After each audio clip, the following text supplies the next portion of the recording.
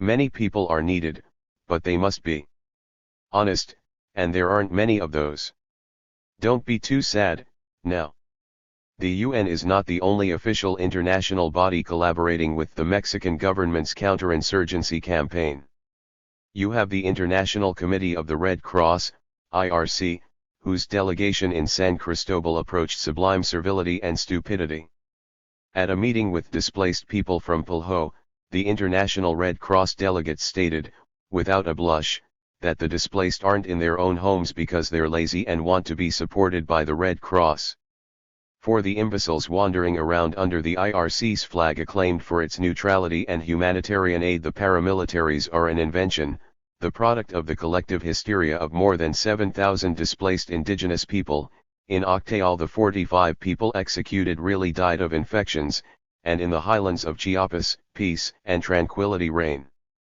One can assume that Alvarez has already congratulated them, and offered them some of his scraps. We're told he isn't very good at sharing, that they're still going about in their modern vehicles, adding accomplishments to the distinguished institution's curriculum vitae. How are you feeling, now? The IRC will surely be the next to receive a UN Civil Society Service Award. On this dawn in which I write these lines, the moon is a scythe of cold light. It's the hour of the dead, of our dead. And you should know that the Zapatista dead are very restless and talkative. They still speak, despite being dead, and they're shouting history. They're shouting it so it can't go to sleep, so that memory won't die, so that our dead will live, shouting Ocosingo, January 3 and 4, 1994. Federal Army troops take the municipal seat of Ocosingo in Zapatista hands since the dawn of January 1 by assault. Following orders from the chief of the 30th Military Zone, Brigadier General Luis Humberto Portillo Leal, Infantry Major Adalberto Perez Nava executed 5 members of the EZLN. General Portillo Leal had ordered that the Zapatistas, armed or not, were to be executed. The instructions were to take no prisoners, to kill them all. If the press was present, they should only avoid killing prisoners, because that would damage the army's image. 2nd Infantry Captain Ladegario Salvador Estrada executed other indigenous Zapatistas. Days later, in the Defense Department offices, Infantry 2nd Lieutenant Jimenez Morales was executed by military personnel so he could be blamed for the assassination of 8 indigenous in a hospital in Ocosingo. We didn't invent any of this information. You can corroborate it in a U.S. Department of Justice Act at the Executive Office for Immigration Review, Immigration Court of El Paso, Texas, signed by Bertha A. Zuniga, U.S. Immigration Judge, dated March 19, 1999. Case, Jesus Valles Bahina, A76-804703. In this file, Officer Jesus Valles Bahina narrates how he had to desert from the army after having been threatened with death by Colonel Bacarandu Benavidez for his refusal to carry out summary execution orders. Along with Valles, other officers refused to carry out commands to assassinate. Their fate is unknown. These, Madame Jahangir, are the noms de guerre and civilian names of those executed in Ocosingo, Chiapas, on January 3 and 4, 1994. Comandante Hugo, Señor Francisco Gómez Hernández, 2nd Lieutenant Insurgent for War Materiel Alvaro, Silverio Gómez Alvarez. Insurgent for War Materiel Freddy, Bartolo Pérez Cortez, Infantry Insurgent Calixto, civilian name can't be revealed, Infantry Insurgent Miguel, Arturo Aguilar Jiménez, Milichano Salvador, Eusebio Jiménez González, Milichano Escobedo, Santiago Pérez Montes, Milichano Venancio, Marcos Pérez Córdoba, Milichano Amador, Antonio Guzmán González, Milichano Aguilar, Fernando Ruiz Guzmán, Milichano Fidelino, Marcos Guzmán Pérez, Milichano Adán, Doroteo Ruiz Hernández, Milichano Arnulfo, Diego Aguilar Hernández, Milichano Samuel, Eliseo Hernández Cruz, Milichano Horacio, Juan Mendoza Lorenzo, Milichano Jeremias, Eliseo Sánchez Hernández, Milichano Linares, Leonardo Méndez Sánchez, Miliciano Dionisio, Carmelo Mendez Mendez, Miliciano Bonifacio, Javier Hernandez Lopez, Miliciano Heriberto, Filiberto Lopez Perez, Miliciano Jeremias, Pedro Lopez Garcia, Miliciano German, Alfredo Sanchez Perez, Miliciano Feliciano, Enrique Gonzalez Garcia, Miliciano Horacio, Manuel Sanchez Gonzalez, Miliciano Cayetano, Marcelo Perez Jimenez, Miliciano Cristobal, Nicolas Cortez Hernandez, Miliciano Chuchin, Vicente Lopez Hernandez, Miliciano Adon, Javier Lopez Hernandez, Miliciano Anastasio, Alejandro Santos Lopez. During those same days, more who weren't executed died in combat. In addition to execution, there was brazen torture. On January 7, 1994, the army entered the community of Morelia, then the municipality of Altamirano, and kidnapped Severiano Santiago Gomez, aged 60, Hermelindo Santiago Gomez, 65, and Sebastian Lopez Santiago, 45. A little later, their remains were found with signs of fractures and clear evidence of execution. The analyses of the remains were carried out by specialists from the non-government organization Physicians for Human Rights. Torture and execution were also methods used by the glorious Federal Army in the municipal seat of Las Margaritas, Chiapas. There, during the first days of combat, Major Terán, previously tied to regional drug traffic, kidnapped, tortured, and executed Eduardo Gomez Hernandez and Jorge Mariano Solis Lopez in the Plan de Agua Prieta neighborhood. The executed men were found with their ears and tongues cut off. These deaths, our deaths, will not rest. The butchers of Ocosingo and the assassins and torturers of Morelia and Las Margaritas are still free, enjoying health and prosperity. Thousands of shadows pursue them now, vying for the honor of seeing justice done. Last year, contrary to what their propaganda aimed at the international consumer says, the government renewed its armed clashes with Zapatista forces.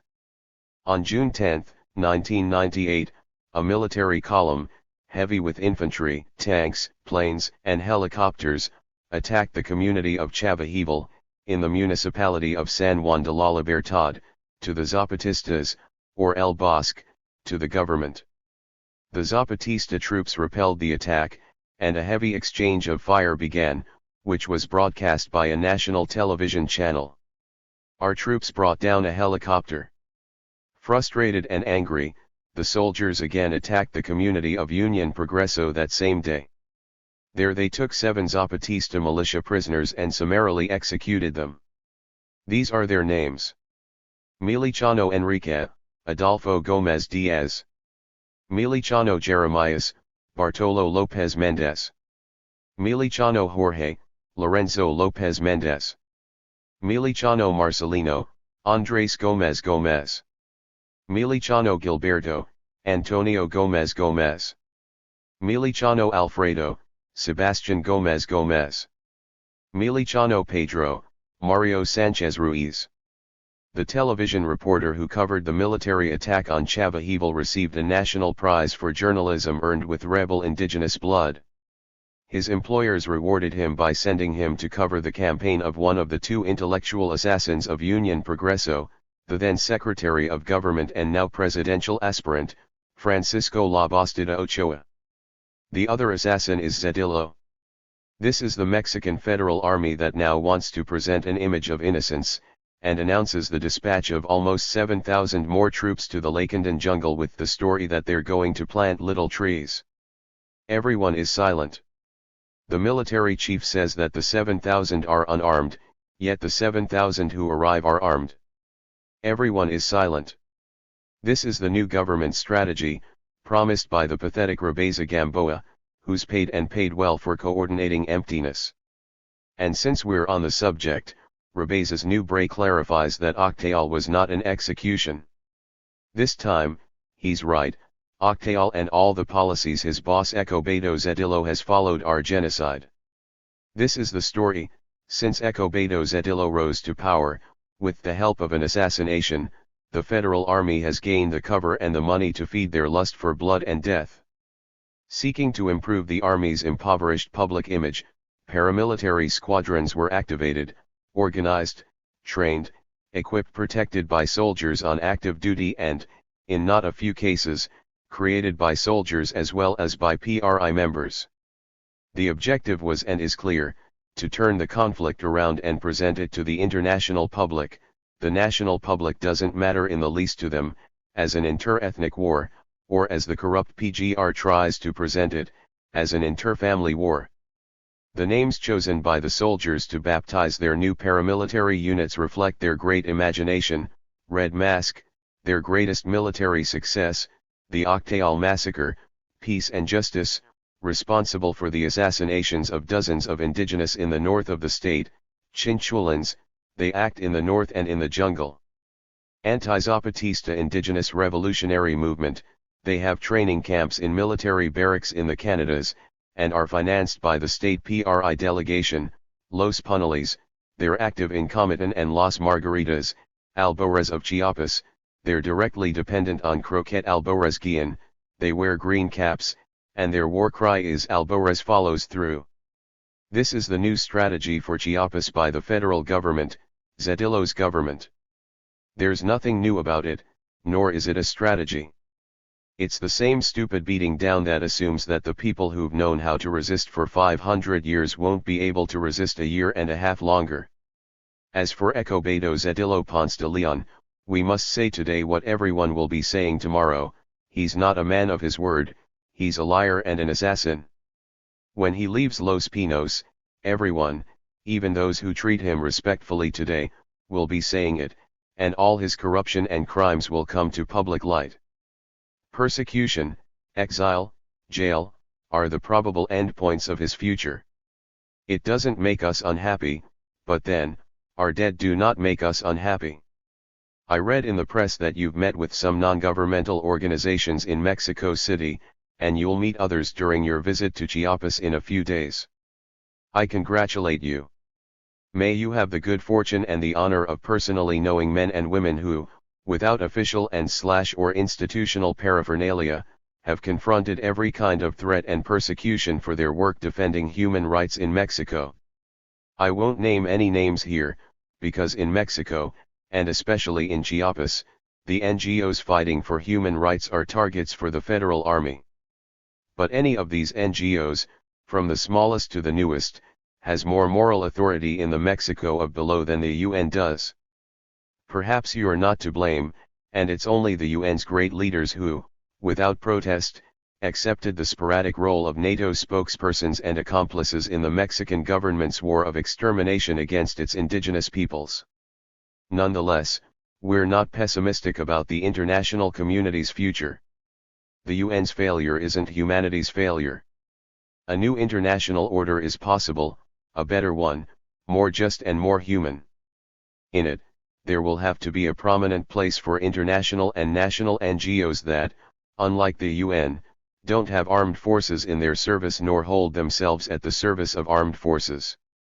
In it, there will be a prominent place for men, women, children, and elders who understand that the future of the world is being fought between the choice of exclusion, the war in Kosovo, and a world where many worlds fit, to which Zapatismo in Chiapas begins to hint. With them, and especially for them, the world will someday be a place where war will be a disgrace and peace a reality, where reporters for the various human rights violations will be rare, their sole activity being to research humanity's prehistory. Excuse my tone, Madam Asma Jahangir. I don't have a personal issue with you.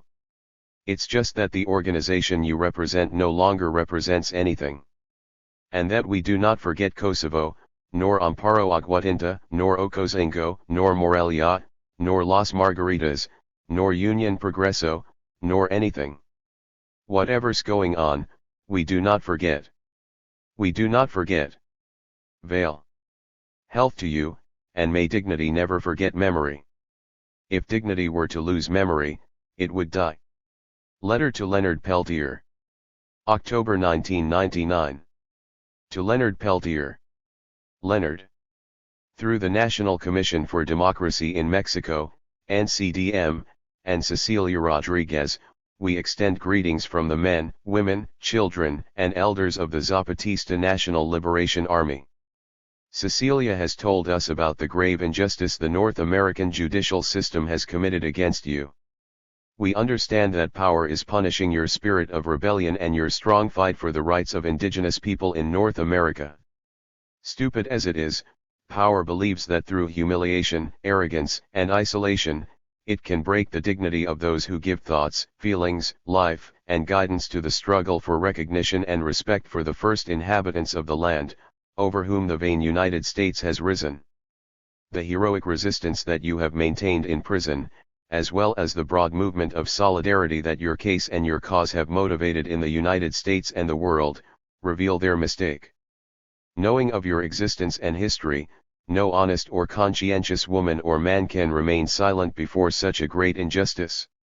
Nor can they remain still in front of a struggle, which, like all that is born and grows from below, is necessary, possible, and true. The Lakota people who have the honor and fortune to call you their own have an ethic that recognizes and respects the place of all people and things. They respect Mother Earth's relation to herself and to all living things that live and die within her. They have an ethic that recognizes generosity as a measure of human worth. They recognize the steps of our ancestors along the paths of today and tomorrow.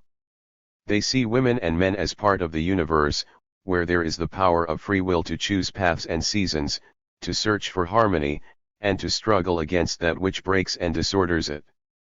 The Lakota people have all of this and more that still escapes us to teach the Western culture that steers against humanity and against nature, in North America and in the rest of the world. Probably the determined resistance of Leonard Peltier is incomprehensible to power in North America, and the world. Power calls it foolishness to never give up, to resist. But the foolish are in every corner of the world, and in all of them, resistance flourishes in the fertile ground of the most ancient of histories. Power fails to understand not only Peltier's resistance, but also that of the entire world. It insists on trying to shape the planet into a coffin, just like the system it represents, with wars, jails, and police officers. Probably, the power in North America thinks that in jailing and torturing Leonard Peltier, it is jailing and torturing one man. It doesn't understand how a prisoner can continue to be free, while in prison. It doesn't understand how, being imprisoned, he can speak with so many, and so many listen. It doesn't understand how, in trying to kill him, he has more life. It doesn't understand how one man, alone, is able to resist so much, to represent so much, to be so large. Why? Power asks itself, and the answer never reaches its ears, because Leonard Peltier is a people, the Lakota, and it is impossible to keep a people imprisoned. Because Leonard Peltier speaks through the Lakota men and women, whose persons and whose nature are the best of Mother Earth. Because the strength that this man and this people have does not come from modern weapons, rather, it comes from their history, their roots, their dead. Because the Lakota know that no one is more alive than the dead. Because the Lakota, and many other North American indigenous people, know that resisting without surrender defends not only their lives and their liberty but also their history and the nature that gives them origin, home, and destiny. Because the great ones always seem so small to those who cannot see the history that each one keeps inside. Because the racism that now governs can only imagine the other and the different in jail or in the trash can, where 2 Lakota natives were found last month, murdered, in the community of Pine Ridge. This is justice in North America. Those who fight for their people are in jail, those who despise and murder walk unpunished. What is Leonard Peltier accused of? Not of a crime he didn't commit. No. He is accused of being the other, of being different, of being proud to be the other and different. For power, Leonard Peltier's most serious crime is his search to rescue the history of the Lakota, his people, in their past, in their culture, in their roots. For power, this is a crime, because being rooted in history impedes being tossed around by this absurd machine that is the system. If Leonard Peltier is guilty, then we are all guilty, because we seek out history. On its shoulders we fight to have a place in the world, a place of dignity and respect, a place for ourselves exactly as we are, which is also very much how we were. If the indigenous people of the North, and the indigenous people of Mexico, and all the indigenous people of the entire continent, know that we have our own place, being who we are and not pretending to have another skin color, another tongue, another culture, then the other colors who populate the entire world should know it too. And then, power must know it. So that it learns the lesson well, so that it doesn't forget it, many more paths and bridges need to be walked from below. On these paths and bridges, you, Leonard Peltier, have a special place, the best, next to us who are like you. Leonard Peltier, receive an embrace from one who admires and respects you, and who hopes that one day you will call him brother. Vale. Health to you, and the hope that injustice disappears from tomorrow, with yesterday as a weapon and today as a road.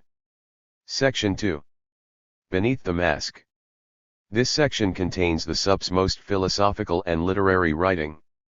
These are texts where the writer sits in deep reflection on the world, where he seeks strength and points of reference in other writers and thinkers. His aloneness, his hopes, his humor, serve as windows to the inner man, as he fashions a selfless self, a person without a face, a personality who, each day, struggles to be better. To open a crack in history. September 1999. For Rodolfo Pina. Another of death's mistaken embraces. When I start to write you the inkwells stir, the cold black inkwells blush and tremble, and a bright human warmth rises from the dark depths. When I start to write you my bones are ready to write you, I write with the indelible ink of my love. Miguel Hernandez. Now the moon is a lacquered nail that strums night strings and makes a storm in every sense. The frightened moon hides herself, a white girl, a dark light that clothes itself in darkling clouds. Now the storm is the lady of the night, and lightning sketches trees and foolish shadows with short and hurried strokes. Down below it rains often as war brings pain. It brings pain and remembrances, because memory is made fertile by pain. Without memory, the painful feeling would simply ache and nothing would be born of it, and therefore nothing would grow, while calendars, each one alive, fill up. The shadow writes or paints.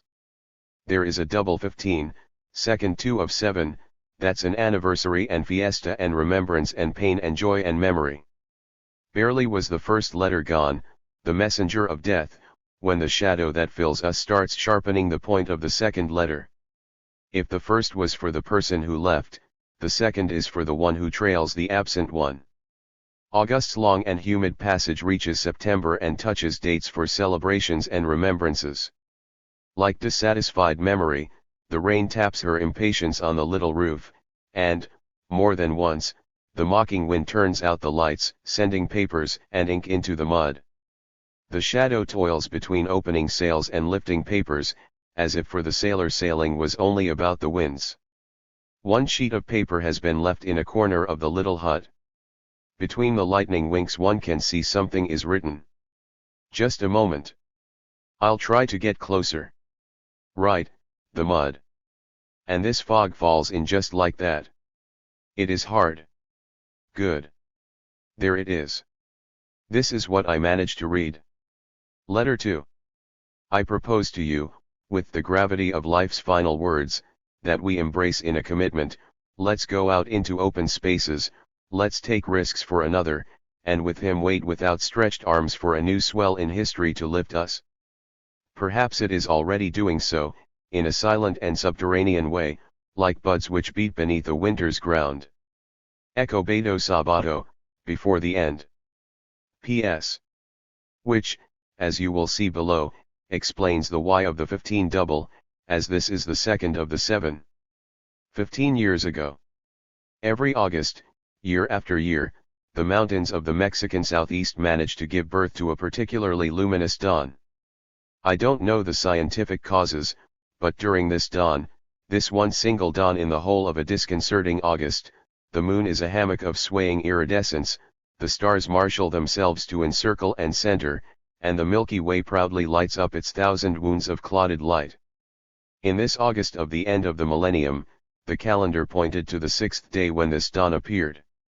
And with the swaying moon came back a memory of another August and another 6th, 15 years ago, when I began my entry into these mountains that were and are, like it or not, home, school, road, and door.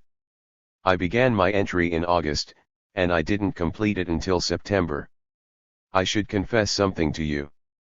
When I laboriously climbed the first of the steep hills that abound in these parts, I was sure it would be my last. I wasn't thinking of revolution, of high human ideals or a shining future for the dispossessed and forgotten of always. No, I was thinking I'd made the worst decision in my life, that the pain that squeezed my chest, more and more, would end up totally closing off my increasingly skimpy airway, that the best thing for me would be to go back and let the revolution manage itself without me, along with similar rationalizations. If I didn't go back, it was only because I didn't know the way back. All I knew was that I had to follow the campanero preceding me who, judging by the cigarette he was smoking while effortlessly negotiating the mud, seemed to be merely out for a stroll. I didn't think that one day I'd be able to climb a hill while smoking and not feel as if I was dying with each step, or that a time would come when I'd be able to manage the mud that was as abundant underfoot as the stars are overhead. No, I wasn't thinking at all then. I was concentrating on every breath I was trying to take. What finally happened is that at some point we reached the highest crest of the hill, and the man in charge of the meager column, we were 3, said we would rest there. I let myself fall in the mud that seemed closest and told myself that perhaps it wouldn't be so hard to find the way back, that all I would have to do would be to walk down for another eternity, and that someday I would have to reach the point where the truck had dropped us off. I was making my calculations, including the excuses I would give them and give myself for abandoning the beginning of my career as a guerrilla, when the campanero approached me and offered me a cigarette. I refused with a shake of my head, not because I didn't want to talk but because I'd tried saying, "No thanks," and only a groan had come out. After a bit, taking advantage of the fact that the man in charge had gone off some distance to satisfy what is referred to as a basic biological need, I used the .20 caliber rifle that I was carrying more like a walking stick than a combat weapon, and pulled myself up as best I could. That was how I was able to see something from the top of that mountain that had a profound impact on me. No, I didn't look down. I didn't look toward the twisted scribble of the river, nor to the weak lights of the bonfires that dimly illuminated a distant hamlet, nor to the neighboring mountains that painted the ravine, sprinkled with small villages, fields, and pastures. I looked upward. I saw a sky that was a gift and a relief, no, more like a promise. The moon was like a smiling nocturnal swing, the stars sprinkling blue lights, and the ancient serpent of luminous wounds that you call the Milky Way seemed to be resting its head there, very far away. I stayed looking for a time, knowing I'd have to climb up that wretched hill to see this dawn, that the mud, the slips, the stones that hurt my flesh inside and out, the tired lungs incapable of pulling in the necessary air, the cramped legs, the anguished clinging to the rifle walking stick to free my boots from the imprisoning mud, the feeling of loneliness and desolation, the weight I was carrying on my back, which I came to know later, was only a token, since in reality there would always be 3 times that or more. Anyway, that token weighed tons to me, that all of that and much more that would come later is what had made it possible for that moon, those stars, and the Milky Way to be there and no other place. When I heard, from behind, the orders to renew the march, up in the sky a star, surely fed up by its subjugation to the black roof, managed to break away, and by falling to leave a brief and fugitive trace on the nocturnal blackboard. That's what we are, I said to myself, fallen stars that barely scratch the sky of history with a scrawl. As far as I knew, I had only thought this, but apparently I had thought it aloud, because the campanero asked, "What did he say?" "I don't know," replied the man in charge. "Could be he's already got a fever. We have to hurry." What I'm telling you happened 15 years ago. 30 years ago, a few people scratched history, and knowing this, they began calling to many others so that, by dint of scribbling, scratching, and scrawling, they would end up rending the veil of history, so that the light would finally be seen. That, and nothing else, is the struggle we are making. And so if you ask us what we want, we will unashamedly answer, to open a crack in history. Perhaps you are asking what happened to my intention to turn back and abandon the guerrilla life, and you might suppose that the vision of that first dawn in the mountains made me abandon my idea of fleeing, lifted my morale and firmed my revolutionary conscience. Well, you are wrong. I put my plan into operation and went down the hill. What happened is I mistook which side to go down. Instead of going down the slope that would take me back to the road and from there to civilization, I went down the side that took me deeper into the rainforest and that led me to another hill, and another and another. That was 15 years ago. Since then, I have kept climbing hills and I have kept mistaking which side to go down, and every August 6th keeps giving birth to a special dawn, and all of us keep being falling stars barely scratching our history. Veil with nuts on top, health to you, and... Wait a minute. Wait. What is that shining so bright in the distance? It looks like a crack. The sup, on top of the hill, tossing a coin to see on which side of the hill to go down. We know what we're doing, it is worth it. December 1994. To whom it may concern. I am a fugitive. Once I was born. They locked me up inside of me. But I left. My soul searches for me. Through hills and valleys. I hope my soul never finds me. Fernando Pessoa. While I write this, from one side reports arrive from our compañeros about preparations for the advance of our units, and on the other side the last stack of unanswered letters burn. That is why I write to you now. I always said to myself I would respond to each and every letter we received. It seemed to me that it was the least we could do, to answer the many people who had bothered to write a few lines and risk sending their names and addresses, hoping for a response. Again, war is imminent. I definitely cannot save these letters. I should destroy them. Should they fall into the hands of the government, they could cause problems for many good people and a few bad people. Now the flames are high and their colors change. Sometimes they are an iridescent blue that never fails to surprise this night of crickets and faraway lightning, which approaches a cold December of prophecies and pending accounts. There were quite a few letters. I managed to answer a good part of them, but I would barely deplete a pile when another would arrive. Sisyphus, I said to myself. Or the vulture eating Prometheus's entrails, my other self adds, never missing a beat with his skepticism. I should be sincere and confess that, lately, the little pile that arrives habitually was growing smaller. At first I attributed it to the nosy government agents. Then I realized that good people get tired. And they stop writing. And, sometimes, they stop fighting. Yes, I know that writing a letter isn't exactly an assault on the Winter Palace. But the letters made us travel so far. One day we would be in Tijuana, the next in Merida, sometimes in Michoacán, or in Guerrero, Veracruz, or Guanajuato, Chihuahua, Nayarit, Querétaro or Mexico City. Sometimes we would travel farther on, to Chile, Paraguay, Spain, Italy, Japan. So now they are over, those trips that brought to our lips more than one smile, that warmed cold sleepless nights or refreshed the days of tired heat. Anyway, as I said, I had decided to respond to all the letters, and we, the knights errant, know how to keep our promises, as long as they're not about love. So I have thought of your generosity and how it would alleviate my heavy guilt if all of you accepted one single and overwhelming missive in which each of you would feel uniquely addressed. Vale, since you cannot protest or express disagreement, you could, but I won't hear about it, given the mail and etceteras. I will proceed, then, to give free rein to the insane dictatorship that rules my agile hand when it comes to writing a letter. What better way to begin than with a few lines from Pessoa which are curse and prophesy, and that say, I think. The gaze, which is looking where it cannot see, turns, we both speak of what was not retained. Does this begin or end?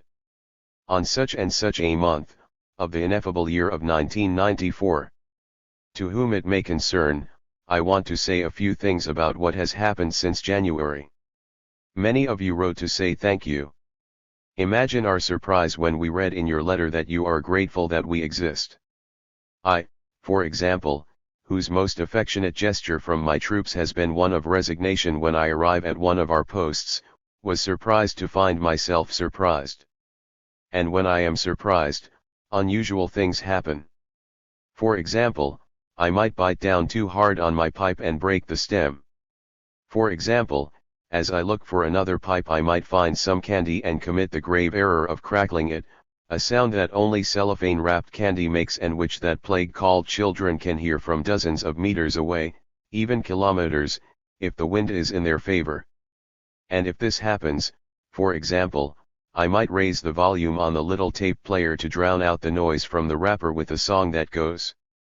He who has a song will have a storm, he who has company, will have solitude. He who follows a good road will have dangerous points which will invite him to stop. But the song is worth a good storm and the company is worth the solitude. The agony of haste is always worth it though the points are filled with truth.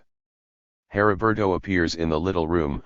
All these things invariably happen in a little room with a roof of tin or cardboard or grass or nylon, with a face on him that says, I found you. I pretend not to see him and whistle a tune from a movie whose name I can't remember. Anyway, in the movie the whistle works for the hero because a girl, a very good-looking girl, smiles and comes up to him. But, I realize that it is not a girl but Heriberto who approaches. Next to him comes Tanita with her corncob doll. Tanita, who gripes about giving me a kiss because it itches, who has pointy little teeth, who will be 5 years old and then will be 6, is the sup's favorite. Heriberto, the biggest crybaby in the Lakendan jungle, who draws the anti-submarine ducks, who is the terror of the large red ants and the Christmas chocolate, who is Anna Maria's favorite, is the punishment that some vengeful god has sent the sup for being a transgressor from violence and a professional of the law. What, wasn't that it? Well, don't worry about it. 1. So, pay attention. Listen to what I have to tell you. Heriberto arrives and tells me that Eva is crying because she wants to see the singing horse and the major does not let her because he is watching Decameron by Pasolini. Of course, Heriberto doesn't refer to the movie by title, but I can guess by his description, the major is watching old women naked. For Heriberto, all women who wear a skirt above the knee are naked, and any woman above the age of 4, like Eva, is a vieja. 2. I know that this is one of Heriberto's sneaky schemes to take the cellophane-wrapped candy that called like a siren on the Titanic in the middle of the fog. Heriberto and his ducks are coming to the rescue, because there is nothing sadder in this world than a candy without a child to rescue it from the prison of its cellophane. Tanita, on the other hand, discovers a mudproof rabbit, in other words, it's black. She decides to submerge it in a puddle that, in her estimation, has all the necessary characteristics to test its mudproof quality. Faced with this invasion of the general command of the EZELN. 3. I play dumb and pretend I'm very caught up in my writing. Realizing this, Heriberto draws a duck. Irreverently, he calls it the sup. I pretend to be offended because Heriberto argues that my nose is just like the duck's bill. Tanita, meanwhile, puts the muddy bunny on a rock next to her corncob and looks and analyzes them with a critical eye. It occurs to me that the results don't satisfy her because she shakes her head with the same obstinacy she does when she refuses to give me a kiss. Heriberto, confronted by my indifference, seems to give up and walks away, and I am satisfied with my unquestioned victory. Then I realize that the candy is gone, and I remember that Heriberto made a strange movement as I gazed at the drawing. He took it from under 270. My very nose. And with this nose, that says a lot. I am depressed, and more so when I learn that Salinas is packing to go off to the World Trade Organization. It seems to me that it was unjust when he called us transgressors of the law. If he knew Heriberto, he would know that compared to Heriberto we are even more law-abiding than the leadership of the PRI. Anyway, I was talking about my surprise when I read those thank yous in your letters. Sometimes they were addressed to Ana Maria, to Ramona, or to Taco, Elmoy, Mario, La Laura, or to any of the men and women who cover their faces to make themselves present to others or who uncover their faces to hide. I adopt my most reverent tone to give thanks for so many thank yous, when Ana Maria appears in the doorway. Heriberto is crying and holding her hand. She asks me why I won't give Heriberto any candy. Not give him candy, and I look at his face, all evidence of the candy now hidden beneath the snot and tears, which have won over Ana Maria. That's right, she says. Heriberto says he gave you a drawing in exchange for candy, and you didn't keep your word. I feel the victim of an unjust accusation and put on the look of an ex-president of the PRI who is preparing to take over a powerful government agency and climbs the podium to give his best speech. Ana Maria, without a word, takes the bag of candy, let's see where that candy is, and gives it all to Heriberto. Here, she says, the Zapatistas always keep their word. They both leave. I am really sad because that candy was for Eva's birthday. And I don't quite know how old she is, because when I asked her mother, she said 6. But the other day you told me she was going to be 4, I complained. Yes, when she turns 4, she begins to be 5. In other words, she's around 6, she explained firmly. And I am left counting my fingers and doubting the entire educational system that teaches that 1 + 1 = 2, 6 × 8 = 48, and other transcendent things. In the southeast mountains of Mexico, obviously, these precepts do not hold true. There is another mathematical logic at work here. We Zapatistas are very other, El Monarca once observed, and told me that when he ran out of brake fluid, he would use his urine instead. The other day, for example, there was a birthday party. The youth committee got together and organized the Zapatista Olympics. The master of ceremonies declared that the long jump competition was about to start, which really meant who jumps highest. Next was the high jump, which really meant who jumps the farthest. I was counting on my fingers again, when Lieutenant Ricardo arrived and told me that they had gone to sing Happy Birthday at dawn. Where was the serenade? I asked. I was happy that everything was returning to normal, since it was logical that Las Mananitas 4. be sung at dawn. In the cemetery, answered Ricardo. The cemetery. I began to count on my fingers again. Yes, well, it was the birthday of a compa. 5. Who died in combat in January, Ricardo says on his way out. The drag races were next. Good, I said to myself. A birthday party for a dead person. Perfectly logical.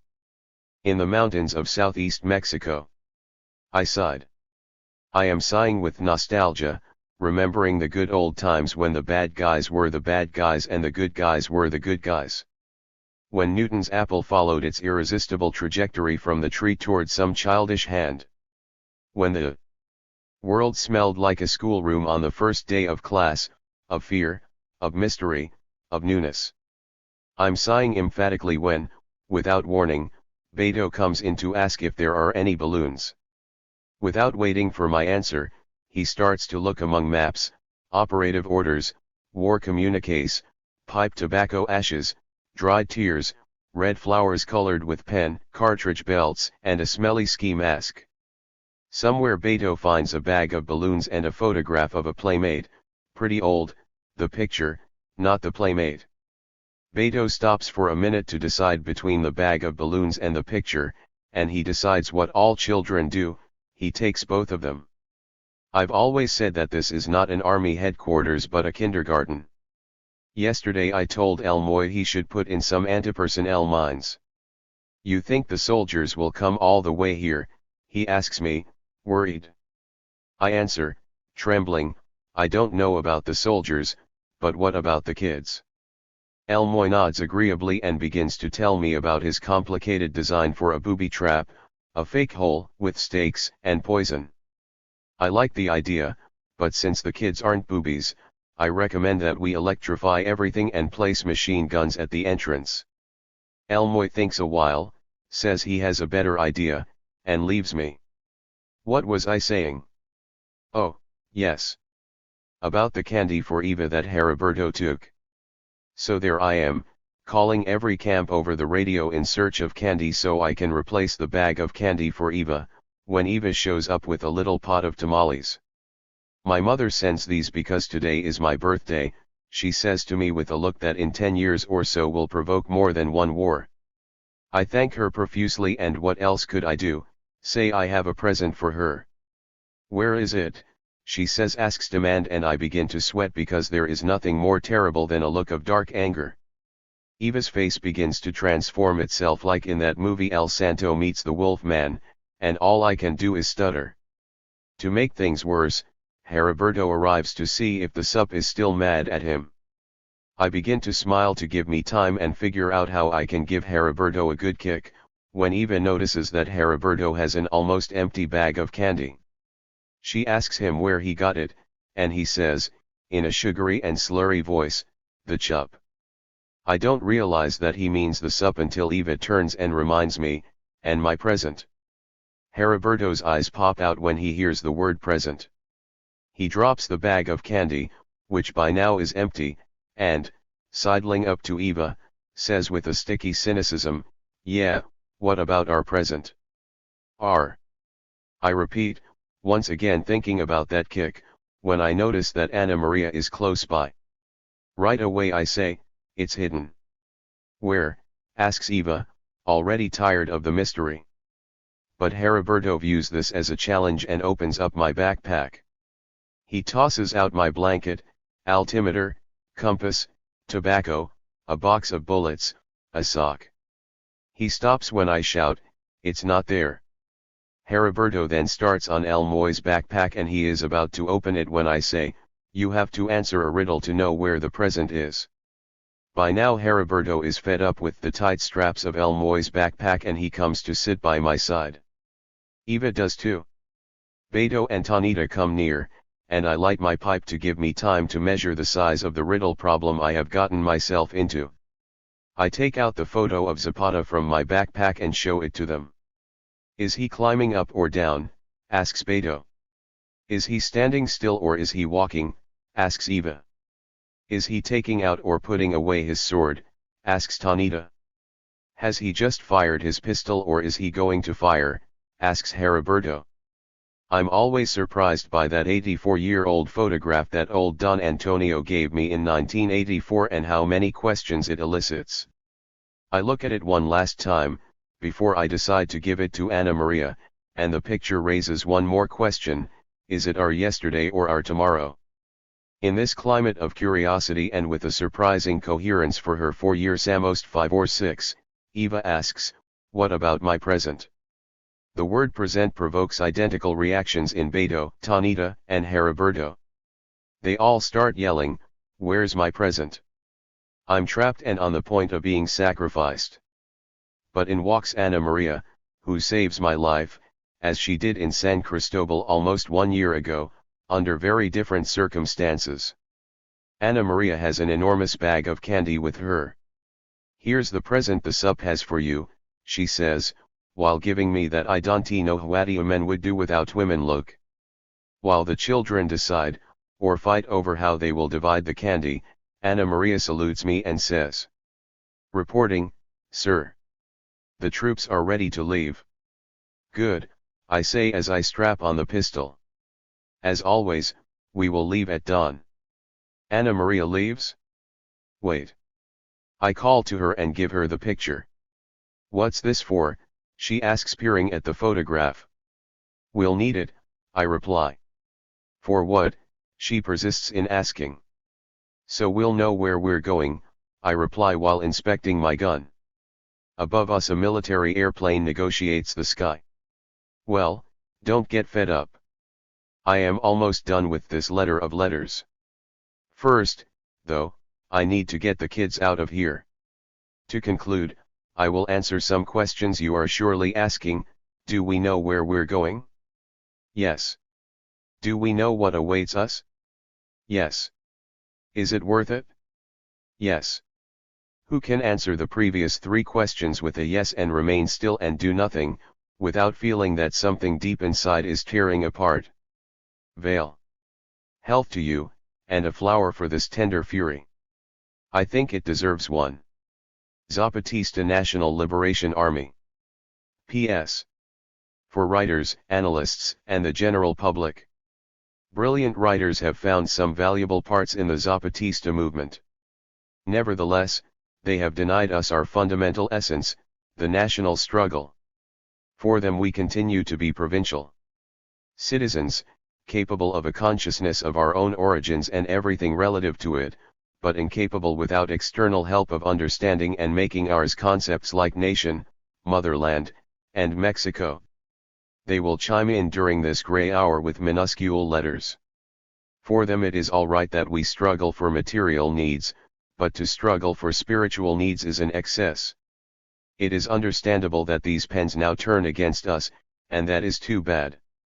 Someone has to be responsible, someone has to say, no. Someone has to say, enough. Someone has to leave prudence to one side, and value dignity and shame above life. Someone has to. Well, to these magnificent pens, we understand the condemnation that will flow from your hands.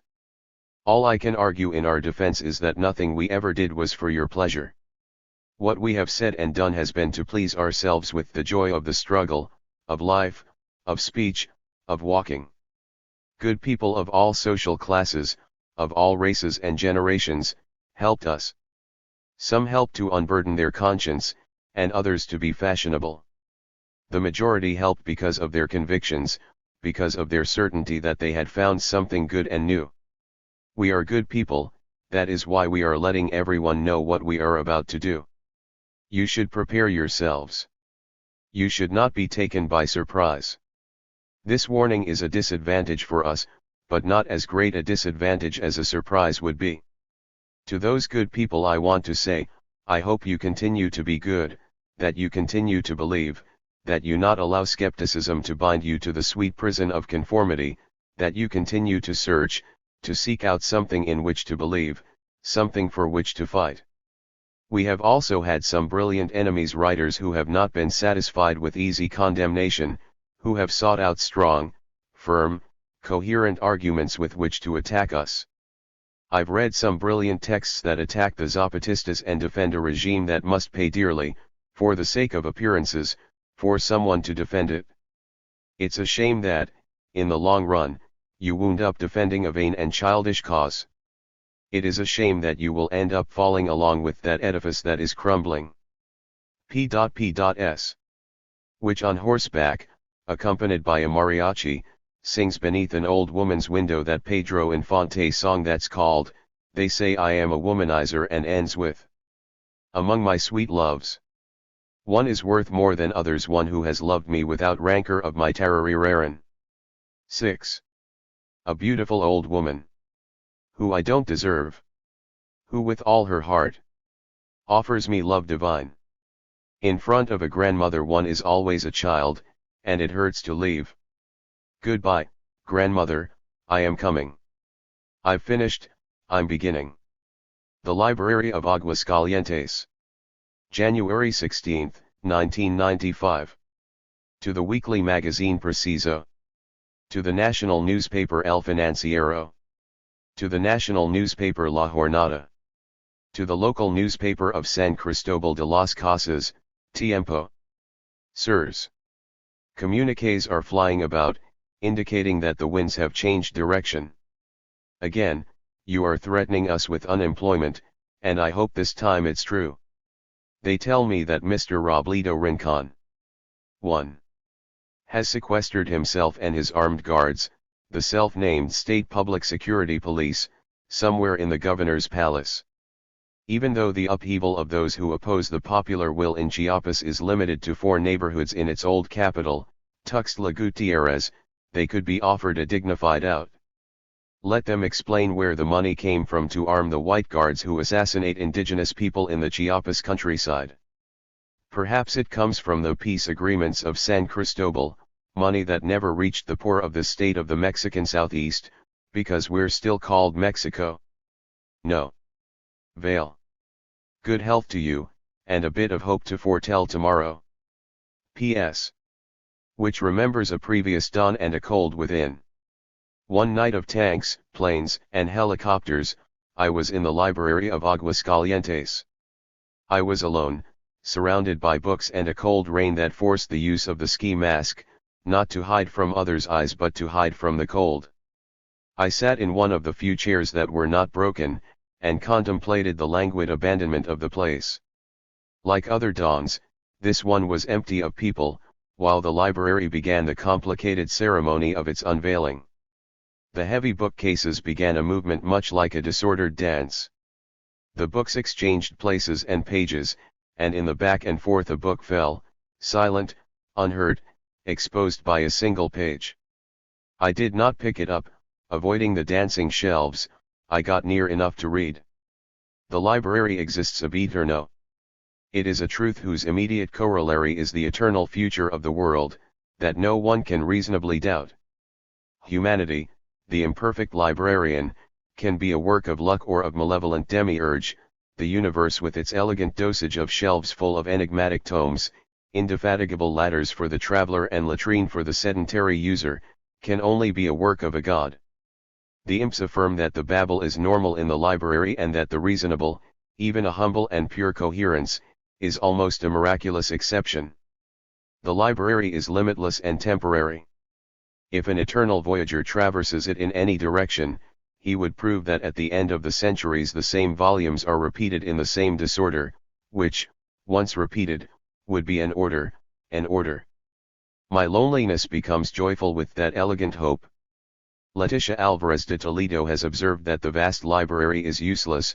Rigorously, one would only need 1 volume, of common format, printed in 9 or 10 editions, which would consist of an infinite number of infinitely thin pages. The handling of this silky portfolio will not be comfortable. Each page attempts to unfold in other analogies. The inconceivable central page would not have an opposite side. Jorge Luis Borges, The Library of Babel. My loneliness becomes joyful with that elegant hope, I repeat as I slip away from the library. Aguascalientes is deserted. I am tempted to say abandoned, when a fox bounds past me toward the kitchen. I walk to the cemented clearing and sit next to the palm of hope that the flowers that die in other lands may live in this one. The library continues its metamorphosis. Noises, creaks, and something that I imagine to be laments escape through doors and windows. Did I say doors? I lie. The library has no doors. It has 2 holes that are impossible to define. There are those who insist that they are there to allow one to enter, and some who say they allow one to exit, while others argue that they allow the library to breathe. Only a few suspect that they are for gorging on people, animals, and hopes. The library of Aguascalientes is the beginning and the end of a spiral. It has no defined entrance nor exit. I mean to say that in the gigantic spiral that Taco described in order to explain the architectural intent of Aguascalientes, the library is its inception and conclusion. The safe house that keeps the organization's greatest secrets is at the other end and beginning of a whirlwind. I run my eyes over the gigantic volute to which all constructions are aligned, and I imagine that only from a special satellite can one appreciate the spiral that beckons from the jungle. My gaze runs from the safe house to the library, which now gives out a phosphorescent blue and a continuous, hoarse noise. The library, even if unimaginable, by day is inhabited by children. They come not because of the books. Eva tells me, the children believe there are multicolored balloons hidden there. Apparently no one ever finds them, because the children end up making color drawings. Lately, there are many helicopters and planes, I mean not just in the skies of Aguascalientes, but also flat in the children's drawings. The purples, reds, and greens in the drawings repeat themselves too much for my liking, and yellow seems to limit itself to the sun, which these days is extinguished by the gray of the sky. At night, the library shelters and agitates transgressors of the law and professionals of violence, like the one who writes this. They gaze at the shelves filled with books, looking for something that is missing, and which they're sure was once there. The library was the only thing, in all of Aguascalientes, that the Democratic National Convention considered their property, and it sometimes has books. The caravans made efforts to put in electricity, bookshelves, books, tables, chairs, and an old computer that has the virtue of never being used. The rest of Aguascalientes has remained abandoned since that 9th day of August 1994. Every once in a while, El Mr., El Bruce, y El Sequio will make an effort to patch up the tent for the less and less frequent parties. Now the library remains in silence, and the phosphorescence, concentrated to a single point at the center of the room, turns emerald green. I moved carefully to one of the windows. The green light was blinding, and it took some time for me to get used to it. In it I saw all of a sudden, that the blue sails of Aguascalientes caught a favorable wind. I turned toward the captain's quarters, but it was empty. The sea thrust its waves against the keel, and the creaking of the anchor chains could be heard above the wind. I climbed starboard and took the rudder in order to free it from the spiral's labyrinth. Was it leaving or arriving? The emerald of the library ceased to glow. P.S. Which repeats what was told to him from the lands of Zapata, cruelty in Uamal-Quitumal. 10 years after Alonso de Vila was flung out from Villarreal de Quitumal, the rash Francisco de Montejo again considered the conquest of the province of Uamal-Quitumal, 1543-1545. He commissioned Gaspar Pacheco, Melchor, his son, and 30 soldiers for this action. Thus they began the desolate war of Uamal-Quitumal. A report of the era stated Mayan men and women, in equal measure, were killed with clubs, or thrown into the lakes with weights tied to their feet so they would drown. Wild dogs used in the war tore to pieces these defenseless Indians. The Spanish considered them animals and they dragged and beat them like vile beasts. It is said that the Pachecos cut off many hands, ears, and noses from many Indians.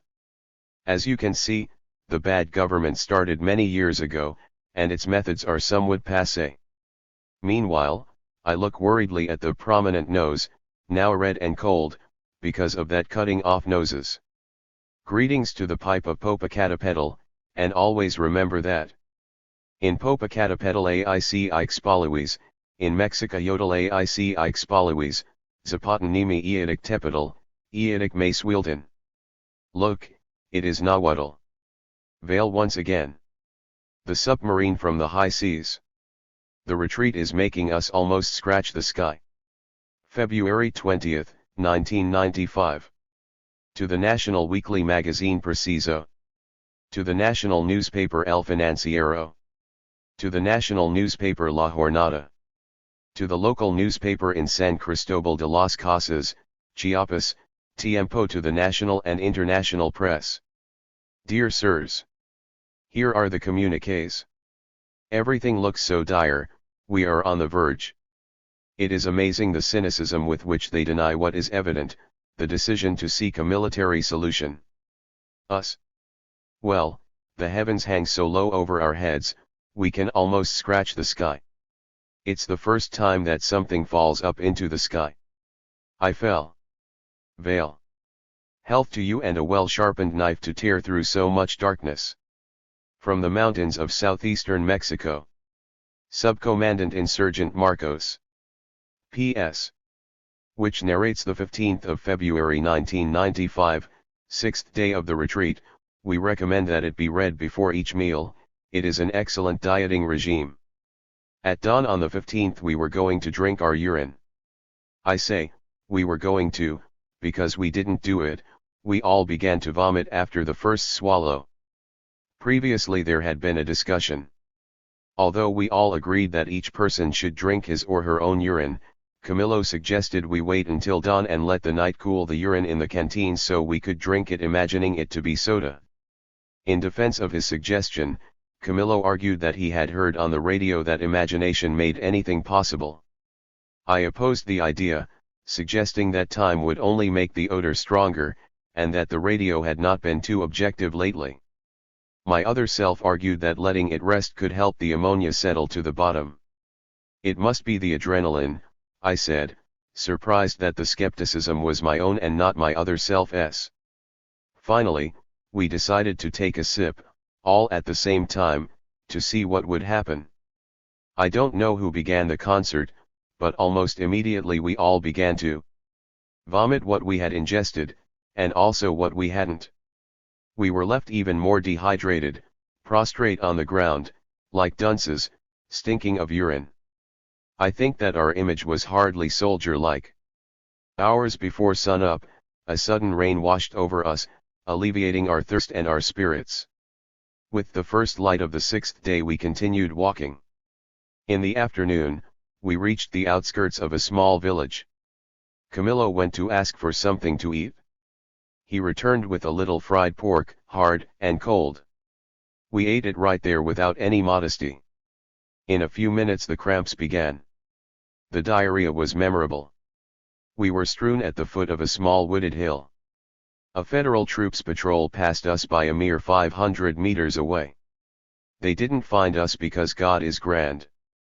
The smell of shit and urine could be smelled kilometers away. P.S. Which reiterates its rebellion.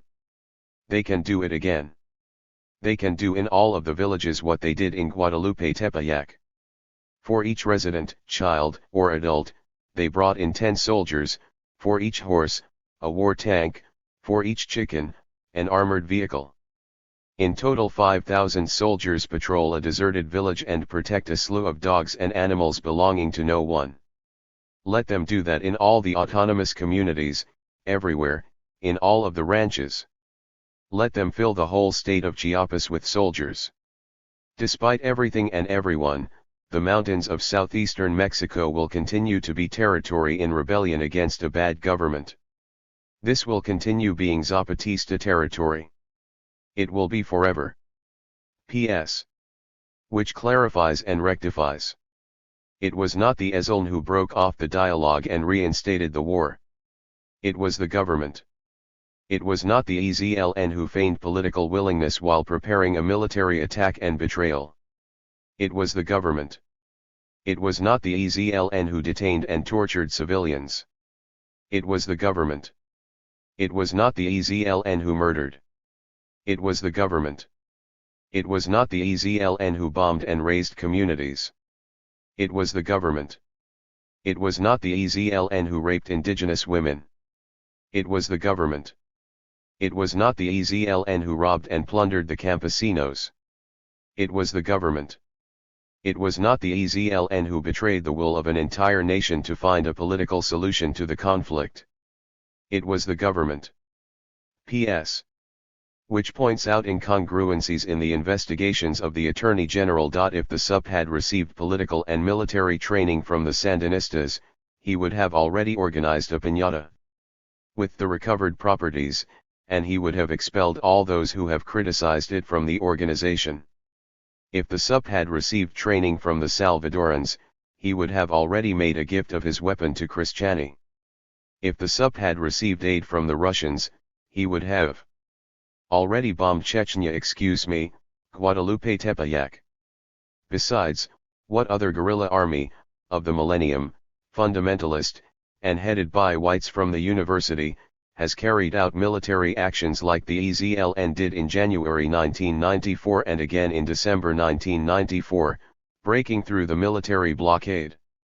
What other guerrilla force has agreed to sit down and dialogue only 50 days after having taken up arms? What other guerrilla force has appealed, not to the proletariat as the historical vanguard, but to the civic society that struggles for democracy? What other guerrilla force has stepped aside in order not to interfere in the electoral process? What other guerrilla force has convened a national democratic movement, civic and peaceful, so that armed struggle becomes useless? What other guerrilla force asks its bases of support about what it should do before doing it? What other guerrilla force has struggled to achieve a democratic space and not take power? What other guerrilla force has relied more on words than on bullets? P.S. Please send the responses to the, supposedly disappeared, season, National Center for Investigation and Security, so that it can help think in a modern way. Yes, to the season. The Attorney General is only a pimp paying the ruling class. P.S. Which appoints itself special investigator on the subs case, and invites the national and international civic society to be the jury and to pronounce the sentence.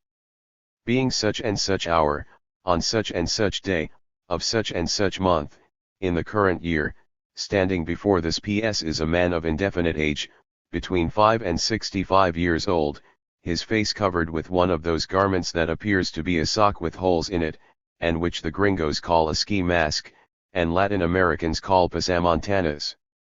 There are two visible features on the face, one which, after several sneezes, we deduce is the nose. The other, judging by the emanations of smoke and the smell of tobacco, could be a pipe, like the ones used by sailors, intellectuals, pirates, and fugitives from justice. Sworn to say the truth and nothing but the truth, the individual in question says his name is Marcos Montes de la Selva, son of old Don Antonio and Dona Juanita, brother to young Antonio, Ramona, and Susana, uncle to Tanita, Beto, Eva, and Heriberto. Speaking before me, he declares himself to be in full use of his physical and mental faculties, and without any pressure, other than the 60,000 federal soldiers who are looking for him dead or alive, states and confesses the following.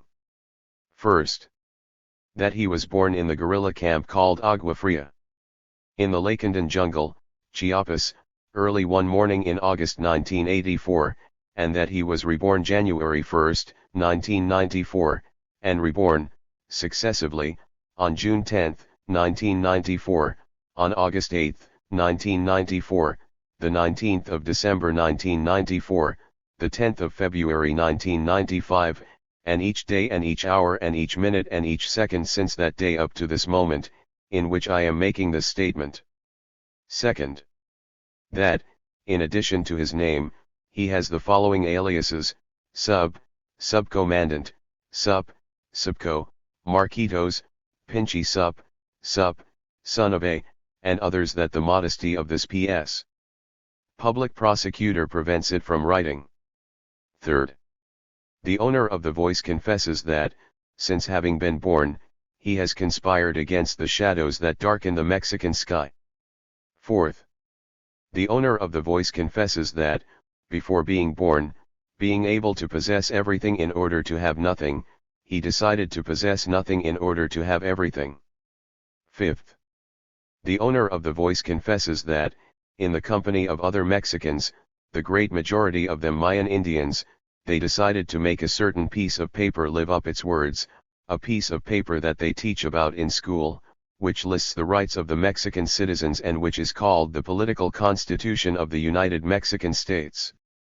The owner of the voice points out that, in Article 39 of this paper, it is written that the people have the right to change the government. At this point, the PS, anxious to defend his own right, orders that subversive paper to be confiscated and burned, without giving it a glance. Having done this, he continues to take the statement from the individual with the prominent nose and the polluting pipe. The owner of the voice confesses that, not being able to exercise this right by peaceful and legal means, he decided, together with his accomplices, the owner of the voice refers to them as brothers, to take up arms against the supreme government and to shout enough, to the lie that, says the owner of the voice, rules our destinies. The PS could not help but be terrified in the face of such unusual blasphemy, and was shaken with the mere thought of being left without a handout.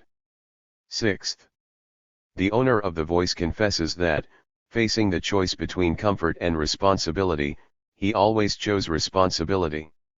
This statement evinced the disapproval of the people present at this preliminary hearing and an instinctive reflex that brought the P.S.'s hand to cover his wallet protectively. Seventh, The owner of the voice confesses that he has always been irreverent concerning all supreme truths, except with those that originate from being human. The owner of the voice declared them to be dignity, democracy, liberty, and justice. A murmur of disagreement ran through the Holy Inquisition. Excuse me, the office of the special investigator. 8th.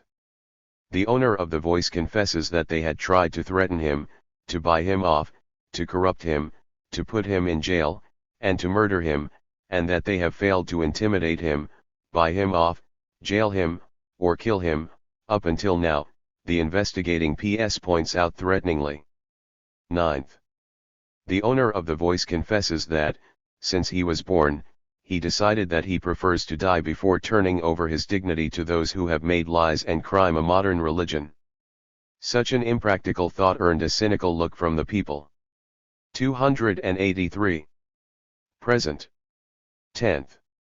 The owner of the voice confesses that, since then, he had decided to be humble with the humble, and to be arrogant with the powerful. The PS added irreverent to the charges that were being made against the owner of the voice. 11th. The owner of the voice confesses that he has believed and still believes in human beings, in their capacity to try indefatigably to be a little better each day. He confesses that, among the human race, he has a special affection for the Mexican race, and that he has believed, still believes, and will always believe that Mexico is something more than 6 letters and an underpriced product on the international market. 12th. The owner of the voice confesses that he believes, firmly, that the bad government everywhere has to be brought down by all means. He confesses that he believes that a new political, economic, and social relation has to be created among all Mexicans, and later on, among all human beings. These promiscuous intentions make the PS investigator shiver. 13th. The owner of the voice confesses that, to his dying day, he will dedicate himself to fight for his beliefs. 14th. The owner of the voice confesses that, in a small and egotistical act, he will dedicate the last second of his life to killing himself. 15th. The owner of the voice confesses that he was completely bored with this interrogation. This earned him a severe reprimand from the PS interrogator, who explained to him that the case will continue until the supreme government finds another tale with which to entertain itself. After these confessions, the owner of the voice was exhorted to spontaneously declare himself innocent or guilty of the following series of accusations. To each accusation, the owner of the voice responded. The whites accuse him of being dark. Guilty. The dark ones accuse him of being white. Guilty. The authentic accuse him of being indigenous. Guilty. The treasonous indigenous accuse him of being mestizo. Guilty. The machos accuse him of being feminine. Guilty. The feminists accuse him of being macho. Guilty. The communists accuse him of being anarchist. Guilty. The anarchists accuse him of being orthodox. Guilty. The Anglos accuse him of being Chicano. Guilty. The anti-Semites accuse him of being pro-Jews. Guilty. The Jews accuse him of being pro-Arab. Guilty. The Europeans accuse him of being Asiatic. Guilty. The government officials accuses him of being an oppositionist. Guilty. The reformists accuse him of being an extremist, a radical. Guilty. The radicals accuse him of being reformist. Guilty. The historical vanguard accuse him of appealing to the civic society and not to the proletariat. Guilty. The civic society accuses him of disturbing their tranquility. Guilty. The stock exchange accuses him of ruining their breakfast. Guilty. The government accuses him of increasing the consumption of antacids by government agencies. Guilty. The serious ones accuse of being a jokester. Guilty. The adults accuse him of being a child. Guilty. The children accuse him of being an adult. Guilty. The orthodox leftists accuse him of not condemning the homosexuals and lesbians. Guilty. The theoreticians accuse him of being a practitioner. Guilty. The practitioners accuse of being a theorist. Guilty. Everyone accuses him of everything bad that has happened. Guilty. Not having anything else to declare in this preliminary hearing, the PS investigator ends the session and smiles, imagining the congratulations and the check that he will receive from his bosses. PS. Which talks about what was heard on February 16, 1995, on the afternoon of the seventh day of the retreat. And why don't we attack instead of retreating? Camillo throws my way halfway up a hill, precisely when I am concentrating intensely on breathing and on not falling into the ravine at our sides. I don't respond immediately, and make signs that he should continue climbing. At the top of the hill the three of us sit down. Night comes to the mountain before it reaches the sky, and in the semi-darkness of this indecisive hour in which light isn't the same, and the shadows waver, we hear something in the distance. I tell Camillo to listen carefully. What do you hear? Crickets, leaves, the wind, responds my other self. No. Pay attention, I insist. Now it is Camillo who responds.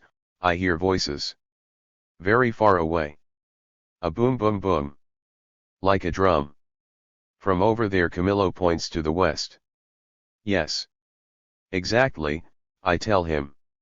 And, intervenes my other self. It is civic society calling out that there can't be war, that there must be dialogue, that words, not weapons, should do the talking, I explain. And the boom boom boom, insists Camillo. Those are their drums that call for peace. There are thousands, many thousands, hundreds of thousands of them beating, and the government is not listening, even though it sits before them. We, all the way from here, we have to listen to them. We have to answer their call. We cannot turn a deaf ear like the government is doing. We have to listen. We have to avoid the war until there is no other choice. And then, muses my other self. Then we fight, I tell Camillo. When, he insists. When they cease to call, when they tire. That will be the black hour in which we will have to talk fight, says my other self. I insist, everything we do is for them. If we fight, it is for them. If we stop fighting, it is for them. In the end they will win. If we are annihilated, they will have the satisfaction of having done everything possible to avoid our demise, to avoid war. For this reason they rose up, and now they will not be held back. What's more, they are the custodians of the flag that they hold in their hands. If we live, they will have the satisfaction of having saved us, of having avoided the war and having shown us that they are better and that they can take care of the flag. Whether we live or die, they live and will become stronger. Everything for them, nothing for us. Camillo said that he prefers his version, for them nothing, for us everything. P.S. In which it resumes its nocturnal delirium. Oblivion, that distant lark, is the reason for our faceless wandering. To kill oblivion with a little memory, we cover our chests with lead and hope. If in some improbable flight, the wind joins our paths, I will strip you of so much covering and of the mask of sweet deceit, and with lips and skin make the memory, that of tomorrow, better. For this reason, a message goes from the earth to the concrete. Listen well. As an unperfect actor on the stage, who with his fear is put besides his part, or some fierce thing replete with too much rage whose strength's abundance weakens his own heart, so I, for fear of trust, forget to say the perfect ceremony of love's rite, and in my own love's strength seem to decay, charged with burden of mine own love's might. Oh, let my books be then the eloquence and dumb presagers of my speaking breast, who plead for love, and look for recompense, more than that tongue that more hath more expressed. Oh, learn to read what silent love hath writ, to hear with eyes belong to love's fine wit. William Shakespeare, Sonnet XXIII. Vale, amber lark, don't look for us beneath your flight, but up above, yes, where our pain has lifted us, to the sun where hope reigns. P.S. Which can make a gift of nothing on this birthday. Heriberto's birthday is on the 5th of March. They say he will be 4 years old and enter his 5th year. Heriberto walks the mountains, while soldiers live in his home, and a tank sits in his patio. The toys that an Operation Toys brought him on the Feast of Three Wise Men are now in the hands of some general, or being analyzed by the Attorney General in search of some secret strategy. Despite all of Heriberto's preparation for the events of February 10, the invasion of the federal soldiers, at 0 hour he left behind his favorite toy, a little car. Sitting on top, Heriberto rode around the cement patio where the coffee beans were put to dry and made believe he was a driver. They tell me that Heriberto consoles himself, saying that his little car wouldn't work in the mountain.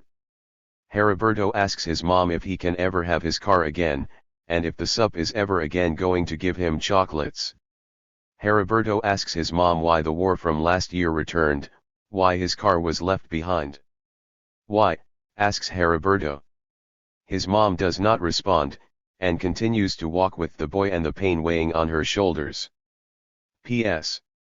Which remembers and recites from memory verses from Antonio Machado that refer to different things, but which are fitting now. In my heart I had a passion's thorn.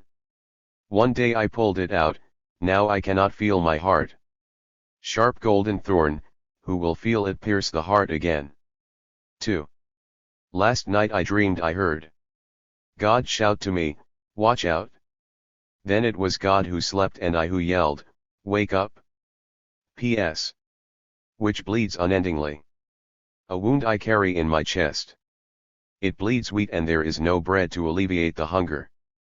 The sup, from the top of a hill, seeing to the west how the sun brings down a fading beam. 2y onwards to contrast the rebel Aguascalientes, hot springs, where he was reborn, with his pre-guerrilla home and birthplace, calling it Agua Fria, cold springs. 6. A member of the Generation 87. Death has paid a visit. February 25, 1995. To the National Weekly Magazine Preciso. To the National Daily Newspaper La Jornada. To the National Daily Newspaper El Financiero. To the local daily newspaper in San Cristobal de las Casas, Chiapas, Tiempo. To the national and international press. Sirs. Diverse communiques are on the way. Let's see for when and how. Here the cold and the military blockade bears down. The tobacco now smells and hurts of death. What's going on outside? Are you happy with the $20 billion? 1. And who's going to pay it back? Vale. Health to you, and one of those piggy banks to save hopes, the size of an old cent, one is as scarce as the other. From the mountains of southeastern Mexico. Subcomandante Insurgent Marcos. And now to continue our favorite section, the recurring postscript of transgression and illegality. P.S. Which tells what it read in the sub's notebook on February 14th, Day of Love and Friendship. Here I go, breaking myself to pieces, and patching body and spirit. Today I broke a piece off my shoulder. It broke just like that and sounded like a dry branch under a boot. Hardly a crack, just a dull light thud on the floor. I picked it up, and I replaced it to the best of my knowledge of gorilla anatomy. I tied it up with a reed and continued walking. Yesterday it was a piece off my right thigh that broke and fell. I'm not losing hope that a good piece of this impertinent nose will fall off and leave me with a profile perhaps less aerodynamic but more manageable, not because I want to contradict the Attorney General and the story of the man from Tampico, but because it wouldn't deform the ski mask so much. Yesterday, the 13th, death, dressed in olive green, came within 10 or 15 meters of where we were. I told Camillo that it was 20 meters, but when the soldiers left, we went down and measured exactly 10 meters to where the patrol of federal soldiers had passed. Now, like a year ago, every second is a flight between life and death. Heads or tails, life comes up or death comes up. Heads or tails like in the Cantinflas movie with Metal, where he sings that song that goes, "What are you missing, woman, what are you missing?" and Marcelo explains to Cantinflas that it means woman, from our mother Eve on. Because in the first global conflagration. And Cantinflas responds with, a woman is like a flower and a flower has to be watered, when one waters it, well, one waters it. And, despite Cantinflas, the coin makes circles in the air, and we, advancing slowly, drag ourselves along, without water or food but with mud and with enough thorns to pay the total sum of the Mexican external debt, if a price were set on them in the stock market. But they don't have any value, Camillo says to me.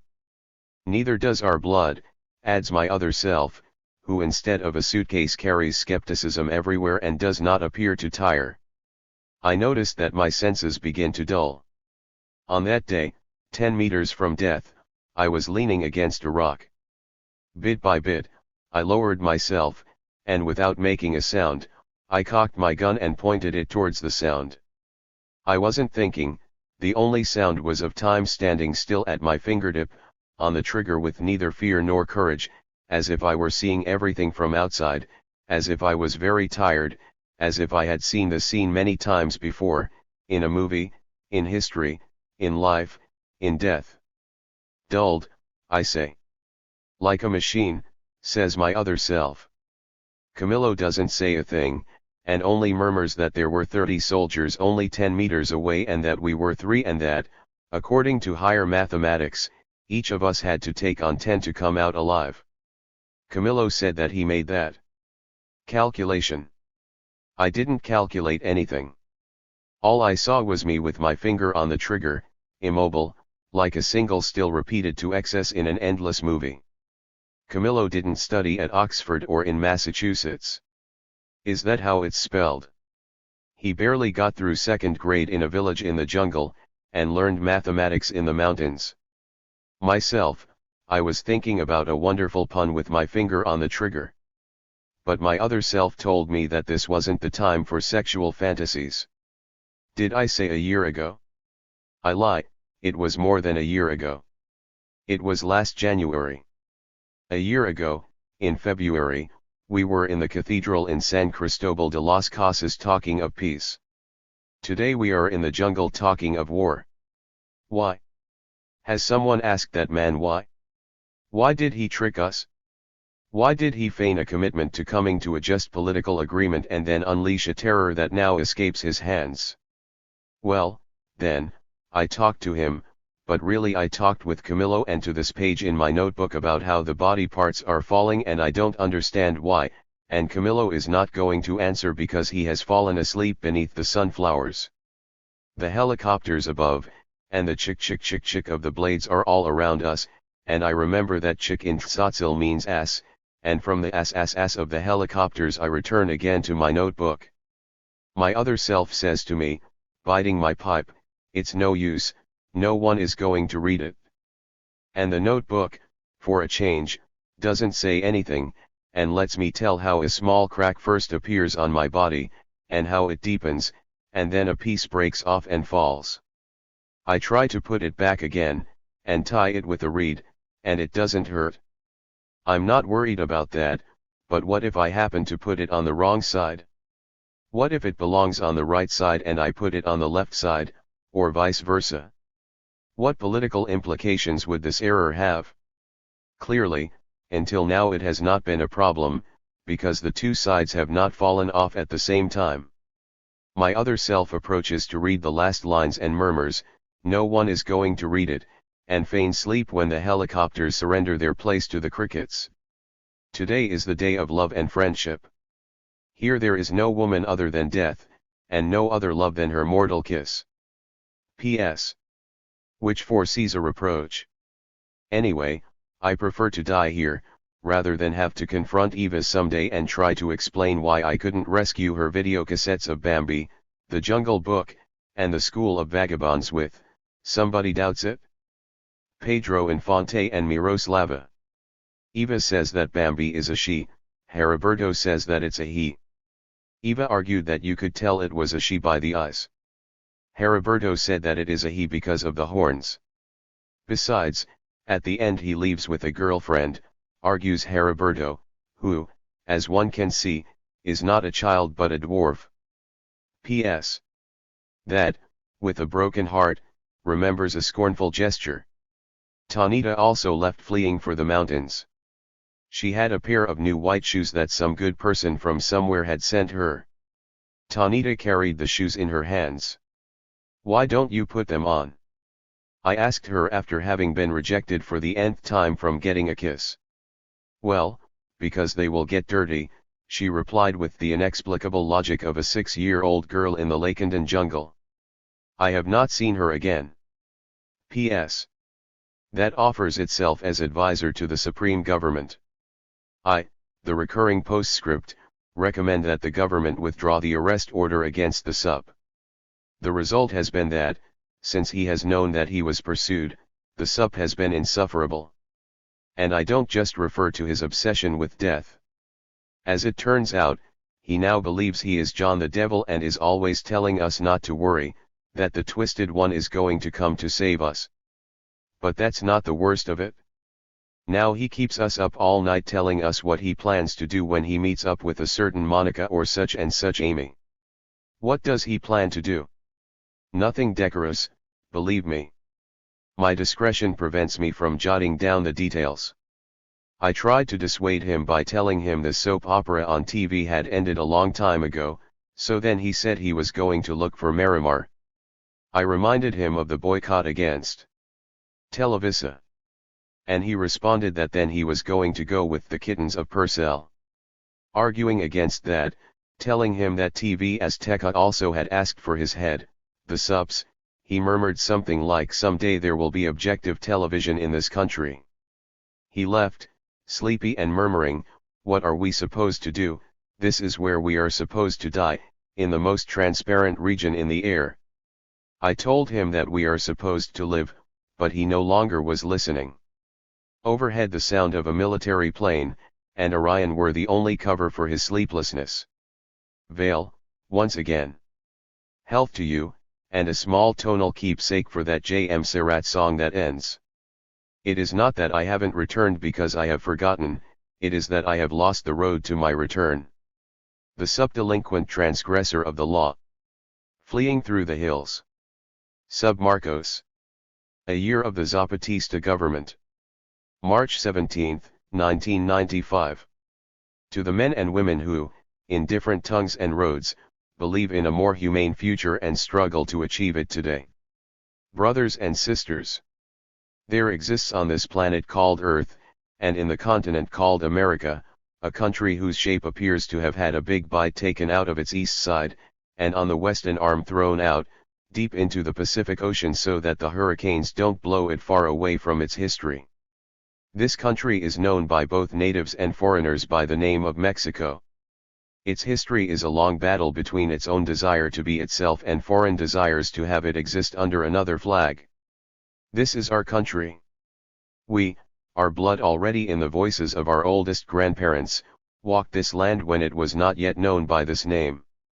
But later in this eternal struggle, between being and not being, between staying and leaving, between yesterday and tomorrow, it came into the thinking of our ancestors, with the blood of two branches, that this piece of land and water and sky and dreams, a land which we had because it had been a gift from our earlier ancestors, would be called Mexico. Then we became that other and had more, and then the history of the way that we all got the name was good and thus all who were born had a name. And we were called Mexicans, and they called us Mexicans. Later history continued delivering blows, giving pain. We were born between blood and gunpowder, and between blood and gunpowder we were raised. Every so often the powerful from other lands came to rob us of tomorrow. For this reason it was written in a war song that unites us, if a foreigner with his step ever dares profane your land, think, O beloved motherland, that heaven gave you a soldier in each son. For this reason we fought. With flags and different languages the foreigner came to conquer us. He came and he went. We continued to be Mexicans because we weren't happy with any other name nor to walk beneath a flag without the eagle devouring a snake, without a white background flanked by green and red. And that's what happened to us. We, the first inhabitants of these lands, the indigenous, were left forgotten in a corner, while the rest began to grow and become stronger. We only had our history with which to defend ourselves, and we held it tightly so we would not die. And that's how this part of history arrived, and it seems like a joke because a single country, the country of money, put itself above all flags. When they uttered globalization, we knew that this was how the absurd order was going to be called, an order in which money is the only country served and the borders are erased, not out of brotherhood but because of the bleeding that fattens the powerful without nationality. The lie became the universal coin, and for a few in our country it wove a dream of prosperity above everyone else's nightmare. Corruption and falsehoods were our motherland's principal exports. Being poor, we dressed in the wealth of our scarcities, and because the lie was so deep and so broad, we ended up mistaking it for truth. We prepared for the great international forums and, by the will of the government, poverty was declared an illusion that faded before the development proclaimed by economic statistics. We became even more forgotten, and until our history wasn't enough to keep us from dying just like that, forgotten and humiliated. Because death does not hurt, what hurts is to be forgotten. We discovered then that we no longer existed, that those who govern had forgotten about us in their euphoria of statistics and growth rates. A country that forgets itself is a sad country. A country that forgets its past cannot have a future. And so we took up arms and went into the cities, where we were considered animals. We went and told the powerful, "We are here." And to the whole country we shouted, "We are here." And to all of the world we yelled, "We are here." And they saw how things were because, in order for them to see us, we covered our faces, so that they would call us by name, we gave up our names, we bet the present to have a future, and to live. We died. And then came the planes and the bombs and bullets and death. And we went back to our mountains, and even their death pursued us. And many people from many places said, "Talk." And the powerful said, "Let's talk." And we said, "Okay, let's talk." And we talked. And we told them what we wanted, and they did not understand very well, and we repeated that we wanted democracy, liberty, and justice. And they made a face like they didn't understand. And they reviewed their macroeconomic plans and all their neoliberal points, and they could not find these words anywhere. And they said to us, "We don't understand." And they offered us a prettier corner in history's museum, and a long-term death, and a chain of gold with which to tie our dignity. And we, so that they would understand our demands, began to organize ourselves according to the wishes of the majority, and so that we too could see what it was like to live with democracy, with liberty, and with justice. And this is what happened. For a year the law of the Zapatistas governed the mountains of southeastern Mexico. We the Zapatistas, who have no face, no name, no past, governed ourselves. For the most part we are indigenous, although lately more brothers and sisters of other lands and races have joined us. All of us are Mexicans. When we governed these lands, we did the following: we lowered to zero the rate of alcoholism.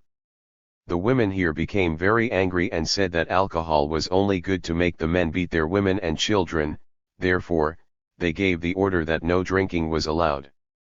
The people who most benefited were the children and women, and the ones most suffered were the businessmen and the government. With support of non-governmental organizations, both national and international, health campaigns were carried out, lifting the hope of life for the civilian population, even though the challenge from the government reduced the hope for life for us combatants. The women are a full third of our fighting force. They are fierce and they are armed. And so they convinced us to accept their laws, and that they participate in the civilian and military direction of our struggle. We say nothing. What can we say?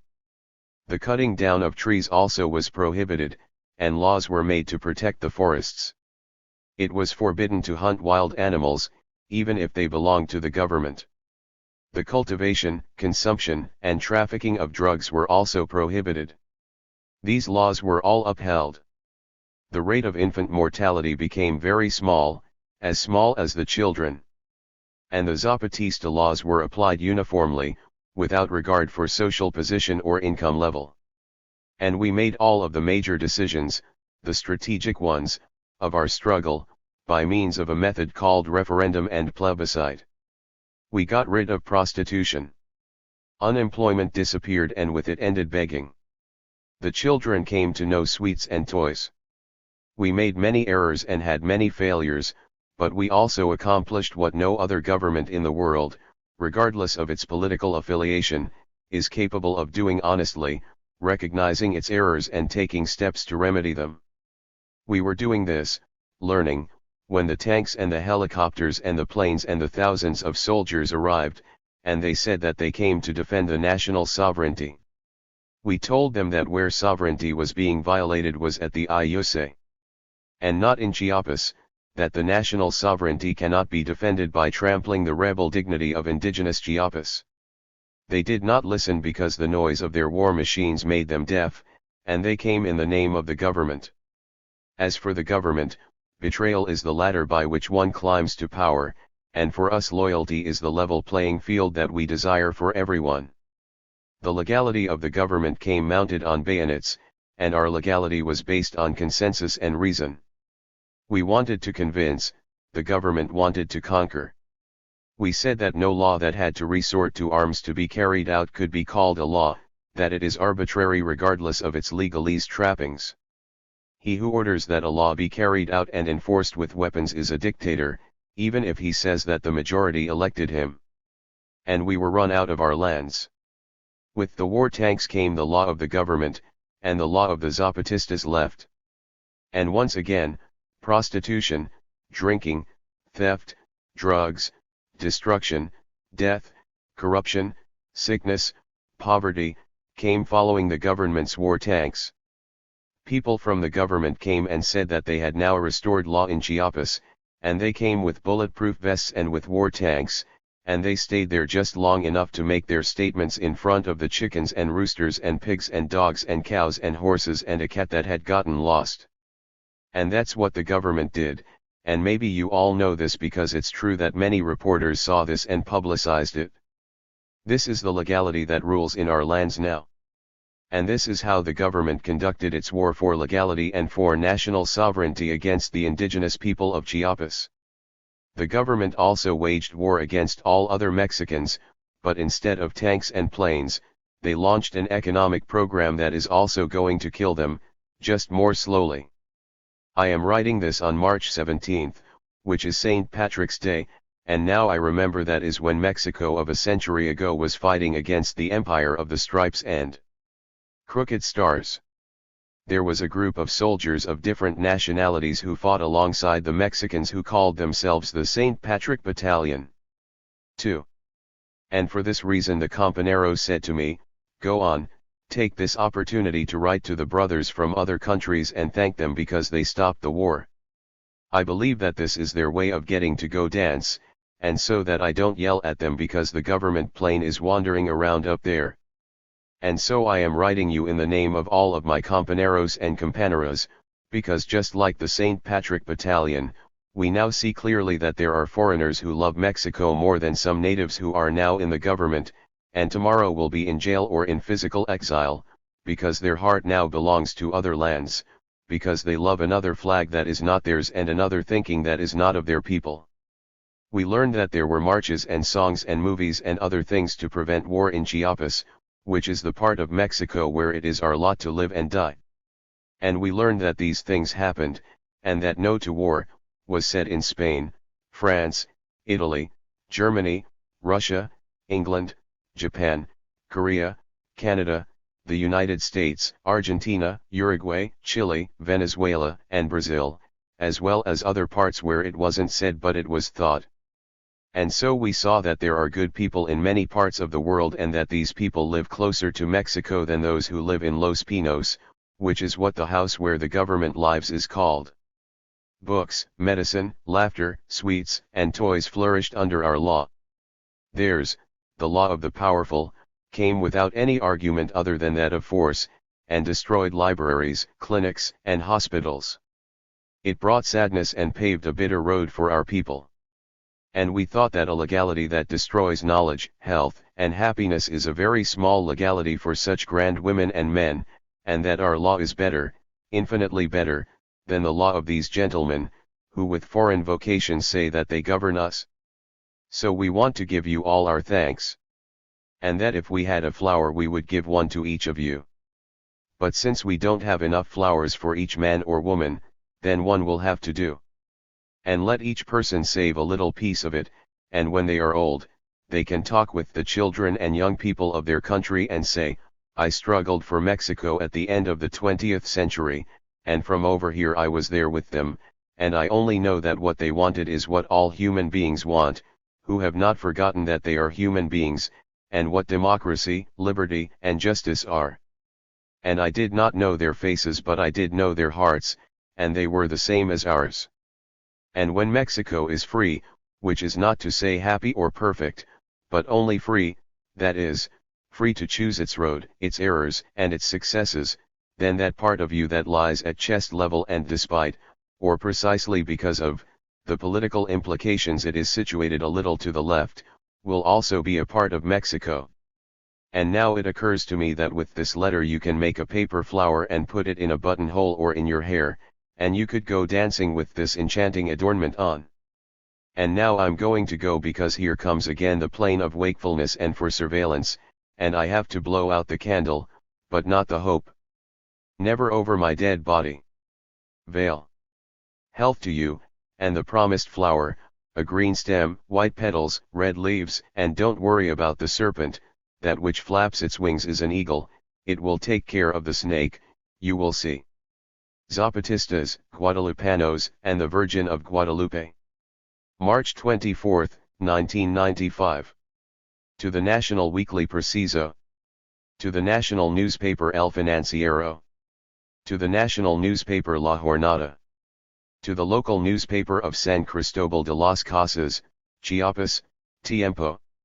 Sirs.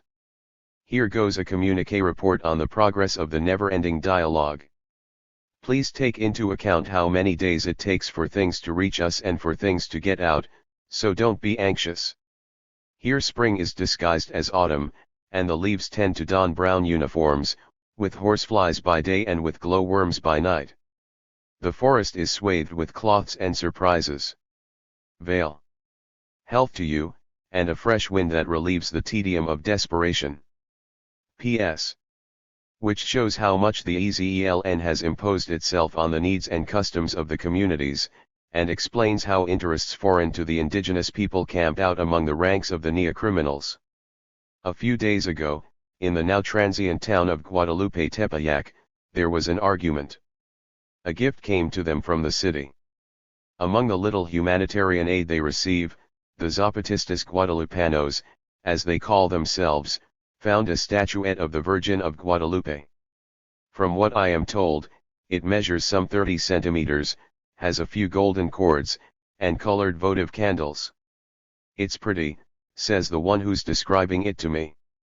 The gift has given rise to different opinions, first a controversy, then an argument, and finally a general assembly of people who, far from their homes, traveling uphill and down refuse to surrender, and call themselves with pride Guadalupe Tepeyac. The yellow laces that adorn the image were the first topic. They're painted gold, said a man when he looked at them from a distance. No, they're made of gold, said a lady. Rapidly, the community began to take sides. The argument takes place by the church, in a little field that serves as playground, dance floor, or, like now, as a debating hall. The inhabitants of the settlement, which today serves as temporary refuge for the Guadalupanos, keep out of it. This concerns the people from Guadalupe Tepeyac, and no one else. Even the militia, there to safeguard their people, don't intervene. They smoke quietly by the houses, their weapons at rest across their laps, and their backpacks ready. At some point the one who tells me all this can't say how it happened and describes the scene from different angles. At the same time the argument moves to the topic of whether the statuette will be left in the town now sheltering them, or if it will go with the Guadalupanos when they return home. The sides become radicalized, and a confrontation begins to emerge between the men and the women. Some men are in favor of leaving the statue as a gift to thank the people who received them. The women, who begin to gather in greater numbers, say that the image is a gift, and that a gift should not be given again, because then it is no longer a gift. The one who tells me all this says everything at full speed. I gather that the argument is more complicated and that he is sparing himself the trouble of dealing with something that is hard to understand and even harder to explain. Clearly, some are thinking of the weight and bulk when their improbable move comes, but the women don't give in. Each side gives rise to reasons and spontaneous orators. The man in charge of the town is found on one side of the playground, seated and silent, listening. At a certain point, he gets up and proposes that the matter be resolved in a general assembly. In Guadalupe Tepeyac they have assemblies and votes even to see how long a dance should go on, so his proposal is welcomed. The agreement on this is unanimous, since after all, the gift is for the whole village, and there are still men burning cornfields and women washing clothes in the river. The assembly will be held in the evening, when the heat abates and the cool air caresses and relieves the dark skins of these men and women who in August 1994 and in January 1995 housed the Zapatistas will for peace. In return, dozens of tanks and helicopters and thousands of soldiers came and now occupy their lands. Yes, I know I'm continually changing the tense of the verbs, but that's how they're telling me the story. When the meeting starts, the day has already dropped its sun coin into the mountain's money chest, yet enough light remains to make candles and lighters useless. Over the past hours, each side has worked at convincing those who were not there. After this conferring, which between some couples sounds like threats, the assembly repeats the arguments. The image of the Guadalupana stays in the town that gave them shelter, or the Virgin goes when the people of Guadalupe Tepeyac go. Dona Herminia or Ermina, as the one who's telling me the story says, clears her throat, a sign that the founder of Guadalupe Tepeyac is about to speak. All fall silent. With the weight of 100 years on her, Dona Herminia begins to speak slowly and quietly. She demands special attention, out of respect, and in order to hear her speak. She says that the Virgin of Guadalupe came again from the city, came to find her sons and daughters, the Zapatistas Guadalupanos, and because she couldn't find them, she searched for them up the mountain, and finally reached their hands after much traveling, from place to place.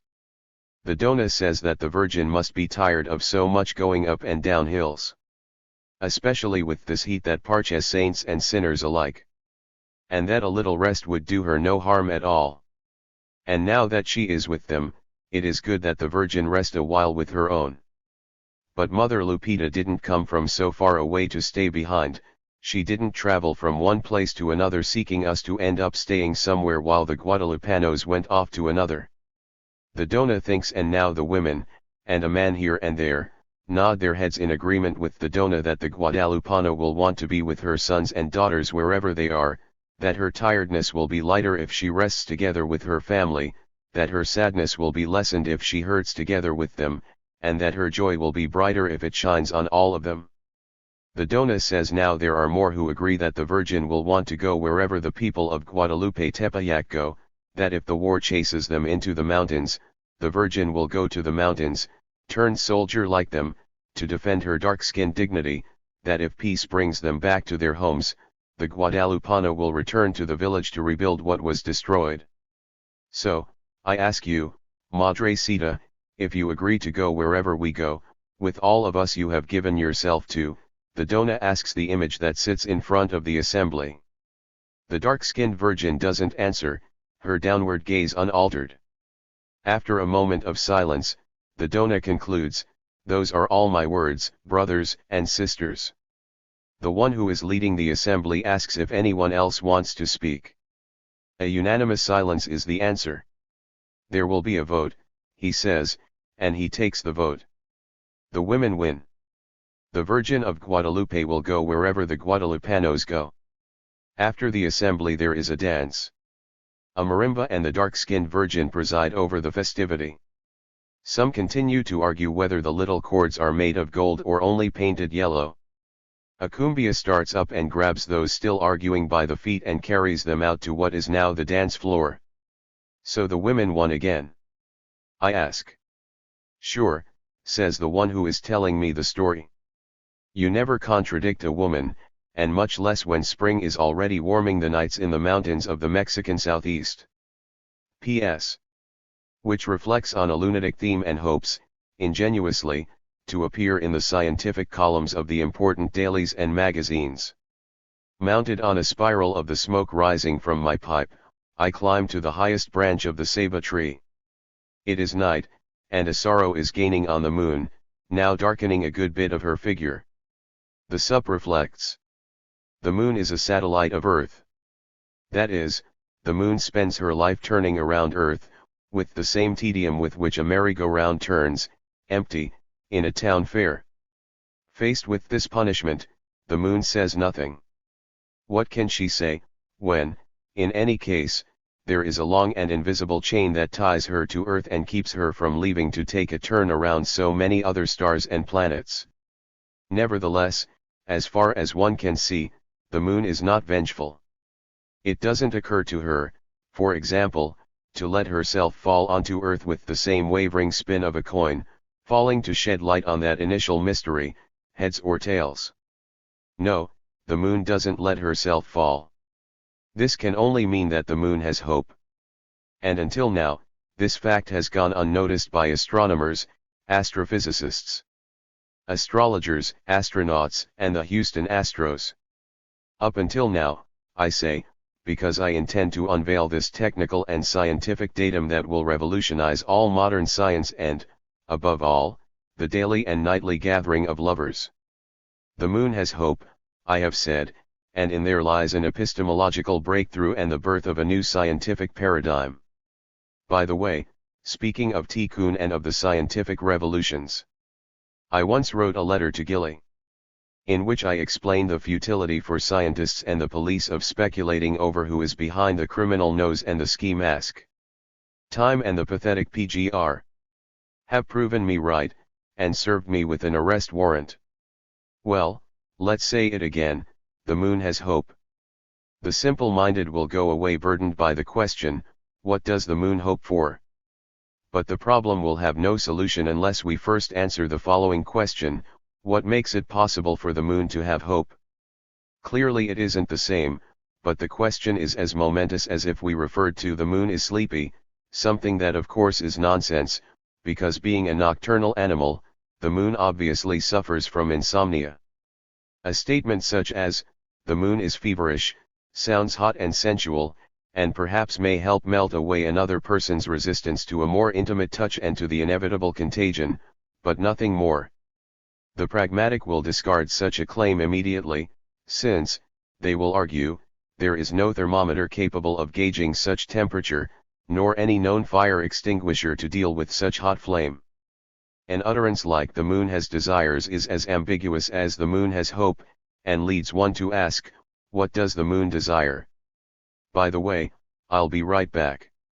With admirable balance, the sup approaches the upper edge of the ceiba, and after emitting the characteristic sound that betrays the way in which mammals empty their bladders, returns with a face that reads, mission accomplished. All right, let's return to science, now that the prosaic requests of the body, with its ebbs and flows, have been satisfied. Where were we? Oh yes, with the moon has desires. No, we had already dealt with that, in more than one sense. Let's go back to the rash statement that the moon has hope. It's elementary. Can you imagine someone circling and circling the same old thing, always seeing the same landscape, repeating always the same routine? What? The Special Assistant Attorney for the murder cases of LDC, JFRM, and Cardinal Posadas? 4. For God's sake. We're talking about science, not comic strips. Back we go. All right, isn't it logical to suppose that this someone would be bored and wish to be freed of such a circular punishment? Yes, I know that in the case of the moon there is that silly chain called gravity. But why then not let herself drop? You still have doubts? Okay, it's not important. We geniuses have always been misunderstood at first. Alright, be kind, remember that it's spring. Humor me and say it is so, that the moon is a prisoner and that, even so, she seeks no vengeance on her jailer. Who is it that keeps her prisoner? Human beings. If they hadn't invented the law of gravity, the moon would have been long gone, romping about Jupiter or Saturn or perhaps beyond. Thus the moon undoubtedly has hope of seeing herself free and able to go wherever her lunacy desires. What would be one of the main effects of this event? Well, if the moon escapes, whether it's because the silly chain of gravity breaks, or because her jailer forgets to tether, her lovers will no longer be able to use her as a reference to convince or to deny. Then, how could they say, in the double moon of your breast, hands, kisses, and gazes surrender, or that other one, with the complicity of the moon I discovered the pleasure you had hidden in your womb, or don't bring your breath any closer, the moon will flee, frightened to see that we are one. So, these are only some examples, but you can see what kind of problems would arise on the night the moon abandons her usual route and simply leaves to ride off into the stars. P.S. To the lunatic P.S. One must also be careful with the moon. Many years ago, a certain night of the white moon defeated me on the beaches of Barcino and made me ungrateful one, put away for a good while all weapons and warlike desires. Now I have freed myself, but that's another story I will tell you. Beneath some other moon. P.S. Which, understanding, offers an alternative. Alright, if you don't want to publish it in the science column, at least do me the favor of tying that postscript with a little string to the UNAMSAT1. And tell them to let it go when it passes by the moon. It will do her good to know that someone understands her. Vale, once again. Health to you, and may hands and moons find each other. The Sup, a little embarrassed because now he doesn't know how to get down from the Saba. How about sliding down that silver rail that spirals to the ground? A land to harvest a future. For the dialogue of the Civic Society. Aguascalientes, Chiapas, Mexico. March 25, 1995. Brothers and sisters. Welcome to Zapatista territory, which is to say, a territory in rebellion against the evil government. That is how things are, even though these lands are filled with war, even though they want to trample dignity with war tanks, even though they want to shut up reason with the noise of planes and helicopters. We wanted to participate personally in this dialogue, but there are approximately 60,000 olive green reasons that prevent us from doing so. It doesn't matter. We hope that you accept this letter as the means by which our voice, our thinking, and our hearts can reach all of you, who, after detaining the government's war, came to our lands to reaffirm the search for civic and peaceful ways to resolve the problems that we nationals and foreigners suffer from in this last part of the 20th century. We hope that this will not be the last time that you visit us, and that many of you will be able to stay in the peace camps located in various villages in the state of Chiapas, and which have made it possible for our civilian brothers and sisters to return to their homes. We hope, also, that on another occasion we can be present to receive you as it is the custom to receive brothers and sisters, with flowers and the music of Mariambas. We owe you those two things, in addition to everything that we owe you.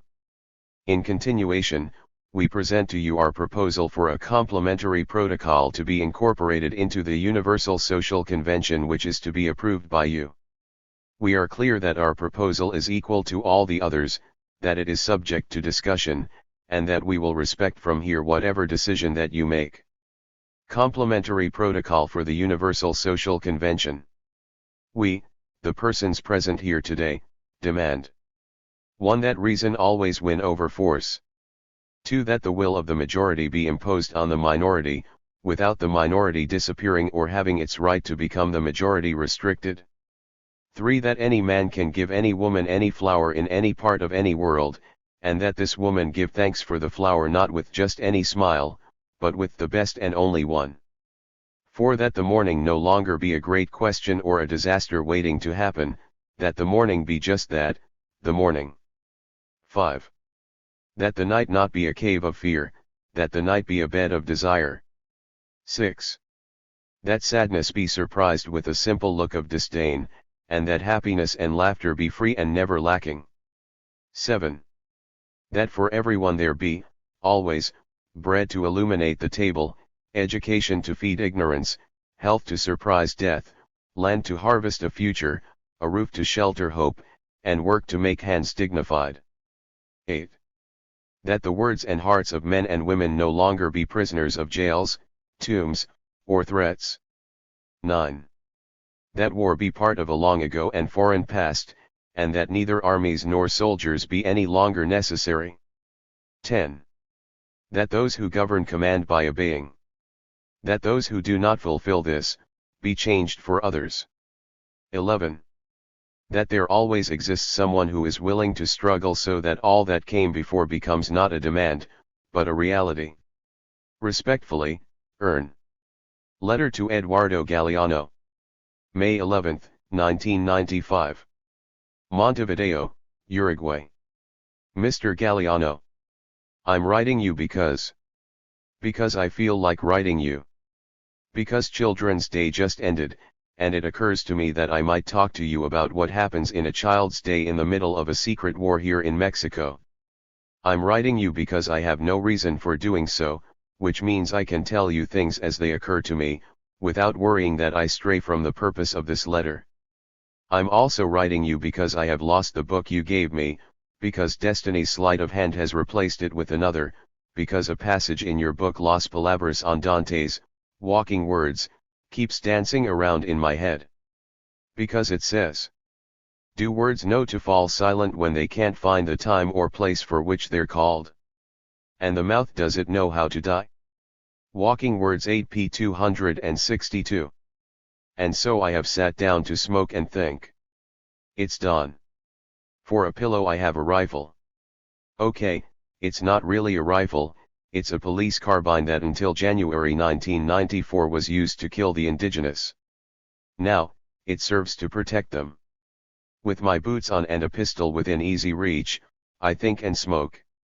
Outside the ring of smoke and thoughts, May lies to herself and pretends she's June, and now rainstorms, thunder and lightning have managed the seemingly impossible feat of silencing the crickets. But I'm not thinking of the rain.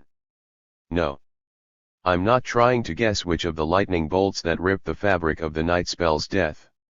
No. I'm not worrying that the nylon tarp is too small to cover my dwelling and that the side of my bed is getting soaked. Because it just so happens that I made my bed out of boughs and poles fastened with vines. It is a desk, a storage space and sometimes a bed. I can't get comfortable in the hammock, or rather, I get too comfortable. I sleep very soundly, and deep sleep is a luxury that you can pay for very dearly around here. This bed of sticks is uncomfortable enough that a wink could be called sleep. No, I am not worried about the night, the rain, or the thunder. What worries me is that business of do words know to fall silent when they can't find the time or place for which they're called? And the mouth, does it know how to die? Ana Maria, an indigenous Tzotzil who is an infantry major in our army, sent me the book. Someone sent it to her, and she sent it to me, not knowing that I had lost your book, and that this one is replacing the lost one, which is almost the same but not quite. This one is full of little drawings in black ink. That's how books and words should be, I think, with little drawings that pop out of the head or the mouth or the hands, dancing on the page each time the book is opened, dancing in the heart each time the book is read. The book is the greatest gift man has given to himself. But let's get back to your book, the one I have now. I read it by the light of a little candle stub I found in my backpack. The wick gave up on the last passage on page 262, a palindrome, no. A sign. So, I remembered the Perón. 1. Quote you relayed to me and my awkward response, and, later, the book you sent me. And now I am embarrassed to tell you I abandoned the book in February's lucky escape. Now I have received this book and those words about knowing to be silent.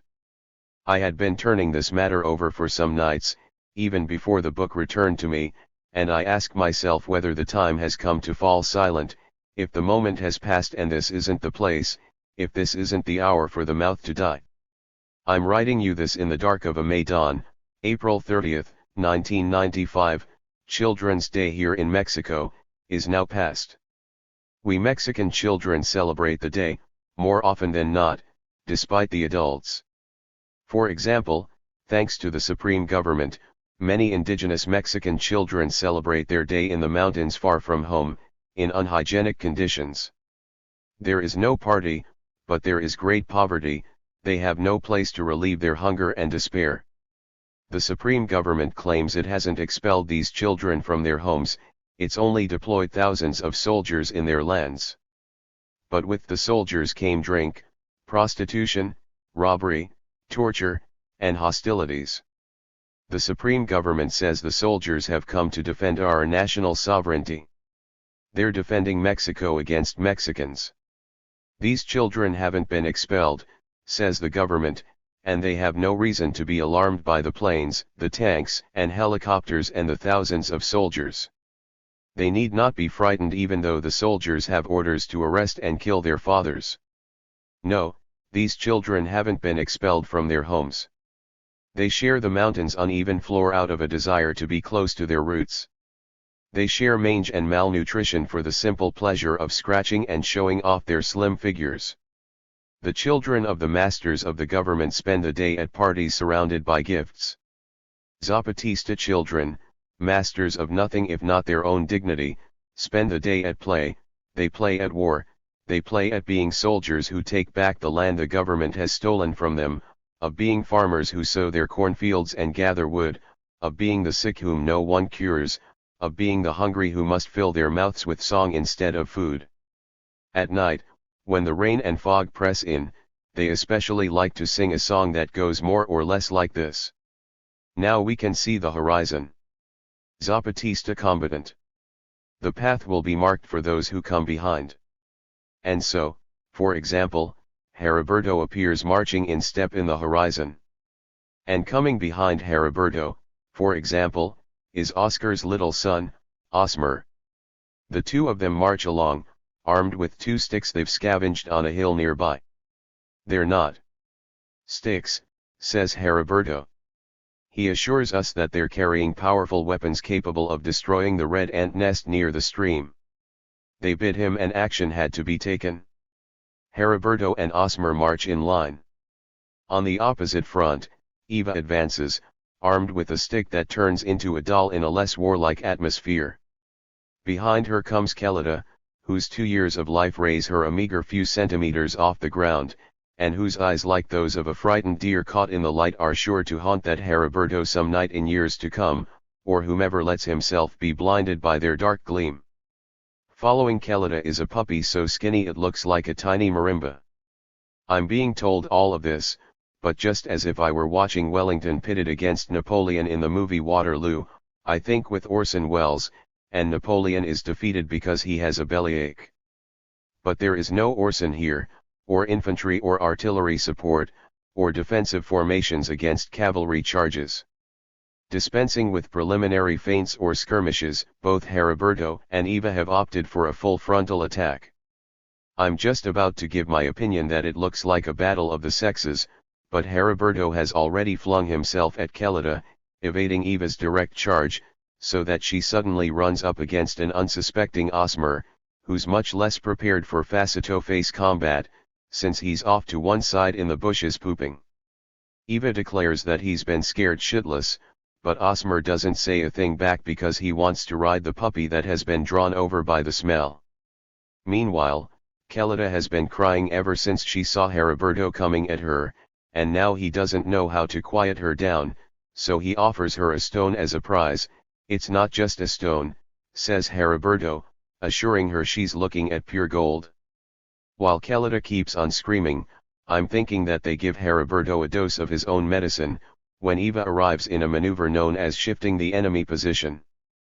She falls on Heriberto from behind. Heriberto has just offered Kelita his anti-red ant weapon, which Kelita is considering in between sobs. Eva's doll weapon crashes down on Heriberto's head. Take that, and the screaming goes stereo, because Kelita, excited by Heriberto's screams, doesn't want to fall behind. And now there's blood, and already someone's mother, I don't know whose, is on the way with a belt in hand, and both armies disband and desert the field. In the infirmary, they announce that since Heriberto has a lump the size of an egg and Eva is unscathed, the women have won this battle of the sexes. Heriberto complains of referee bias and prepares his counterattack, but it will have to wait for tomorrow because right now there are beans to eat that don't quite fill the plate or his belly. And that's how they spent Children's Day, say the children of a settlement called Guadalupe Tepeyac. They spent it in the mountains because in their town there are several thousand soldiers defending the national sovereignty. And Heriberto says that when he grows up, he's going to be a truck driver and not an airplane pilot, because if you blow a tire on the truck, you just climb down and go on walking, but if you blow a tire on the airplane, there's nowhere to go. And I tell myself that when I grow up I'm going to be an Uruguayan, Argentine and a writer, in that order, and don't think it's going to be easy, because I can't stand that stuff they call mate. But that's not what I wanted to tell you. What I wanted to tell you is a story for you to recount. Old Don Antonio taught me that you are as big as the enemies you choose to fight, and as small as the fear is big. Choose a big enemy, and it will make you grow so you can confront him. Lessen your fear because if it grows, it will make you small, old Don Antonio told me one rainy May afternoon, in the hour when tobacco and words reign. The government fears the Mexican people, that's why it needs so many soldiers and police. Its fear is very big. Consequently, it is very small. We're afraid of oblivion, which we have made smaller with our pain and blood. Consequently, we are big. Put this in one of your writings. Say that old Don Antonio told you all this. We've all had an old Don Antonio at some point. But if you never had one, you may borrow mine this time. Tell them how the indigenous of the Mexican Southeast lessen their fear to make themselves big, and choose colossal enemies to make themselves grow and get stronger. That's the idea. I'm sure you'll find better words to convey this. Pick a rainy night with lightning and wind, and you'll see how the story will slip out just like a little drawing that begins to dance and stirs the heart. That's why there are dances and hearts. Veil. Health to you, and a little smiling face, like the ones with which you sign your letters. P.S. Posing as a police notice. It is my duty to inform you that I'm a criminal according to the Supreme Government of Mexico. Therefore, my correspondence can incriminate you. I beg you to memorize the damning contents of this letter, that is, the appeal of the indigenous villages, and destroy the evidence immediately. If paper was chewing gum, I'd advise you to chew it up and make one of those little bubbles that so outrage a good conscience and show a decided lack of breeding and education among those who make them. Although some blow them hoping one of those little bubbles will be big enough to carry us to that path shining there above us, stretching in pain and hope across the sky of our America. P.P.S. Which is unlikely. If you should see Benedetti. 2. Please give him my regards. Please tell him I whispered words of his into a woman's ear and they took her breath away. Words like that move all humanity. Letter to John Berger. Haute-Savoie, France. May 12, 1995. To John Berger. Haute-Savoie, France. A reader could ask himself, what is the relationship between the writer and the place and peoples about whom he writes? John Berger, Borland agreed, but he could also ask himself, what is the relationship between a letter written in the jungle of Chiapas, Mexico, and the response that it receives from the French countryside? Or, even better, what is the relationship between the slow beating of the heron's wings and the eagles hovering over a serpent? For example, in Guadalupe Tepeyac, now a village empty of civilians and filled with soldiers, the herons took over a night sky in December. There were hundreds. Thousands, claimed Lieutenant Ricardo, a Tsiltal insurgent who sometimes has a propensity to exaggerate. Millions, said Gladys, who, despite being 12 years old, or precisely because of it, does not want to be left out. They come every year, says the grandfather, while small flashes of white hover above the village and disappear, maybe bound for the east. Are they coming or going? Are they your herons, Mr. Berger? Perhaps a winged reminder? Or a greeting filled with premonition? A fluttering of wings of something that resists death? Because, as it turns out, months later I read your letter, in a dog-eared clipping from a newspaper, the date hidden under a mud stain. And in it, your letter, the wings of dawn again are circling the sky, and the people of Guadalupe Tepeyac now live on the mountain and not in the little valley whose lights, I imagine, are of some significance on the navigation maps of the herons. Yes, I know now that the herons about which you wrote me fly during the winter to North Africa, and that it is improbable that they have anything to do with those that arrived in December 1994 in the Lakandan jungle. What's more, grandfather says that every year the disconcerting tour above Guadalupe Tepeyac is repeated. Perhaps southeastern Mexico is an obligatory layover, a necessity, a commitment. Perhaps they were not herons, but fragments of an exploded moon, pulverized in the jungles. December 1994. Months later, the indigenous of southeastern Mexico again reiterated their rebellion, their unwillingness to disappear, to die. The reason? The supreme government decides to carry out the organized crime essential to neoliberalism that the god of modernity has planned: money. Many thousands of soldiers, hundreds of tons of war materials, millions of lies. The objective?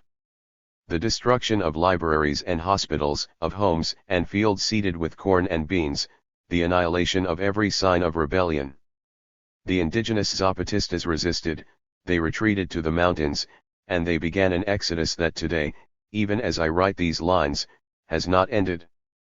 Neoliberalism disguises itself as the defense of a sovereignty that has been sold in dollars on the international market. Neoliberalism, the doctrine that makes it possible for stupidity and cynicism to govern in diverse parts of the earth, does not allow participation other than to hold on by disappearing. Die as a social group, as a culture, and above all as a resistance. Then you can be part of modernity, say the great capitalists, from their seats of government, to the indigenous campesinos. These indigenous people with their rebellion, their defiance, and their resistance irritate the modernizing logic of neo-mercantilism. It's irritated by the anachronism of their existence within the economic and political project of globalization, a project that soon discovers that poor people, that people in opposition, which is to say, the majority of the population, are obstacles. The Zapatista indigenous people's character, armed with, "We are here," does not matter much to them, they lose no sleep over them. A little fire and lead will be enough to end such imprudent defiance. What matters to them, what bothers them, is their mere existence, and that the moment they speak out and are heard it becomes a reminder of an embarrassing omission by the neoliberal modernity. These Indians should not exist today, we should have put an end to them before. Now, annihilating them will be more difficult, which is to say, more expensive. This is the burden that weighs upon the born-again neoliberal government in Mexico. Let's resolve the causes of the uprising, say the government's negotiators, the leftists of yesterday, the shamed of today, as if they were saying, all of you should not exist, all of this is an unfortunate error of modern history. Let's solve the problems is an elegant synonym for we will eliminate them. The campesinos, the indigenous, do not fit in the plans and projects of the system, which concentrates wealth and power and distributes death and poverty. They have to be gotten rid of, just like we have to get rid of the herons and the eagles. Mystery is not what can be hidden deliberately, but rather, as I have already shown, the fact that the gamut of the possible can always surprise us. And this is hardly ever represented. The campesinos do not present papers as do urban personalities. This is not because they are simple or more sincere or less astute, simply the space between that which is unknown of a person and what all the world knows of him, and this is the space of all representation. It is extremely small. Berger, Borland. 2. A cold dawn drags itself between the fog and the thatched roofs of the village. It is morning. The dawn leaves, the cold remains. The little streets of mud begin to fill with people and animals. The cold and a small bench accompany me in the reading of Borland. Heriberto and Eva, 5 and 6 years old respectively, come and snatch the book. They look at the picture on the front cover. It is a Madrid edition from 1989. It is a copy of a painting by John Constable, an image of an English countryside. The drawing, Mr. Berger, elicits from them a quick connection between image and reality. For Heriberto, for example, there is no doubt that the horse in the painting is La Muñeca, the doll, a mare that accompanied us in the long year when the indigenous rebellion governed southeastern Mexico, which no one could mount except Manuel, a playmate who was twice the age, size, and weight of Heriberto, Kelita's brother and consequently also his future brother-in-law. And what Constable called a river is really a stream that passes through La Realidad. La Realidad is the name of the reality of the village of La Realidad, which is the outer reaches of Heriberto's horizons. The most distant place that Heriberto's trips and running around have taken him is La Realidad. Constable's painting does not transport Heriberto and Eva to the English countryside. It does not take them outside the Lacandan jungle. It leaves them here, or it brings them back. It brings them back to their land, their place, to their being children, to their being campesinos, to their being indigenous, to their being Mexicans and rebels. For Heriberto and Eva, Constable's painting is a colored drawing of La Muñeca, and its title, Seen on a Navigable River, is not a valid argument. The river is the stream in La Realidad, the horse is the mare La Muñeca, Manuel is riding it, and his hat has fallen off. That's it. On to another book.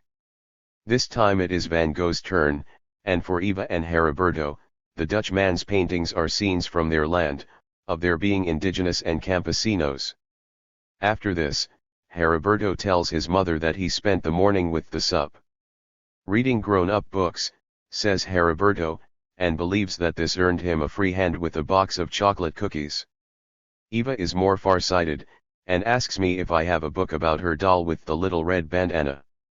3. The act of writing is nothing more than the act of approximating the experience of what is being written about. In the same manner, it is hoped that the act of reading the written text is another act of similar approximation. Berger, Borland, or of distancing oneself, Mr. Berger. The writing and, above all, the reading of the written text could be an act of distancing. The written word and the image, says my other self, who to make more problems imagines himself alone. I do think it's so, that the reading of the written word and the image could approximate the experience or create a distance. And so returns the photographic image of Alvaro, one of the dead in the battles at Ocosingo in January 1994. Alvaro returns in the photo. Alvaro speaks in the photograph with his death. He says, he writes, he shows, I am Alvaro, I am indigenous, I am a soldier, I took up arms against being forgotten. Look. Listen. Something is happening in the dusk of the 20th century that is forcing us to die so we can have a voice, so we can be seen, so we can live. And through the photo of Alvaro dead, a reader, far away, from a distance, can come closer to the indigenous situation in modern Mexico, from NAFTA, from the international forums, from the economic bonanza, the first world. Pay attention. Something is wrong with macroeconomics plans, something is not working out in the complicated mathematical calculations that sing the praises of neoliberalism, says Alvaro with his death. His photo says more, his death speaks, his shoeless body on Chiapas soil calls out, his head resting in a pool of blood, look. This is what the numbers and the speeches hide.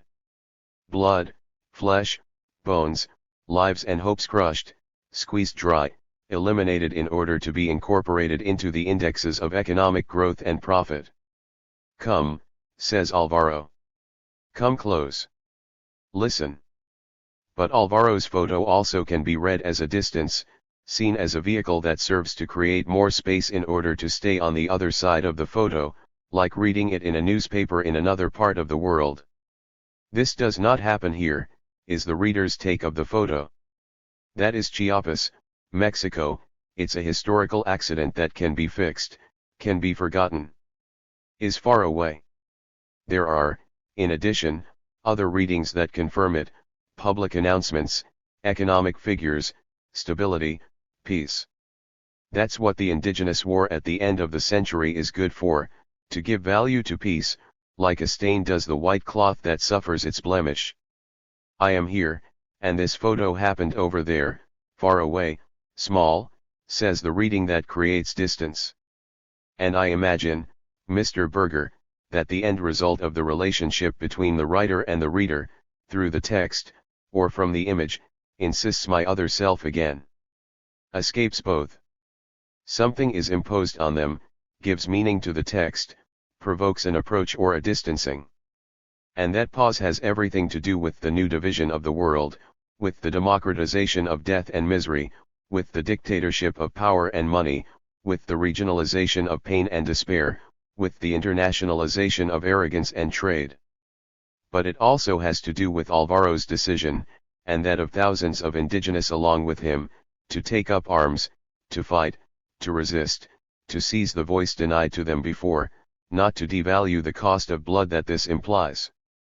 And this too has to do with the ear and eye that are open to Alvaro's message, that see and hear it, that understand it, that draw near to him, to his death, to his blood that pools in the streets of a city that always ignored him, always. Until this past January 1st. And the eagle and the heron also have to do with this, and the European campesino who resists being subsumed, and the indigenous Latin American who rebels against being murdered. It also has to do with the powerful and the panic, the trembling, that is growing in their guts, no matter how strong and powerful they appear, when, without knowing, they prepare to fall. And, I reiterate and greet you this way, so do the letters that come from you to us, and those that with these lines and words reach you. The eagle received the message and understood the hesitant approach of the heron's flight. And there below, the serpent trembles and fears the morning. Veil, Mr. Berger.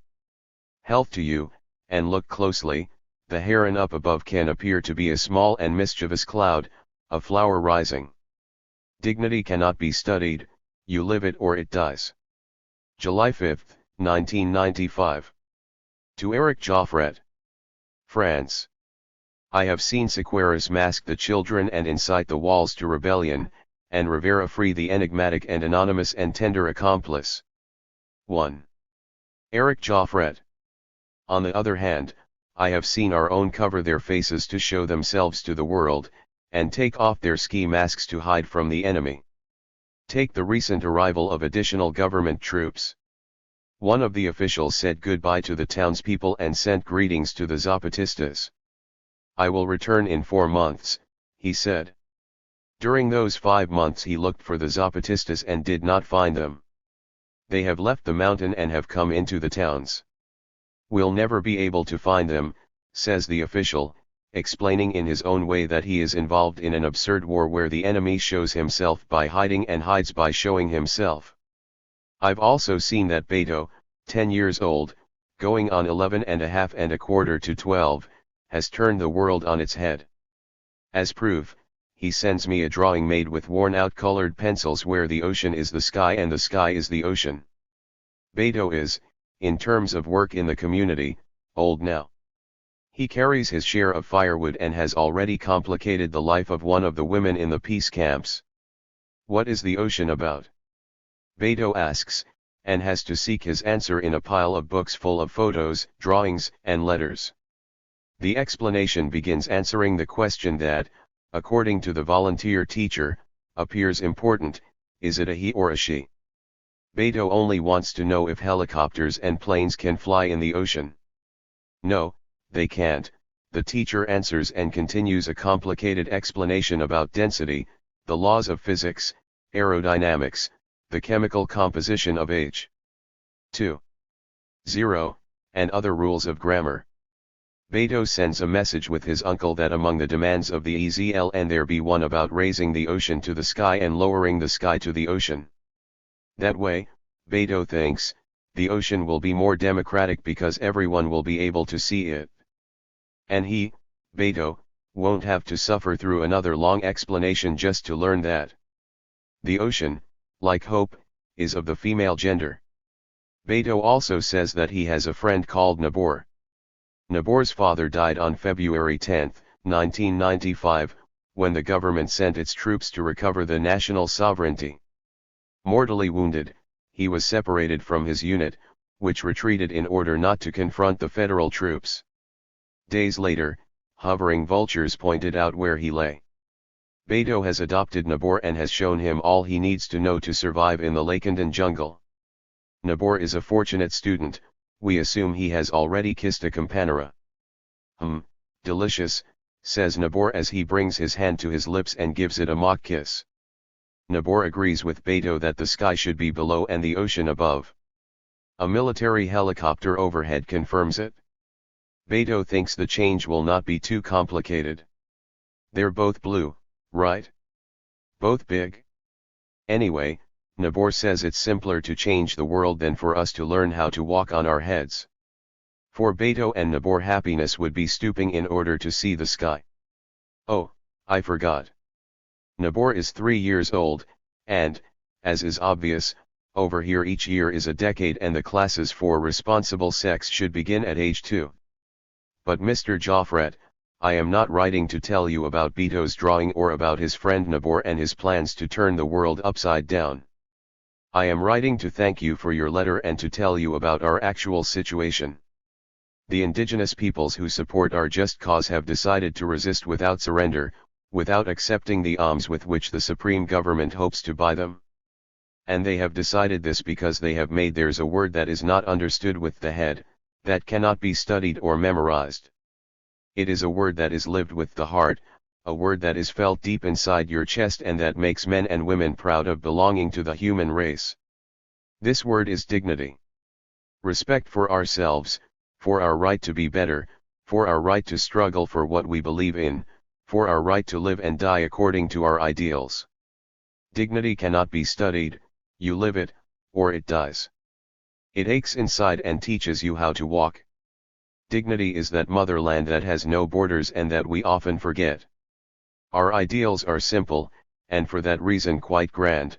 We want, for all the men and women of this country, and of the entire world, 3 things that are fundamental for any human being: democracy, liberty, and justice.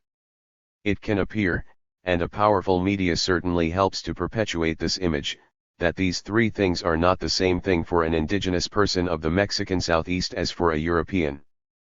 But it is about the same thing: the right to have a good government, the right to think and act with a freedom that does not imply the slavery of others, the right to give and receive what is just. For these 3 values, for democracy, liberty, and justice, we rose up in arms on January 1, 1994. For these 3 values, we resist today without surrender.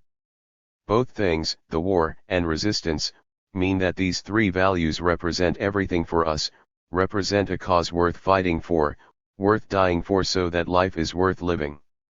We believe this cause is not only ours. It belongs to any honest man or woman in any part of the world.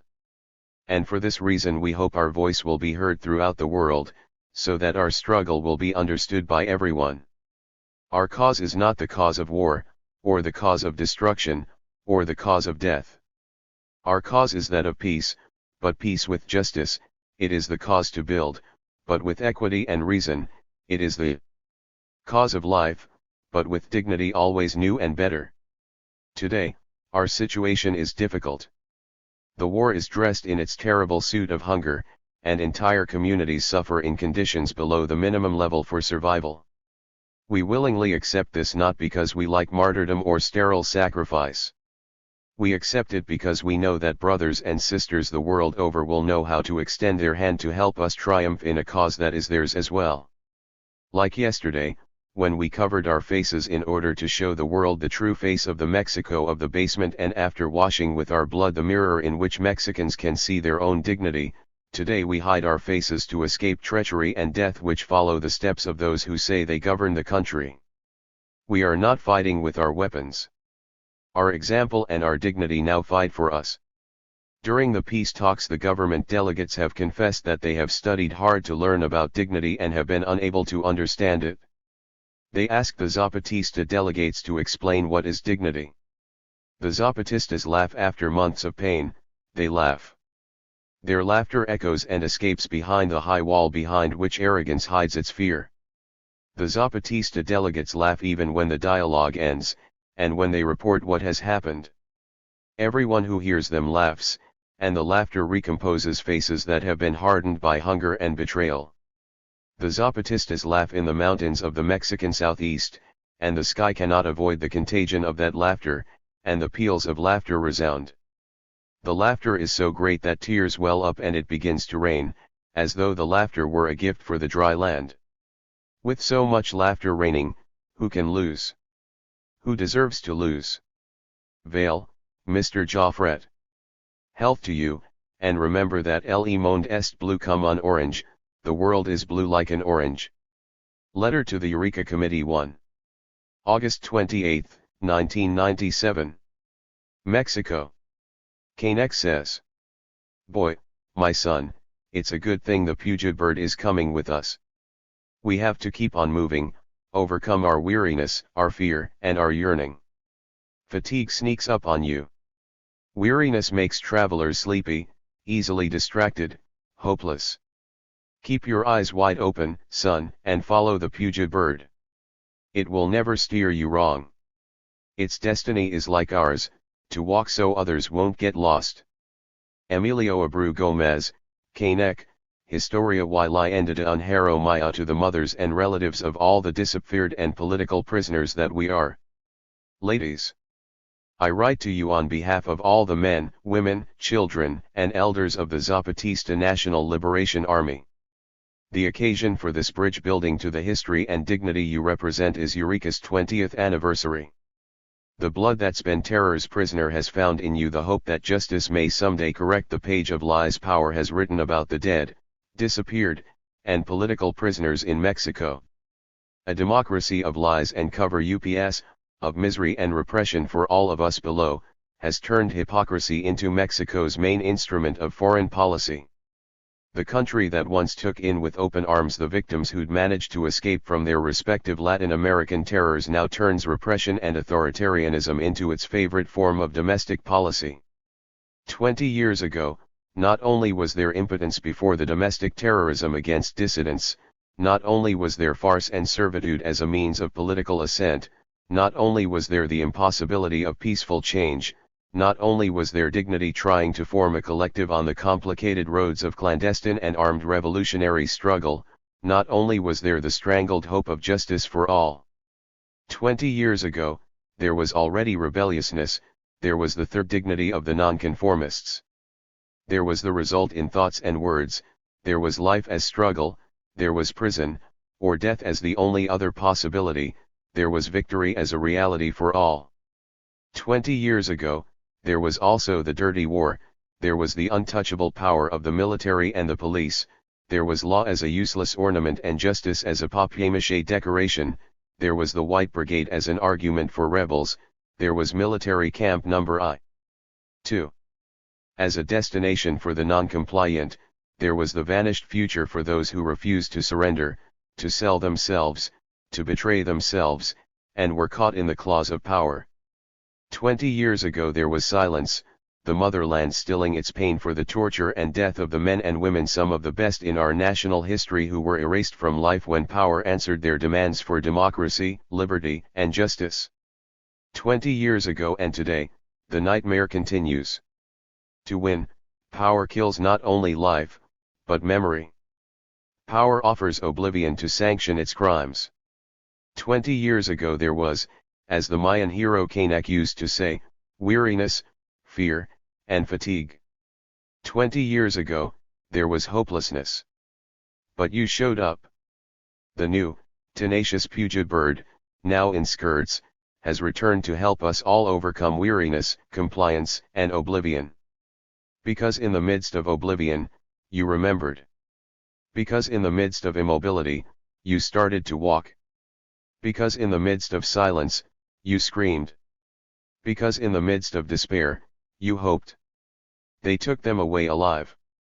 We want them back alive, was and is your song that began softly and soon grew loud, reaching all the way to the palaces of power. That amazing mixture of blood, dignity, rebelliousness, and history all ordinary began a movement that knows that resignation, forgiveness, and oblivion are not limits. Men, women, children, young and old, began to make history into their strength, dignity into their road, hope into their blood, and reason into their rebelliousness. 20 years ago they began walking, gathering, meeting each other, recognizing each other, talking to each other, knowing each other as equals, building a collective.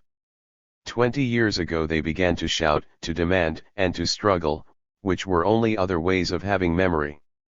20 years ago they began to work together, and with everyone's pain and impotence, they made as one. 20 years ago, and hope goes on. You struggled and continue to struggle so that the Eureka, of we found them, of we liberated them, may relieve the families who are not whole, because power bit them in the most tender and deeply loved place, in their own blood, in their history, in their future. Mothers and relatives of the disappeared and political prisoners. In the plain of Sibak, the henchmen caught Kanek and his friends. One of the henchmen, named Malefika, tied his hands. "Captain," said Kanek, "you're going to run out of rope." Malefika tightened his knot. "It's useless, Captain," added Kanek. "You'll never have enough rope to tie up everyone's hands." Kanek smiled. Blood trickled from his wrists like a docile flame. "Gomez, Kanek, Historia y Leyenda un Jeremiah. We too are a part of you, we too are your blood, we too are mothers and relatives of all the disappeared men and women, of all the political prisoners. History has not ended. It journeys on, and its anonymous makers journey on all of us below, forcing history to dawn once and for all. Now and forever, together with you, we are the rebellious, not docile, flame that will help light the way to the future. To your health, ladies of Eureka. Long live the dignified blood that gives you voice and memory. Farewell. To your health, and may your voice and your light never be extinguished. So that others won't get lost. It continues raining here. September 8, 1998. To whom it may concern. Ladies and gentlemen. The response to the invitation has already gone out. It continues raining here. The government only remembers Chiapas when it needs to make demagoguery or to improve its public image. Certainly Zedillo will come to the southeastern coast to hide the dead, to promise aid, to have photos taken, to repair croquettes, and to cover up omissions and negligence. For the rest, the rains have been here several days now, but Alvarez 1. is too busy in the boudoir to even think about an emergency plan. Here the government knows how to kill indigenous, but never how to keep them from dying. Meanwhile the Army's planes and helicopters are making their flights over Zapatista communities. When they are freed up they will go to attend to the victims. The rivers seem to be angry, with ferocity they are destroying weak bridges and roads that the government reports call important infrastructure works in the social spending in Chiapas. Why don't they go take a look at those works, whose inauguration they broadcasted so widely? Regardless, the Rains do not watch television, nor do they respect the set design for operettas. As always, not until the deaths reach national and international news is there any sense of urgency to those forgetful ones whom we suffer as the government. This is how it is now with the indigenous in Mexico, they only exist and are named when they are dead. Vale. Good health to you. And when will Chiapas exist on government maps? Not only when there are rebellions, deaths, or catastrophes. P.S. Despite insignificant and irrelevant government reports, and as part of the great festivities, here is the recurring postscript section. P.S. Where it rains and gets wet. Marshal Croquetas Alvarez. 1. And his little soldiers are rubbing their hands together about the catastrophic rains battering the Chiapas coast. Millions of pesos will be sent to help the victims. Little or nothing will reach the hands of the needy.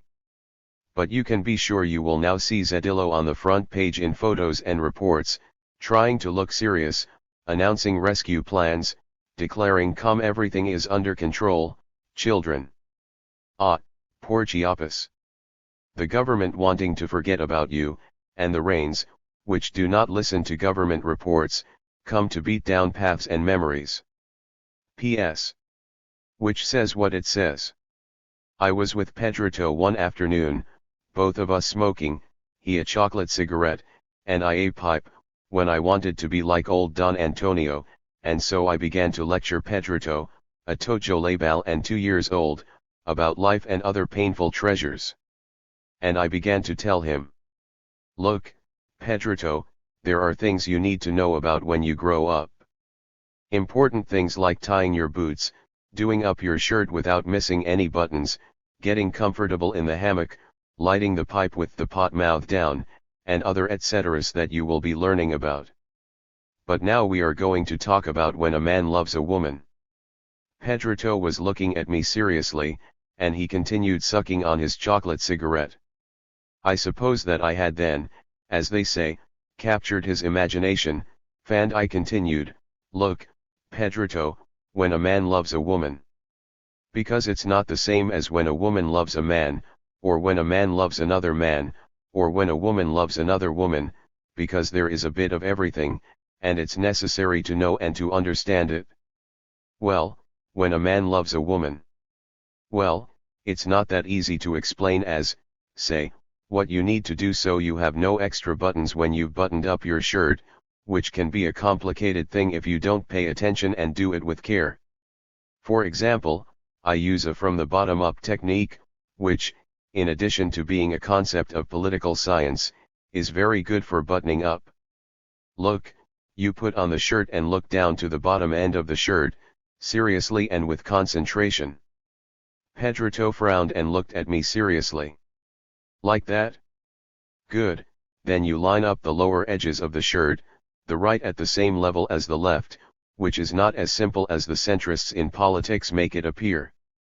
Here, if you aren't careful, the left side could be higher, which wouldn't be an issue, however, the right side could be higher, in which case it would be very regrettable indeed. The balance is very important, they must be even. Then you have to look for the bottom button on the shirt, but the bottom button isn't always the last one. You should know this, Pedrito, there are some evil shirt manufacturers who put on an extra button, to replace a button if you lose one, they say, for the obvious purpose of making this indispensable garment difficult to button. Good, now that you've found the last button, keep on looking for the corresponding buttonhole, double entendre fanciers, refrain, something that is more difficult to find than any reference to Chiapas in a Zedillo report. As you will learn later on, you'll never lack a ripped seam for a buttonhole. That could be, but what is certain is that there are more buttons than buttonholes, as you will see when you skip buttons. Certainly there are other techniques for not missing buttons. There is, for example, the C's method, who puts on shirts as if they were t-shirts. That is, she does not undo the buttons. Ergo, there are no missing buttons. However, I do not recommend that technique because, well, because the C and etceteras, and I was explaining to you that when a man loves a woman. So, you see now, Pedrito, that it is very difficult to explain how it is when a man loves a woman, but, nonetheless, it's very important to understand it, because, while I was explaining, Pedrito ate his cigarette.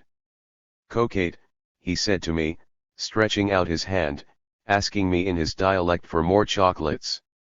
There aren't any, I told him. He turned around and left. It's obvious that today's youth has no interest in important issues. Sigh. Where was I? Ah, yes. When a man loves a woman. Veil again. Health to you, and wishes that it stops raining in history. Sup the Archer, leader of the Gorgonites. P.S. December 23, 1995. Which speaks of love, of no love, and other nuisances. La Tanita arrives to show off her new teacup. Without warning, she comes out with love is like a teacup that every day falls to the ground and breaks to pieces. In the morning the pieces are gathered, and with a little wet and a little warmth, the pieces are glued together, and again there is a little teacup. He who is in love spends life fearing that the terrible day will come when the teacup is so broken that it can no longer be mended. She leaves just as she arrived, reiterating her refusal to give me a kiss, that now more than ever really prickles. July 31, 1999. This is the tree of the emancipated. The earth tree, the cloud tree. The bread tree, the arrow tree, the fist tree, the fire tree. The stormy water of our nocturnal epoch floods it, but its mast balances the arena of its might. Pablo Neruda, The Liberators, Canto General. The oldest of the old ones say the world holds itself over the abyss of oblivion by the grace of the ceiba tree. The first gods, the greatest gods, set the world above the mother tree. With colors, words, and songs, the first gods made the world. When it was finished, the gods didn't know where to leave the world, so they could then go off to sing and dance, because these gods were very musical and quite the dancers, those gods who gave birth to the world, the very first. And the first gods could find no place to put the world. Then the gods held an assembly to reach an agreement, and yes, it took some time, but no one noticed because the world had just been born and the time for time hadn't yet come. The gods of the beginning reached their accord and called on the mother ceiba so that she could keep the world over her head, and they hung it over her highest boughs, and she kept quiet so the world wouldn't be frightened. What I am telling you happened long ago, so long ago that it came to pass that men and women forgot and, afraid of being unable to explain the location of the world in the schools, invented stories of black holes, big bangs, solar systems, galaxies, universes, and other absurdities that fill the geography books we put up with in all the schools. Everyone forgot, but not quite everyone. The first gods were knowing, and they saw clearly that everyone would forget how the world had been born and where it was. That is why they wrote down the entire history of how the world was made and even made a map so that it would be clear where the world was. The greatest gods, those who gave birth to the world, the very first, wrote everything in their school notebooks. And then the gods searched for some place to put the notebook where the story of how the world was made was written and the map of where the world was drawn. The gods argued a lot over where to put the notebook, and then they held another assembly to reach an accord.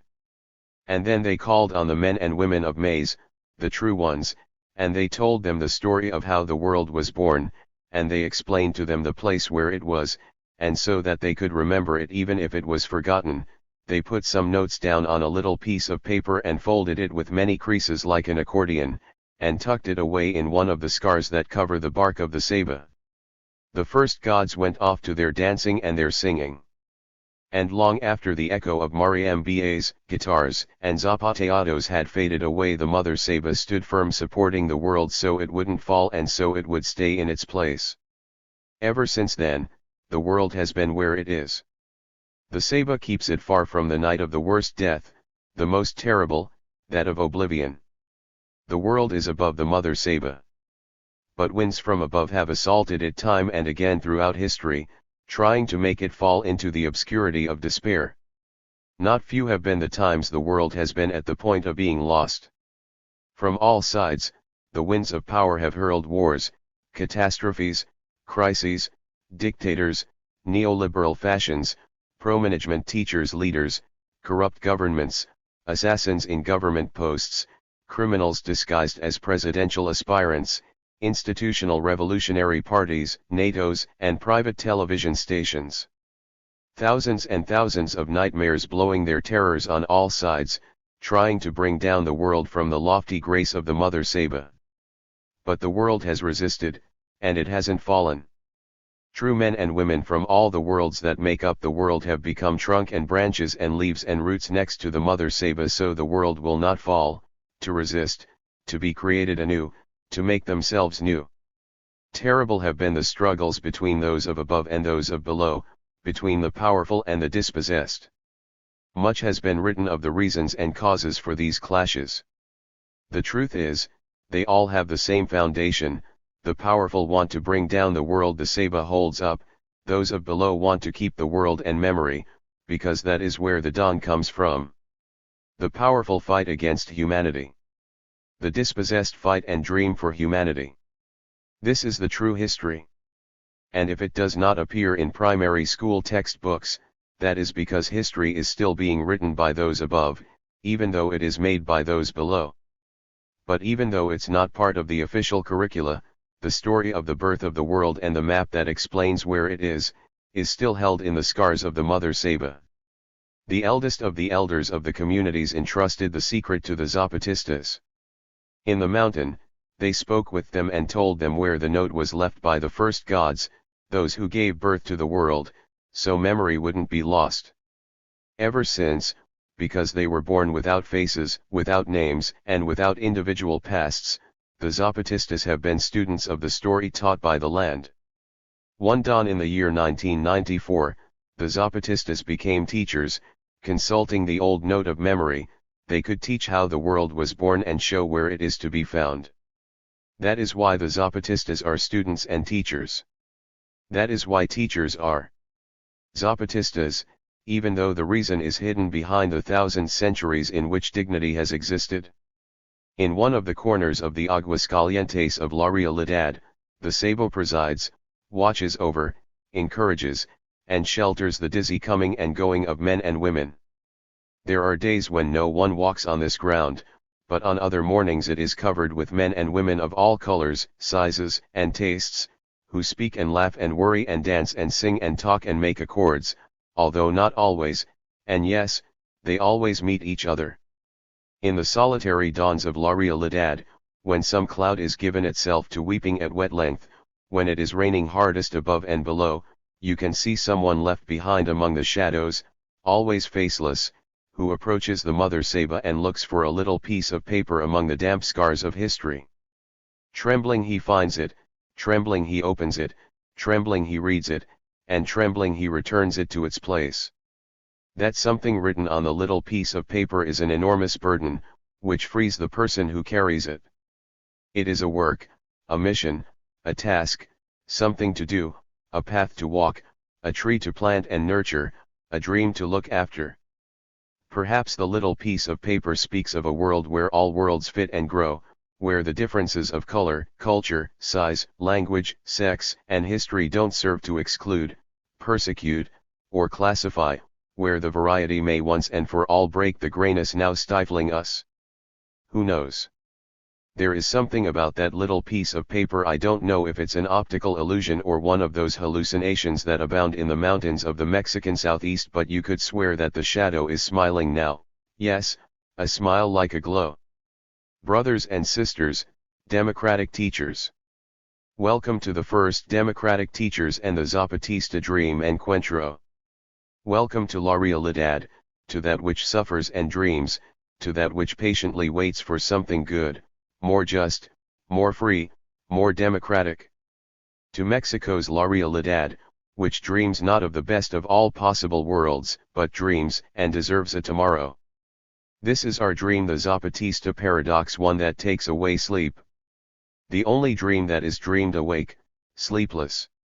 The history that is born and nurtured from below. Democratic teachers. Welcome to sleepless La Realidad, sleepless because it stays awake for the Zapatista dream. Democracy. Liberty. Justice. P.S. Regarding redundancy. In reality, since we are in La Realidad, democratic teachers is an unnecessary redundancy. To be a teacher is to be democratic. Those who aren't democratic aren't teachers, they scarcely attain the rank of dog-riding cowboys. Closing words at the National Encuentro in Defense of the Cultural Heritage. August 14, 1999. I scatter flowers of war, I of the smiling face, for I come with war. I am the Quetzal and I come flying, through straight ways, I come with war. I am the beautiful blackbird with the red neck, I come flying, I come to turn into a flower, into the blood-stained rabbit. Look at me, I'm serious now, gird your sides. Whose eyes wink, who goes smiling. I come from within the flowered courtyard. Look at me, I mean it, gird your sides.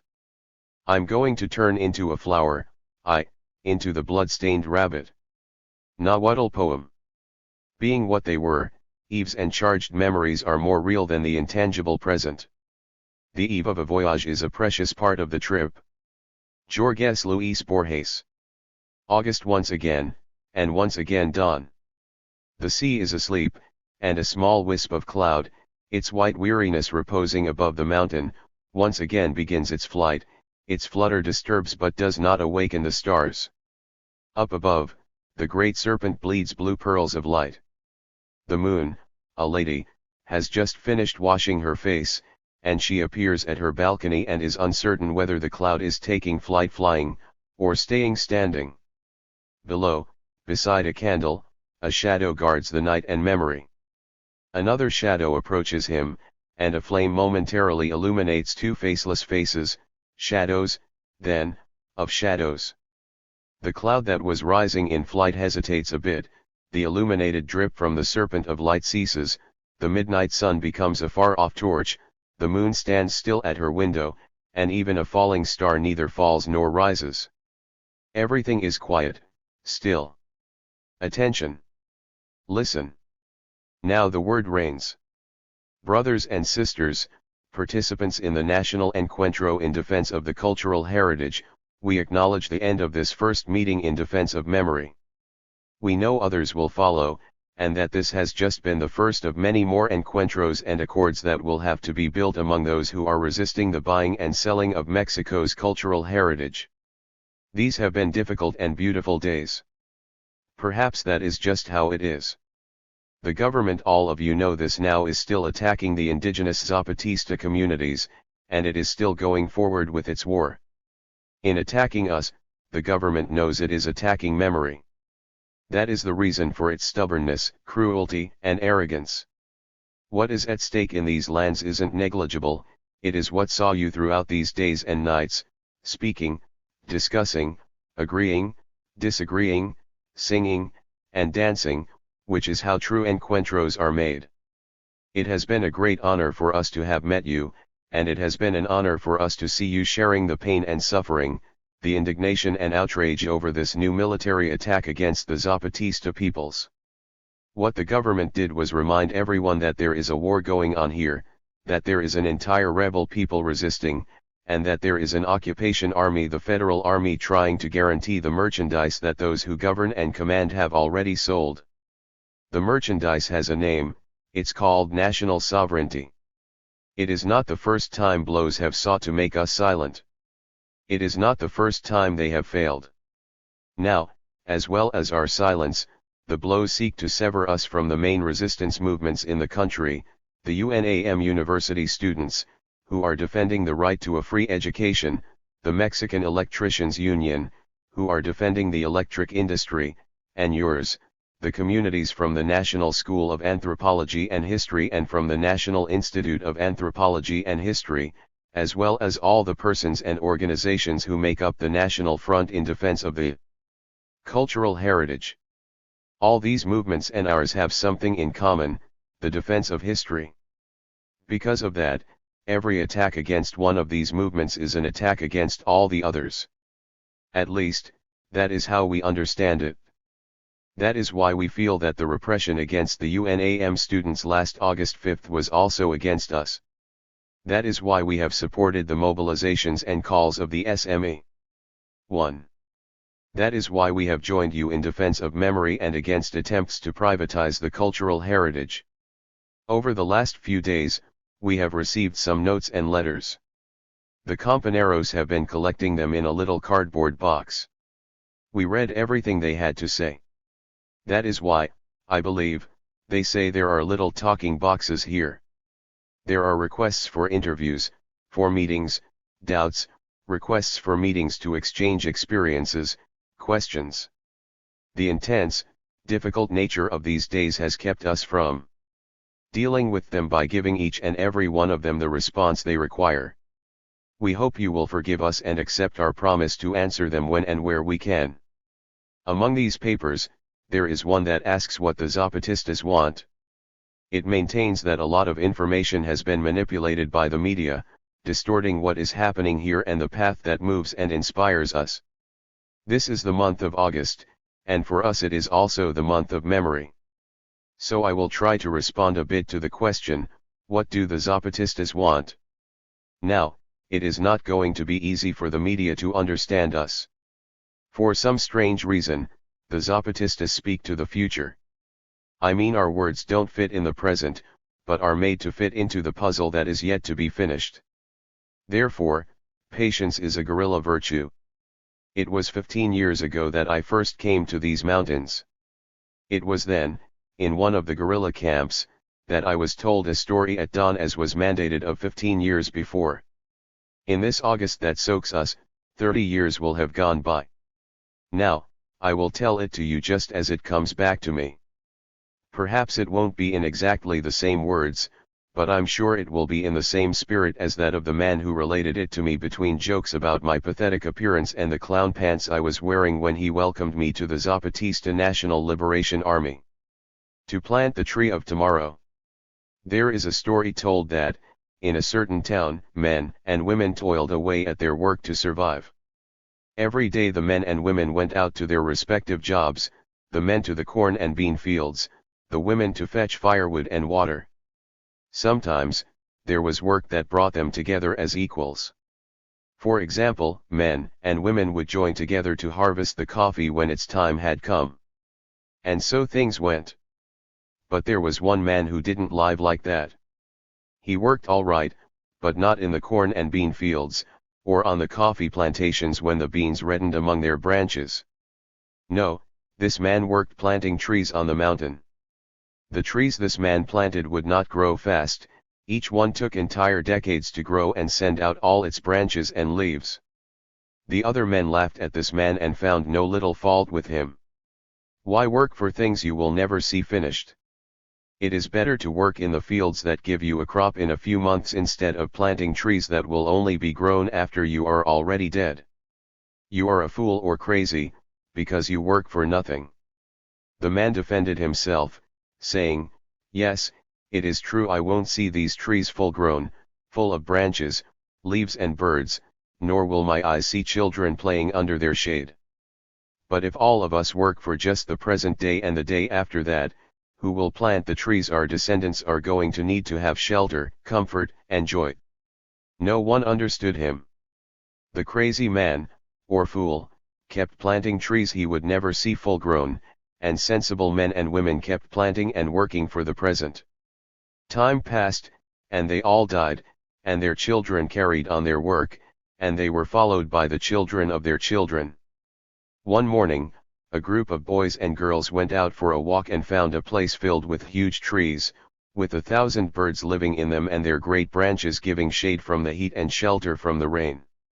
Indeed, they found an entire mountainside dense with trees. The boys and girls went back to their town, speaking of this marvelous place. The men and women gathered together and went there and were filled with wonder. Who planted this? They asked. Nobody knew. They asked their elders and they didn't know either. Only one old one, the oldest in that community, could give them the information, and he told them the story of the crazy man and fool. The men and women assembled and had a discussion. They saw and understood the man who their ancestors had dealt with so harshly, and they admired that man very much and were fond of him. They knew that memory can travel very far and arrive where no one can guess. The men and women of that day went to the place of the great trees. They made a circle around one great tree in the middle of the grove, and put a sign on it in colored letters. There, they held a fiesta. Dawn was already approaching. When the last dancers were leaving to go to sleep, the great forest was left alone in silence. It rained.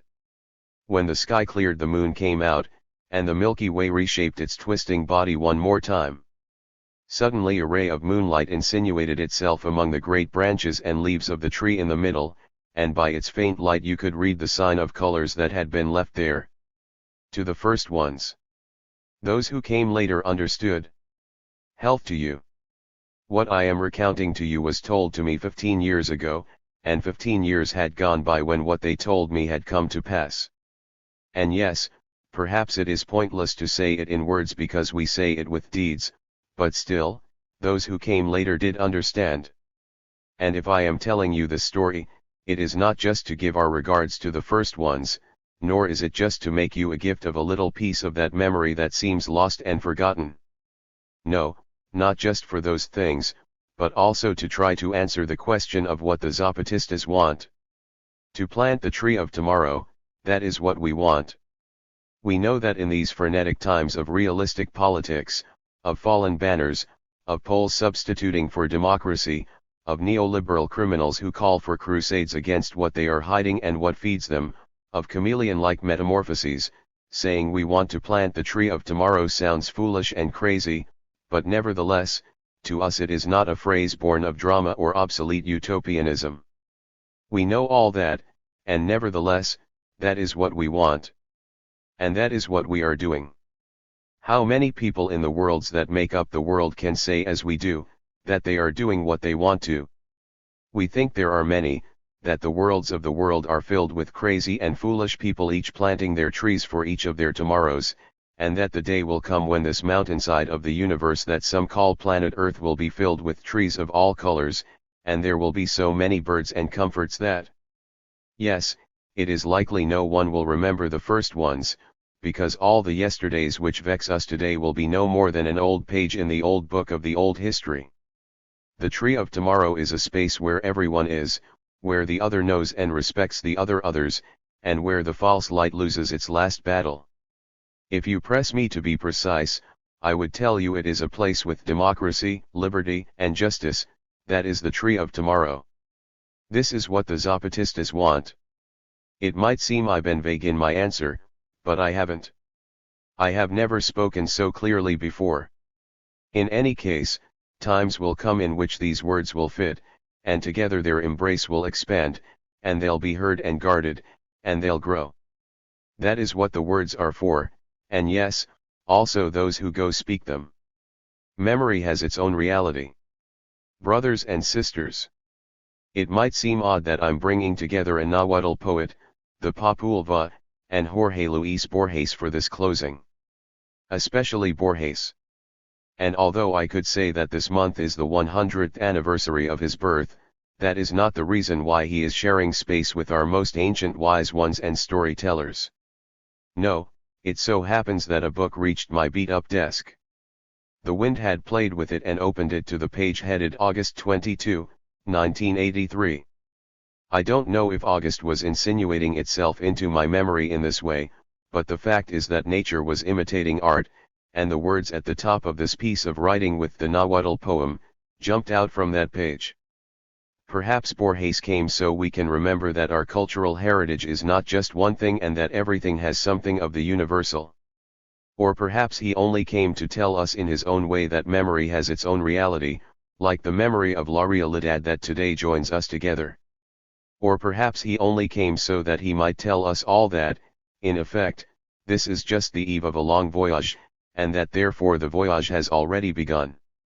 In the end, we know, and that is why we are here, that the fangs of the false light will fall, and, with stones and grains of maize, a tree will grow in any place in any world. And, even if no one then will have memory, the tree will know that the first ones were necessary and kept their word. Meanwhile, the soil will still have to be readied. We will have to learn to let time take its time and, despite the stupid olive drab, continue the struggle so that the word becomes bridge and stone and maize and tree and the hope of tomorrow. All that and more is what the Zapatistas are and what they want. Vale. Health to you, and although it looks like we are defending the past, in reality, in la realidad, we have agreed to defend tomorrow. Democracy, liberty, justice. By the clandestine Revolutionary Indigenous Committee General Command of the Zapatista Army of National Liberation Subcomandante Insurgent Marcos. La realidad, awake. Section 3. Creating memory. Includes the writings that most express Marcos's sense of playfulness, personal reflection, and humor, but also tales that assert age-old community beliefs, perspectives, and orientations as active and living currents in the fabric of present-day Mexico, and humanity as a whole.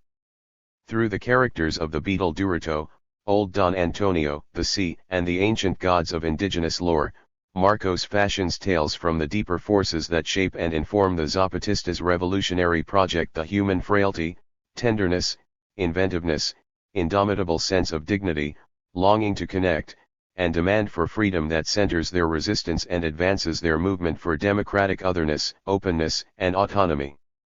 Part 1. Tales for a Sleepless Solitude. The stories of Don Durito. 10 years later, Durito found us again. December 25, 1995.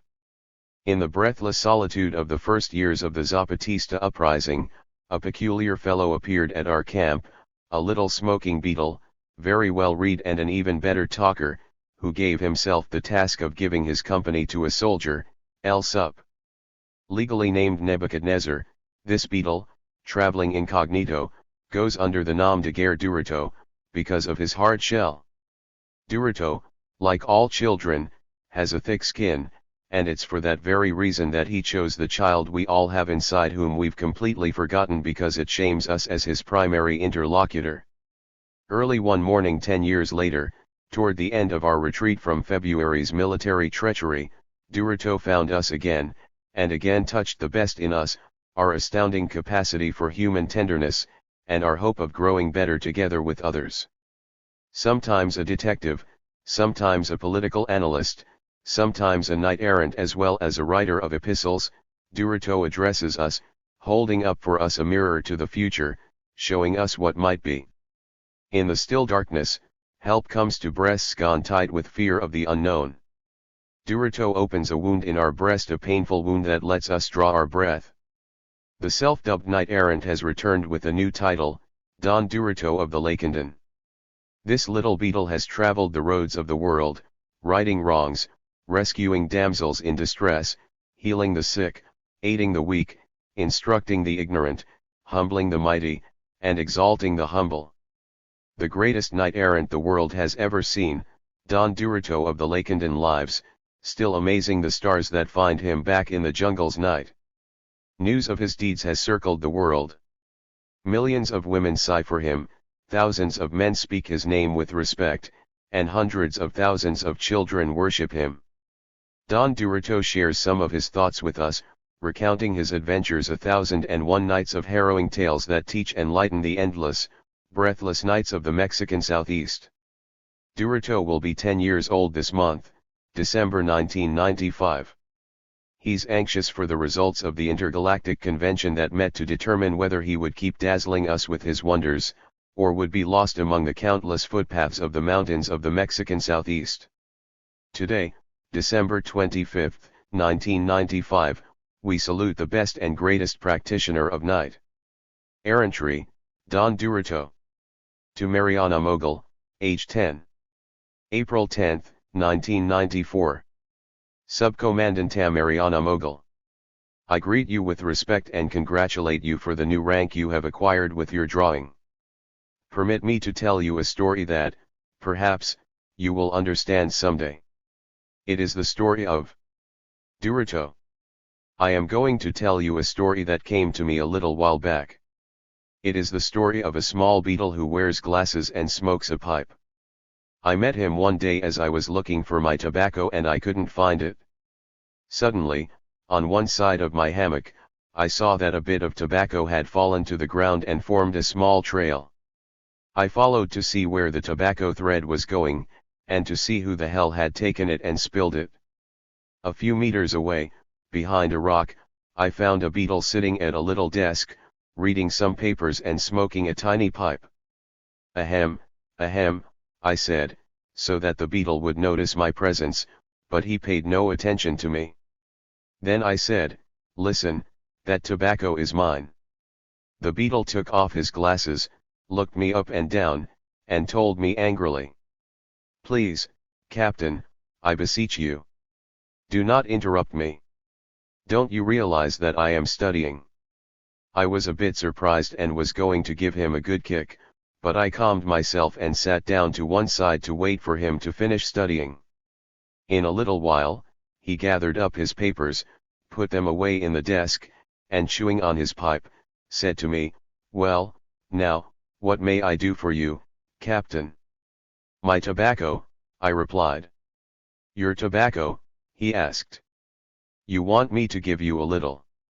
I was beginning to get pissed off, but the little beetle passed me the bag of tobacco with his little foot and added, don't be angry, Captain. Please understand that you can't get tobacco around here, so I had to take some of yours. I calmed down. The beetle was growing on me and I told him, don't worry about it. I've got more around somewhere. He answered. And you, what is your name? I asked him. Nebuchadnezzar, he said, and continued, but my friends call me Durito. You can call me Durito, Captain. I thanked him for the courtesy and asked him what he was studying. I'm studying neoliberalism and its strategy of domination for Latin America, he answered. And what good is that to a beetle? I asked him. He replied, very annoyed, what good is it? I have to know how long your struggle is going to last, and whether or not you are going to win. Besides, a beetle should care enough to study the situation of the world in which he lives, don't you think, Captain? I don't know, I said. But why do you want to know how long our struggle will last, and whether or not we are going to win? Well, you haven't understood a thing, he told me, putting on his glasses and lighting his pipe.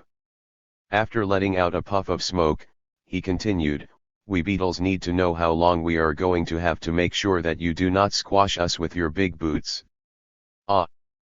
I said. He said. And what conclusion have you come to in your study? I asked him. He took out the papers from his desk and began to leaf through them. He said, every so often, as he reviewed them. After having finished, he looked me in the eye and said, you are going to win. I already knew that, I told him. But how long will it take? A long time, he said, sighing with resignation. I already knew that, too. Don't you know exactly how long? I asked. It's uncertain. Many things must be taken into account, the objective conditions, the ripeness of the subjective conditions, the correlation of forces, the crisis of imperialism, the crisis of socialism, etc., etc. I said. What are you thinking about, Captain? Nothing, I answered. Well, Mr. Durito, I have to go. It was a pleasure to have met you. And you may take all the tobacco you want, whenever you like. Thank you, Captain. You can be informal with me if you like. Thank you, Durito. Now I'm going to give orders to my companeros that it is forbidden to step on beetles. I hope that is of some help. Thank you, Captain. Your order will be very useful to us. But regardless, be very careful, because my boys are very distracted, and they don't always watch where they are going. I'll see to that, Captain. See you later. See you later. Come whenever you like, and we'll talk. I'll do that, I told him, and went back to headquarters. That's all, Mariana. I hope to meet you personally someday, and to be able to trade ski masks and drawings. Vale. Health to you, and more color pens, because the ones you used surely must have run out of ink. The glass to see to the other side. February-May 1995. Cut from the inverse side, a mirror ceases to be a mirror and becomes a glass. Mirrors are for looking on this side, and glass is made to look to the other side. Mirrors are made to be etched. A glass is made to be broken. To cross to the other side. From the mountains of southeast Mexico. P.S. The image of the real or the unreal, which searches among so many mirrors, for a glass to break. Durito. Don. Mexico City. Durito wanders through the streets adjoining the Zocalo.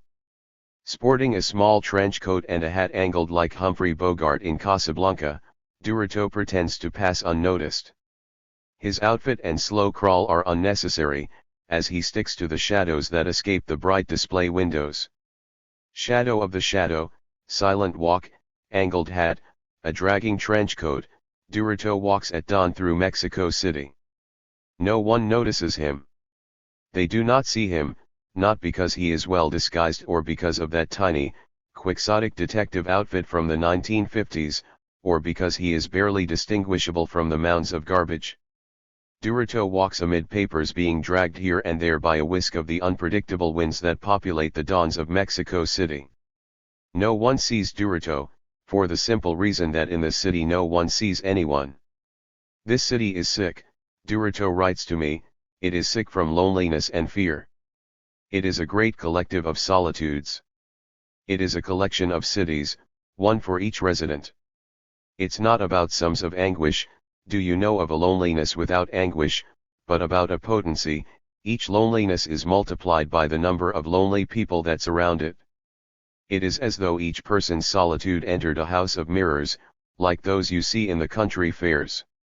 Each solitude is a mirror that reflects another solitude, and like a mirror, bounces off more solitudes. Durito has begun to discover that he is in foreign territory, that the city is not his place. In his heart and in this dawn, Durito packs his bag.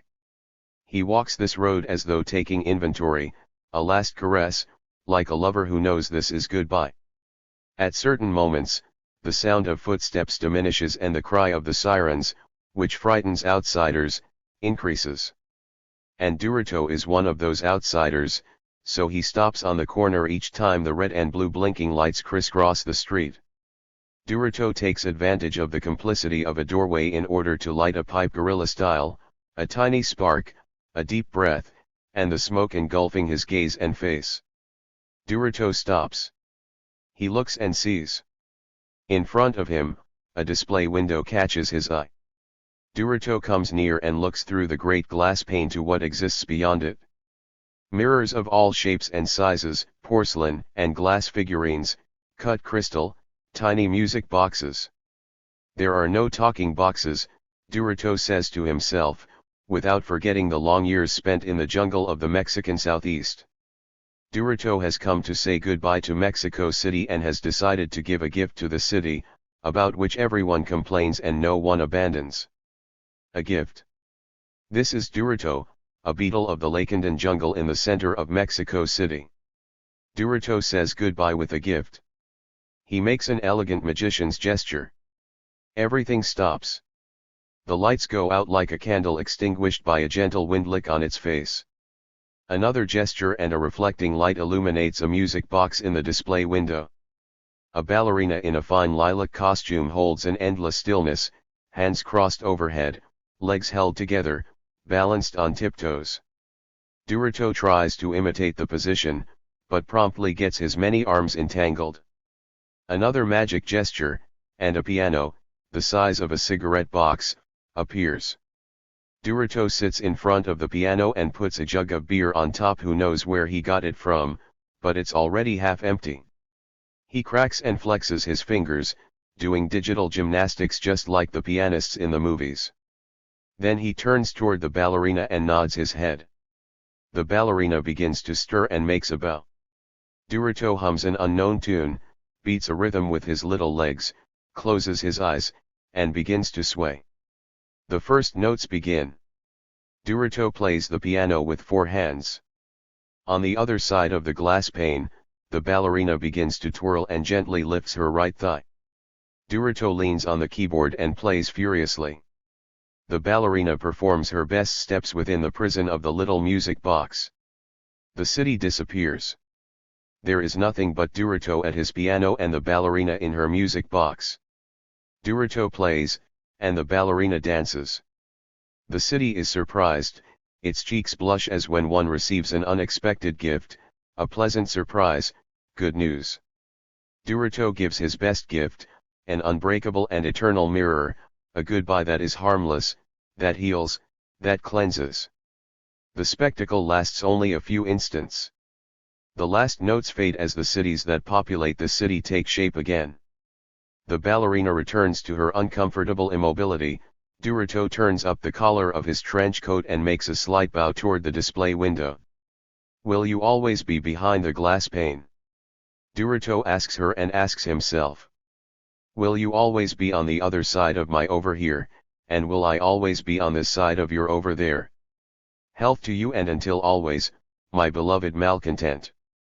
Happiness is like a gift, it lasts for a moment, and it is worth it.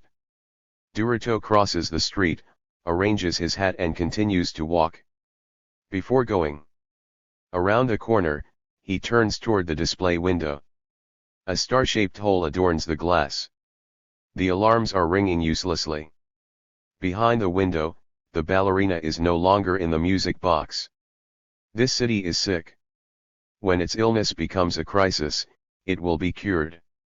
This collective loneliness, multiplied by millions and empowered, will end by finding itself and finding the reason for its powerlessness. Then, and only then, will this city shed its grey dress and adorn itself with brightly colored ribbons, which are so abundant in the provinces. This city lives a cruel game of mirrors, but the game of the mirrors is useless and sterile if finding the transparency of glass is not a goal. It is enough to understand this and, as who knows who said, struggle and begin to be happy. I'm coming back. Prepare the tobacco and the insomnia. I have a lot to tell you, Sancho. Duruto signs off. It is morning. A few piano notes accompany the day that comes and Duruto, who leaves. To the west, the sun is like a rock, shattering the glass pane of the morning. Veil once again. Health to you, and leave surrender to the empty mirrors. El Sup, getting up from the piano and, confused by so many mirrors, looking for the exit door.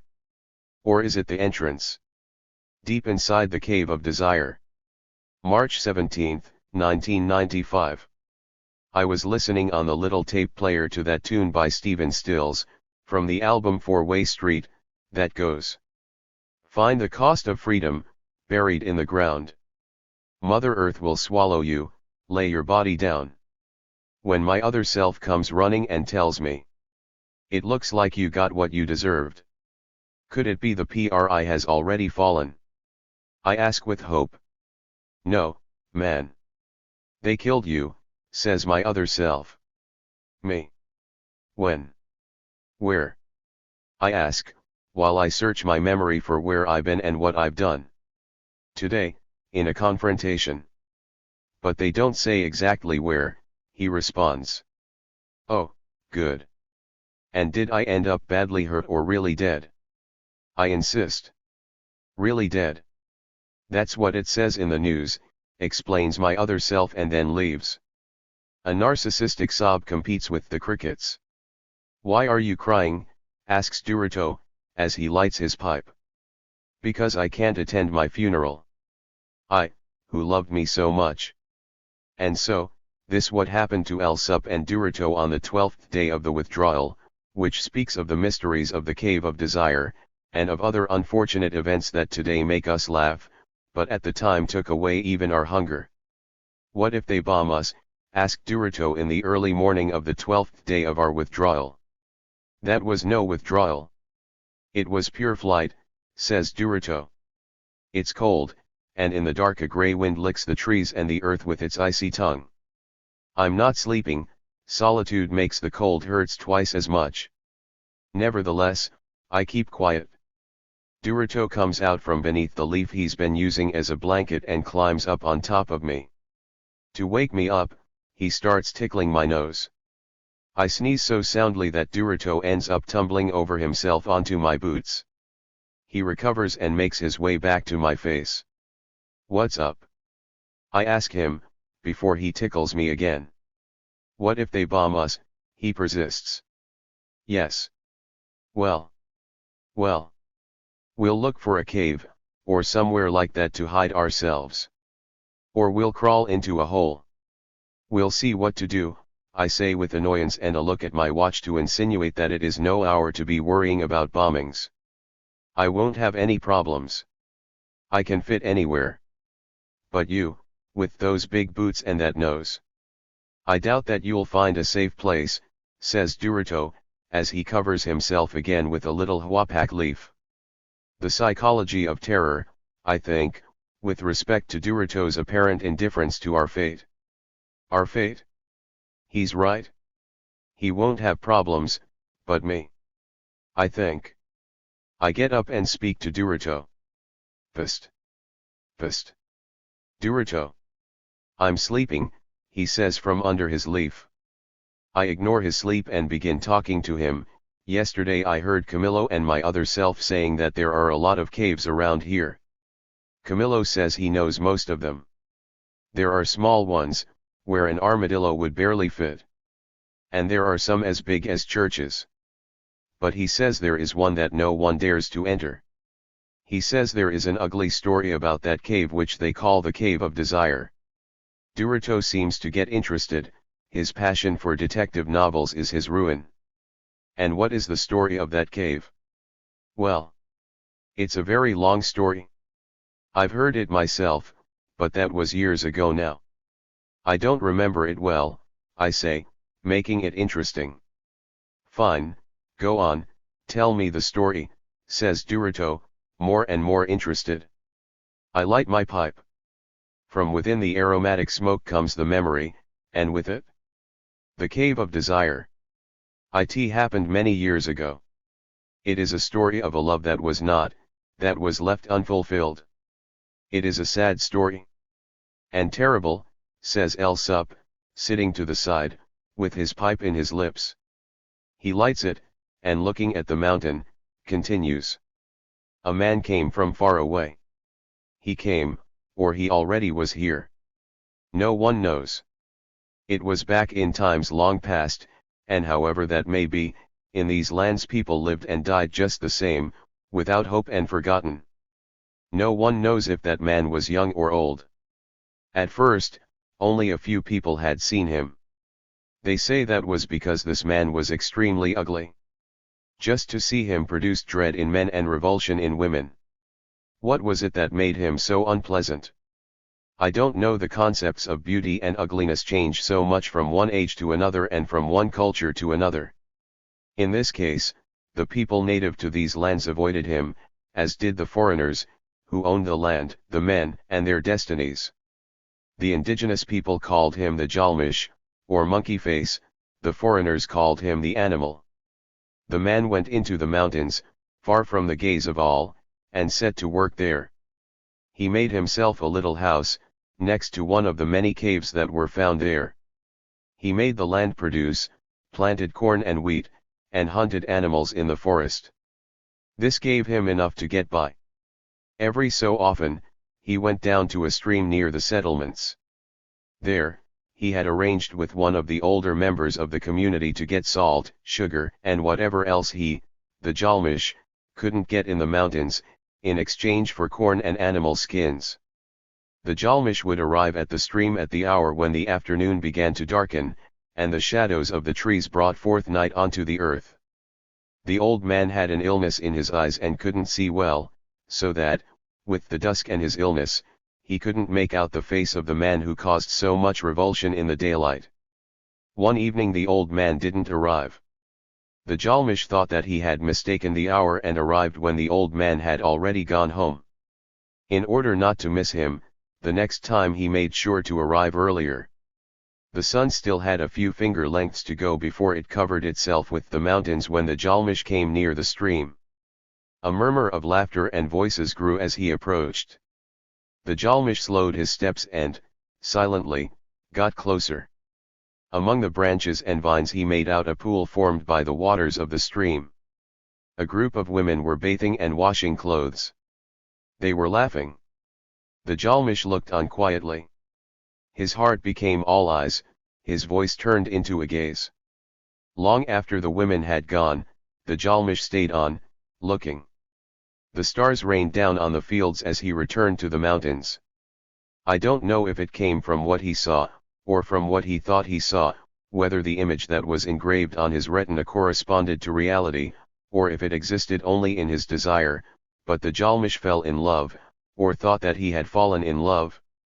And his love was not something idealized or platonic. No, it was quite earthy. The feelings that he bore were like the call of a war drum, like lightning that becomes fierce rain. Passion took his hand, and the Jalmish began to write letters, love letters, the letter delirium that filled his hands.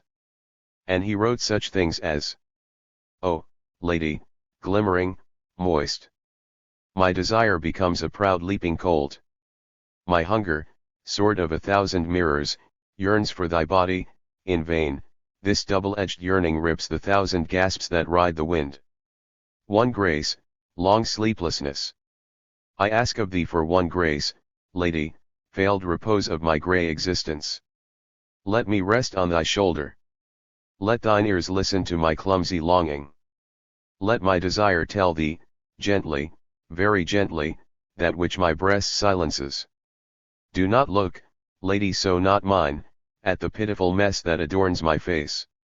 Let thine ears become thy gaze, give up thine eyes to see the murmurs that walk within me, longing for thee.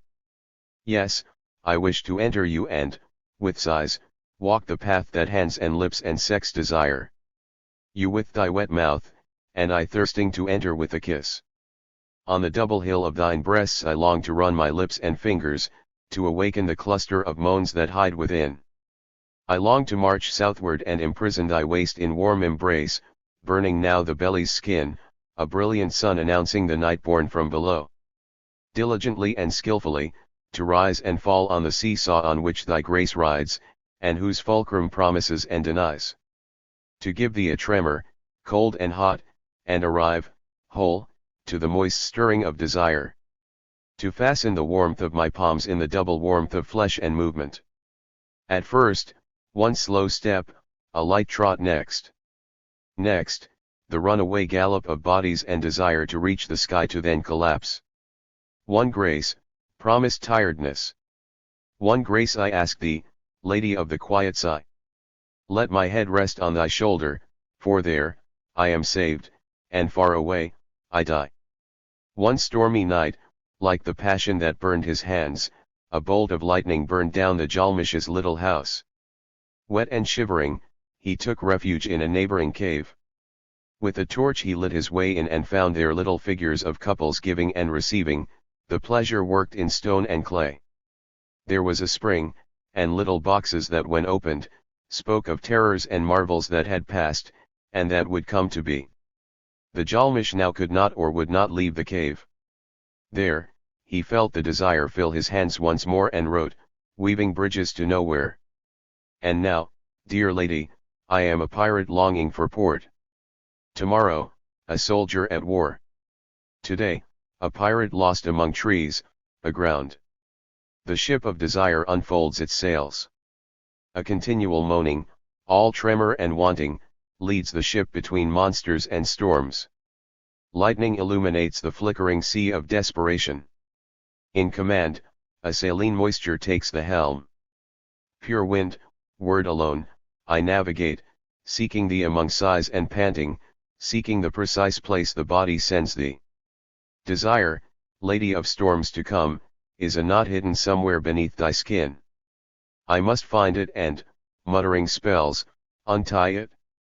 Then thy longings, thy feminine swaying, shall be free, and they will fill thine eyes and mouth, thy womb and belly. But free for just one moment, for my hands already have come to make them prisoners, to lead them out to sea in my embrace and with my body. I shall be ship and restless sea, so that I may enter thy body. And there shall be no rest in so much storm, capricious waves will toss our bodies about. and one last and ferocious slap of salty desire will hurl us to a beach where sleep arrives. Now I am a pirate, lady of tender storm. Don't await my assault, come to it. Let the sea, the wind, and this stone-turned ship be witnesses. The cave of desire. The horizon clouds over with black wine, now we are arriving, now we go. So it happened, they say. And they say that the Jalmish never again left the cave. No one knows whether the woman to whom he wrote the letters existed in truth or was a product of the cave of desire. What they say is that the Jalmish still lives in it, and whoever comes close becomes afflicted with the same desire. Duroto has followed the whole story attentively. When he sees I have finished, he simply says, "We have to go." Duroto and Pegasus. The moon is a pale almond. Silver sheets reshape trees and plants. On the tree trunks, panicky crickets pierce white leaves, as irregularly as the shadows of the night below. Gusts of grey wind agitate trees and anxieties. Duroto makes a bed in my beard. The sneeze he provokes makes the armed gentleman roll on the floor. Duroto gathers himself deliberately. To his already imposing body armor, Duroto puts on his head half a collared shell, a species of hazelnut native to the Lakendan jungle, in addition to holding a medicine cap like a shield. Excalibur is sheathed, and a lance, which looks suspiciously similar to a stretched-out paper clip, completes his attire. Now what? I say as I try, somewhat pointlessly, to help Duroto with my finger. Duroto rearranges his body, I mean, his armor. He unsheathes Excalibur, clears his throat twice, and says in a deep voice, "It is dawn, my battered shield-bearer. It is the hour in which the night arranges its garments to go, and the day sharpens Apollo's spiky mane so he can peer at the world. It is the hour when knights-errant ride in search of adventure to raise their prestige before the absent eyes of the maiden, who prevents them, even for an instant, from closing their eyes to seek oblivion or rest. I yawn and let my eyelids lower to bring me oblivion and rest." This irritates Duroto, and he raises his voice. "We must be off to wrong maidens, straighten out widows, give refuge to bandits, and jail the destitute." "Sounds to me like a government program," I say to him with my eyes closed. Duroto appears to have no intention of leaving without waking me fully. "Wake up, scoundrel. You must remember to follow your master wherever misfortune or adventure may take him." At last I open my eyes and stare at him. Duroto looks more like a broken-up army tank than a knight-errant. I wanted to clear up my doubts, so I asked him, "And who are you exactly?" Duroto answers, assuming, according to him, his most gallant pose, "I am a knight-errant, but not one of those whom fame forgot to immortalize in history. I am one of those who, in spite of envy, of all Persia's magicians, of India's Brahmans, of Ethiopia's sophists, will put his name in the temple of immortality so it may serve as an example, in the coming centuries, so that other knights-errant may see what steps to follow, if they wish to reach the peak and high honor of arms." Sounds to me like, I begin to say, but Duroto interrupts me. "Silence, insensitive commoner. You pretend to slander me, saying that the ingenious and noble Don Quixote of La Mancha has plagiarized my speeches. And certainly, since we are on this subject, I should say there are those who say that you are wasting space in your epistles. Bibliographical notes, huh? If you continue you will end up like Gallio.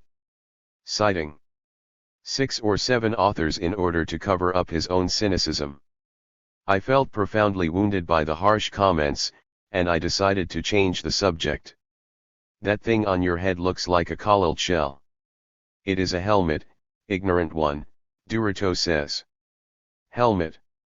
It looks like a shell with holes," I insist. "Collared, helmet, and halo. In that order, Sancho," Duroto says as he arranges the helmet. "Sancho?" I stutter, say, ask, protest. "Look, stop this nuisance and get ready so we can leave.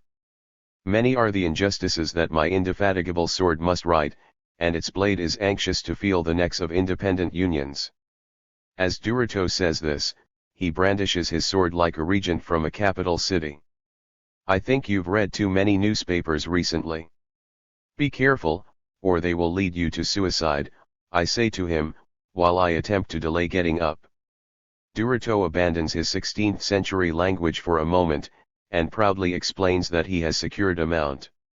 He says it is as swift as lightning in August, silent as the wind in March, docile as the rain in September, and many more marvels that I don't remember, but there was one quality per month.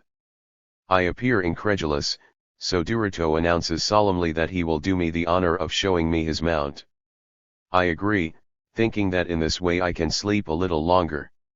Duroto leaves and is so long in returning that I actually do fall asleep. A voice awakens me, here I am. It's Duroto, and he is mounted on the logical reason for his delay, a turtle. At a pace that Duroto insists on calling an elegant trot and which to me appears more prudent and slow, he approaches me. Mounted on his turtle, they call it cock-insultal, Duroto turns to look at me and asks, "So, how do I look?" I gaze at this knight-errant, who for some unknown reason has been brought to the solitude of the Lakendan jungle, and keep a respectful silence. His appearance is peculiar.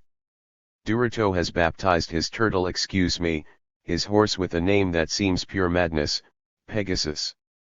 So that there is no doubt, Duroto has written on the turtle's shell, in large and decisive letters, Pegasus. Copyright reserved, and below that, please, fasten your seat belts. I can hardly resist the temptation of making a comparison with the economic recuperation program, when Duroto turns his mount so I can see the other side. Even though Duroto has announced a vertiginous turn of his horse, Pegasus takes his time, making a slow turn.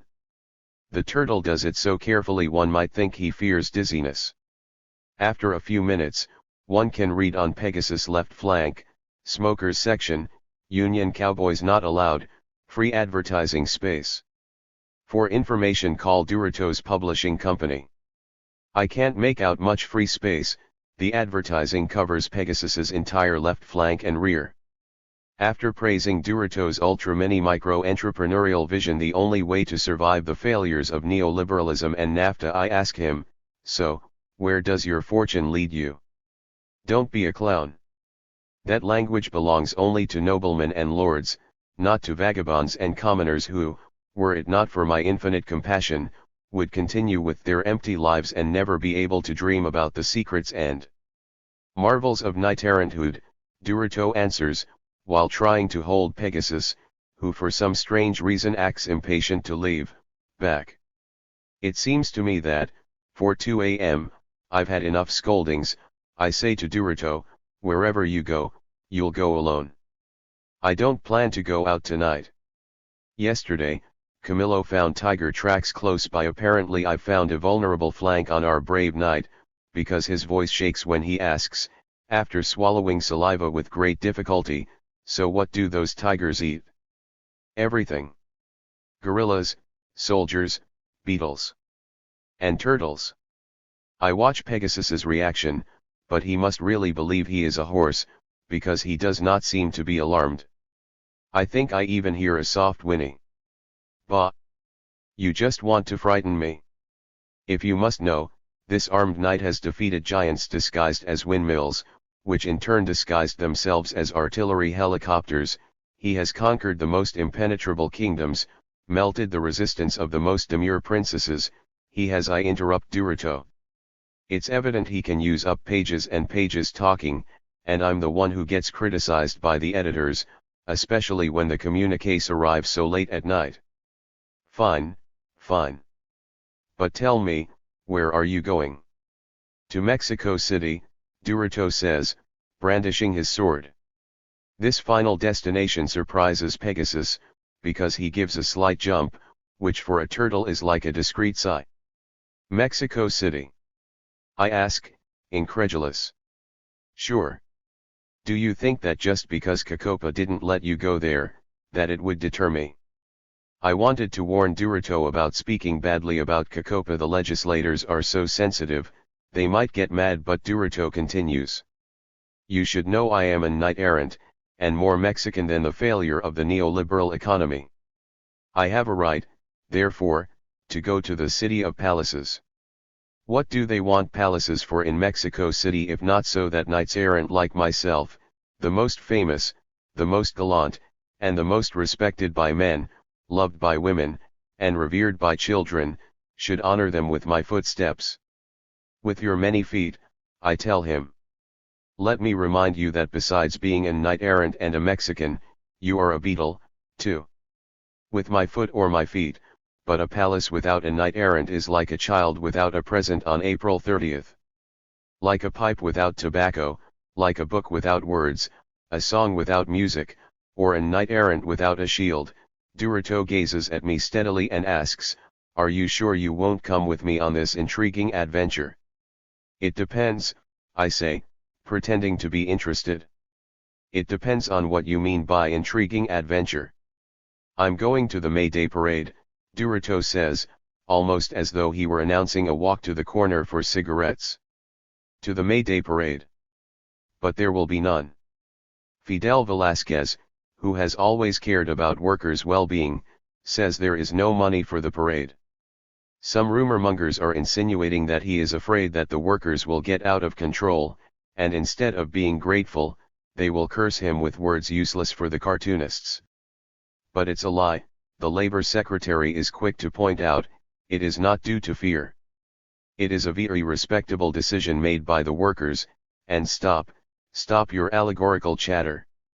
I'm going to the May Day parade to challenge Fidel Velázquez who, as we all know, is a fierce ogre who oppresses the poor to a duel. I will challenge him to fight in the Aztec Stadium, maybe that will sell more tickets. Ever since they let Ben Haker go, don't criticize me if I didn't spell it right, not even the American directors could spell the name, and they were the ones who wrote him checks, not even the eagles can see the vultures. Durito is silent for a moment and looks pensively at Pegasus, who must have gone to sleep, since he hasn't moved in a while. Then Durito asks me. Do you think Fidel Velázquez has a horse? I sort of doubt that. Well, he's a charro.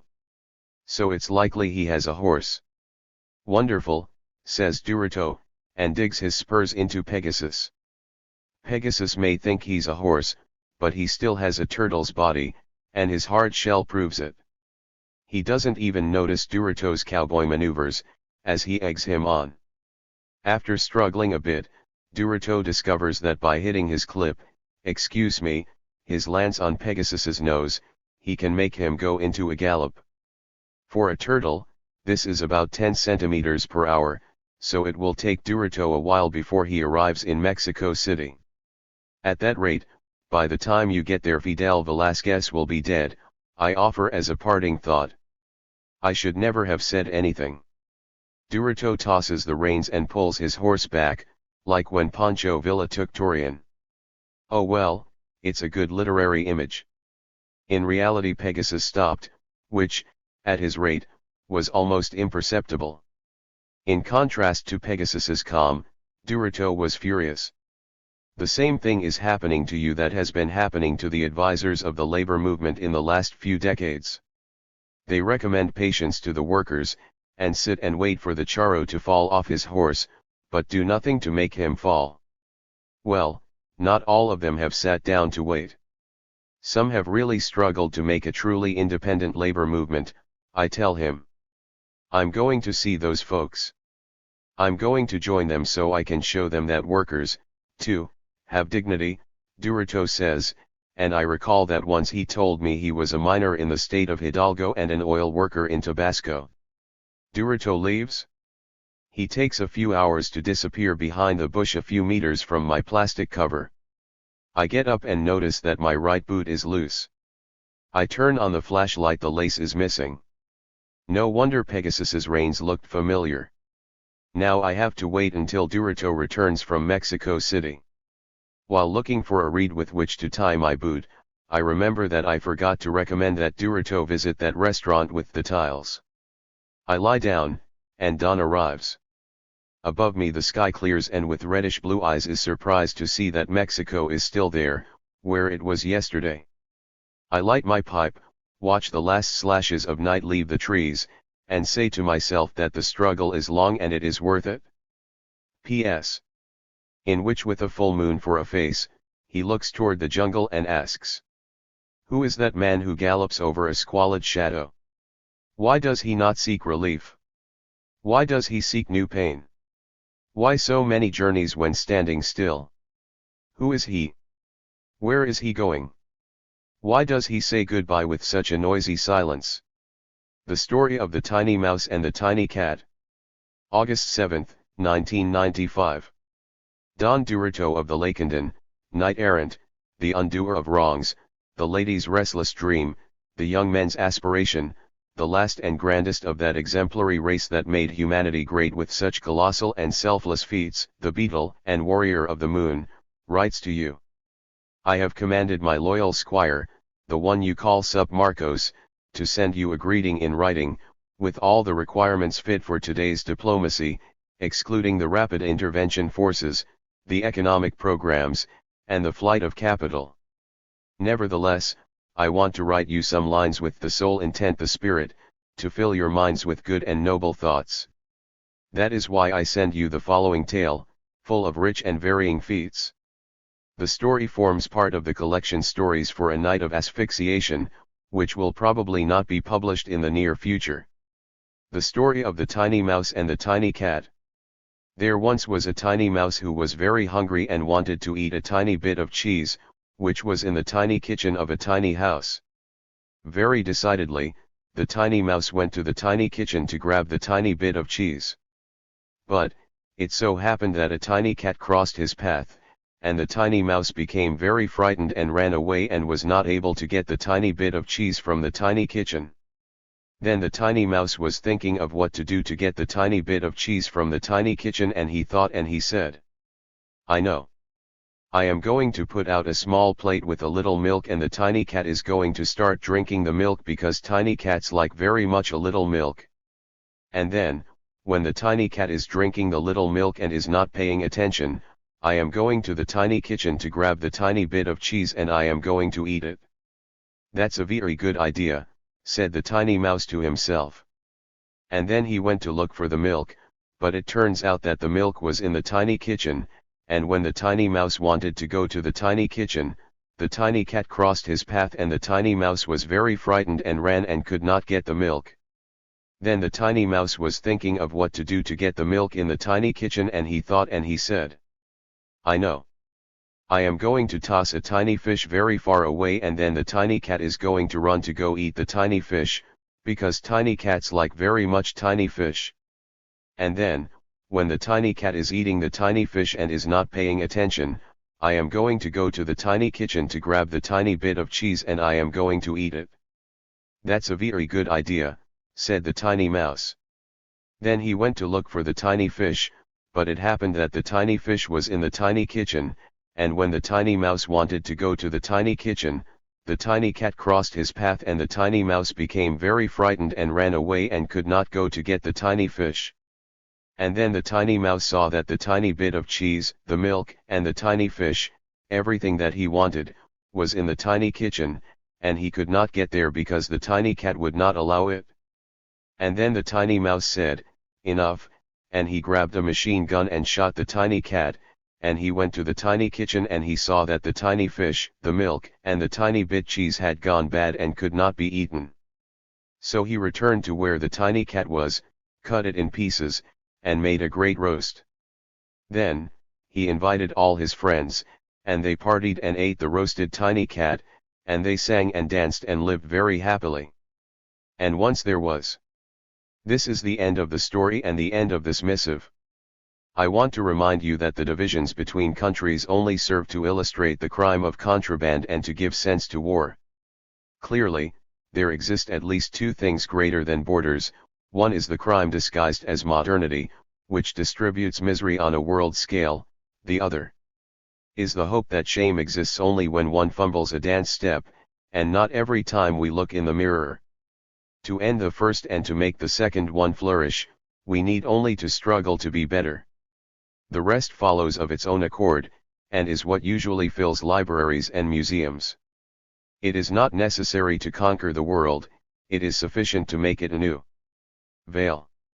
Health to you, and know that a bed is only a pretext for love, that a tune is only an adornment to dance, and that nationalism is merely a circumstantial accident for struggle. Don Durito of the Lakenden. P.S. Please excuse the brevity of these letters. It so happens that I must press ahead with my expedition to invade Europe this winter.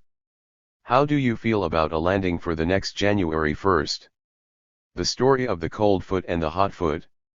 October 27, 1995. Dawn barely begins to trace itself. The cold and darkness cover the wake of a gallant knight-errant and the sorrow of his wretched squire. No one can find the moon, and the lightning is followed by thunder. The mud renews itself with rain, and the wheat with a kiss. Durito reviews the newspaper, bites his pipe, and looks at me with reproach.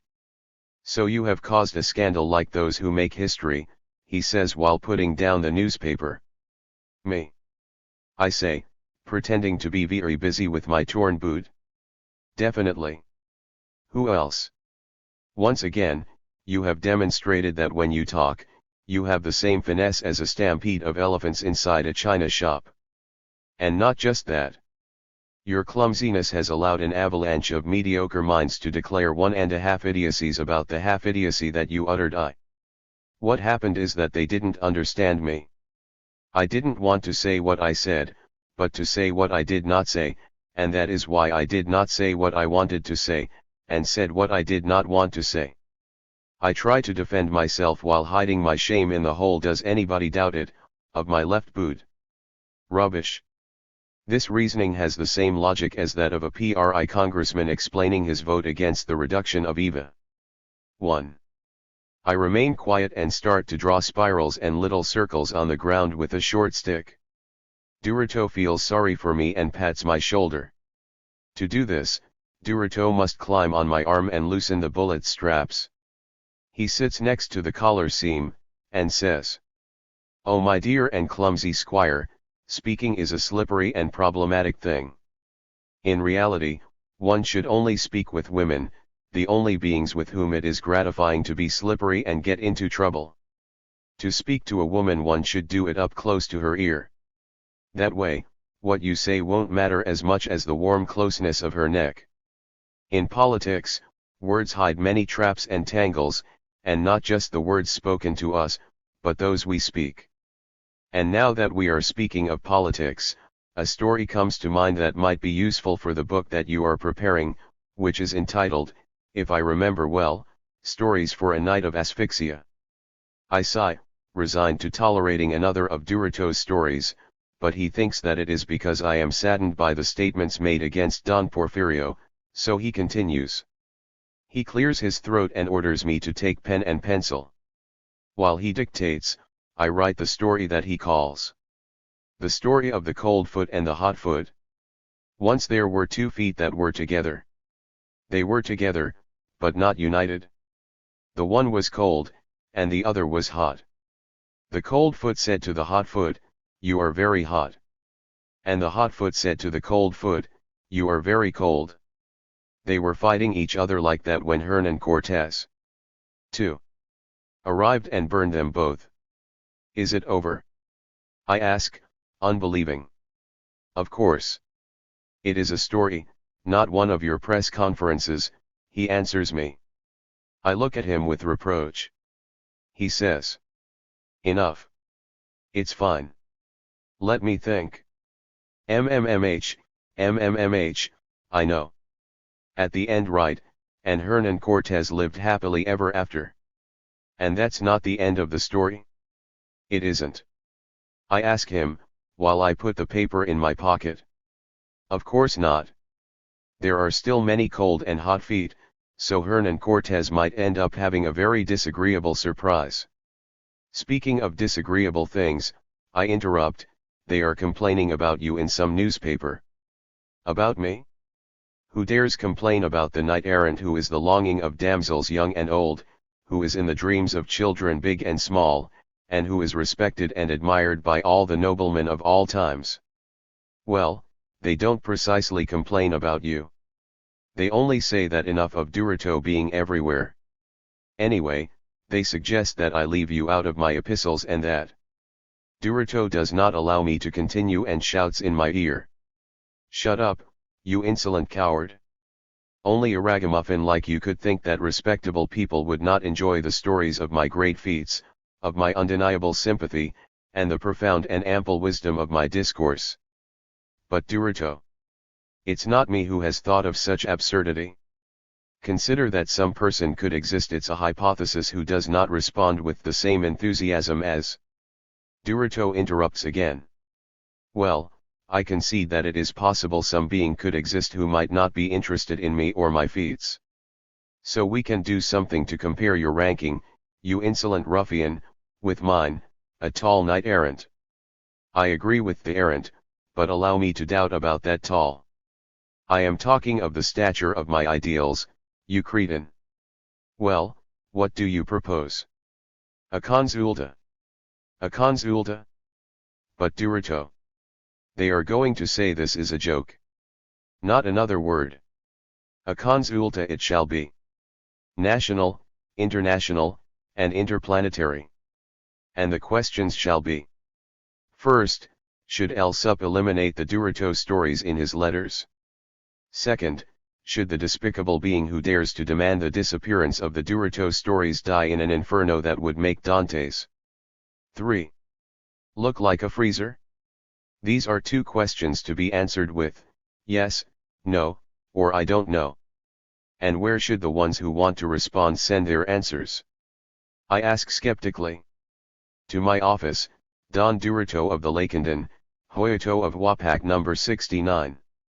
Mountains of the Mexican Southeast, Chiapas, Mexico. I see that Duroto is very determined, so it's better for him to clarify some matters. What are the minimum and maximum ages to participate in this consulta? Minimum is 6 months. Maximum is a minute before breathing one's last breath. But Duroto, do you think that a 6-month-old person could answer these questions? Of course.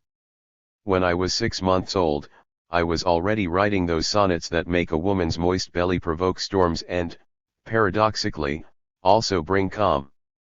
But you are a beetle. Even more in my favor. No more discussion. Write up the convocation and add that all females may attach to their ballot their best sigh. Although, on second thought, no, better leave out the sighs. For sure, with so many sighs here, they could turn into a hurricane which would make Roxana seem like an inopportune breeze. 4. Better still, let them send red carnations. Maybe we can set up a flower export business with them. Well, what do you think? I think you are delirious. You have gone mad, I say to him. My dear, skinny squire. The morning can become dawn only if there are doses of delirium and madness, Duroto says while he goes back to his place and covers himself again with the little huapac leaf, but not before drawing a great and rotund 69 on the top. Let me know when the replies start arriving. Hell! I won't be able to get to sleep because of this sweet wait, Duroto says seconds before starting to snore as if he were a power saw with no exhaust valve. I remain quiet. I light up my pipe and slowly inhale some memory. The dawn above me dilutes its last dark grays, far away the day takes a bite of the horizon, and the cold turns lukewarm, here. In the mountains of the Mexican Southeast. Veil again. Health to you, and may the madness and the delirium multiply. El Sup, yearning for the flower with which October decorates the Ceiba. The Story of the Bean Brown Horse. January 9, 1996. Present at this National Indigenous Forum is a personality who, because he is so shy, is now hurrying out of the room. I am referring, of course, to the very great and beloved Don Duroto of the Lacandon, wandering knight and nobleman, who gallops through the mountains of the Mexican Southeast. The most exalted and most dignified representative of the most honorable profession of knight-erranthood, The always lively Don Durito of the Lakenden has asked me, since I am his shield bearer and companion, to say a few words to you in his name. Due to one of those promises made and carried out by knight-errants, Durito has had to remain silent for some time, awaiting the results of the intergalactic consulta that he requested. I have to say, taking advantage of his absence, that his silence was pretty strident, and that he never gave me a morning's rest, which, I believe, all good shield bearers deserve. So today at dawn I was smoking and thinking about how to thank you for having come, when suddenly I see something that looks strangely like a beetle, scurrying underneath the door. It was Durito. He was dressed in an old torn coat, and a rather large hat, to my thinking it was too big for him, and with a cane in hand. Durito quickly informed me that he was undercover to avoid his many female admirers. He also made it clear that he was not carrying a cane but Excalibur, his justice-seeking sword disguised as a cane. The ones you need to avoid are the national security agents, the PGR, the military intelligence, the CIA, the FBI, and the other etceteras who like to attend events of this kind, I said, while watching with alarm how he sacked a bag of tobacco. Quickly, he said to me, "Write down what I'm about to tell you, because I have to go." And without giving me a chance to ask why the hurry, Durito dictated.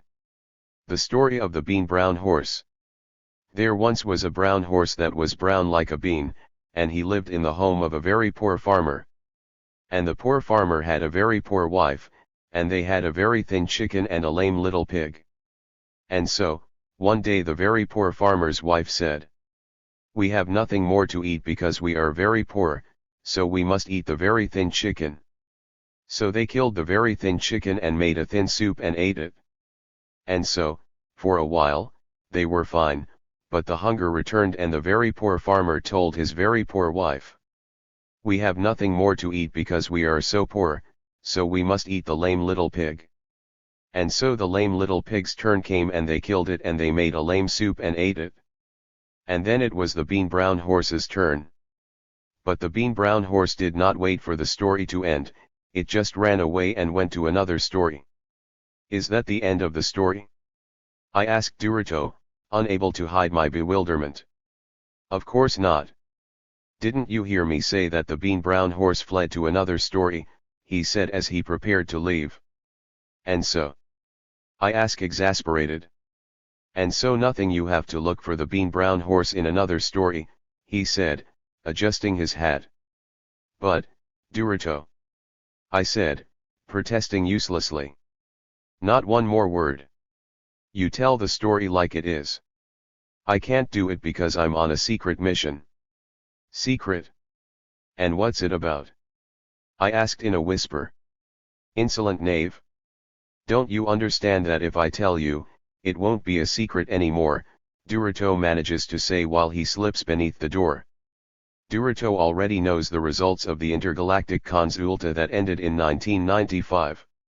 He knows that he had a resounding and indisputable victory, which condemns me to narrating his great feats and adventures. That is why Don Durito of the Lakenden is off already to straighten out injustices and astound the entire world with his achievements. The greatest thief of feminine size, the role model for young men, the children's hero, the great Don Durito of the Lakenden, has returned.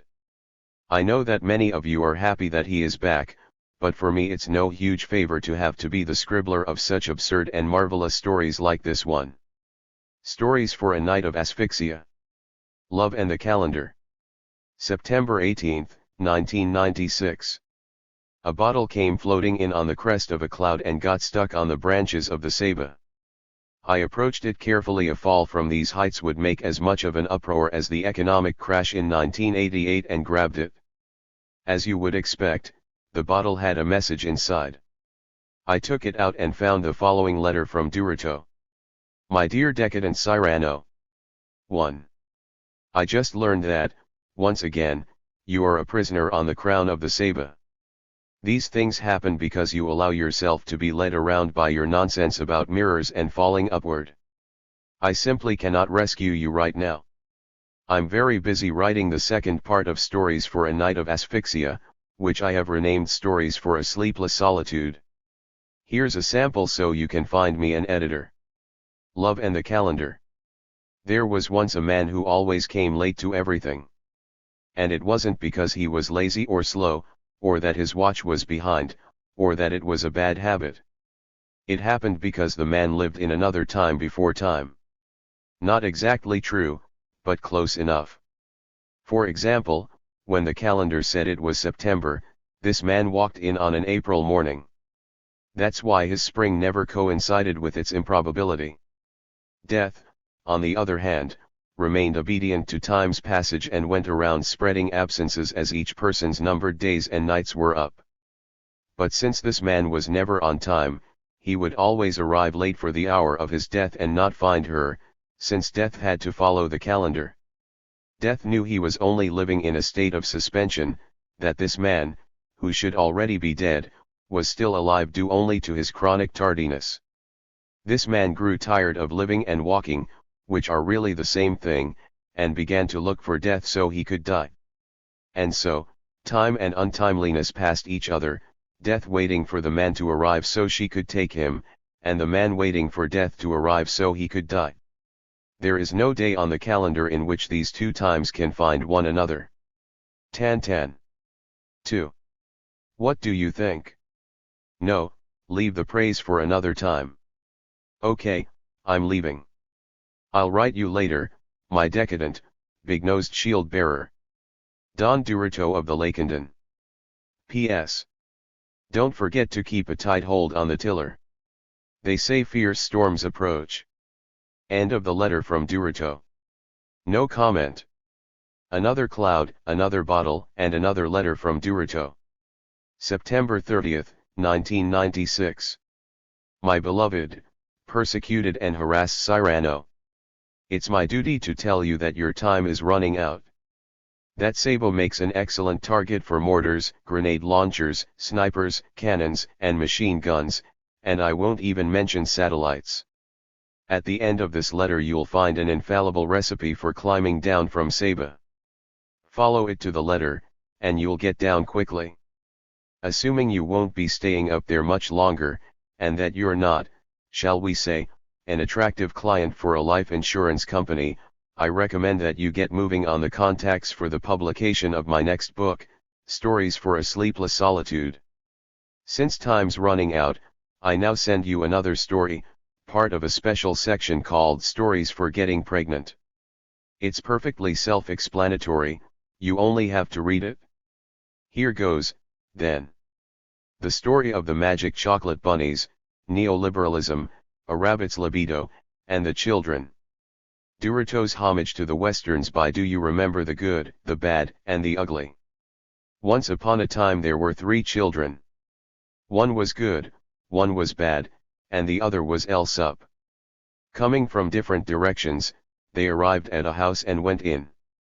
Inside the house there was only a table. On that table there was a plastic container, like the kind used for ice cream or slushies, one for each child. Inside each white plastic container, take note, they had no brand name or logo, there were 2 chocolate bunnies and a slip of paper. The slip of paper said, "Instructions for using the 2 chocolate bunnies. After 24 hours, this pair of chocolate bunnies will reproduce and make a new pair of bunnies. Every 24 hours thereafter, the pairs of chocolate bunnies inside this white plastic container will multiply into other pairs.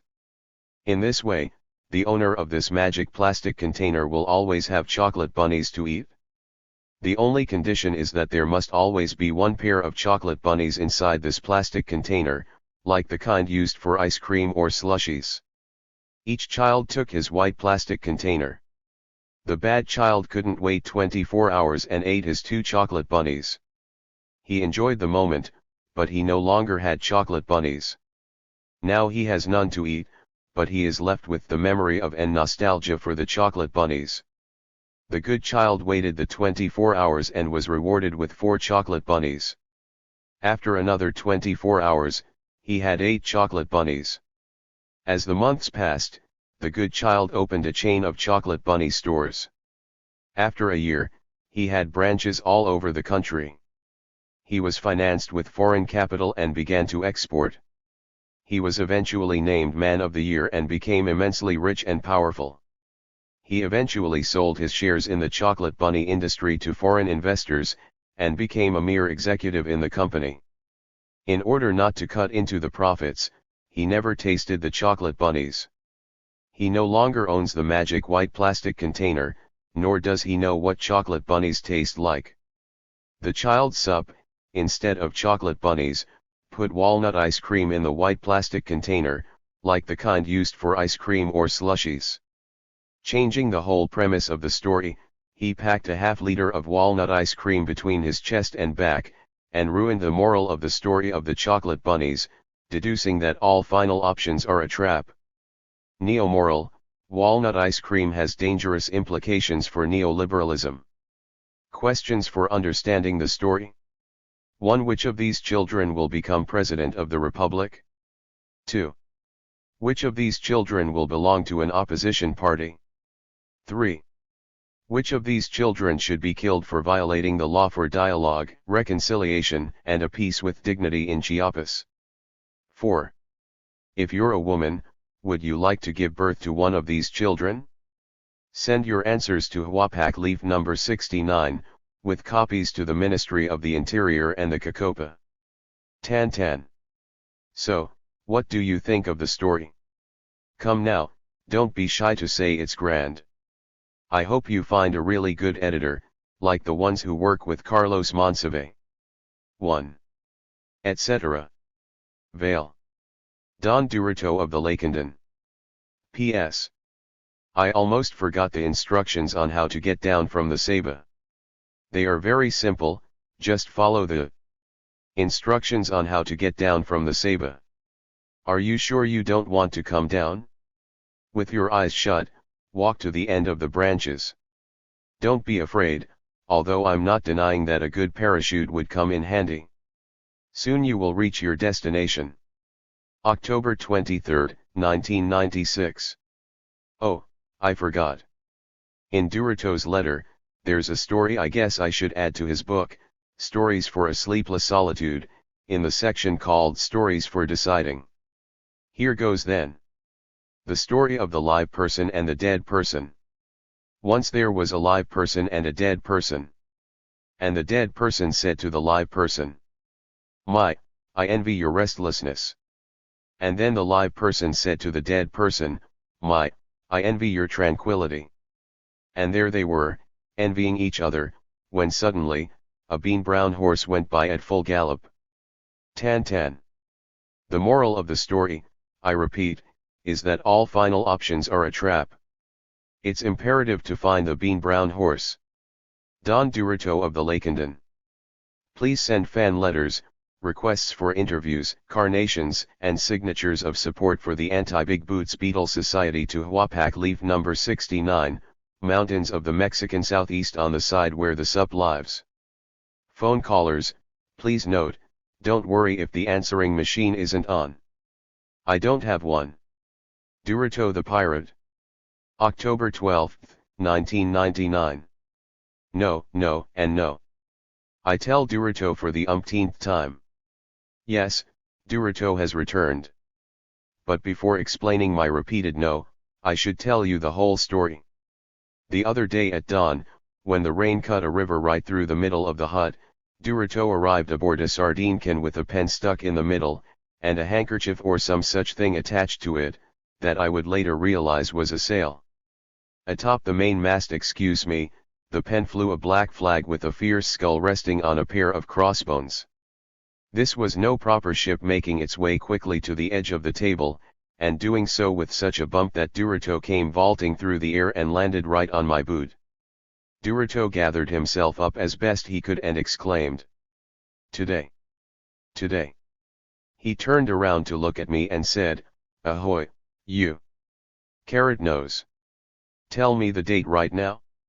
I wavered, one small part of me wanting to hug Durito on his return, and another small part wanting to kick him for the carrot nose bit, and another bigger part for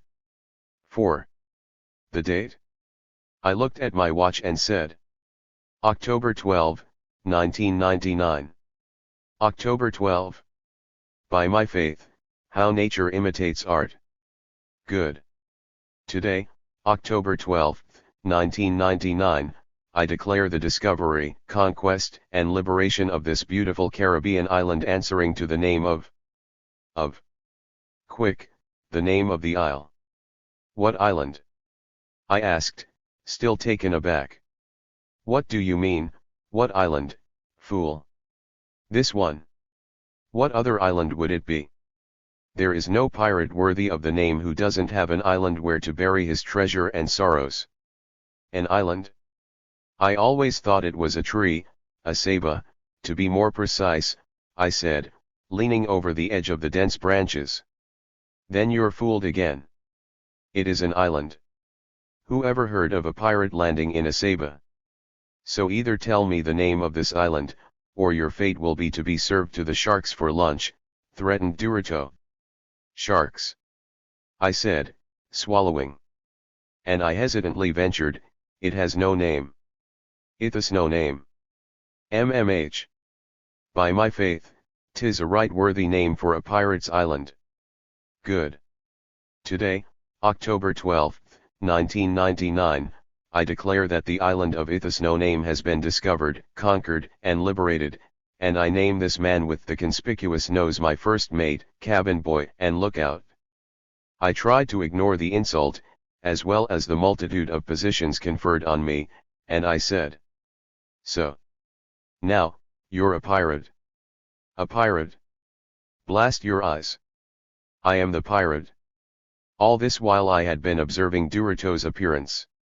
A black patch adorned his right eye, a red bandana covered his head, a piece of wire had been twisted into a hook on one of his many arms, and another held the shining wand that was once Excalibur. I was not quite sure what it had become now, but it must be the kind of sword, cutlass, whatever it is, that pirates use. In addition, there was a little twig tied to one of his little legs just like a peg leg. So. What do you think? Asked Dorito, making a half-turn to show off all the finery he has concocted for his pirate's costume.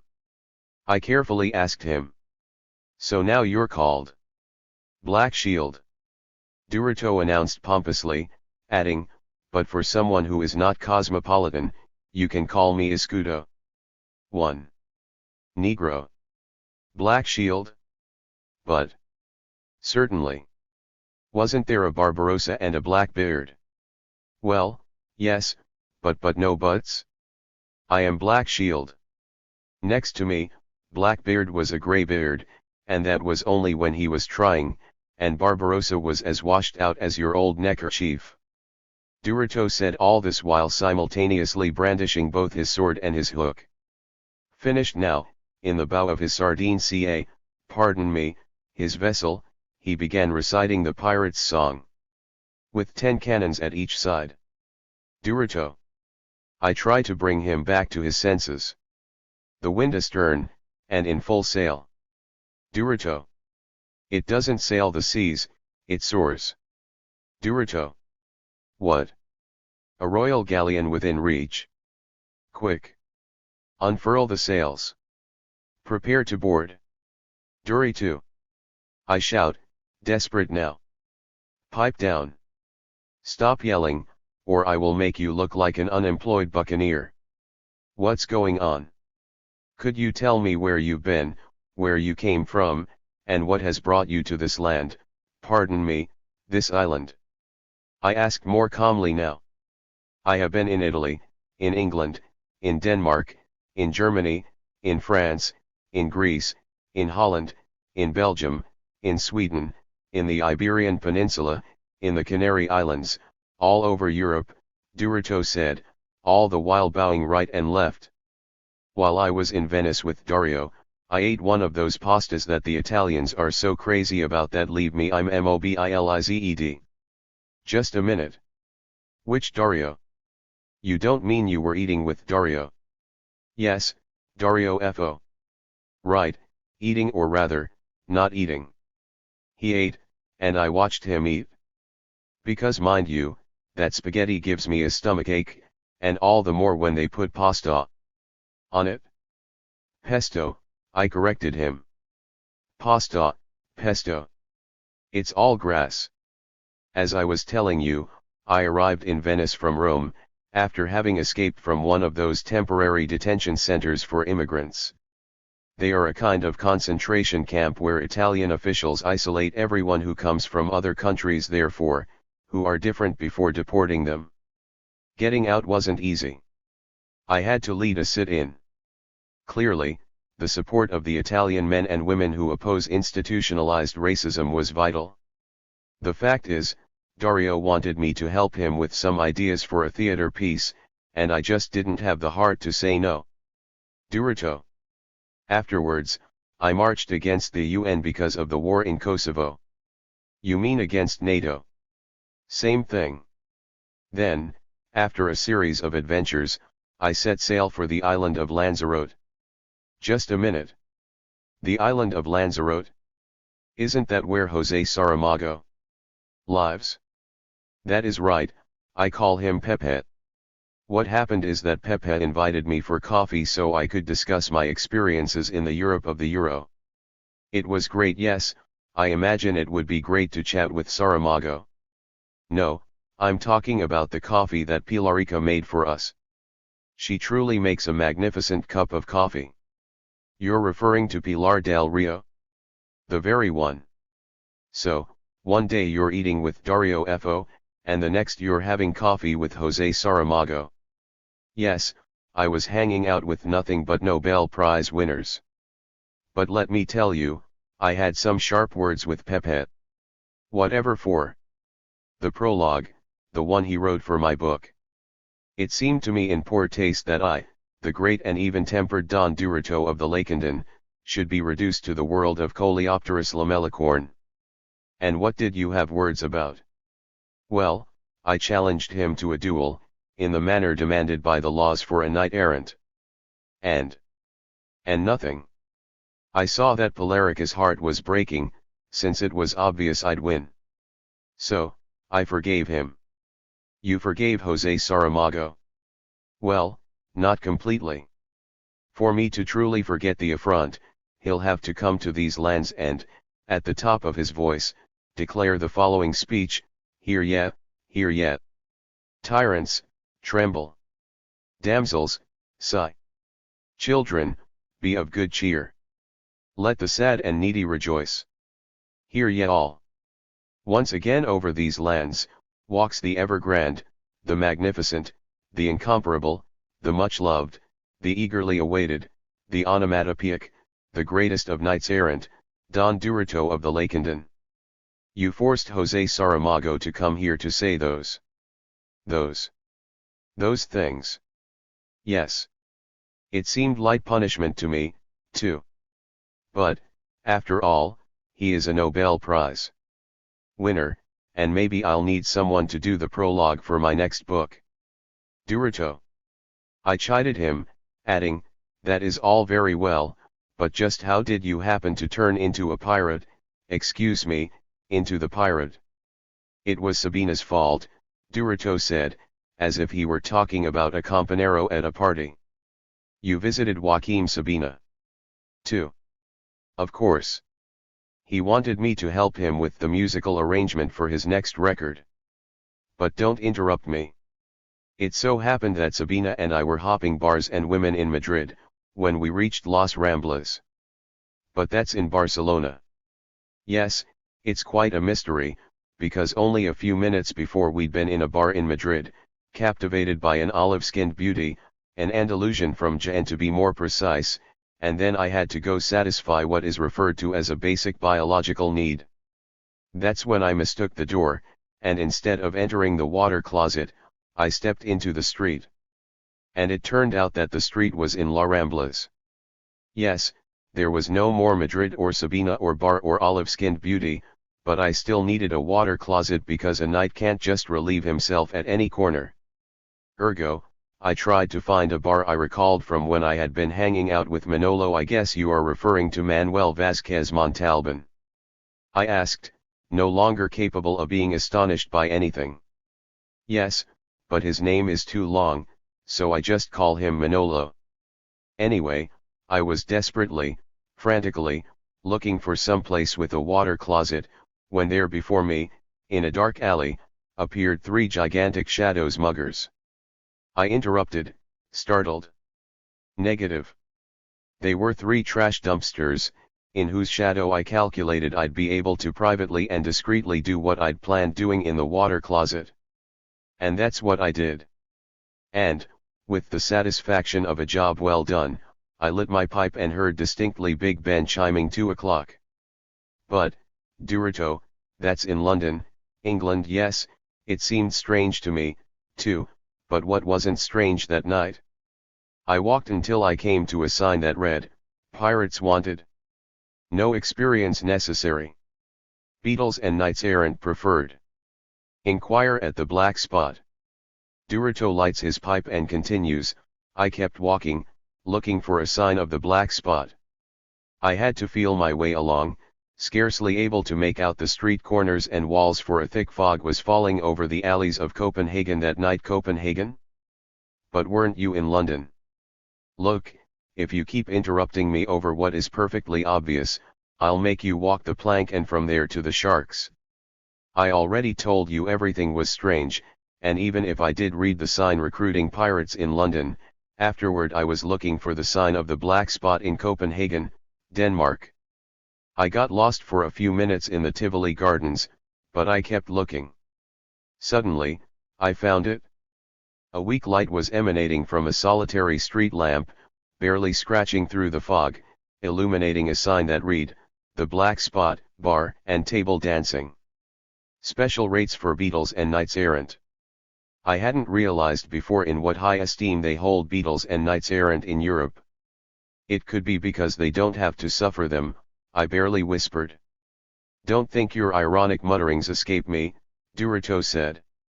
But, for the benefit of your readers, I'll continue my narrative. There will be time enough later to settle accounts with you. As I was saying, after remarking the Europeans' grand intelligence in recognizing and admiring the greatness that some of us creatures possess, I entered the bar in Montmartre close to the Sacré-Cœur. Durito fell silent for a moment, waiting for me to interrupt him, to state that the Sacré-Cœur is in Paris, France, but I said nothing. Durito nodded, satisfied, and continued. Once inside, an amethyst mist crept through the atmosphere. I sat down at a table in the darkest corner. Not a second went by before a waiter said to me in perfect German, Welcome to East Berlin, and, without saying another word, left what I took to be la carte or menu. I opened it, and it contained just one line, Would-be pirates, 2nd floor. I went up a staircase right behind me. I reached a long corridor flanked by windows. Through one of them, I could see the canals and 400 bridges that lift Amsterdam above its 90 islands. In the distance, I could see the white tower that reminds the Greeks of Salonika of the extremes of intolerance. Farther along the corridor, through another window, the curved peak of the Swiss Matterhorn came into view. Going on, I could make out the miraculous stone in the Irish Blarney Castle that gives the gift of gab to those who kiss it. To the left rose up the bell tower of Bruges's main square in Belgium. Where the passageway finally led to a dilapidated door, a window looked out on the Piazza Miracoli, and if you just stretched your hand out a little, you could feel the slight tilt of the Leaning Tower of Pisa. Yes, that corridor looked out on half of Europe, and I wouldn't have been surprised if there had been a sign on the door reading Welcome to the Maastricht Treaty. But, no, the door didn't have a single word on it. What's more, it didn't even have a knob. I knocked. Nothing happened. I pushed the heavy wooden slab and it gave way without difficulty. The door opened with a mournful creak. I then entered a room half in shadow. Inside, on a table full of papers, I could see, by a poorly lit oil lamp, the face of a man of uncertain age, with a patch over his right eye and a handmade hook tugging his long beard. The man's gaze was fixed on the table. I heard nothing, and the silence was so heavy it clung to your skin like dust. Durito brushed dust off his pirate outfit. I see a pirate here, I said to myself, moving toward the table. The man didn't move an inch. I gave a little cough, something we educated knights do to gain someone's attention. The pirate didn't lift his gaze. Instead, the parrot I'd spied on his left shoulder, in such an excellent voice that even Don José de Espronceda would have applauded, began intoning the song that goes, with 10 cannons to each side, the wind astern, in full sail, she doesn't sail the seas, she soars. Sit down, I was told. I don't know whether it was the man or the parrot who spoke then. Without a word, the pirate, or the person I surmised was a pirate, handed me a piece of paper. I read it. I won't bore your readers or you, I'll just summarize by telling you it was an application to join the great brotherhood of pirates, buccaneers, and terrors of the sea, the AC of CV of RO. I filled it out without hesitation. I handed the paper back to the man not before underlining my beetle and knight-errant status, and he read it in silence. When he finished, he looked at me slowly with his one eye and said to me, "I've been waiting for you, Don Durito. Know that you're one of the last true pirates in existence. I say true because there is an infinite number of pirates now, stealing, killing, destroying and looting from inside financial centers and great government palaces, without ever touching water except in their bathtubs. Here is your mission." He hands me a dossier of old parchments. "Find the treasure and stow it in a safe place. And now, if you'll excuse me, I must die." And as he spoke these words, his head fell to the table. Yes, he was dead. The parrot rose up in flight and went out a window, crying, "I go to the exile of Mytilene, I go to the bastard son of Lesbos, I go to the pride of the Aegean Sea. Open your 9 doors, fearsome hell, the great Barbarossa goes to his rest there. He has found the one who will follow in his footsteps. He who once reckoned the ocean but a tear sleeps at last.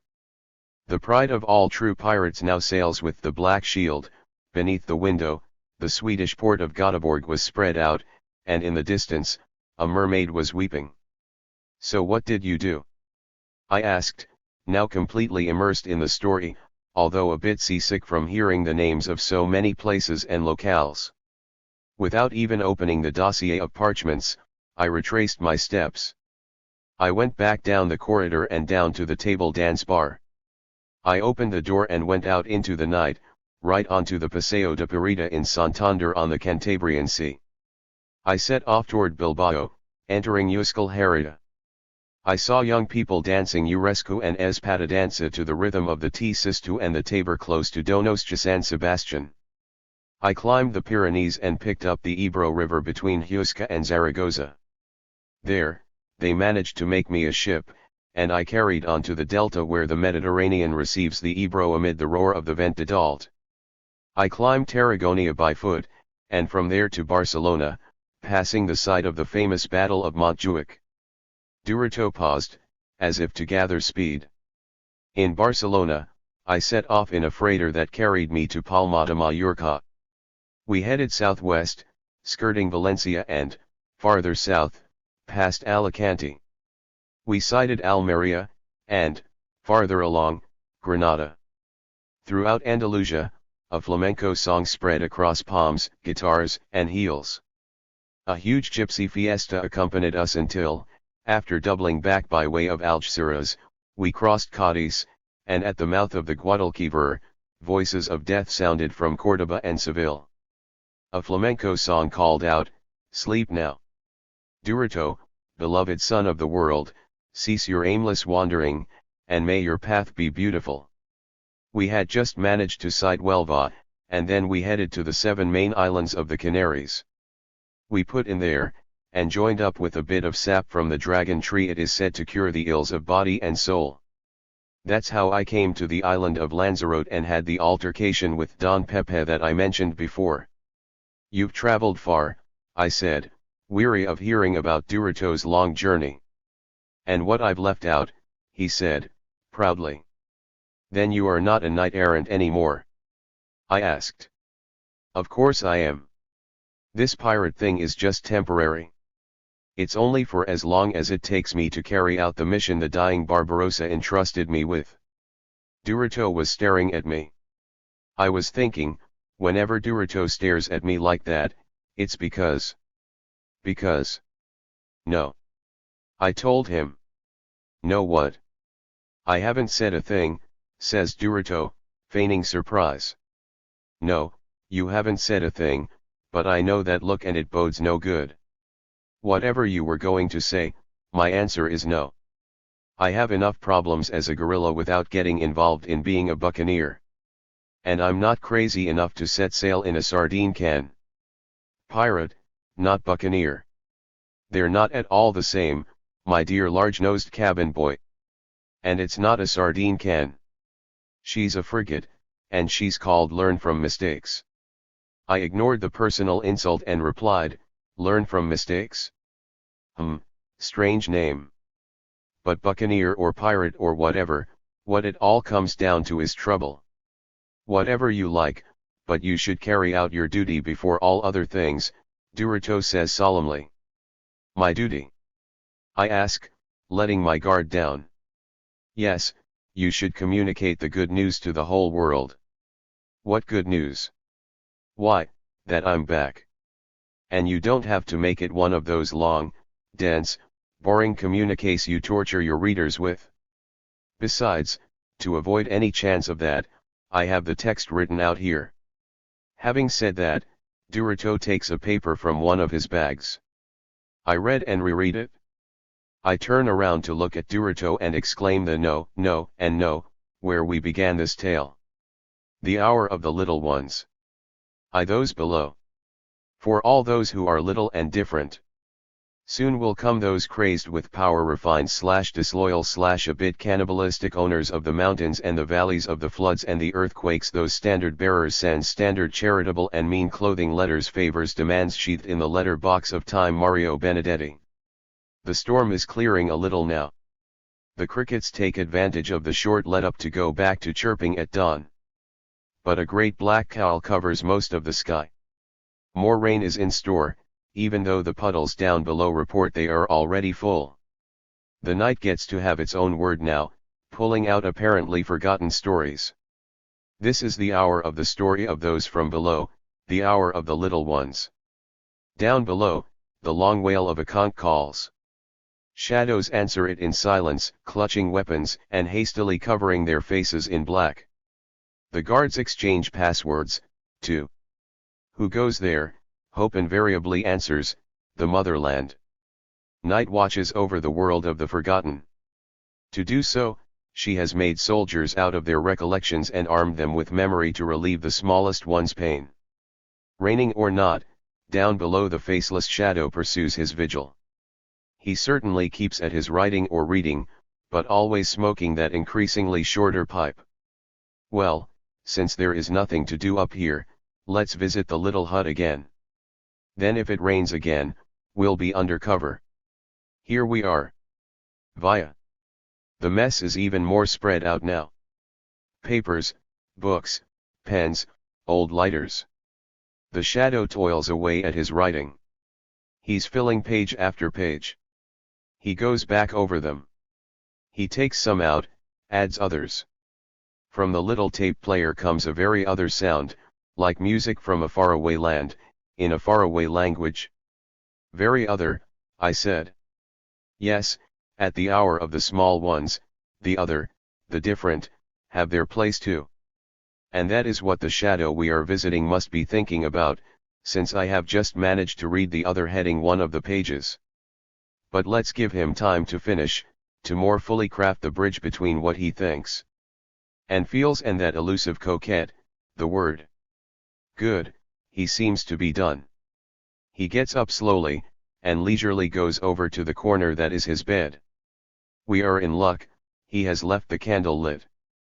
Yes, here are a few pages conveniently left on the table. The one on top reads. To the undocumented others. For the cafe men and women in the United States. We are the emigrants, the pale anonymous ones with the heathen and carnal century on our backs, where we accumulate the legacy of questions and perplexities. Mario Benedetti. Duruto recounts that, once he got over the border, a wave of terror struck out and pursued him. It's not just the threat from the migra. 1. Or the KKK. It is also the racism that fills each and every corner of the reality of the country of the clouded stars and stripes. In fields, on the street, in businesses, in school, in cultural centers, on television, and in publications, even in bathrooms, everything pursues you to renounce your color, which is the best way of renouncing your culture, land, and history, to surrender the dignity of being other that is inherent in the café color of the Latinos in North America. Those little brown people, say those who hide behind the classification of human beings by the color of their skin, those in a criminal system that classifies people by purchasing power, always in direct proportion to the sales price, the more you sell, the more you can buy. If the cafecitos have survived the bleach and detergent campaign of the American Union's powers, it has been because the Latino communities, Mexican, Puerto Rican, Salvadoran, Honduran, Nicaraguan, Guatemalan, Panamanian, Cuban, Dominican, to mention just some of the shades that Latin America's café color is painted in North America, have known how to build a network of resistance, without a name, without a hegemonic organization, and without becoming a product with a sponsor. Without ceasing to be the other in a white nation, Latinos carry one of the most heroic and unknown stories of our time.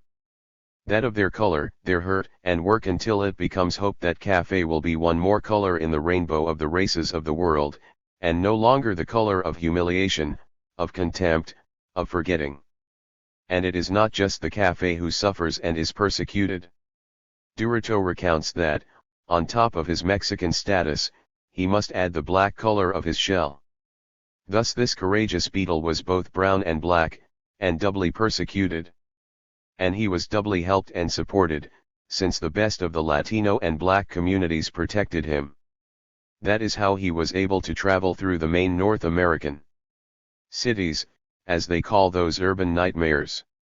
He didn't walk along the tourist routes, through the glamour and the marquees. Durito walked the streets below, where blacks and Latinos are building the resistance that will let them be, without ceasing to be the other. But Durito says that is a story for another page. And now Durito Black Shield, or Durito Escudo Negro, if you're not globalized, is insisting on the importance of my announcing, with grand fanfare, his new book, which he calls Insomniac Tales in Full Sail. Now, he's given me a story that he says he wrote in remembrance of his days as a wetback, or mojado, in the United States. 3 above and below are relative to the struggle waged to subvert them. That's a very long title, I tell Durito. Stop whining and include the story or you'll get no treasure, Durito threatens with his hook. So, let's go, then. Once upon a time, there was a little floor who was very sad because everything happened above him. What are you complaining about? The other floors asked him. What else can a floor expect? So the little floor never spoke of his dream that, suddenly light, he could fly up into the sky where the little cloud would fall in love with him, the little cloud who showed up, from time to time, and never paid any attention to him. The little floor just grew more and more unhappy, until his sorrow was so great he started to weep. To weep and weep and weep and weep. How many times are you going to put and weep? 2 or 3 are plenty, I interrupted Durito. No one censors the great Durito Black Shield, much less a big-nosed cabin boy, and a runny-nosed one at that, Durito said, pointing a threatening finger to the fearsome plank on which wretches walked directly into the sharks' bellies. I desisted without comment, not because I'm afraid of sharks, but because a dip in the water would be fatal with my perennial flu. And weep and weep and weep. The little floor wept so much that all the things sitting on top and people walking above him began to slip off. The next thing you knew, there was nothing and no one above him, and the little floor had wept so much that he became very light. Now that nothing was on him, the little floor started to float upward and flew very high up. He finally got his own way, for now he is called sky. And the cloud in question became rain and fell to the ground, from where she writes him letters, in vain, saying, Cielito lindo, pretty little sky. The moral of this story, don't look at what is down below you, for when you least expect it, it could fall on your head. Tan tan. Tan tan? Is the story over? I asked uselessly. Duroto was no longer listening to me. Remembering the old days when he worked as a mariachi in the East End of Los Angeles, California, he had put on a cowboy hat and was singing off-key, the song that goes, I, sing and do not weep, because when you sing, oh pretty little sky, you make all hearts grow happy. And afterward, he let go an out of tune cry, Jalisco, no te rajas. 2. Vale. Health to you, and I believe we'll be late weighing anchor. Duroto is determined to modify the sardine ca excuse me, the frigate so it will look like a low rider. El Sup, Oralet. The true story of Mary Read and Bonnie. So they loved, as love in twain had the essence but in one. Two distincts, division none. Number there in love was slain.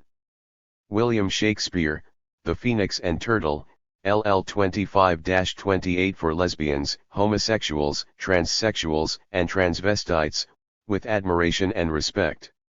While reviewing the parchments, I discovered a story Duroto had asked me to include in his new book, Insomniac Tales in Full Sail. It is about a letter whose sender is unknown, the signature is illegible. The addressee is also an enigma, although it is clear that it is not apparent whether it is a he or a she. Oh, you'd better see it for yourselves. Upon my soul, the absence of a distinction between masculine and feminine is explained completely in the letter itself. The date is smudged, and we don't have the technology here to determine when it was written, but it seems to me that it could just as easily have been written centuries as weeks ago. You'll see what I mean. Let's go, then. Dear you. Pirate stories recount that there were two women, Mary Read and Bonnie, who dressed up as men and, as such, sailed the seas in the company of other buccaneers, taking towns and vessels, hoisting the standard of the skull and crossbones. The year was 1720, and different stories have one or the other living and fighting the eventful sailing life of those times. They met each other on the pirate ship commanded by Captain John Raxham.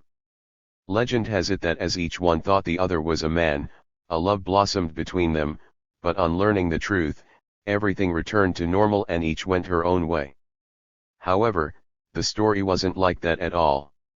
What I'm writing you is the real story, the one that will not appear in books of Mary Read and Bonnie. It was entrusted to me because people still persist in spinning yarns only from the conventions and common sense they all share, while the conventions of the other get no further than disapproving silence, condemnation, and neglect. This is part of the story that walks across underground bridges that the others extend, so that they can exist and be recognized. The story of Mary Read and Bonnie is a love story, and as such it has its visible parts, but the greatest parts are always hidden in the depths. In the visible part, there is a ship, a sloop, to be more precise, and a pirate, Captain John Raxham. Both, ship and pirate, were protectors and accomplices of that love that was so very other and different that the story above was used to cover it up so it could be heard by later generations. Mary Read and Bonnie loved each other knowing they shared the same essence. Some stories relate that the two were women who, although dressed as men, met knowing each other to be women, and as women, loved each other beneath the affectionate gaze of Lesbos. Others say the two were men who hid behind pirates' clothing, that they were attracted to the same sex, and that they hid their homosexual love and their passionate meetings behind the complicated story of women pirates disguised as men. In either case, their bodies met in the mirror that discerns what is forgotten by being obvious, those hidden places of the flesh entwined in knots that when undone inspire sighs and torments, places sometimes only known to those who are the same. With lips, flesh, and hands, they extended the bridges that joined those who were the same, making them different. Yes, whatever the case, Mary Read and Bonnie were transvestites who discovered each other and met in masquerade. Both the same, they revealed themselves as different, and lost all separateness and became one. To the unconventionality of their being pirates, Mary Read and Bonnie added that of their abnormal and marvelous love. Homosexuals or lesbians, transvestites always, Mary and Anne courageously overcame being cast-outs, those whom normality would put in chains. While the men surrendered without putting up any resistance, Mary and Anne fought to the end before being taken prisoners. In this way they honored Mary Read's words. Asked whether she feared dying, she replied that, as to dying on the gallows, she did not think it so cruel, because, if it were not for that, all cowards would become pirates and would infest the seas to such an extent that the men of courage would die of hunger, that if the punishment were left up to the pirates, they would have none other than death, because their fear of that fate kept some cowardly criminals honorable, that many of those who today were swindling widows and orphans and oppressing their poor neighbors would go out onto the seas to rob, and the ocean would become full of thieves in the same way that the land is. Daniel Defoe, General History of the Robberies and Murders of the Most Notorious Pirates. Homosexuals or lesbians? I don't know. The truth that has come down to us follows John Wraxham to his grave, hung in Port Royal on November 17, 1720, it follows the sloop that served them as bed and accomplice to the shipwreck that rent it asunder. Their love was very other and great for being different, because, it just so happens, love follows its own path and is always a transgressor of the law. I have done my duty and told you the story. Goodbye. An illegible signature follows. There ends the story. Or does it go on? Duroto says that those who are different in their sexual preferences are doubly other, since they are other within those who themselves are other. I, a little seasick from so much other, ask him, can you explain that a bit more? Yes, says Duroto. When we are struggling to change things, we often forget that the struggle also includes changing ourselves. Above, the dawn is changing itself, making itself other and different. The rains follow suit, as well as the struggle. Vale, once more, with pleasure.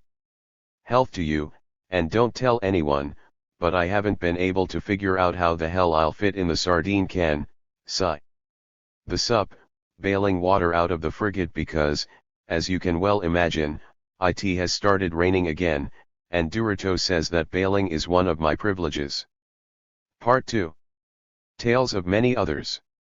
The Tale of the Ever Never. December 8, 1996. Once there was a he of the night. Shadow of shadows, solitary step, he walked many nights to find her. Once there was a she of the day. Twinkle of wheat, dance of light, she walked many days to find him. They were always looking for each other, he and she. The night was always pursuing the day.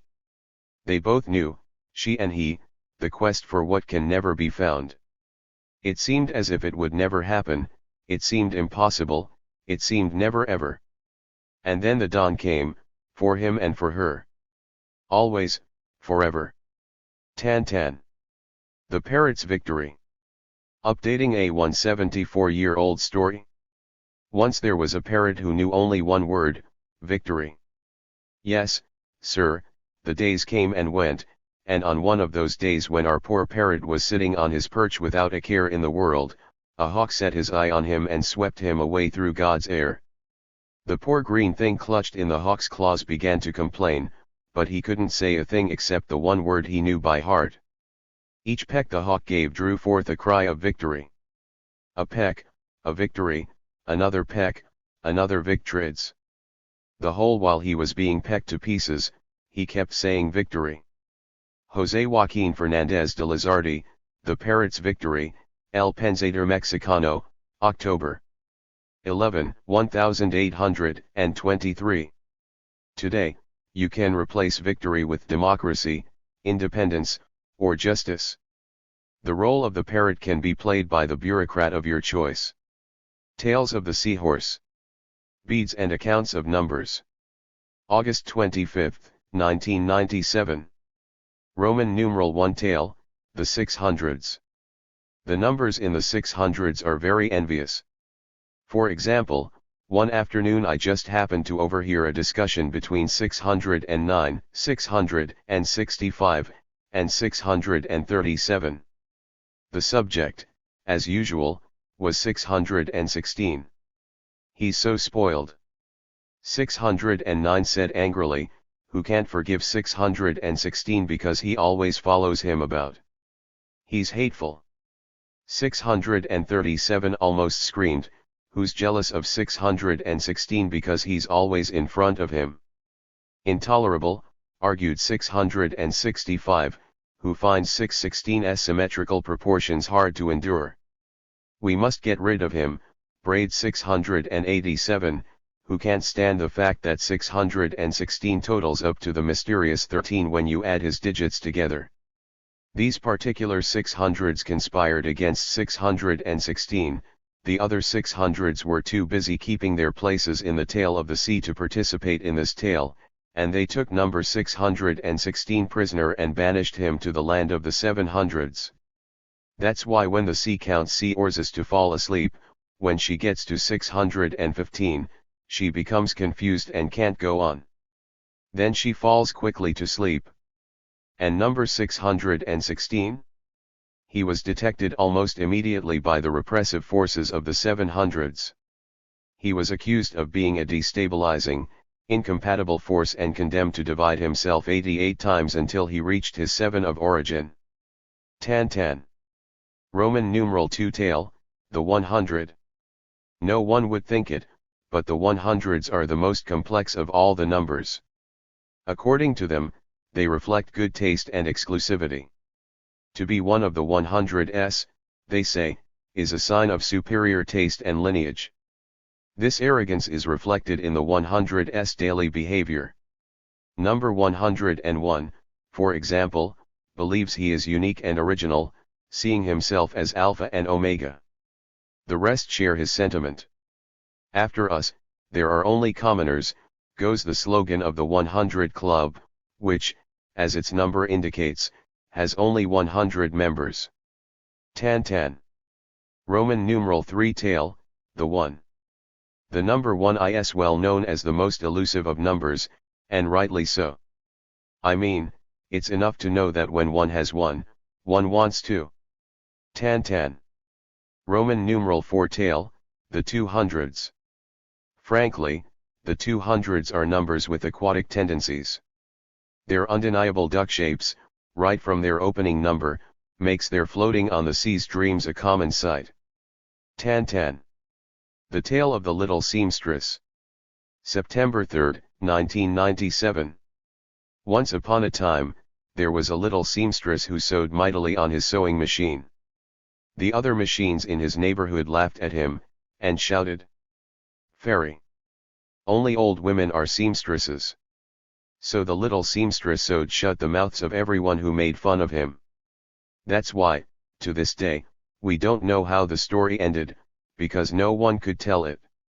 10. The Tale of the Little Newsboy. September 3, 1997. Once upon a time there was a little newsboy who was very, very poor, and he only sold old newspapers because he didn't have enough money for new ones. People didn't buy his newspapers because they were all so out of date, and they wanted new newspapers. So the little newsboy never sold any, and every day he accumulated more and more old newspapers. What the little newsboy did was put up a paper recycling plant, and he became a millionaire, bought out all the newspaper businesses and the news agencies, prohibited publishing current news, and thus obliged people to read only news of the past. In the papers on sale today, for example, you'd read that the Zapatistas are about to arrive in Mexico City and that they'll meet with the Villistas there. You can't quite make out the date, but it seems to be either 1914 or 1997. 10. The Tale of the Little Wisp of a Cloud. November 7, 1997. Once upon a time, there was a cloud who was very tiny and very lonely and used to stray far from the big clouds. She was very little, barely a wisp of a cloud. And whenever the big clouds made themselves rain so as to paint the mountains green, the little cloud would come flying to offer her services. But they scorned her because she was so small. "You have nothing to give," the big clouds used to tell her. "You're so little. They made terrible fun of her. Then, very sad, the little cloud would try to go off somewhere else to make herself rain, but wherever she went, the big clouds would push her aside. So the little cloud went even farther off until she came to a very dry place, so dry there wasn't a single branch growing, and the little cloud told her mirror, "I forgot to tell you this little cloud carried a mirror so she could talk to herself when she was alone. This is the perfect spot to make myself rain because nobody ever comes here." The little cloud made a great effort to make herself rain, and finally let out one little drop. That is, the little cloud disappeared and turned herself into a little raindrop.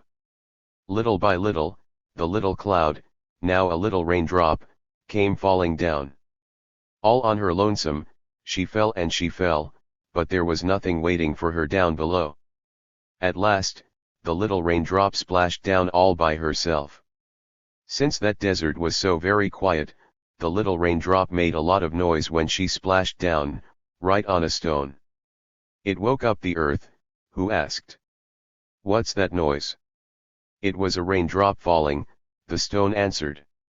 "A raindrop? That means it's going to rain. Quick! Get up! It's going to rain," she warned the plants hiding underground from the sun. And the plants got right up and took a peek, and for a moment the whole desert was covered in green, and then the big cloud saw all that green from afar and said, "Look! There's a lot of green over there. Let's make ourselves rain on that place. We didn't know it was so green." And they went to make themselves rain on the place that had been desert. They rained and the plants grew and everything seemed to turn green at once. "It's a lucky thing we're around," said the big clouds. "Without us, there'd be no green." And nobody remembered then the little wisp of a cloud who let out one raindrop whose splash woke up the sleeping ones. Nobody remembered, but the stone kept the little raindrop secret. Time passed. And those first big clouds disappeared and those first plants died. And the stone, who never dies, told the new plants who were born and the new clouds who arrived the tale of the little wisp of a cloud who let out a little raindrop. Tan. The Story of the Schizophrenic Pig. January 6, 1998. So, I'll just take a moment to tell you that I've drawn a mule for Angiulio. Angiulio is 5 years old and was born without hands. 2 small stumps and the genetic cost of so many decades of misery mark the ends of his arms. Nevertheless, Angiulio ingeniously grips colored pencils between his stumps to color the drawings I make for him. Every once in a while, he comes to demand a drawing and, secretly hoping for a candy reward, shows me what he's colored. Here comes the mule now. Angiulio has chosen to paint it blue. So, now there are blue mules. I ask him. There are, he says slowly. Since it's impossible to show him that mules with blue heads don't exist, and Angiulio knows this, so he can brazen it out, I opt for telling him one of those stories the seahorse whispers to the sea, during the long dawns of the mountains of the Mexican southeast. And so, even as he looks at me skeptically, I recount. Once there was a little piglet, Puerquito or Porky in Cayapan dialect, who thought he was a chick. From the time when he was just a baby, he played, ate, and slept with all the little chicks. But he had a problem that grew bigger just as fast he did. He had trouble climbing onto the roost where the other chicks slept.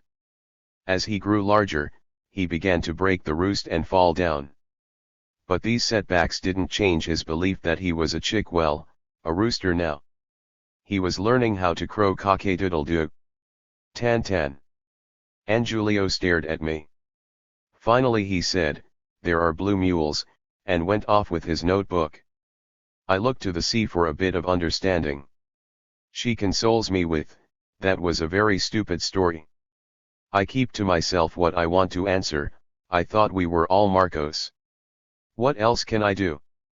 Veil again. The sup, looking for chicken that tastes like pork. The Tale of the Lime with an Identity Crisis. January 9, 1998. Once upon a time, there was a lime who was in torment. "I'm neither a lemon nor an orange," It told itself, worrying a great deal as it hung from its tree. It looked and looked at the oranges on their tree and the lemons, too, and grew even more tormented because it didn't belong anyplace. Then Saul and Angiulio came along, cut the lime down from its tree, and began playing soccer with it, using it for a ball. "I'm cured," shouted the ex-lime, as Angiulio dribbled to Saul and kicked it toward the opposing goal, which was, of course, a chicken coop. The Yelgool woke up a little piglet who, thinking he was a chick, had been sleeping on a roost in the chicken coop. Moral: the closet has more than one door. The Tale of the Nonconformist Little Toad. February 24, 1998. Once upon a time, there was a little toad who wouldn't conform to being a toad. He wanted to be a crocodile. So, he went down to the swamp looking for a crocodile, and told him, "I want to be a crocodile." The crocodile answered, "You can't be crocodile, because the way things are, you're a little toad." "Yes," said the little toad. "But, I still want to be a crocodile. What do I have to do to be a crocodile?" The crocodile said, "There's nothing you can do. You have to be born a crocodile. That's just how things are. A crocodile is a crocodile. A little toad is." The little toad said, "But I don't want to be a little toad. I want to be a crocodile. Do you know any place I can go or anyone I could talk to about my not wanting to be a toad so they can let me be a crocodile?" "I don't know. Maybe the owl knows," the crocodile answered. So the little toad went into the woods to look for the owl. There he met another little toad and asked him where he could find the owl. "He only works at night," the other little toad answered. "But, be careful when you talk to him, because owls eat little toads." The little toad waited for nightfall, and while he waited, he built himself a fort to protect himself if the owl attacked. He piled one stone on top of another until he had himself a little cave, and he went inside it. When night came, so did the owl. From inside the cave, the little toad asked, "Mr. Owl, do you know any place I can go or anyone I can talk to about my not wanting to be a toad, so they can let me be a crocodile? That's what I really want to be." "Who is that? Where are you?" the owl asked in turn. "It's me, and I'm right here," answered the little toad. The owl swooped down on the little toad to grab him in his claws, but since the little toad was inside his cave, the owl only grabbed one of the stones and ate it, thinking it was the toad. Then the stone's weight made the owl drop right down to the ground, and his belly began to ache. "Ow! Ow!" howled the owl. "Help me get this stone out of my belly, or else I won't be able to fly." The little toad said he would help him only if he would answer his question. "First help me, and then I'll answer you," the owl told him. "Oranges and lemons," said the little toad. "Tell me the answer first. If I help you get rid of the stone first, you'll eat me, and I'll never get my answer." "Okay," said the owl. "I'll answer, but the one you should tell about your not wanting to be a little toad is the lion. He's the king of all beasts and he knows why everyone is who everyone is. Now help me get rid of this stone." "Lemons and limes," said the little toad. "If I take the stone out of your belly, you'll just keep on eating little toads." "There, you see," said the owl. "You won't conform to being a toad for no reason at all. You still worry about the other little toads, even while you say you don't want to be one." But the little toad paid him no mind and went to look for the lion. The lion lived in a cave, and the little toad thought that perhaps lions might eat little toads too, so he had an idea. He soaked himself in a puddle and rolled himself in the dirt, and he came out disguised as a rock. When the lion came out of his cave, the little toad said, "Mr. Lion, I've come to tell you how I don't want to be a toad, because I want to be a crocodile." "Who are you?" asked the lion. And the little toad answered, "It's me, and I'm right here." "But you're a little rock." "What's all this about little toads and crocodiles?" asked the lion. "Well, I've come to tell you how I don't want to be a toad, because I'm not what I want to be but only what I already am, said the little toad. That's the way things usually are, said the lion. You are what you are, and you can't be something else. All you can do is be good at being what you are. The lion yawned philosophically. Just then it began to rain, and the rain washed away all the mud covering the little toad so you could see that he was a little toad and not a rock. The little toad still didn't know whether lions eat little toads, so he left, hopping all the way back to his pond. The little toad hopped along very sadly, hopping and hopping, because he was what he was and he couldn't be anything else, and all that he could do was be good at being what he was. With these sad thoughts, the little toad arrived at his pond and he hurried to look for the crocodile. But, when he arrived at the swamp, he didn't see the crocodile. He looked and looked, but he couldn't find him anywhere. He asked the other animals, who said, "Didn't you hear? A hunter caught the crocodile, and now he's a purse and a pair of crocodile shoes." The little toad sat and thought. Everyone was sure that now he would be very happy not to be a crocodile and very content to be a little toad, but he exclaimed, he didn't come to a bad end. Don't you see? He transcended being a crocodile. So the little toad began to study and practice being a good crocodile. And he must have done a fairly good job, because one day he succeeded in deceiving a hunter. They say the little toad is now a very swanky change purse. It's made from the hide of a very rare crocodile, boasts the wealthy matron who bought it. The moral of the story is, you always get your just desserts. Tan. The Tale of the Pink Shoelaces. September 7, 1998. Once upon a time there was a pair of shoes. Like all the other shoes, he had dark shoelaces, black or brown. By day, this pair of shoes went around like all the other shoes, that is, shuffling along the ground. But it just so happened that this pair of shoes had pink shoelaces hidden in his closet, and at night he put them on and cut loose. And so things went for this pair of shoes until one day he got tired of hiding his happiness in the closet, and he put on his pink shoelaces.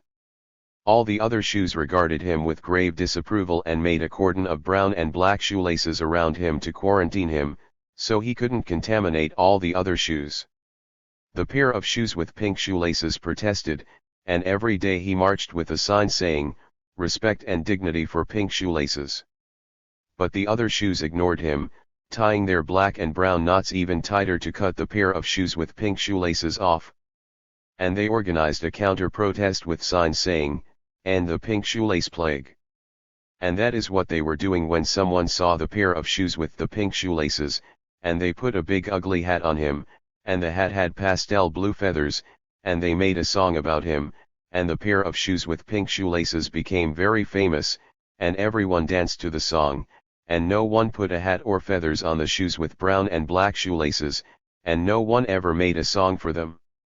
Poor things, what will they do now? Tan. The Tale of Always and Never. September 12, 1998. Once upon a time, there were two times, one was called one time, and the other was called another time. One time and another time made up the At Times family, who lived and ate from time to time. There were two ruling empires, Always and Never, who for obvious reasons hated to death the At Times family. They couldn't tolerate their existence. They could never let one time live in their kingdom, because Always would then cease to be, since if it's one time now, then it can't be always. Nor could they let another time show up even once in their kingdom, because Never cannot live with one time, and even less if that one time is another time. But time and again, one time and another time bothered Always and Never. And they kept it up until they were finally left in peace, when Always and Never never bothered them again. And time and again, one time and another time played. "Do you see me?" asked one time. "Don't you see?" another time answered. And so, from time to time, they were quite happy, you see. So, there was always one time and another time, and they never stopped being the At Times family. Tan. Moral 1, at times, it's very difficult to distinguish one time from another. Moral 2, never say always. Well, okay, sometimes. Moral 3, the always and never are imposed from above. But below, time and again, you find nuisances, which at times is another way of saying different, or from time to time rebels. Moral 4, I'll never write a story like this again, and I always do what I say. Well, okay. Sometimes not. The Little Tree and the Others. February 1999. One of these early mornings, the sea was very tired, so I lit my pipe and turned to my copy of Tales of the Seahorse and read aloud the story about. There was once a little tree who was very lonesome and wished with all its heart to grace another's orchard with its singing. But the little tree stayed right where it was, until one day another came to look it over and take it away. Well, it turned out that the other was not an other but others. These others wanted to take the little tree away each to his own orchard, but there was only one little tree, and the others were many. And the little tree wished it could plant itself in all the orchards, but it was only one little tree, and the others were many. Then the others began to argue about who would get the little tree to take to his orchard. One other said he would take it because he was a greater other than the others. And another other said no to that, he would take the little tree because his orchard was prettier and so on, and yet another other said that he should be the one because he was a real gardener, he should be the one because he could take proper care of the little tree, and so the arguing went on for quite a while. They couldn't come to an agreement with each other because, even though they were others themselves, each didn't respect any other of the others other than himself. Finally they stopped fighting when they said that each one of them should take a piece of the little tree. Then the little tree spoke up, I don't agree. Aside from the fact that you can't go around cutting up trees because it's bad for the environment, nobody will win anything. If one of you takes my branches, and another takes my trunk, and another my roots and each takes his piece to his orchard, well, nobody's going to come out ahead. The one who takes my branches and plants them won't have anything because they're missing the trunk to hold them up and the roots to feed them. The one who takes the trunk won't have anything either because without the branches or roots, the trunk won't be able to breathe or drink. The one who takes the roots will end up in the same way because without the trunk or the branches, the roots won't be able to grow or breathe. Instead, if we can all be reasonable, I can plant myself for a while in one's orchard and then for another while in another's orchard and so on. This way, you'll all have fruits and seeds in each and every one of the orchards. The others were left thinking. Tan. That's it? Asks the sea. Well, yes, I say, closing the book. The sea insists, but, what happens? Do they split the little tree up, or do they take turns, or what? I don't know. We'll just have to wait and see, I answer, dodging the pen the sea throws at me. Else up, humming the song that goes, my father and I planted them at the edge of the patio just where the house ends. And so on. A light, a flower, and a dawn. November 1st, 1999. Keinec thought it but he didn't say it. The Indians who were near him were aware of it. At the moment of attack the Indians in front had to wait until the enemy opened fire. Then the Indians who were behind would advance over the bodies of their dead. Ermelo Abreu Gomez, Keinec, History and Legend of a Mayan Hero. On this day in all of our villages, in our mountains, the dead are walking, returning to us, and they are once again talking and listening to us. In all the huts, in all the camps, an offering in some small place greets our dead and invites them to eat, laugh, smoke, have some coffee, dance. Yes, dance, because our dead are true dancers. They are dancers, and they also love to talk, our dead. They tell us stories, because it was by telling stories that our very first ones taught and learned to walk. So our dead take the same way, as do we, too, the dead whom we are. The days of the flowers are the days of the dead in our mountain. Today's story is The Light, a Flower, and Dawn. The eldest of the elders of our communities say that our very first ones were living in rebel struggle even then, because the powerful had already been subjugating and killing them for a long time. The powerful becomes so because he drinks the blood of the weak. And so the weak become weaker and the powerful more powerful. But there are weak ones who say, enough is enough.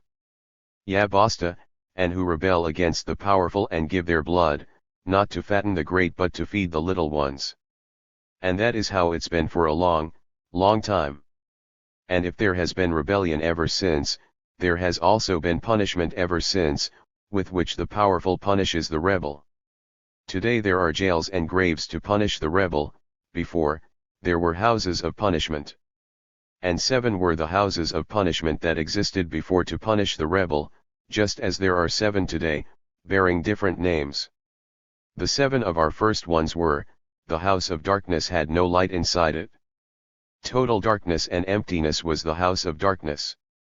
Whoever entered it went astray and became so lost, he never returned, nor did he leave that house by another way. He died lost. The house of cold had a very icy and strong wind inside it that froze everything that entered it. It was cold for the heart and cold for the feelings. What was human in humans was killed there. The house of jaguars had nothing but jaguars shut up inside it, ravenous and ferocious. These jaguars crept into the souls of anyone who stayed in the house, and they filled their souls with hatred for everything and everyone. So it killed with hate. The house of bats held nothing but bats who screeched and cried and bit, and in biting, they sucked the faith out of anyone who entered there, so he could no longer believe in anything and would die of skepticism. The house of knives had many sharp and keen blades inside it, and anyone who entered there would have his head or his thinking cut off, and so he would then thoughtlessly die a death of his understanding. The house of sorrow had nothing but sorrow, such a sorrow that anyone who stayed there would go mad and, in his sorrow, forget that there are others. Forgetting, and dying a death without memory. The house without desire had an emptiness inside it that consumed all desire to live, to fight, to love, to feel, to walk, in anyone who entered there. Then he was left empty, dead in life, because to live without desire is to live death.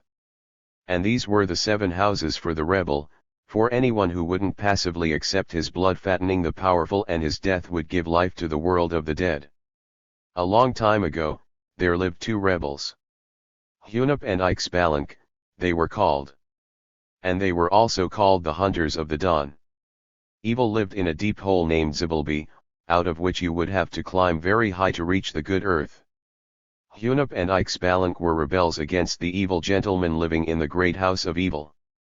One day those evil gentlemen ordered Hunop and Ixbalank be brought to them through a trick, so they would come down into their evil dwelling.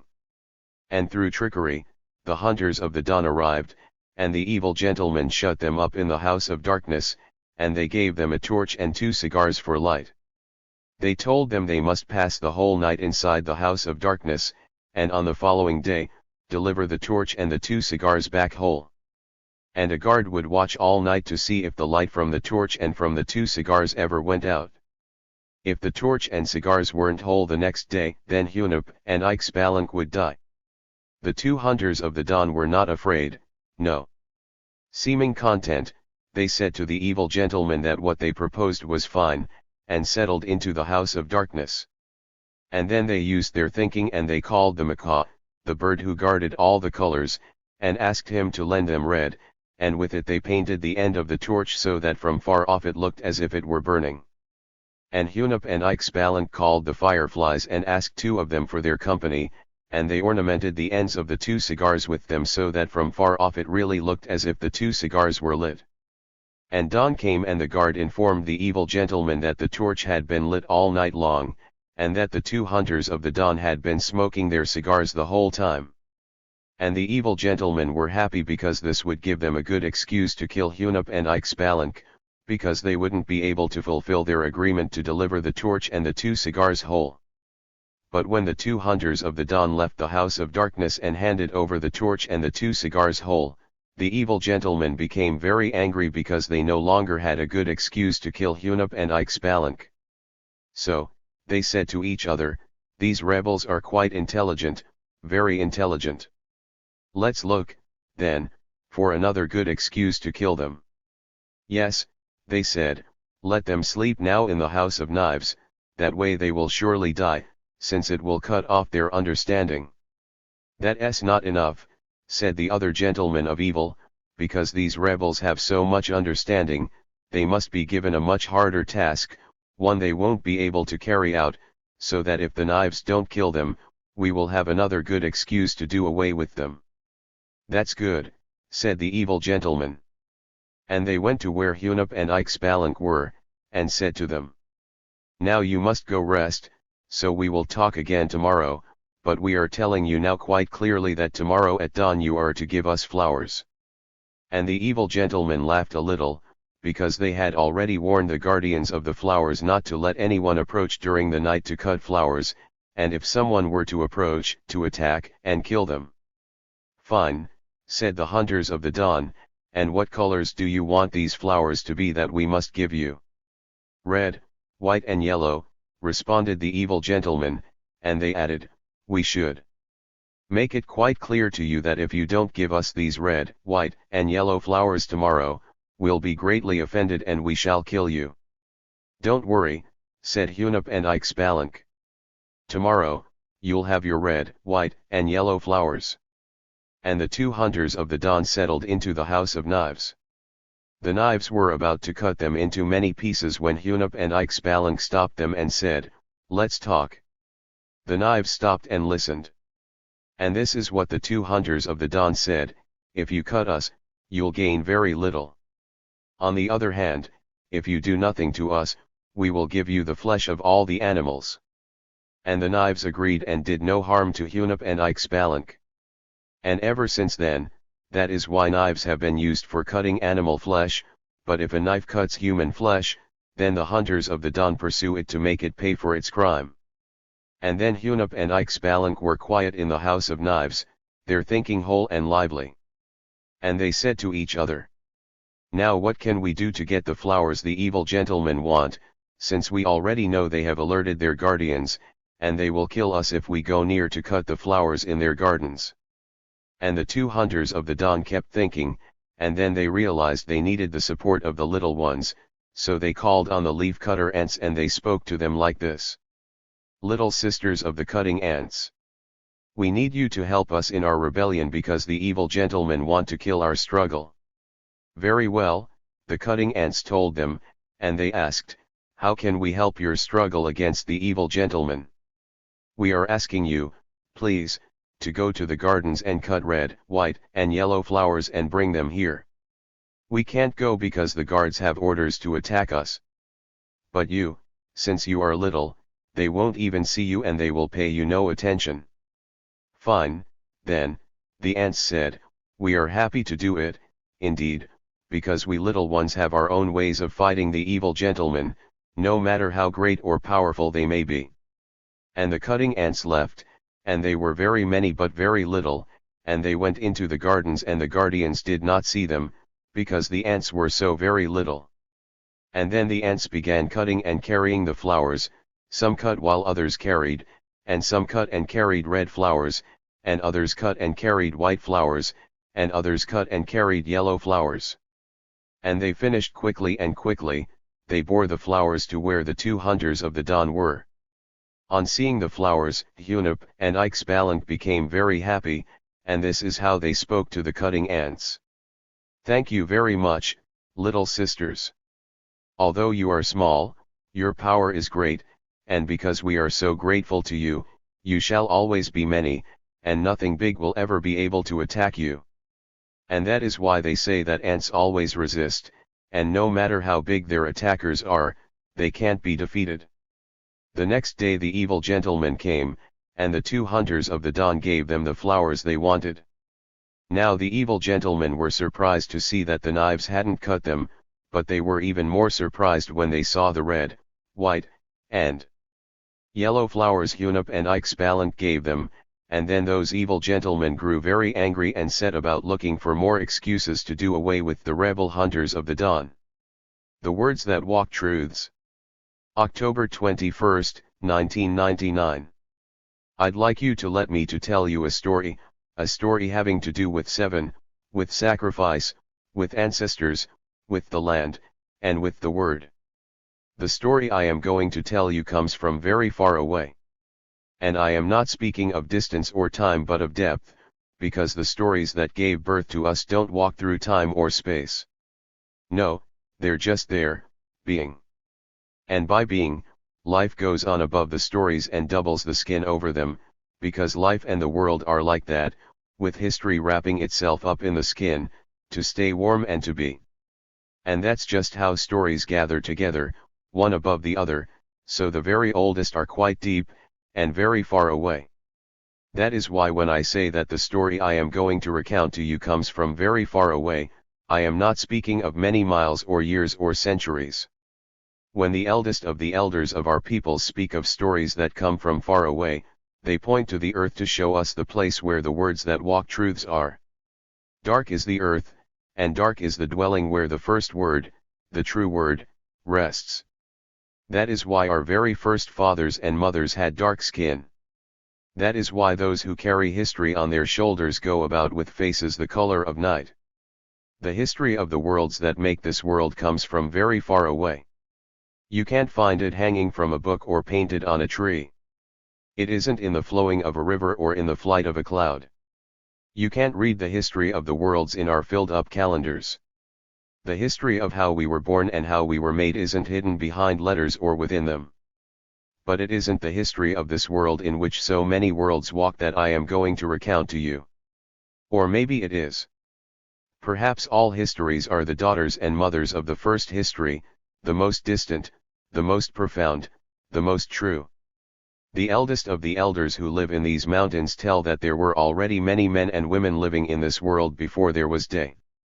Large was the number of people, and everything was still night and water. The sky seemed as if it were sleeping, and it seemed asleep because the greatest of gods, those who gave birth to the world, the very first, were sleeping. These first gods had worked for a very long time. Making a new world is very tiring. They were sleeping, then, the most great gods, and the sky kept company with them in their sleep. The very first gods dreamed on beds of night and water. They had already made the mountains, the first earth they had plucked from the water. And some were even, and others were torn, and thus there were mountains, valleys, and breaks. The first earth was mountains.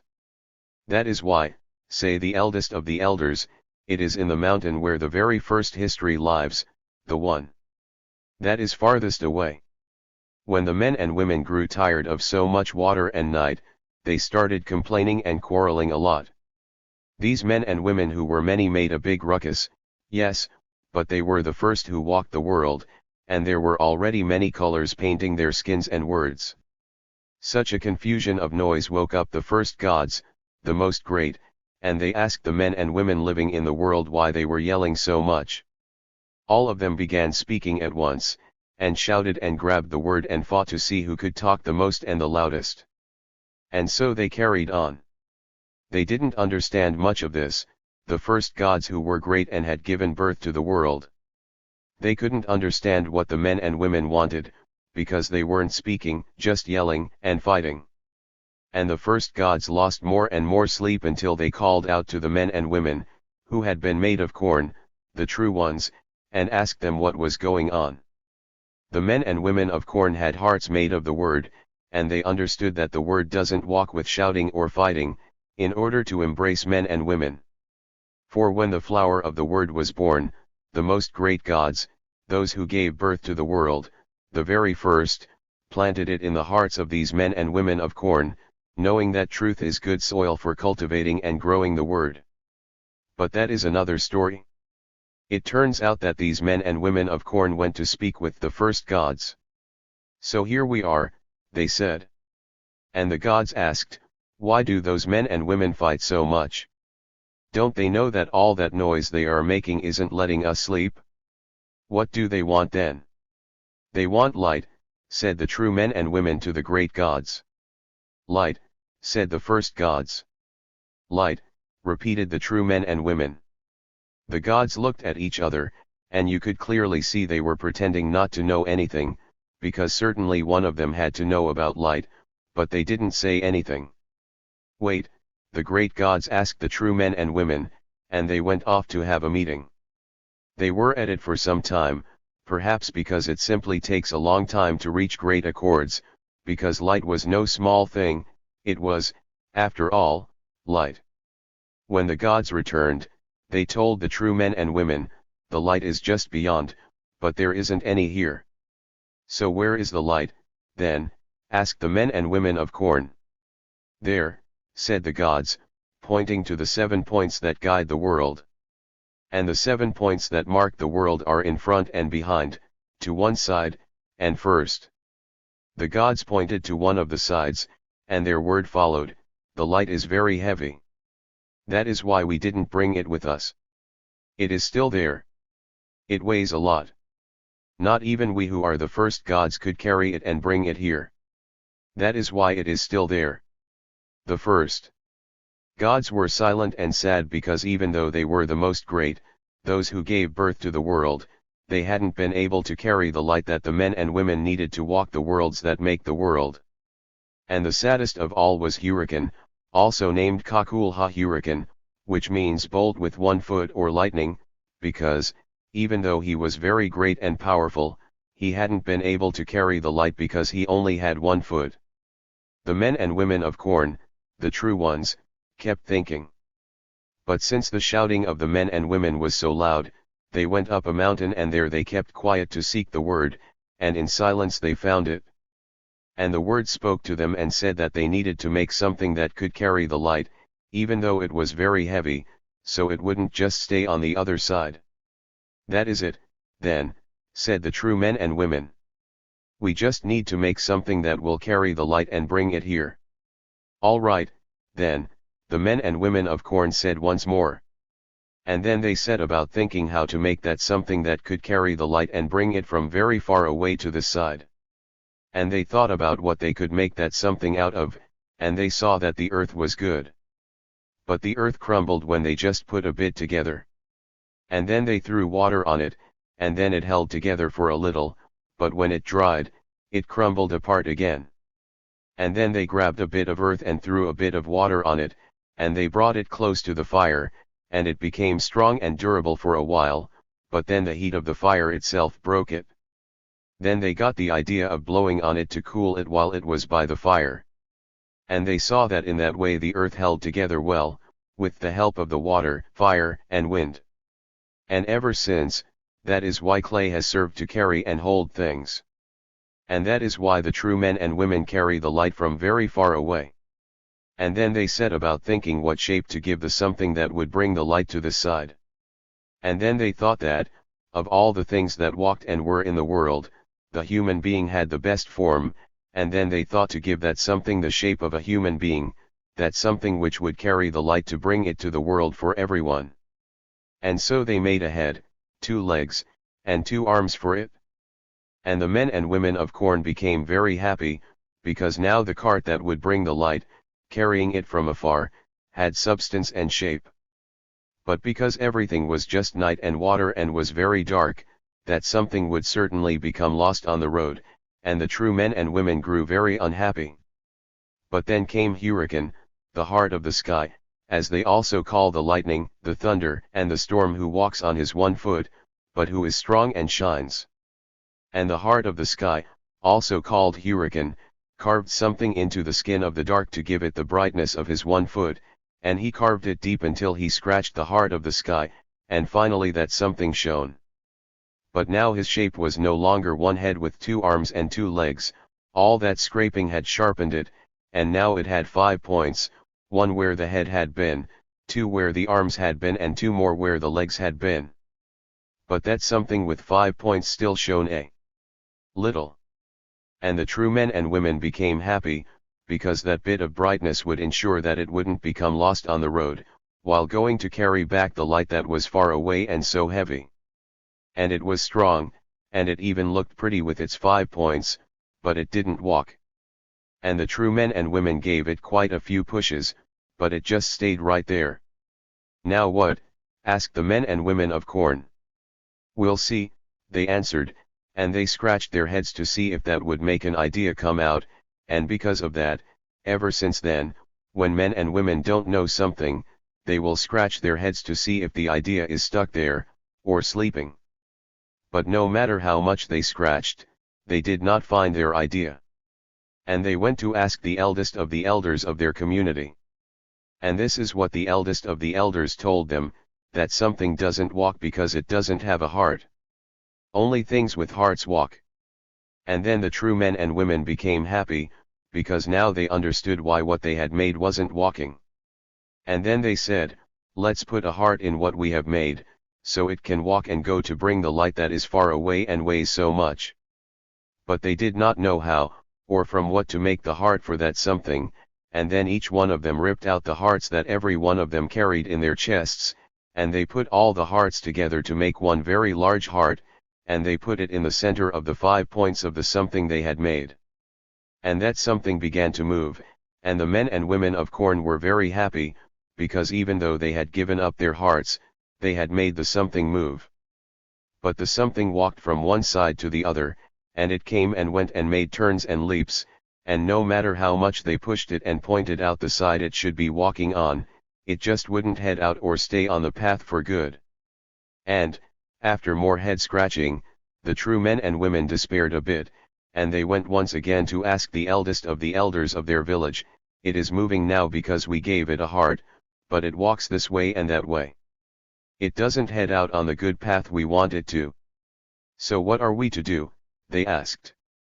And the eldest of the elders responded, things that have hearts move, but only things that think can have a destiny and a path. And once again the men and women of Corn became happy and said to each other, now we know how to give a destiny and a path to what we made. Yes, they said, let's give it thought from the same place where we found feeling. And from their breasts they pulled out the good word, the true one. And they went and kissed that something that moved so much with it, and, sure enough, that something stood still for a bit and then it spoke and asked, where should I go and what should I do? The true men and women applauded, because they had now given birth to what would carry the light that weighed so much and was so far away and bring it to illuminate all the men and women of all the worlds. And thus something was made that was very great and powerful, and 7 were the elements that formed it, earth, water, fire, air, lightning, heart, and word.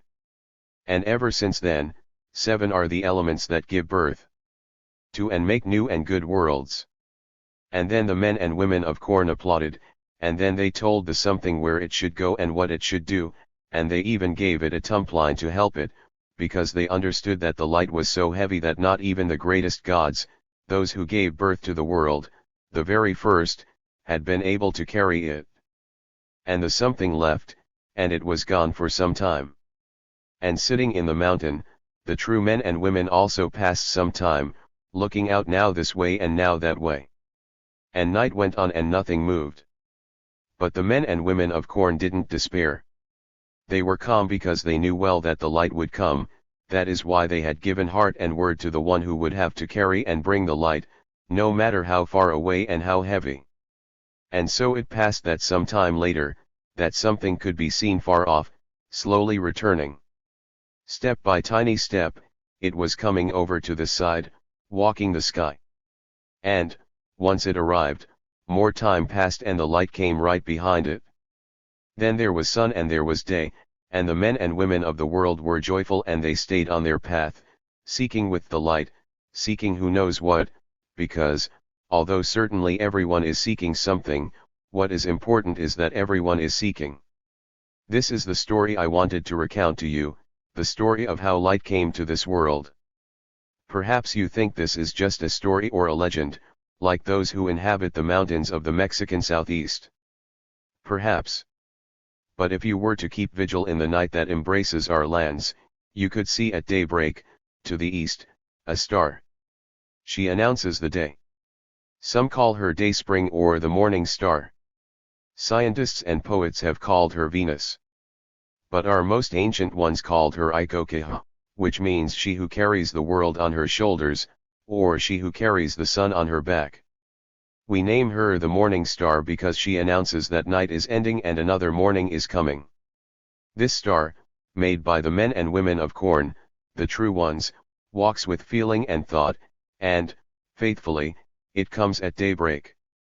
And I recount this story to you, not to divert you and take away from the time you need to look at all the things that you have to look at in this meeting. No. I'm telling it to you because the story that comes from so far away reminds us that it is through thinking and feeling comes the light that helps us to seek. With heart and head we must be bridges, so that the men and women of all the worlds may walk from night to day. Part 3. Old Don Antonio. The Story of the Colors. October 1994. Old Don Antonio points at a macaw crossing the afternoon sky. Look, he says. I see this burning streak of colors on the gray mist that foreshadows a rainstorm. It doesn't seem real, so many colors for just one bird, I say on reaching the hilltop. Old Don Antonio is sitting on a little knoll, above the mud that has taken over this main path. He catches his breath while he rolls a new cigarette. I walk a few steps farther on and realize that he's stayed behind. I go back and sit beside him. Do you think we'll get to town before it starts raining? I ask him, lighting my pipe. Old Don Antonio doesn't seem to hear me. Now, a flock of toucans has caught his eye. In his hand, the cigarette waits for a flame to commence its slow smoky drawing. He clears his throat, lights the cigarette and gets comfortable to begin, slowly. 457. The Story of the Colors. The macaw wasn't always like that. It barely had color. It was gray all over and had stubby little feathers, like a wet chicken's. It was just one more of the many birds that came to the world, nobody knows how, because even the gods didn't know who made them. That's just how it was. The gods woke up after the night said, "This is far enough," to the day, and the men and women were sleeping or making love, which is a beautiful way to grow tired to sleep well. The gods were fighting. These gods were always fighting because they were very quarrelsome, not like the first ones, the 7 gods who gave birth to the world. And the gods were fighting because the world was very boring, painted in just 2 colors. And their anger was just because only 2 colors shared in the world, one was the black sent by the night, and the other was the white that walked by day. There was a third that wasn't really a color. It was the gray that paints dusk and dawn so the black and white won't bump up against each other. So these gods were quarrelsome, but they were also wise. They had a meeting, and they decided to make more colors, so that walking and making love would be more pleasurable for the bat men and women. One of these gods began walking in order to think his thoughts better. He thought his thoughts so hard that he didn't look where he was going. He tripped on a rock that was so big he banged his head and blood poured out. After swearing and shouting for quite a while, he saw his blood and noticed that it was different from the other 2 colors. He ran to where the other gods were and showed them the new color and they named it red, the 3rd color to be born. Later, another god was looking for a color for painting hope. He found it, even though it took a while, and went to show it to the assembly of the gods. They named this color green, the 4th to be born. Another one started digging deep in the earth. "What are you doing?" the other gods asked him. "I am looking for the earth's heart," he replied, throwing dirt all over the place. Soon, he came upon the earth's heart and showed it to the other gods. They named this 5th color brown. Another god went straight up as high as he could. "I'm going to see what color the world is," he said, and he climbed and he climbed. When he was quite high up, he looked down and saw the color of the world, but he didn't know how to bring it back down to where the other gods were. He just kept looking at it for the longest time until he grew blind with looking because by then the color of the world was stuck in his eyes. He got down as best he could, tripping all the way, and went where the assembly of gods was and told them, "I'm carrying the color of the world in my eyes." They called the 6th color blue. Another god was looking for colors when he heard a child laugh. Quietly, he drew closer and when the child wasn't paying attention, in a flashing second he snatched the child's smile away and left him crying. That's why they say children can be laughing 1 second and crying the next, because of how suddenly the god stole the child's laugh. The god took away the child's smile and they named the seventh color yellow. By then the gods were tired, so they went off to drink some pasal. 1. And sleep, leaving the colors in a little box they threw beneath the ceiba tree. The little box wasn't shut very tight, so the colors got out and began to play and make love to each other, and different and new colors appeared. The ceiba tree looked at them all and sheltered them so the rain couldn't wash all the colors away. When the gods came back, there were no longer just 7 colors but many more. The gods looked at the ceiba tree and said, "You gave birth to the colors. You will take care of the world. And from your crown, we will paint the world." They climbed to the top of the ceiba tree, and from there, they began flinging the colors all around, just like that. The blue stuck partly to the sky and partly to the water, the green fell on the trees and plants, the brown, which was heavier, fell on the earth, and the yellow that was the child's laugh flew all the way up to paint the sun. The red dropped into people's and animals' mouths, who ate it so it painted the insides of their mouths red. And the black and white were already in the world. The way the gods were tossing around the colors, not even looking where they were throwing them, made a real mess. Some colors splashed on people, and that's why people are different colors and think differently. After a while, the gods grew tired and wanted to go to bed again. These gods weren't like the first ones, the ones who gave birth to the world. These gods always wanted to sleep. So, because they didn't want to forget the colors or lose sight of them, they looked for a way to keep them safe. And they were thinking about how to do that with all their hearts when they saw a macaw. They grabbed it and began putting all the colors on it, having to stretch its feathers so all the colors would fit. And that's how the macaw got its colors. Now it strolls around in case men and women forget that there are many colors and ways of thinking in the world, and how happy the world will be when all the colors and ways of thinking have a place. The Story of the Mirrors. June 9 to 11, 1995. I Want You as a Glass. Never as a Mirror. Pedro Salinas. May 1985. The moon looks into the mirror surface of the lake, and jealous, with her waves the lake wrinkles her face. Midway between the shores we navigate in a dugout canoe, which is as stable as my resolve to cross this lake. Old Don Antonio has invited me to try out his dugout canoe. For 28 days, between the new moon and the full moon, old Don Antonio has carved, with a sharp-edged machete and an axe, a long cedar log. The boat is 7 meters long. He explains to me that a dugout canoe can be made from cedar, caoba, huanacastle, or barri, and points out each type of tree to me. He is bent on showing me each tree, but I cannot tell the difference. To me all trees are tall. But that was during the day. Now it is dawn, as law dictates, and we are rowing in this little cedarwood boat that old Don Antonio has named the Malcontent. In honor of the moon, says old Don Antonio, while rowing with a long and narrow pole. We are in the middle of the lake. Like a comb, the wind curls the waves on the water and the canoe sways up and down. Old Don Antonio says we must wait for the wind to settle down, and lets the boat drift. Any one of these waves can capsize the canoe, he says, while with his burning cigarette he makes the smoke spiral like waves into the wind. By the light of the full moon, one can make out in the distance the large islets that dot Lake Miramar. From a spiral of smoke, old Don Antonio beckons an old story. I am more worried about capsizing. I am still caught between being nauseous and being terrified, so I am in no mood for stories.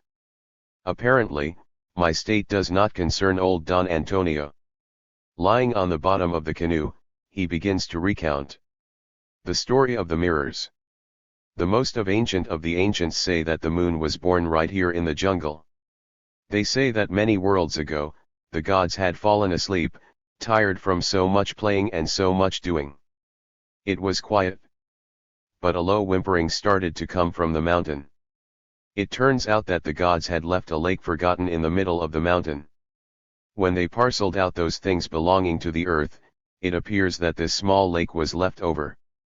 Not knowing what to do with it, they left her stranded among peaks so high that no one ventured there. And so the little lake was crying because she was alone.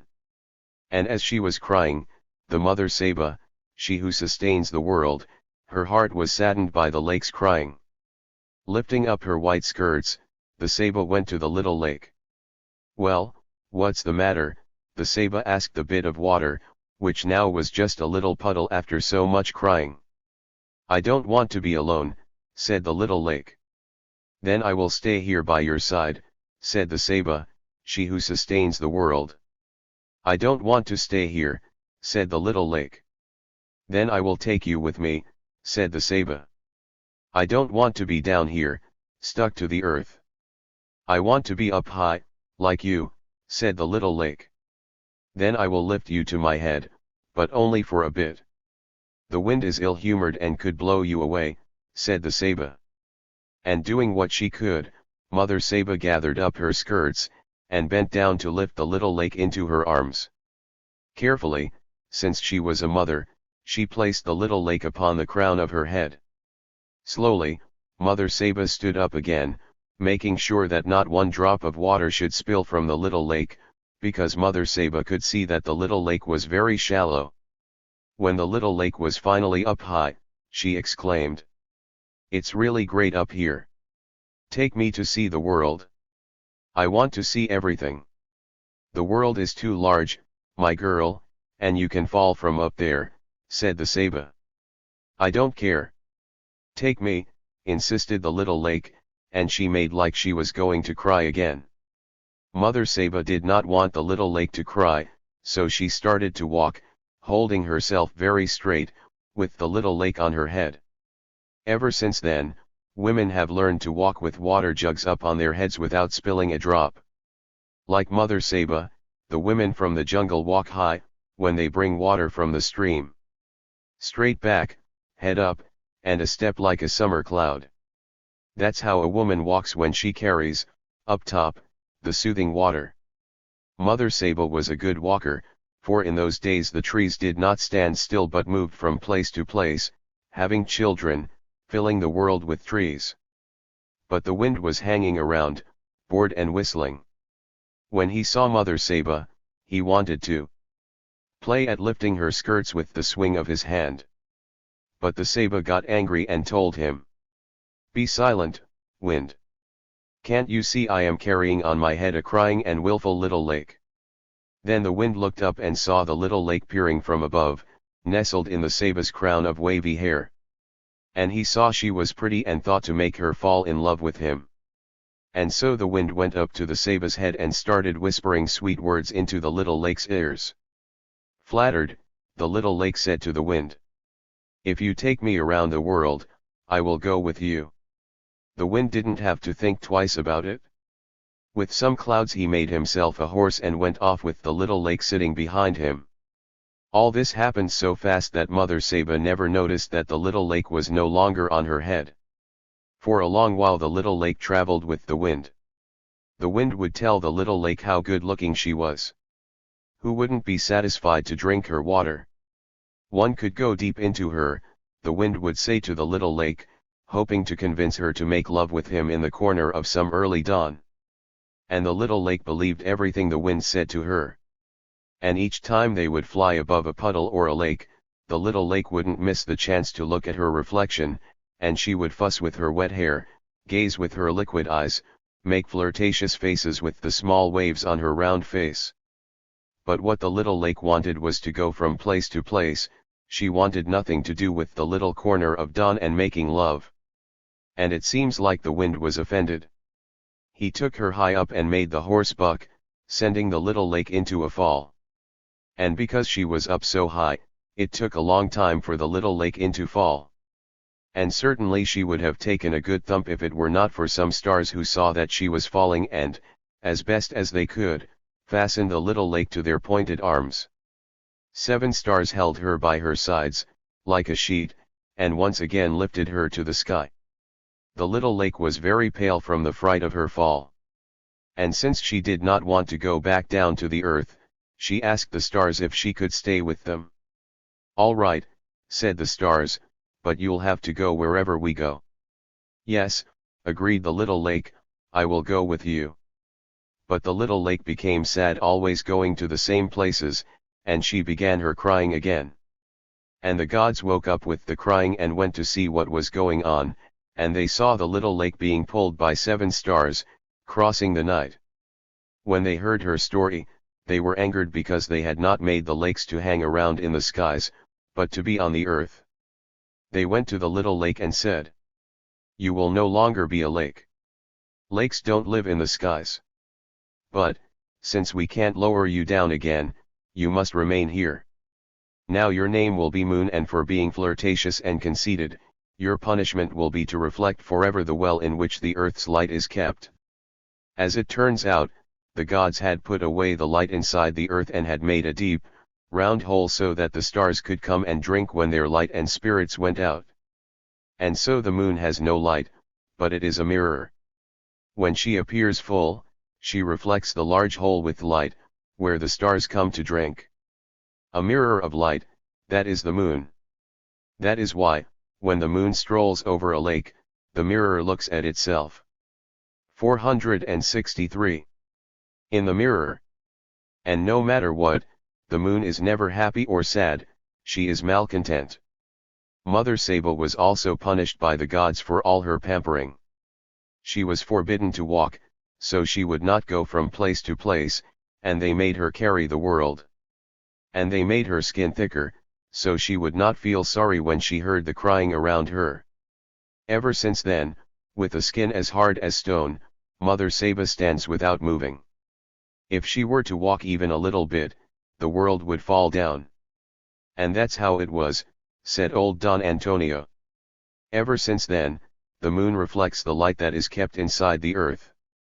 That is why, when she finds a lake, the moon stops to make up her face and fix her hair. That is also why when women see a mirror, they stop to look at themselves. It was a gift from the gods. Each woman was given a little piece of the moon, so she could fix her hair and make up her face, so she wouldn't want to journey and lift herself up to the skies. The story ended, but the wind hasn't let up, and the waves still threaten the little boat. But I say nothing, and it's not because I am thinking about old Don Antonio's words, but because I am sure that if I open my mouth I will throw up, perhaps even my liver, into the agitated mirror where the moon rehearses her coquetry. The Story of Dreams. December, 1995. P.S. To teach is the same as to struggle. Old Don Antonio was sharpening his machete and smoking in the doorway of his cabin. I was sleeping at his side, blanketed by exhaustion and the chirping of crickets. And just like 10 years before and 10 years after the sharp-edged smoke from old Don Antonio's cigarette, the sky was a night sea so enormous that you couldn't see it begin or end. The moon had appeared a few moments earlier. A cloud of light marked the crest of the hill that could be a balcony for a silver-plated coquetry, a springboard for a clean heart thrust, the platform for a maiden voyage. A golden blade barely winking at the expectant valley. Then, there was a road of gold turning to silver, turning to mother of pearl. Then a mended sail filled and billowed upward. The night sailed past. Below, silence and nostalgia waited. December 1975, 1985, 1995, the sea ever opening westward. It wasn't raining, but the cold dampened our clothes and seeped into the unquiet dreams of the restless sleep of slow asphyxiation. Out of the corner of his eye, old Don Antonio saw I was awake and asked me, "What did you dream?" "Nothing," I answered, looking for my pipe and tobacco in the cartridge belt. "That's no good. You dream and get to know yourself," came his reply as he returned to the slow caress of file against the metal-plated tongue. "What's no good about it?" I asked, lighting my pipe. Old Don Antonio stopped working and after checking the edge, set down the machete. With hands and lips, he started up a cigarette and a story. The story of dreams. No one told me what I'm going to tell you. Well, my grandfather told me, but he said I wouldn't understand it until I dreamed it myself.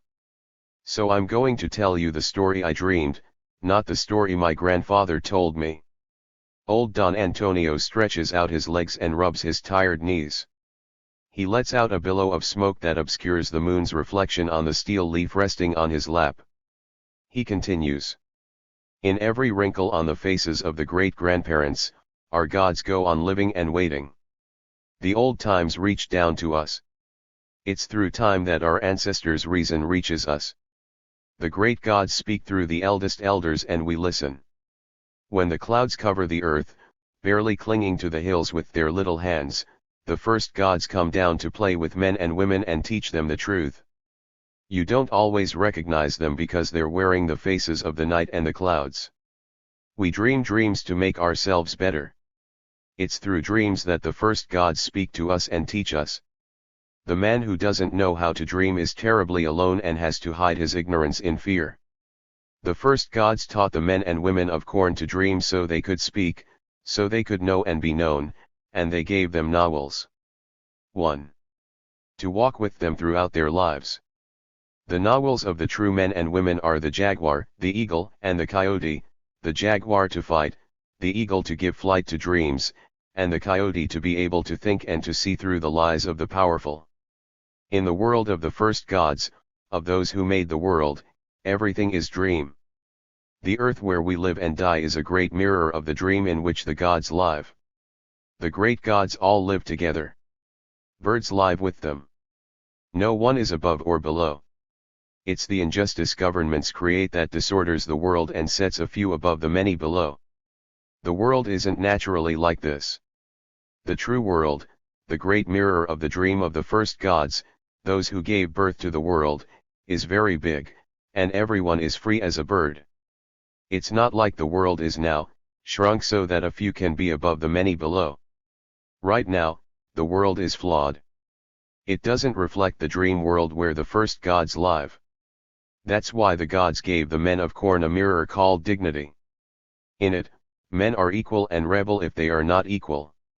That's why our first grandparents rebelled, and that's why they die inside us today so that we may live. The mirror of dignity destroys the demons who deal in darkness. Seen in the mirror, the Lord of Darkness reflects the nothingness from which he's made. Being nothing, he melts into nothingness before the mirror of dignity, the Lord of Darkness, the divider of the world. The gods made 4 points upon which to lay the world, not because they were tired, but so that men and women could walk as free as birds, so that everyone could work together, and so no one would be set above anyone else. The gods made 2 more points for flying and walking on the earth. And the gods made another point from which the true men and women could set out walking. 7 points give sense to the world and purpose to the true men and women, ahead and behind, one side and the other, above and below, and the 7th is the path we dream, the destination of the men and women of Korn, the true ones. The gods put a moon in the breast of the mothers, to feed the dream of the new men and women in whom history and memory live. Without them, death and oblivion feast. The earth, our great mother, has 2 breasts so that men and women can learn to dream. Learning to dream, they learn to grow. Finding dignity, they learn to struggle. That's why when the true men and women say, "We're going to dream," it means, we're going to struggle. Old Don Antonio fell silent. He fell silent, and I fell asleep. I dream that I'm dreaming, I dream that I know, I dream that I understand. Above, the moon's breast poured milk on the road to Santiago. The night was queen, and all was still to be made, to be dreamed, to be struggled for.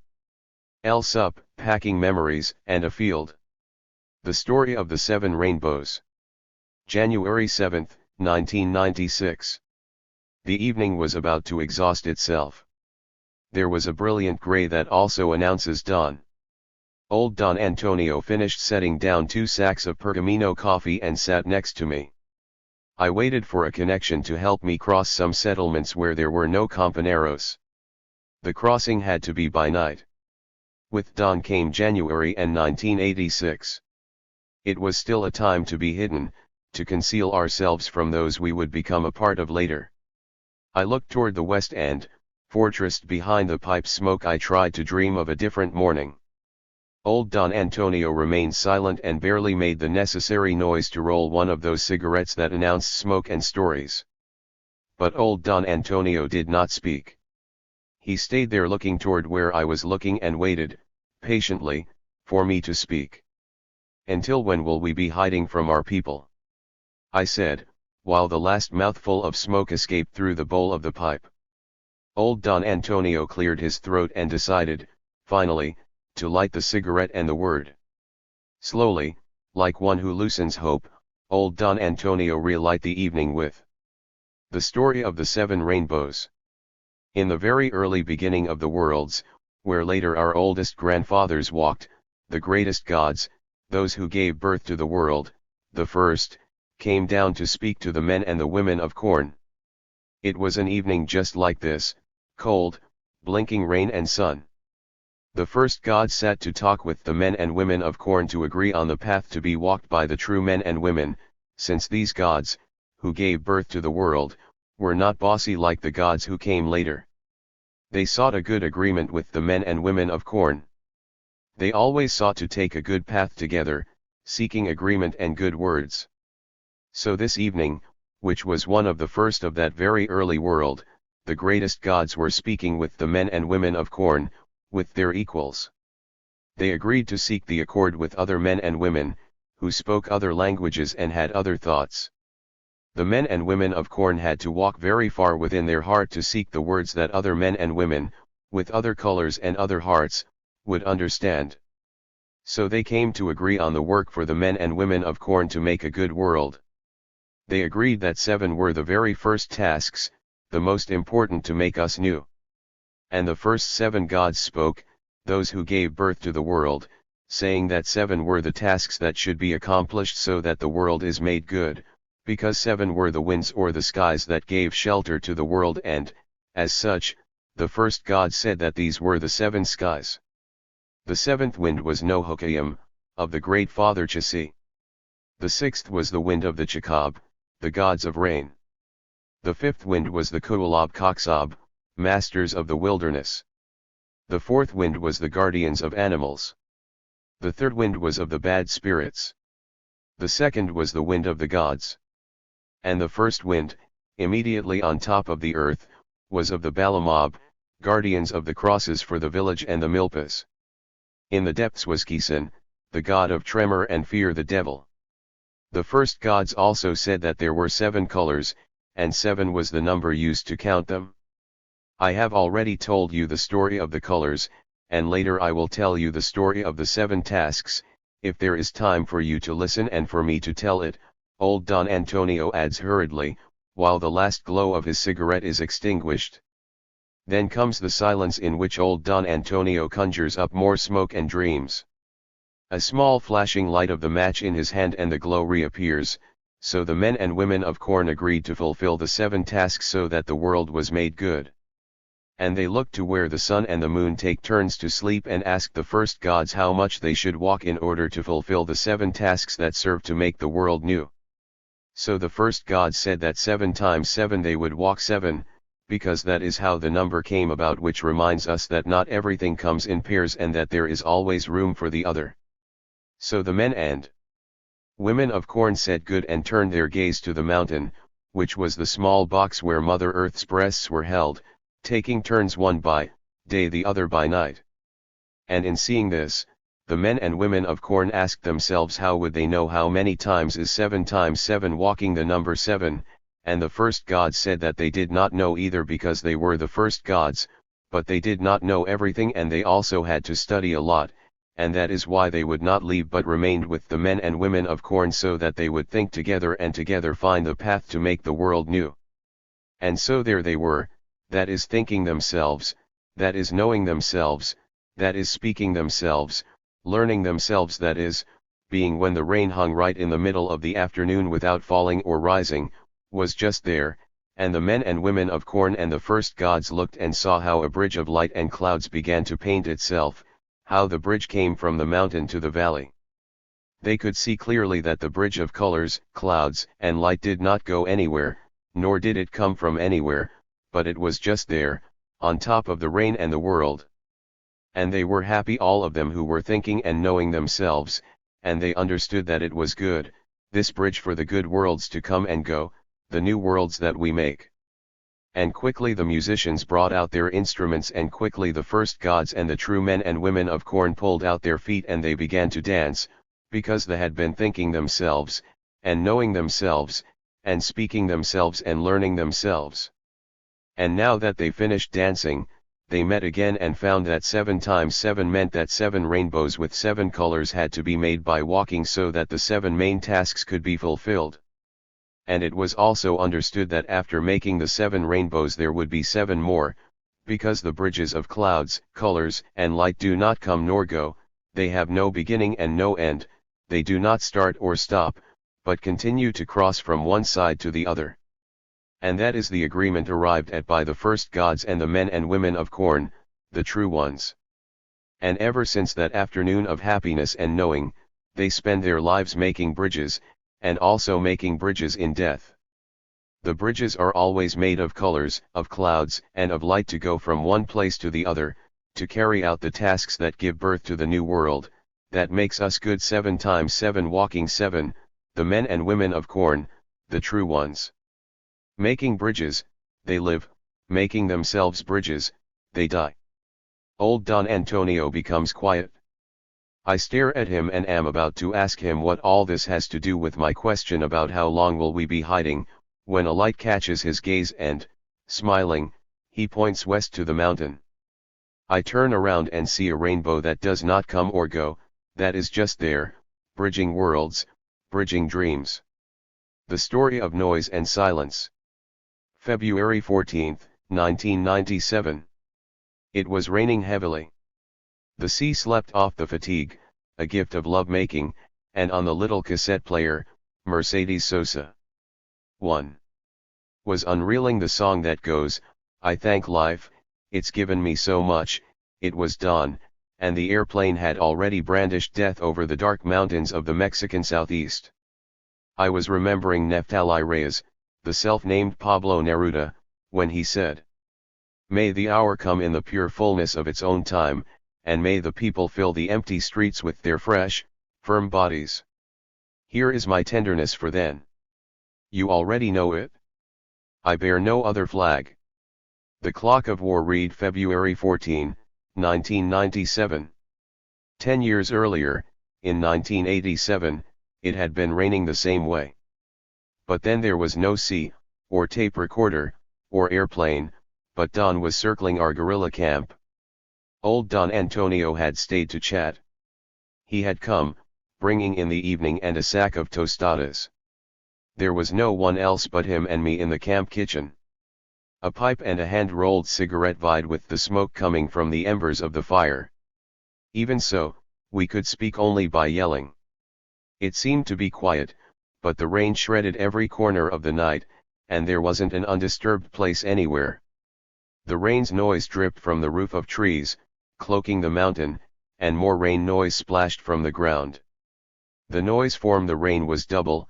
Below there was the sound of tree-filtered rain from above, and there was the noise that squelched the ground. In the middle, there was another sound, where the plastic tarps we used for roofs were talking the February rain in the jungle. Noise above, below, in the middle. There was no corner for a word.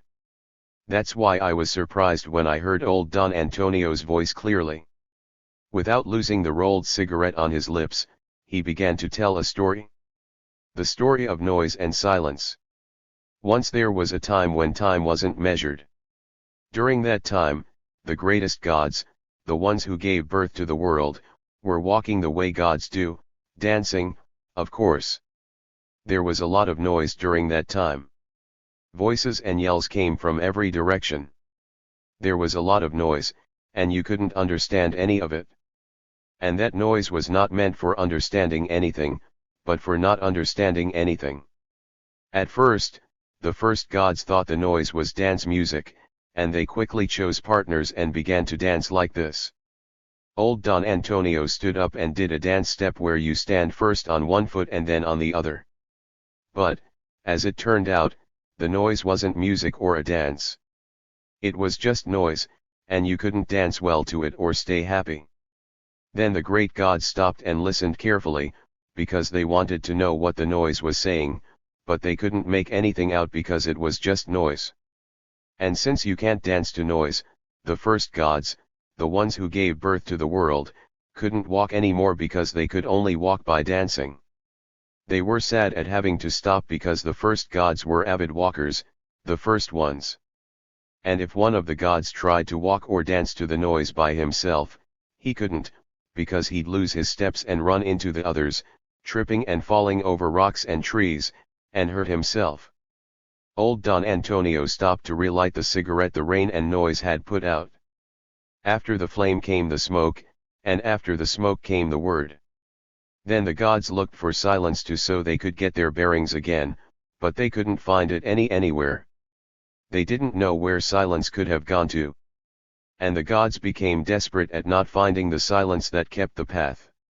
So, in an assembly of gods, they came to an agreement. It was very difficult because of all that noise, but they finally agreed that each one should look for a quiet place to find himself. They looked high, they looked low, they looked all around, but they couldn't find any. Finally, since there wasn't any other place left to find silence, they looked inside themselves, and when they looked for silence there, they found it, and found one another and found their path again, those great gods who gave birth to the world, the first ones. Old Don Antonio was silent, and the rain was silent too. It was a short silence. Quickly, the crickets came, ripping that night of 10 years past into little pieces. Dawn was on the mountain when old Don Antonio said goodbye with, "Well, I have arrived." I remained, smoking little pieces of silence that Don had abandoned on the mountains of the Mexican southeast. Making the bread called tomorrow. July 1997. Old Don Antonio used to say that the ingredients needed to bake the bread we call tomorrow are many. One of them is pain, old Don Antonio adds now, while he piles firewood up next to the oven. We go out into an afternoon, shimmering after one of those rains that July uses to paint the earth green. Dona Juanita has stayed behind, preparing the sweet cornbread that around here they call marquesate, the loaf shaped by its sardine can baking pan. I don't know how long old Don Antonio and Dona Juanita have been together, and I have never asked. Today, in this jungle afternoon, old Don Antonio speaks about pain as an ingredient of hope, and Dona Juanita bakes him a loaf of bread to prove it. For several nights, illness has troubled Dona Juanita's sleep, and old Don Antonio, unable to sleep in his devotion to her, relieves her pain with stories and games. This very dawn, old Don Antonio had set up a grandiose show, playing with his hands and the light from the hearth. He creates a multitude of shadow puppet jungle animals. Dona Juanita laughs at the night-walking Tepscuintle, at the restless white-tailed deer, at the horse howler monkey, at the vain peacock and the loud parrot that old Don Antonio paints on the canvas of his hut. It didn't cure me, but I laughed a lot, Dona Juanita tells me. I didn't know the shadows were so happy. That afternoon Dona Juanita bakes a marquesate for old Don Antonio, not to thank him for the useless medicine during a night of joyful shadows. And she didn't bake it to make him happy either. She baked it as evidence that a pain shared brings relief and casts a joyful shadow. That's why Dona Juanita bakes bread, that her hands and old Don Antonio's firewood birth inside an old sardine can. And so that it shouldn't go to waste, we ate the evidence of Dona Juanita and old Don Antonio's shared pain with some hot coffee. We ate the pain turned into shared bread and light. What we are telling you happened long, long ago, that is, today. The story of the others. January, 1998. Old Don Antonio used to say, life without those who are different is empty and damns you to stagnation. What does this have to do with the intercontinental struggle for humanity and against neoliberalism? Well, in order to explain it, I'd have to tell you. It's Don again. Beneath a menacing plane, the sea tries to read a book of poems with the faint help of a tiny candle stump. I scribble a letter to someone I don't know personally, who probably speaks another language, has a different culture, is from another country, is a different color, and for sure has a different history. The plane goes by, and I pause a little to listen and then a lot more to give myself time to deal with the difficulty of writing a letter to those who are different. Just then, from out of the highland mist, unnoticed by the sea, old Don Antonio appears at my side, and giving me a few little taps on the shoulder, lights his cigarette and recounts the story of the others. The oldest of the old ones who settled in these lands said that the greatest gods, those who gave birth to the world, did not all think the same way. That is, they weren't all of one mind, but each felt his own thoughts, and among themselves, they listened to each other and respected each other. The eldest of the elders say that's the way it was. If it hadn't been so, the world would never have been born, because the first gods would have spent all their time fighting, since the thoughts they felt were different. The eldest of the elders say that's why the world came up with so many shapes and colors, as many as the thoughts the first, the greatest gods had. 7 were the greatest gods, and 7 were the thoughts each one of them had, and 7 times 7 are the shapes and colors in which they dressed the world. Old Don Antonio tells me that he asked the eldest of the elders how the first gods were able to come to an agreement and talk to each other, if the thoughts they felt were so different. Old Don Antonio recounts that the eldest of the elders told him there was a meeting between the 7 gods and the 7 different thoughts each one had, and that at that meeting, they came to an agreement. The eldest of the elders told old Don Antonio that the assembly of the first gods, those who gave birth to the world, was a long time before yesterday, that it happened when there was not yet time. And they said that during that assembly each one of the first gods said his piece and then they all said, "My thoughts are different than those of others." Then the gods were quiet for a bit and realized that when each one of them said the others, they were talking about others as different. After they had been quiet for a while, the first gods realized that they already had a first agreement, that there were others, and that those others were different from who each one was. So the first agreement the very first gods had was to recognize difference and accept the existence of the other. And what else could they do anyway? Since they were all gods, all first, they had to accept this, because there wasn't one who was more or less than the others. They were different, and that is how they had to move along. After this first agreement came a discussion, because it's one thing to recognize that there are others who are different and a very different thing to respect them. So they spent quite a while talking and discussing just how one was different from the others, and they didn't mind spending a lot of time talking about it because there was no time yet. Afterward, they all kept quiet, and each one of them spoke about his difference, and each of the other gods, who were all listening, realized that by listening and learning about the difference of the other, he could understand better what was different in him. Then they were very happy and started to dance. They danced a long time, but they didn't care because at that time, time didn't exist. After the dance, the gods agreed it's a good thing that there are others who are different, and that one must listen to them too. Know oneself. After that agreement, they went to sleep, tired from so much dancing. These first gods, who gave birth to the world, didn't tire from talking, because it so happens they were very good at talking, but they were just beginning to learn how to listen. I didn't notice when old Don Antonio left. The sea was already asleep, and a shapeless spot of wax was all that was left of the little candle stump. Up above, the sky began thinning its blackness with the morning light. The Tale of the Lion and the Mirror. July 1998. Old Don Antonio says that when he was young, his father Don Antonio taught him how to kill a lion without a gun. Old Don Antonio says that when he was young Antonio and his father was old Don Antonio, his father told him the story that he now whispers in my ear so the sea will only be able to learn it from my lips. The story of the lion and the mirror. First, the lion tears its prey apart. Then he drinks the blood, eats the heart, and leaves the rest for the vultures. There's nothing that can overwhelm the lion's strength. There's no animal that can confront him, nor any man who doesn't flee from him. Only a force just as brutal, bloodthirsty, and powerful can defeat a lion. The old Don Antonio of then rolled his cigarette and, pretending to mind the logs forming the bright star of the campfire flames, looked out of the corner of his eye at the young Antonio. He didn't have to wait long before the young Antonio asked him, "And what is this force great enough to defeat a lion?" The old Don Antonio handed the young Antonio a mirror. "Me?" asked the young Antonio, looking at himself in the round mirror. Old Don Antonio smiled good-humoredly. "That is what the young Antonio says," and took the mirror from him. "No, not you," he responded. "By showing you the mirror, I meant the strength which can defeat the lion is the lion's own strength. Only the lion himself can defeat the lion." "Ah," said the young Antonio, just to be saying something. Old Don Antonio understood that the young Antonio hadn't understood a thing, so he went on with his story.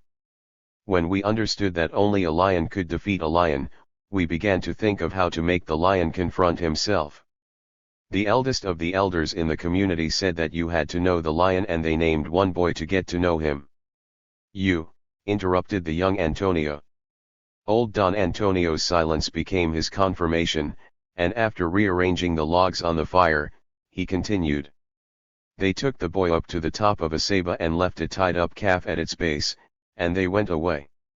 The boy was supposed to watch what the lion did with the calf, wait for the lion to go away, and then return to the community to tell them what he'd seen. And that is what he did. The lion came, killed, and tore the calf apart, and afterward he drank its blood, ate its heart, and left as the buzzards were circling, waiting for their turn. The boy went back to the community and told them what he'd seen. The eldest of the elders thought for a while, and said, 'Let the death the predator inflicts be his death,' and they gave the boy a mirror, some nails, and a calf. 'Tomorrow will be the night of justice,' said the elders, and they went back to their thoughts. The young boy did not understand. He went to his hut and stayed there for a good while, watching the fire. And that's where he was when his father came and asked him what was happening. The boy told him everything. The boy's father sat silently next to him, and after a while, he spoke. The boy began to smile as he listened to his father. The next day, when the afternoon had already turned to gold and the gray of night had draped itself over the treetops, the boy left the community and walked to the ceiba, carrying the calf. When he reached the foot of the mother tree, he killed the calf and took out its heart. Then he broke the mirror into lots of little pieces and stuck the pieces into the heart with some of the blood. Then he opened the heart again and put the nails inside. He put the heart back in the calf's chest and made a frame with stakes to keep the calf on its feet as if it were still alive. The boy climbed up to the top of the tree and waited there above. While the night let itself fall from the trees to the ground, he remembered his father's words, "The same death the predator inflicts." It was night when the lion returned. The animal approached, and with one leap attacked the calf and tore it apart. When he licked the heart, the lion became suspicious because the blood was dry, but the broken mirror shards cut his tongue and made it bleed. The lion thought the blood from his own mouth was from the calf's heart. Excited, he chewed up the whole heart. The nails made him bleed even more, but the lion still thought the blood in his mouth was the calf's. He chewed, and the more the lion cut himself, the more he bled, and the more he bled, the more he chewed. The lion kept chewing until he bled to death. The boy returned with the lion's claws strung in a necklace, and he showed it to the eldest of the elders in the community. They smiled and told him, "It isn't the claws you should keep as a trophy of the victory, but the mirror." That's how old Don Antonio says the lion killed himself. But along with the mirror, old Don Antonio always carries his old flint rifle. Just in case the lion doesn't know his history, he tells me, smiling and winking an eye. On my other side, the sea adds, in case the lion doesn't know. The fish in the water. Old Don Antonio tells a story that the eldest of the elders in his community once told him. He says once upon a time there was a very beautiful fish who lived in the river. The lion saw the fish and had a sudden craving for it. But when the lion reached the river, he realized that he couldn't swim and get to the fish. So the lion asked the opossum for advice, who told him, "It's very simple. Fish can't live out of water. All you have to do is drink all the water out of the river. The fish will be left high and dry and then you can catch him and eat him." The lion was very pleased with the opossum's advice and rewarded him with a position in his kingdom. The lion went to the edge of the river and began to drink. He died when all that water burst him into pieces. The opossum became unemployed. 1010. The Story of the Measure of Memory. August 1998. Nothing new around here, an abundance of planes and helicopters promising war, rains promising sowing, and dignities which promise a future. The children continue being children, and little Pedrito has rebaptized me as Up, an easy abbreviation for Sup, as I understand, while he tries to find out if my pipe is made of chocolate, just like some cigarettes he had been given. While the sea dreams with me in the womb, I remember that in the next few days, August 28, the ladies will be celebrating the 20th anniversary of an act which, like everything that comes from below, began small and then grew. 1.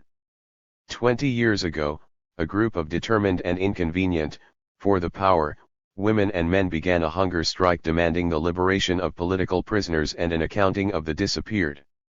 We, and others without memory, owe these women of foolish tenderness many things. One of these things, and not the only one, is that tomorrow that is and has been promised us by those who, like the ladies, know that memory does not rest nor yield, and that dignity has no age or size. And then old Don Antonio comes with a gift for the sea, and he recounts, just for the sake of recounting, the history of the measure of memory. The eldest of our elders tell that the first gods, those who gave birth to the world, parceled out memory among the men and women who walked in the world. Memory is good, the greatest God said and told, because it is the mirror that helps us understand the present and promises the future. The first gods measured out memory with a small cup in order to parcel it out, and every man and woman came by to receive a measure of memory. But some of the men and women were larger than the others, so the measure of memory seemed not equal to the rest. In the smaller persons, memory shone clearly, and in the larger persons it was made opaque. That's why it is said that memory is greatest and strongest in the small people, and it is difficult to find in the powerful. That is why they also say that men and women become smaller and smaller when they grow old, so that memory will shine more brightly. They say that it is the work of the eldest of the elders to make memory great. And they also say that dignity is nothing more than memory that lives. That's what they say. The Story of One and All. December 1998. It was a dawn in December. In December, mountain dawns are cold and rainy. The fog clings to the trees, giving them new shapes and shadows. So I am keeping watch over the solitary smoke rings of my pipe, hoping that maybe the sea will come to give harbor to the cloud issuing from my lips, when a form frees itself from a nearby tree, and I half hear. Wisdom does not consist in knowing many things or in knowing much about one thing. I tremble, partly with the cold, partly from the fog, but mostly from what I hear, and even more from surprise at recognizing old Don Antonio by the brief lightning flash of his match at his creased cigarette. I do what I usually do in these cases, I rub my knees, clench my pipe, and say a wise mmmh. Old Don Antonio sits by me, fixing his cigarette in the left corner of his mouth and, muttering, gives shape, color, and warmth to the story of one and all. Once there was a time when there was no time. It was the time of the beginning. It was about dawn. It was neither night nor day. Time was just there, without going anywhere or coming from any place. There was no light, but it wasn't dark either. It was the time when the great gods were alive, the ones who gave birth to the world, the very first ones. The eldest of our elders say that those first gods were 7, and each was 2. The eldest of our elders say that 7 is the number the ancients used for the whole, and that 1 is always 2 so as to be able to walk together. That's why they say that the very first gods were born wise and great. They were small, and there weren't many of them. But they sure talked a lot, and talked to themselves a lot. Those first gods were full of hot air.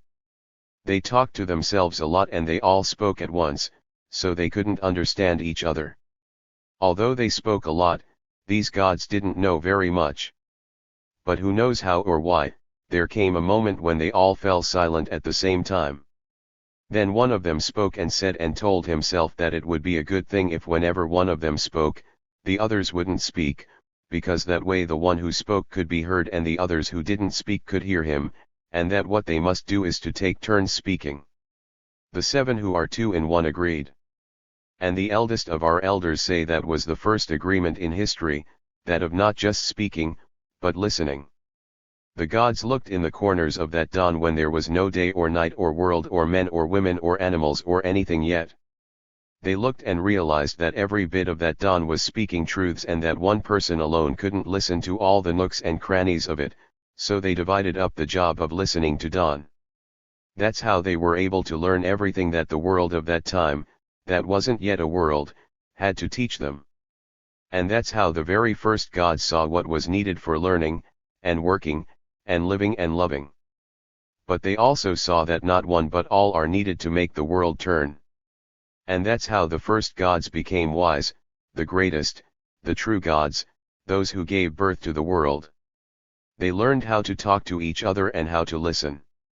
And they were wise. Not because they knew many things or because they knew a lot about any one thing, but because they understood that one and all are necessary and sufficient. Old Don Antonio leaves. I stay remain, awaiting, expecting the sea and the wheat, knowing they must come. Because they haven't left. The dawn is heralding heat and flashes. May 10, 1999. Dawn. Brothers and sisters. It is May, and the dawn is heralding heat and flashes. But it is not this May, nor this dawn, no. Well, yes, it is this May and this dawn, but it is 10 years earlier. The light from the campfire is painting shadows and lights on the walls of old Don Antonio's hut. Old Don Antonio has been silent for some time, just looking at Dona Juanita, who is looking at her hands. I am to one side, sitting in front of a cup of coffee. It has been some time since I arrived. I came to bring old Don Antonio a deer skin, to see if he knew how and could tan it. Old Don Antonio had scarcely looked at the skin. He continued looking at Dona Juanita, looking at her hands. They were waiting for something. I mean, old Don Antonio was waiting for something from looking so long at Dona Juanita, and Dona Juanita was waiting for something from looking so long at her hands. I chewed on my pipe and waited as well, but, of all of us who were there, I was the only one who didn't know what we were waiting for. Suddenly, Dona Juanita sighed deeply and raised her face and gazed to old Don Antonio, saying, "The water is coming on time." "It is coming," old Don Antonio said, and right then he took out his roller and began rolling a cigarette. I knew what that meant, so I quickly filled my pipe, lit it, and made myself comfortable in order to listen to and to remember, and so now I can tell you the story of the calendar. The eldest of the elders among our peoples tell that during the first times, time was completely disorganized, and it stumbled about like a drunk at the Santa Cruz fiesta. Men and women lost many things and lost themselves, because time did not pass evenly but rather sometimes hurried up and sometimes went by slowly, dragging along almost like an old lame person. Sometimes the sun was a great skin that covered everything, and other times it was just water, water above, water below, and water in between. Everything was absolute chaos and one could barely plant, hunt, or fix the straw on the roofs or the sticks and mud on the walls of the huts. And the gods looked at everything and they looked, because these gods, who were the very first, those who gave birth to the world, were just strolling about and catching crayfish in the river and chewing sugarcane, and sometimes they also helped separate the kernels from the maize for the tortillas. And so they looked at everything, these gods, those that gave birth to the world, the very first. And they thought. But they did not think quickly, rather they took a long time, because these gods were not hasty, and so they spent a long time just watching time go staggering about the land. After putting it off like that, then they did indeed think. After they had thought then, because they also took their time in thinking, the gods called on the mama they called Ixmuelkane, and they just said to her, Mama Ixmuelkane, this time that goes about the lands is not doing well, and it just skips about and runs and drags, sometimes ahead, and sometimes backwards, and so one can absolutely not plant, and you will see that neither can they harvest when they want to, and the men and women are growing sad, and now many of us battle with each other in order to find the maxkabil, and the sugar cane is not where we left it, and so we are telling you, we do not know what you thought, Mama Ixmuelkane, but it is not good that time just goes about like this, without anyone being able to orient themselves as to when and where they must go and what is going on. This is what we are thinking, Mama Ixmuelkane. We do not know what you are going to tell us about this problem that we are telling you about. Mama Ixmuelkane sighed for a good bit, and then she said, it is not good that time is just out of control like that, wreaking havoc and ruining things for all these good people. Yes, that is right, it is not good, said the gods. And they waited a bit, because they well knew that Mama Ixmuelkane had not finished speaking, she had barely begun. That is why, ever since then, it seems that mamas have already finished when they have barely begun talking to us. Mama Ixmuelkane was sighing for another while, and then she continued speaking. Up there, in the sky, is the tale that time should follow, and time will pay attention if someone is reading the tale to it and telling it what comes next and how and when and where. If it is there and if it pays attention, said the gods. Mama Ixmuelkane sighed more, and at last she said, I am willing to read time the tale so that it learns how to run straight, but my eyes are not good now, and I can scarcely look at the sky, I cannot. You cannot, said the gods. See, if I could, Mama Ixmuelkane said, then I would straighten out time, but I cannot look at and read the sky, because my eyes are not good. MMMH, said the gods. MMMH, said Mama Ixmuelkane. And so they remained, the ones and the other, just saying MMMH, until the gods finally began thinking again, and they said, Look, Mama Ixmuelkane, we do not know what you are thinking, but we think it would be good if we brought you the sky down here below, and then you could see it up close very well and read and put aright the passing of time. And Mama Ixmuelkane sighed heavily when she said, Perhaps I have some place to put the sky. No, no, no. Can you not see how small my hut is? No, no, no. No, no, no, said the gods. And they remained a good bit longer with their MMMH, MMMH. And then the gods thought once more, and they said, Look, Mama Ixmuelkane, we do not know what you are thinking, but we think it would be good if we copy what is written in the sky and bring it to you so you can copy it and read it, and so you will set right the passing of time. That's good, said Mama Ixmuelkane. And the gods went up and they copied the tale that the sky tells in a notebook, and they came down once again, and they went to see Mama Ixmuelkane with the notebook, and they said to her, Look, Mama Ixmuelkane, here then is the tale that the sky tells, we wrote it down in this notebook, but it is not going to last, so you will have to copy it someplace else where the tale that will set right the passage of time will last forever. Yes, yes, yes, said Mama Ixmuelkane. Copy the tale on my hands, and I will set the passing of time right so it goes straight and does not go about like an old drunk.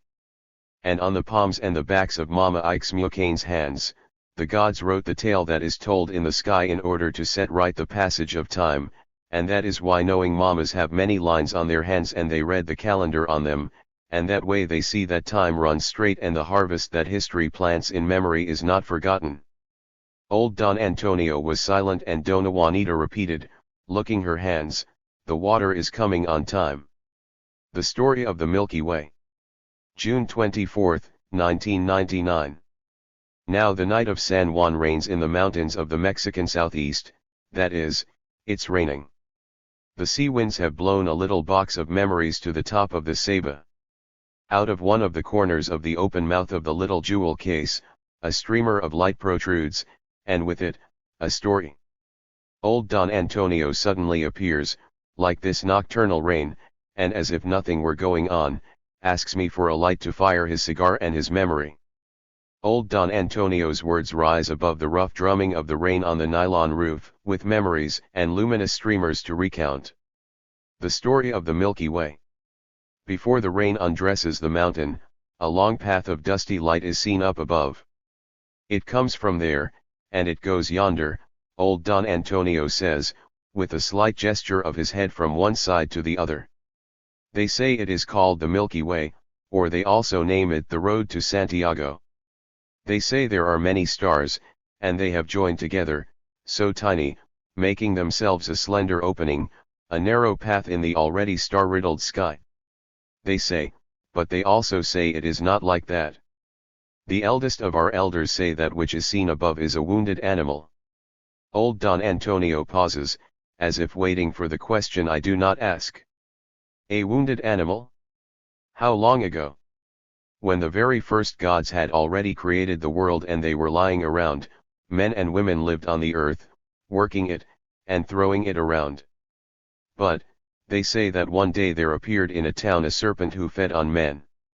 Or rather, he only ate males, he did not eat women.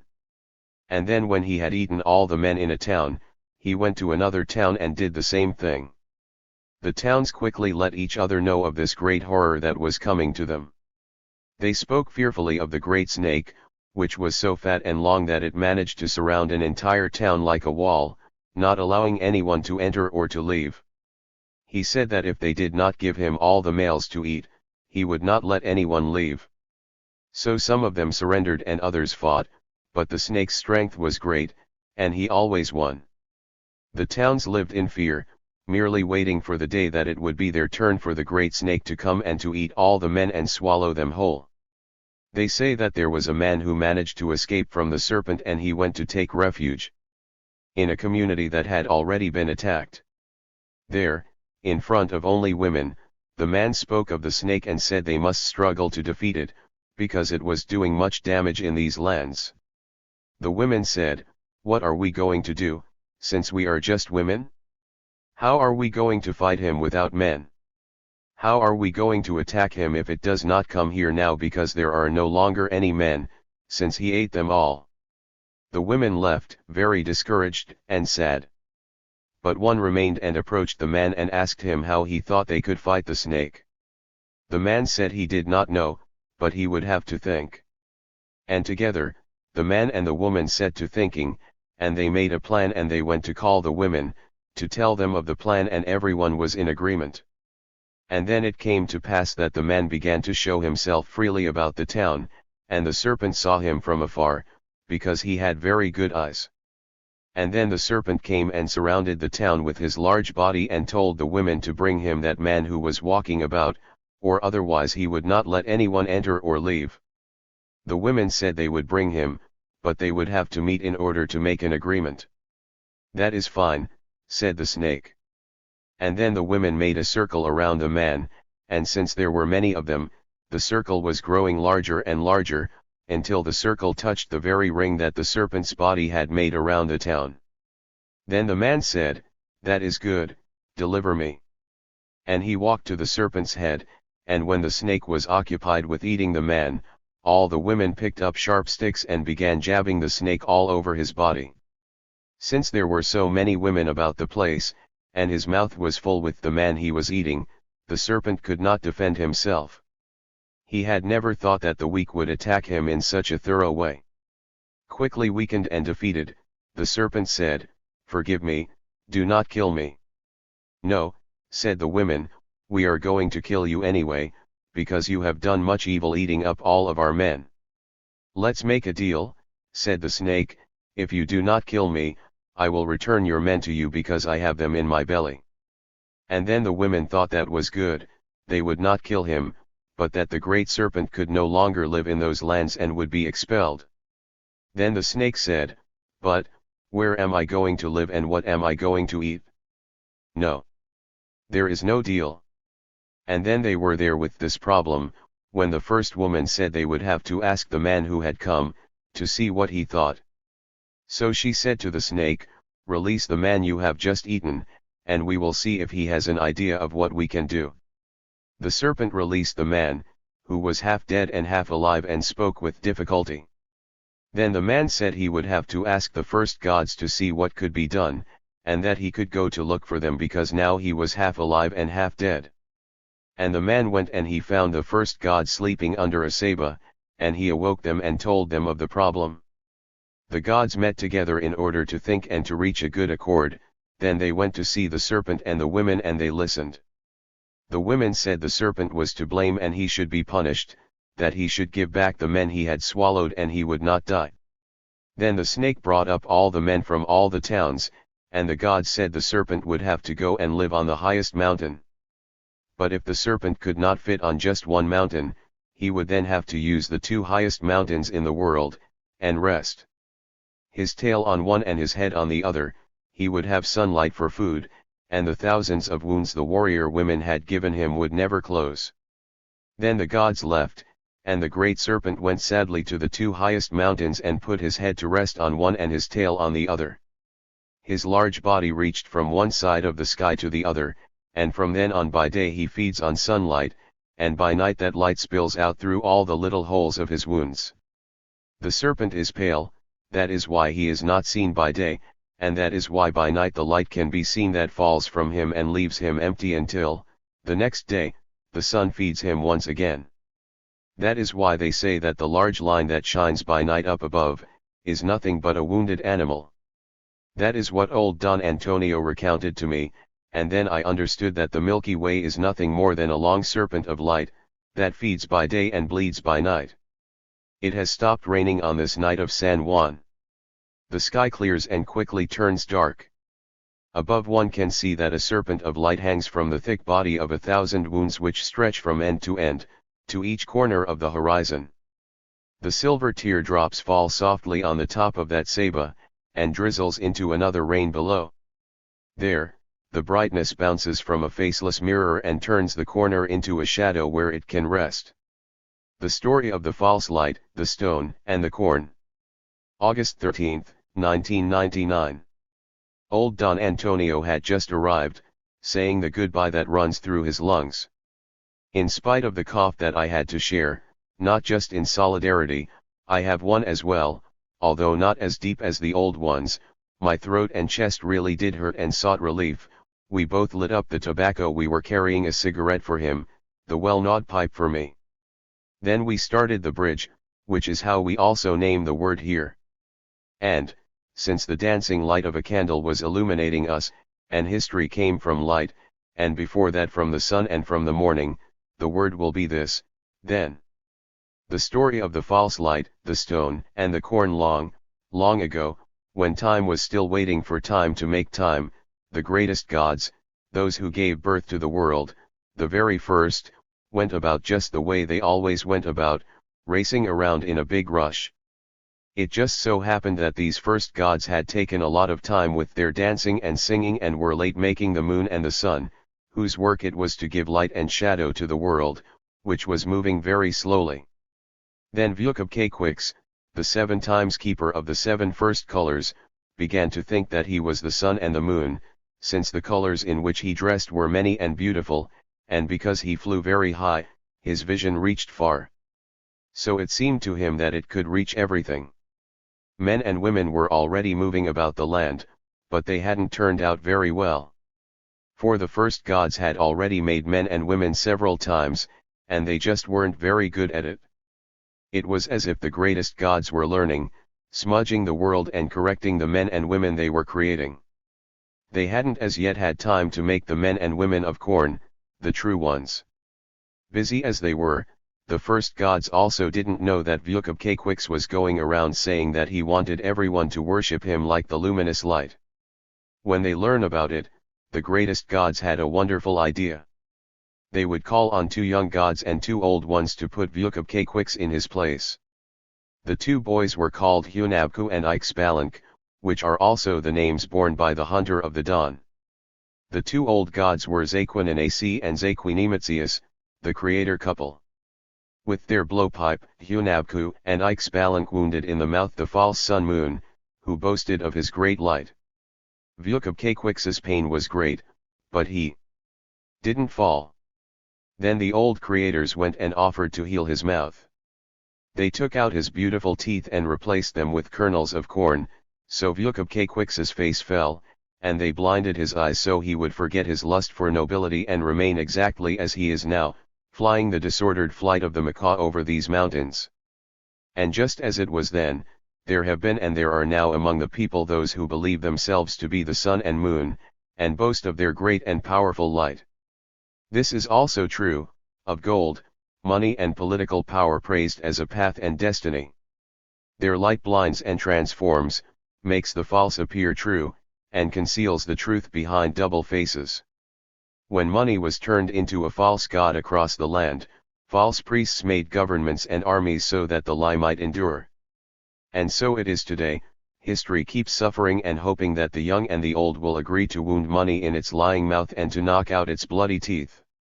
With stones and corn for weapons, young and old will strip power, and the stone will come to rest among other stones, and the men and women among the other men and women who walk the land. This struggle will be called war, even if it is only to denounce and unmask the lie, and to put out the false and vain light that reigns from above.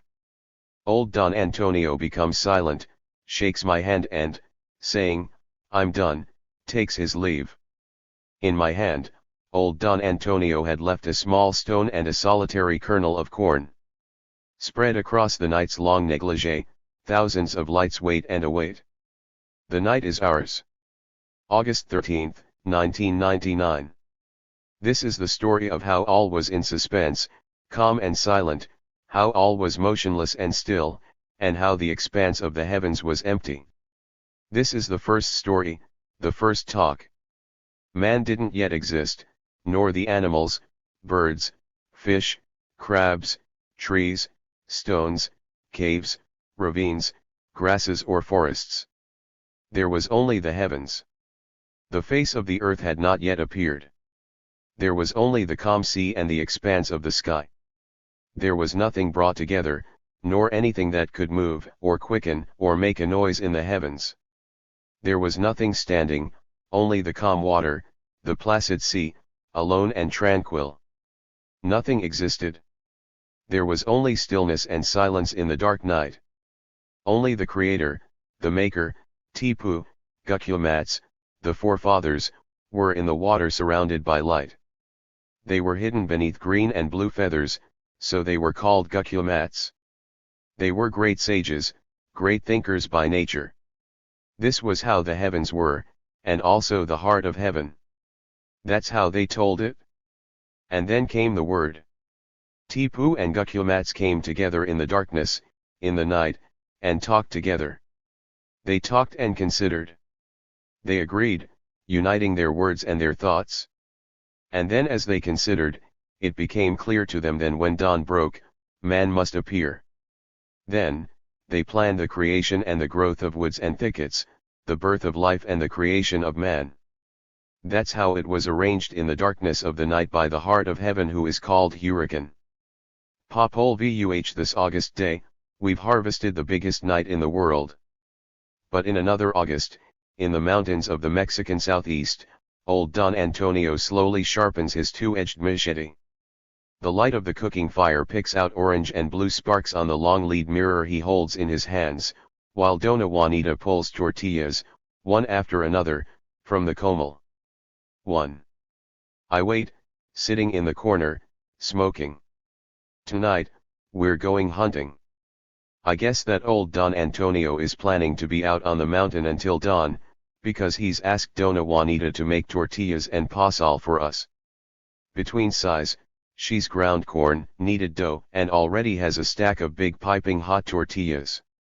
On the fire, licked by the lusty flames, the coffee steams in a little pot. I fall asleep to the rhythmic grinding of the stone on the double-edged machete and to the smell of Dona Juanita's tortillas.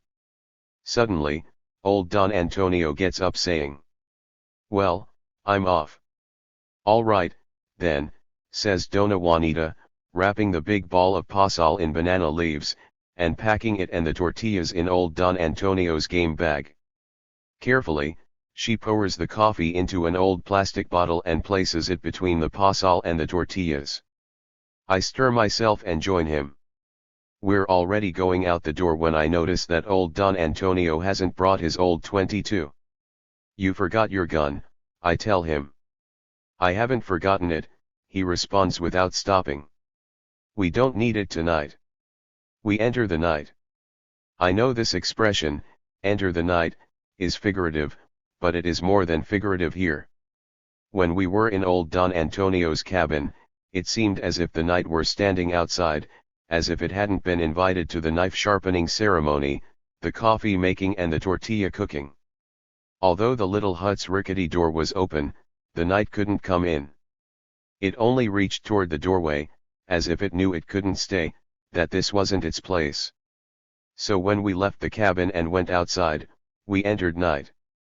We walked on the big road for quite a while. It had just rained heavily, but already the fireflies were playing like swift serpents of light in the branches and vines. August splashed puddles and mud in every direction, and sometimes it was impossible to keep from sinking knee-deep.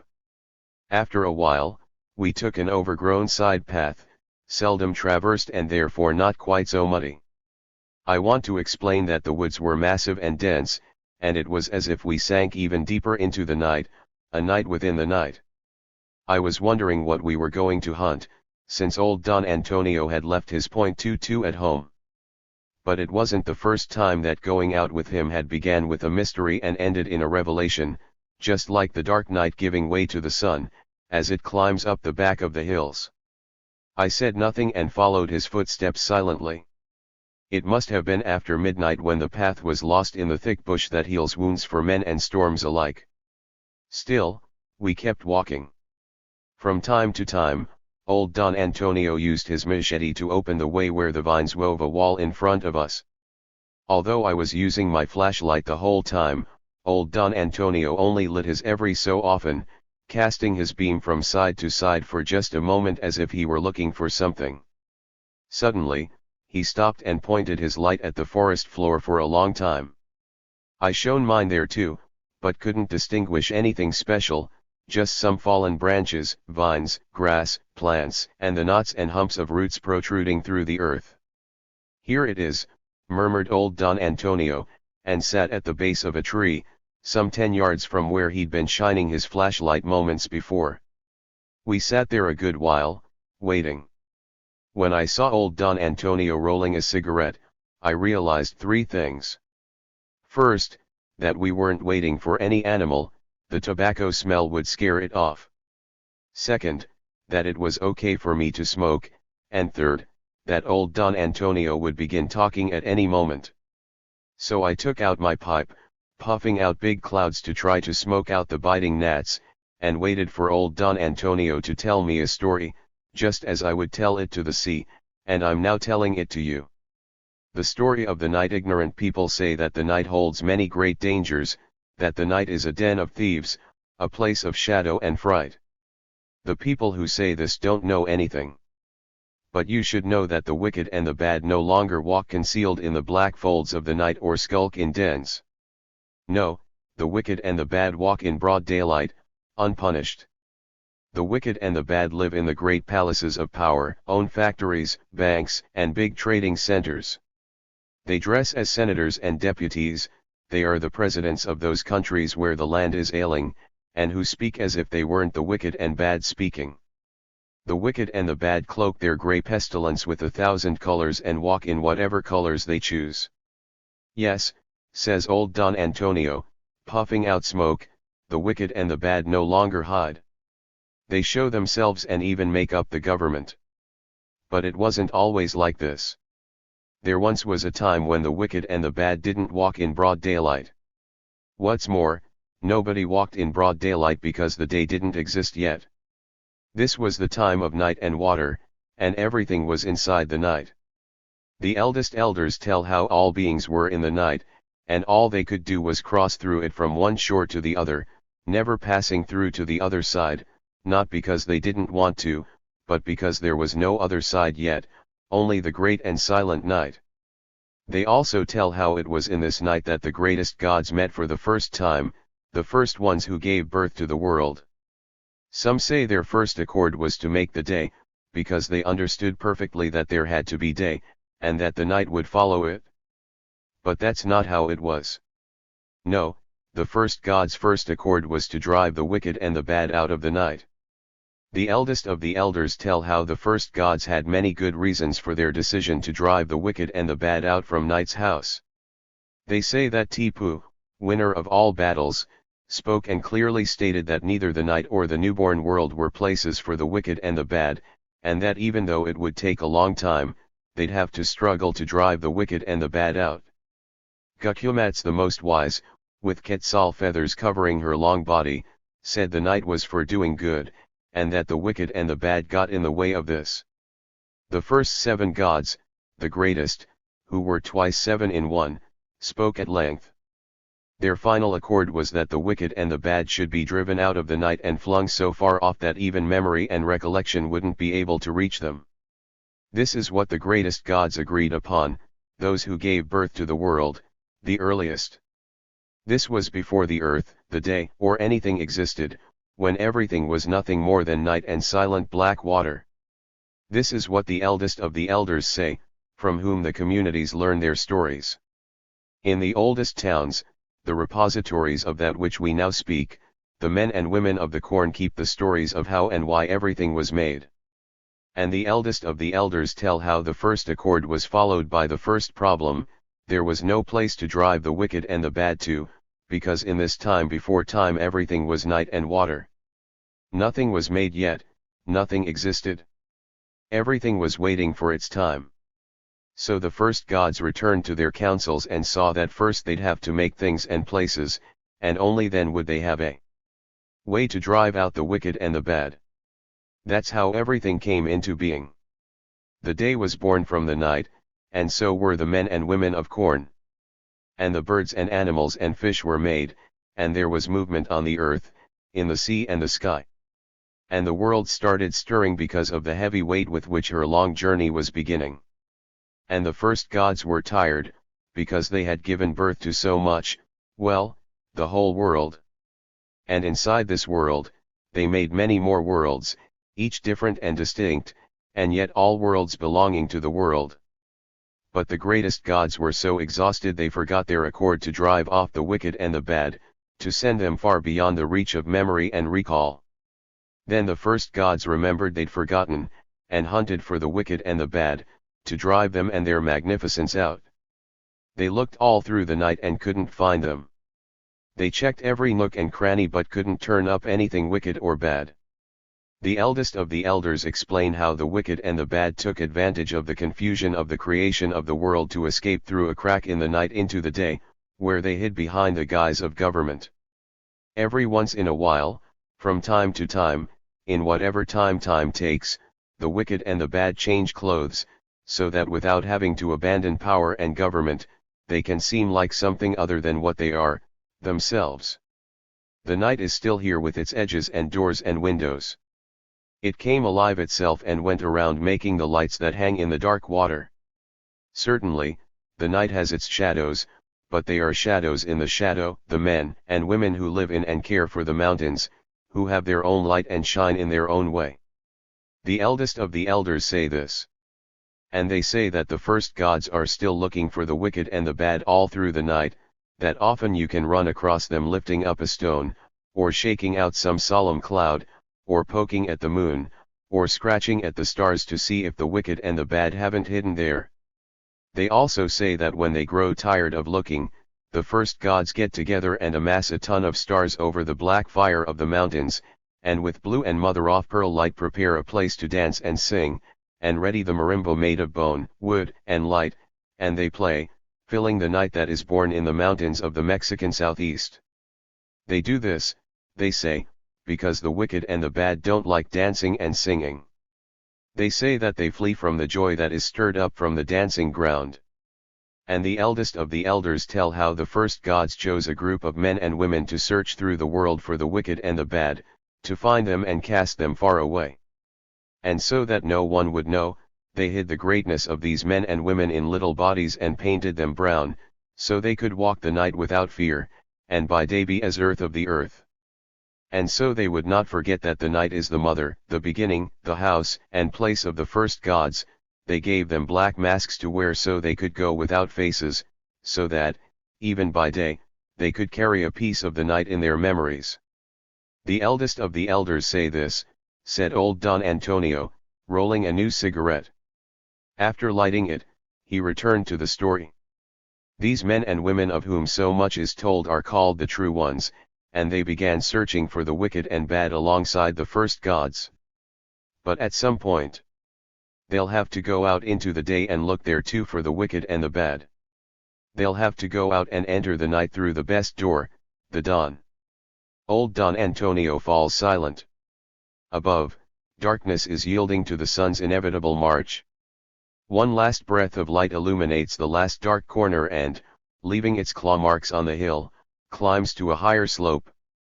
He rises, stretches his legs, examines his double-edged machete, and says, "Well, let's go."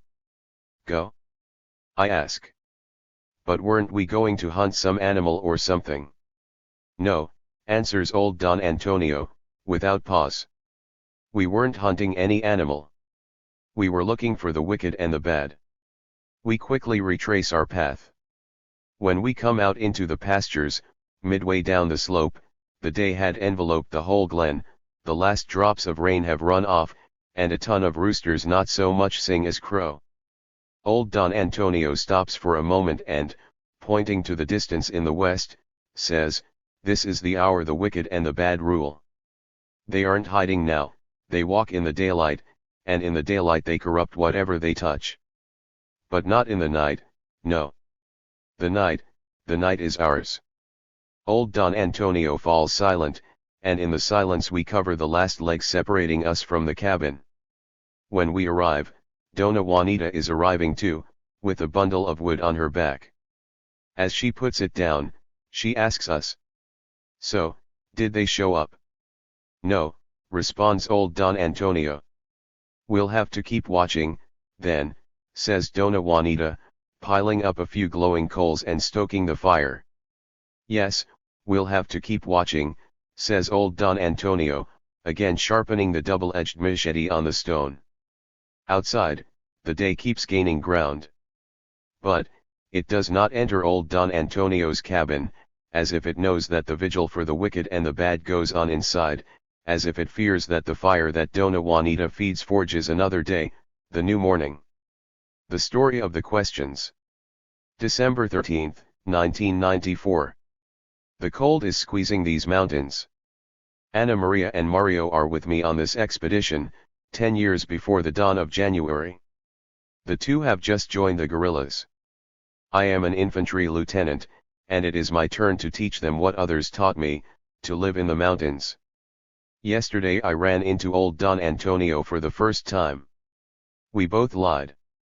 He said he was on his way to check out his milpa, I said I was hunting. Each knew he was lying, and we both knew we knew it. I left Ana Maria to continue her expedition and followed the path toward the river to try, with the help of a classimeter, to locate on the map the tall mountain before me, and perhaps to bump into old Don Antonio. He must have been thinking the same thing, because he showed up on the same spot where we had found each other before. Like yesterday, old Don Antonio sits on the ground, and leans against a moss-green huapac and begins to roll a cigarette.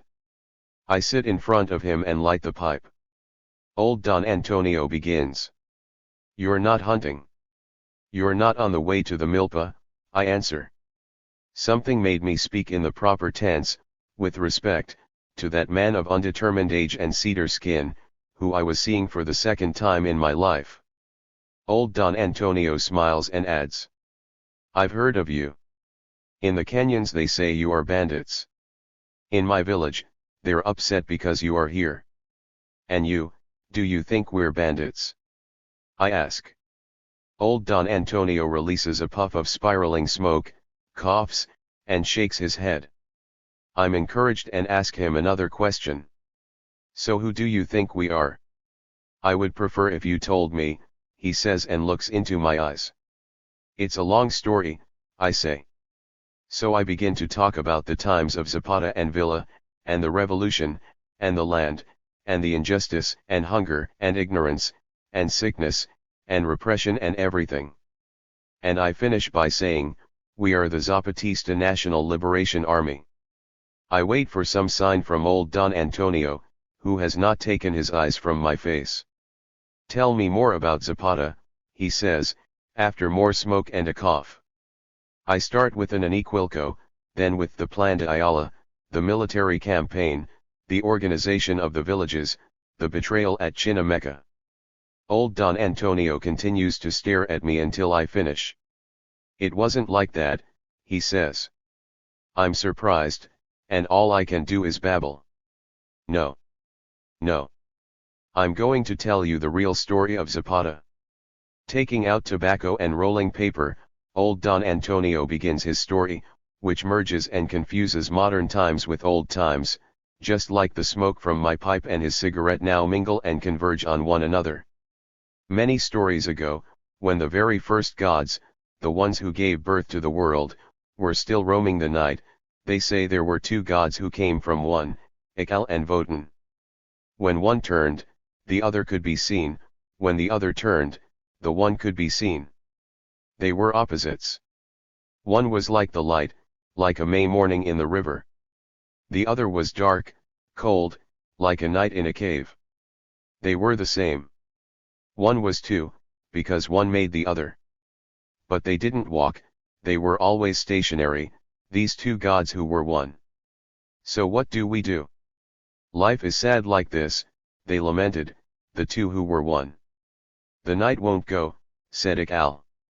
The day won't go, said Wotan. Let's walk, said the one who were two. How, said the other. Where, said the one. First by asking, why, and then by asking, where, they saw they moved a little bit. Happy was the one who was two. Then both of them decided to move, and they couldn't. How do we do it, then? One would show himself first, and then the other would show himself. So they agreed that in order to move, they had to do so separately. No one could remember who moved first, but they were just happy that they moved and said, what does it matter who is first as long as we move? The two gods, who were the same one, laughed, and the first deal they made was to agree to have a dance, and they danced, one little step behind the other, and they danced a long time because they were happy they had found each other. Then they tired of all the dancing and asked what else they could do and saw that the first question had been, how do we move, and that it brought the answer of together but separately and in agreement. They didn't care so much about this answer because they were already moving, and that brought them to the next question, when they realized that there were two roads. The one was very short and they could see the end of it, so they decided not to go down this road which you could see was short, and because they were so happy they could move, they decided to choose the long road, which then brought them to another question, where does the road go? It took them a long time, but the two, who were one, finally decided that they would never know where that long road took them unless they moved. So they said to one another, let's walk it, then. And they began to walk, first one and then the other. They found it was taking them a long time, and then came another question, how will we walk for such a long time? Ical declared he did not know how to walk by day, and Wotan declared that by night he was afraid. So they cried for a long time, and when all the crying stopped, they finally agreed and understood that Ical could walk by night and Wotan by day, and that Ical would walk Wotan through the night. That's how they answered the question of how to walk all the time. Since then, the gods walk with questions, and they never stop. They never arrive, and they never leave. So that is how the true men and women learned that questions help to walk, and not to stand still. Since then, true men and women walk by asking, and to arrive they say goodbye, and to leave they say hello. They are never still. I chew on the now short stem of the pipe, waiting for old Don Antonio to continue, but he never does. In fear that I will disrupt something very serious, I ask. And Zapata? Old Don Antonio smiles. You've learned now that in order to know and walk, you have to ask questions.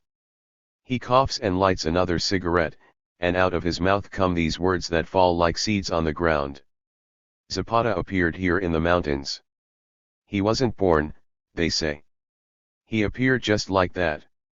They say he is Ical and Votan, who came all the way over here in their long journey, and so as not to frighten good people, they became one. Because, after being together for so long, Ical and Votan learned they were the same and could become Zapata. And Zapata said he had finally learned where the long road went, and that at times it would be light, and times it would be darkness, but that it was the same. Votan Zapata and Ical Zapata, the black Zapata and the white Zapata, they were both the same road for the true men and women. Old Don Antonio took from his backpack a little nylon bag. Inside there was a very old picture of Emiliano Zapata from 1910. In his left hand, Zapata has his sword raised to his waist. In his right hand, he has a pistol. Two bandoliers cross his chest, one from left to right, the other from right to left. His feet are placed as if he's standing still, or as if he's walking. And in his gaze there is something that says, "Here I am," or "There I go." There are two staircases. One emerges from darkness, with dark-skinned Zapatistas, as though they were coming from the depths of something. The other staircase, which is lighted, is empty, and one cannot tell from where it comes and where it goes. I would be lying if I told you that I noticed all those details. It was old Don Antonio who pointed them out. Behind the picture is written, Grl. Emiliano Zapata, Chief del Ejército Suriano. Gen. Emiliano Zapata, Commander-in-Chief of the Southern Army. Le General Emiliano Zapata, Chef de l'Armée du Sud. Photo by, Agustin V. Casasola. C.1910. Old Don Antonio tells me, I have asked a lot of questions of this picture. That is how I came to be here. He coughs and tosses the cigarette butt. He gives me the picture. Here, he says. So that you learn how to ask questions. And how to walk. It's better to say goodbye when you arrive. That way it's not so painful when you leave, he says, giving me his hand as he leaves, while he tells me he is arriving. Since then, old Don Antonio says hello by saying goodbye and leaves by saying hello. Prologue. Chiapas, the first postmodern revolution. Anna Carrigan. Echoes from the past, the legacy of Emiliano Zapata. The dirt road leads out of the valley, away from the fertile ranch lands that surround the provincial capital of Ocosingo. It follows the path of a narrow ravine through the foothills, climbing between forests of pine trees, headed eastward for the Lacandan rainforest. This is the road down which two regiments of the Zapatista army traveled on the afternoon of Friday, December 31, 1993 on their way to attack San Cristobal de las Casas and Ocosingo. In every village they passed as they came down from the mountains, carrying their weapons and their handmade uniforms concealed in backpacks and coffee sacks, their numbers swelled. In January 1994, the international press, among them many veterans of the Central American conflicts of the 1980s, came to these indigenous territories looking for the past and found the future. Who had ever heard a revolutionary movement announce it had no interest in power? Or met a guerrilla leader who insisted that the rebels had neither the desire nor the capacity to impose their own program, and that they had taken up arms to establish, not the triumph of a single party, organization, or alliance of organizations, but to create a democratic space, where the confrontation between diverse political points of view can be resolved. Such pronouncements disclosed a dramatic break with the dogmas and romantic machismo of all previous Latin American guerrillas, and it soon emerged that these masked descendants of the ancient Mayan culture had produced the first postmodern revolution. The Zapatista rebellion is an explosion, rising from the submerged roots of Mexico's forgotten past, caused by a modernization program that menaced the indigenous population with the destruction of everything they hold essential to their way of life. The youthful Zapatista leaders are not seeking to create some imaginary utopia. Their goals are firmly rooted in Mexico's past. Their Magna Carta is the Mexican Constitution of 1917, with its recognition of the indigenous right to self-government and its radical agrarian reform. Their historical model is the indigenous and peasant revolt of the second decade of this century, led by the legendary figure whose name they have appropriated, Emiliano Zapata. From the beginning, writes John Womack, the Zapatista movement had been a deliberate enterprise by country chiefs to restore the integrity of the state's villages, to gain local rights of participation in national progress. For Emiliano Zapata and his chiefs, Tierra y Libertad. The rallying call of the peasant army was no rhetorical slogan. By giving the indigenous land and the freedom to decide at the local village level how it should be cultivated, Zapata aimed to restore the essential features of the indigenous agrarian tradition. The chief aim of today's Zapatistas is the restoration of the lost democratic agrarian ideal for which Emiliano Zapata fought and died, which was appropriated and betrayed after his death by the Institutional Revolutionary Party, PRI. The current Zapatista revolution differs from its 1911 precursor, however, in one crucially important respect. The presence at the revolution's core of the fair-skinned, urban, university-educated poet-warrior spokesman, Subcomandante Marcos has created a unique fusion between the two Mexicos, the one white/mestizo, modern and Western, the other traditional and Mesoamerican. When Subcomandante Marcos speaks for the indigenous people who are my bosses, the poet-philosopher-warrior of the Zapatista movement opens the map of Mexico at a faded, almost obliterated page. Charting the contours of the Mayan experience for his countrymen, he traces the paths along which he invites them to follow him into this neglected world. With his mastery of both idioms, Marcos has built bridges between the remote indigenous villagers of the rainforest and the white/mestizo dwellers of the cities so that, for the first time, the two Mexicos have become accessible to each other. In 1994, Marcos's messages from the excluded fringe of Mexican life reverberated on two fronts. For the indigenous population, the Zapatista rebellion legitimized their commitment to determine their own history. For the country at large, the Zapatista call for the dismantling of the links between the PRI and the government projected the indigenous people into the center of a national debate on the need to democratize the political system. Origins of the rebellion. We used to have laws in the Republic of Mexico. For example, Article 27. Emiliano Zapata and his soldiers imposed that law with their lives and their blood, and in a few hours, without consulting the peasants, Salinas de Gortari wiped them out. When we knew that our land could be sold or taken from us, when we heard that there would be no more land for us, that nearly finished us. At that moment my brothers wanted to rise up. EZLN Commander Major Mario, Lacandon Jungle, January 30, 1994. The Zapatistas made their first, spectacular public appearance in San Cristobal de las Casas in 1992. On October 12 of that year, amid demonstrations marking the Year of the Indian, 500 years of resistance, 4,000 young men and women armed with bows and arrows suddenly appeared out of the crowd. Marching in military formation, they advanced to the central plaza where they attacked the monument to the founder of San Cristobal, the 16th-century Spanish encomendador, Diego de Mazariegos.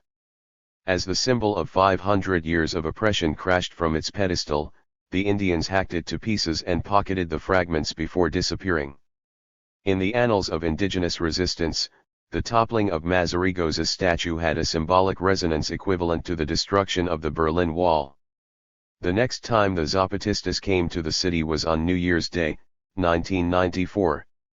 They had replaced their bows and arrows with assault rifles and exchanged their traditional dress for homemade army uniforms and ski masks. But the anti-colonial message was the same: we are the product of 500 years of struggle, they declared. NAFTA, North American Free Trade Agreement, is a death sentence for the Indians. The origins of the Zapatista rebellion are rooted in the unequal distribution of land. Other key factors are the brutal repression of the independent peasant and indigenous organizations throughout the 1980s and the economic devastation of the Indian communities caused by the economic policies of the preceding decade. Yet the primary cause was the state's refusal to grant land to the indigenous, as mandated in Article 27 of the Mexican Constitution. All other ills, including the destruction of the Lacandon jungle, derive from the state's corrupt and discriminatory system of land distribution. Successive state administrations have ignored or circumvented the land reforms that, during the Mexican Revolution, Emiliano Zapata won for the indigenous and poor peasants early in the century. In 1916, at the height of the revolution, 8,000 of the largest families owned 3 million hectares of the best land, almost half of the land surface of the state. In 1990, the same proportion of the land was in the hands of 6,000 landowners, most of them cattle ranchers, while a million indigenous ejidatarios, villagers who own and manage their land collectively, struggled to survive on the remaining 3 million acres of poor, marginal land, only 41% of which was officially classified as suitable for farming. 1. When the fighting stopped in 1920, Mexico had a populist agrarian law based on Emiliano Zapata's ideas and designed to meet the needs of the nation's indigenous population.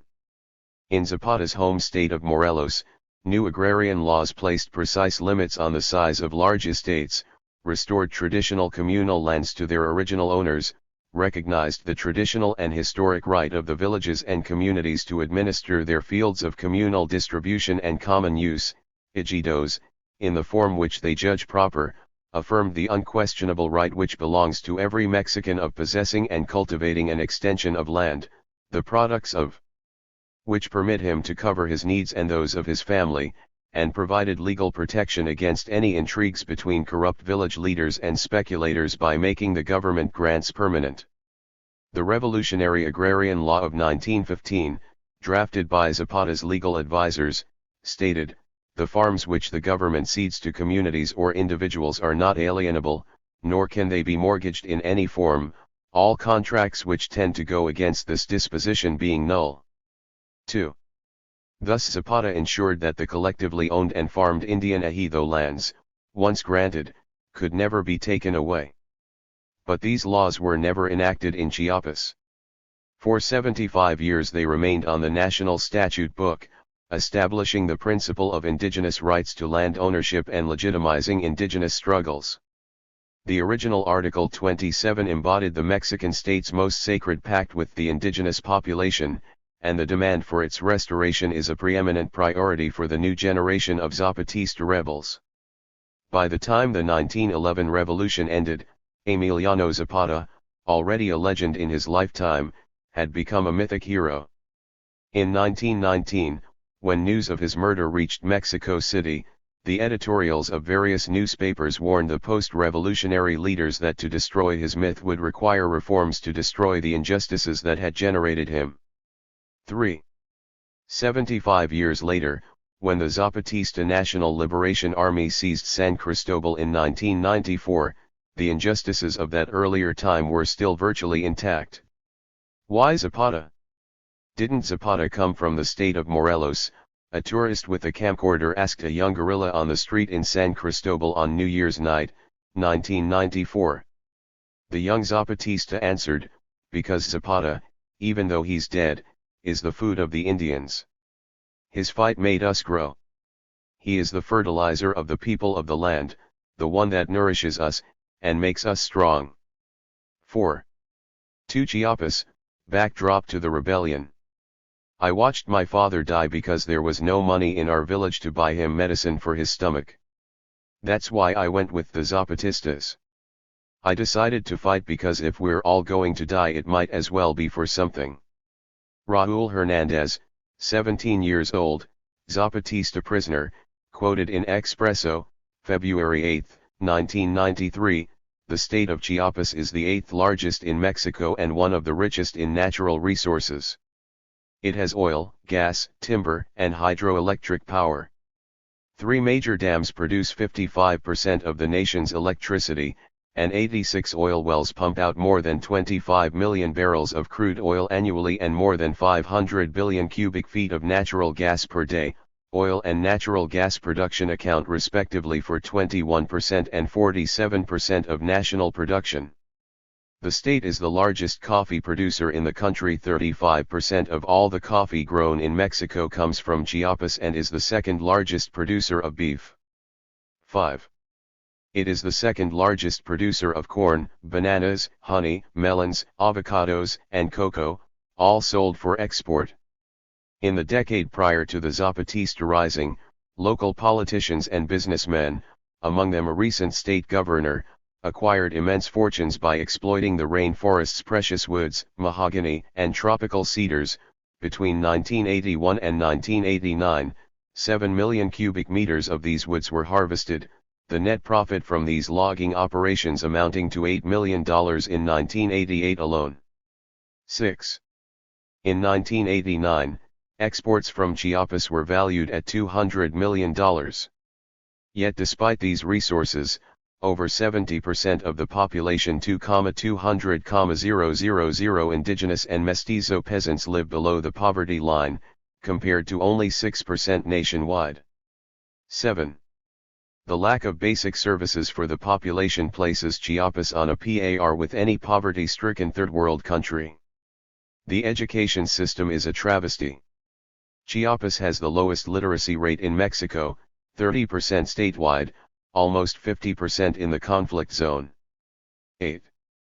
In the rainforest communities, where 52% of the population is under 15 years of age, there are only 217 primary schools for almost 65,000 school-age children. In the municipalities of Ocosingo and Las Margaritas, both focal points of the conflict zone, 40 and 33% of school-age children, respectively, never attend school. The national rate is 14%. In the rainforest, 39% of the population has never been to school, 41% cannot read, and 36% speak no Spanish. Chiapas also suffers from an abysmal lack of infrastructure. In spite of the state's energy resources, between 70 and 80% of the houses in the villages and towns of eastern Chiapas have no access to electricity or gas, 62% have no clean drinking water, more than 85% no drainage, over 80% have mud floors. The state's transportation system is also minimalist. Just 2/3 of the municipalities have paved or partially paved roads, and 12,000 rural communities can only be reached by mountain trails. Only 2 railroad lines exist, both date from the early 1900s. Chiapas also has the lowest level of health services in the country. There is 1 doctor for every 1,500 residents, 1/2 the national average, and only 0.4 hospital beds per 1,000 inhabitants, 1/3 the level of Mexico as a whole. Infant mortality in the rainforest is over 10%. These statistics help explain why the major causes of death in the Indian villages of Chiapas have not changed in 50 years. In 1994, malnutrition, cholera, tuberculosis, dysentery, and other poverty-related, curable diseases accounted for an estimated 15,000 Indian deaths each year. The state holds the record for the highest unemployment rate, 50%, and the lowest salaries paid to rural workers in a region where 6 out of 10 employed work in agriculture. 1/5 of the population lives outside the money economy, and 40% of workers receive less than the minimum wage. Subsistence farmers traditionally supplemented their incomes by hiring themselves out as day workers on large estates, but unemployment has increased dramatically since the early 1980s, when large coffee farmers began employing Guatemalan refugees at substantially lower wages than their Mexican counterparts. Since 1980, the average real wages of rural day workers have fallen by 51%. In short, the indigenous communities of the rainforest have virtually no access to markets, credit, technical support services, tractors, education, clean water, or health services. These realities, created by a policy of official neglect amounting to a penalization of the indigenous population for its independence from the PRI, are the catalysts of the Zapatista rebellion. Chiapas has been an unstable state, run by corrupt PRI authorities who protect the interests of the PRI's main supporters, large landowners and cattle ranchers, who monopolize 2 million hectares, or 1/3 of the state's total farmland, for cattle grazing. In Chiapas, all economic and political power is based on land ownership. From the governor's office to the smallest local courtroom, the sheriff in charge is almost always a landowner or a cattleman. The second most important pillar of the political machine is the network of caciques, indigenous political bosses who administer the state programs and have a monopoly on transport, markets, and access to credit. The caciques control the official peasant and indigenous organizations, recruit informers to infiltrate independent organizations, and hire the cattlemen's enforcers, the guardias blancas, white guards, paramilitary mercenaries who invade and seize indigenous land, create havoc in indigenous villages, massacre civilians, and disappear or assassinate indigenous and peasant leaders. Frequently, the white guards are accompanied on their forays by state and federal police or troops of the Mexican army. The federal government, however, is jointly responsible for this anti-indigenous apartheid. Historically, electoral fraud in Chiapas provided the PRI with its largest percentage, 98 to 99%, of the vote statewide. In the 1991 local elections, 50 of the villages in the conflict zone reported a 100% turnout for the PRI. Consequently, the Mexican government has been unwilling to challenge the methods of political and economic leaders who consistently deliver such powerful regional support. The government is in a trap, Mexican analyst Jorge Castaneda told the magazine Preciso in January 1994. Like every authoritarian system, it cannot afford to fight against the structures that provide its life force. Its true base of political support in Chiapas is not in the electorate, it is in the economic and social sectors, the business sectors and the caciques whom it cannot attack because it depends on them for its life. 3. The arrival of Marcos. The history of the Zapatista movement is inseparable from the history of the disorderly colonization of the Lacandan rainforest, which over the course of the last 30 years has been transformed into a human and ecological nightmare. The current generation of indigenous rebels are the descendants of a diaspora that began in the 1930s, when, under pressure from President Lázaro Cárdenas to comply with the land reform laws, the state authorities began sending landless indigenous to establish ejidos in the virgin Lacandan jungle. Their decision to hand over state lands evaded the problem of redistributing the land of the large estates, as mandated by law. Pursuing the indigenous dreams of land and autonomy, thousands of the very poorest of the indigenous, released from debt peonage, fled their serf-like conditions as acasilados, the attached, of the large estates, and trekked into the Lacandan jungle in search of a better future. When the first wave of migrants arrived, the rainforest covered 13,000 square kilometers of almost unpopulated territory, stretching eastward from the towns of Ocosingo, Altamirano, and Las Margaritas to the Usumacinta River and the Guatemalan border. Since 1960, the population of the rainforest has increased from 6,000 to 300,000. Nearly 3/4 of the forest has been cleared and burned for milpas and cattle pastures, and an additional 2,500 square kilometers have been seized for oil and gas exploration. Today, only 3,400 square kilometers of virgin rainforest have survived, protected in the Montes Azules Biosphere Reserve. Historically, Mayan identity and culture varies from village to village. The village is the embodiment of the traditions, the history, and the ethnic identity of each community.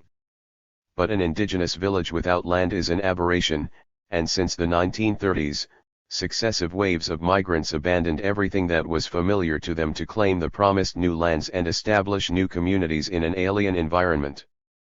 They came from a variety of ethnic groups, some even came from neighboring states that the authorities wanted to clear of the indigenous. As each new group arrived, they penetrated still deeper into the jungle.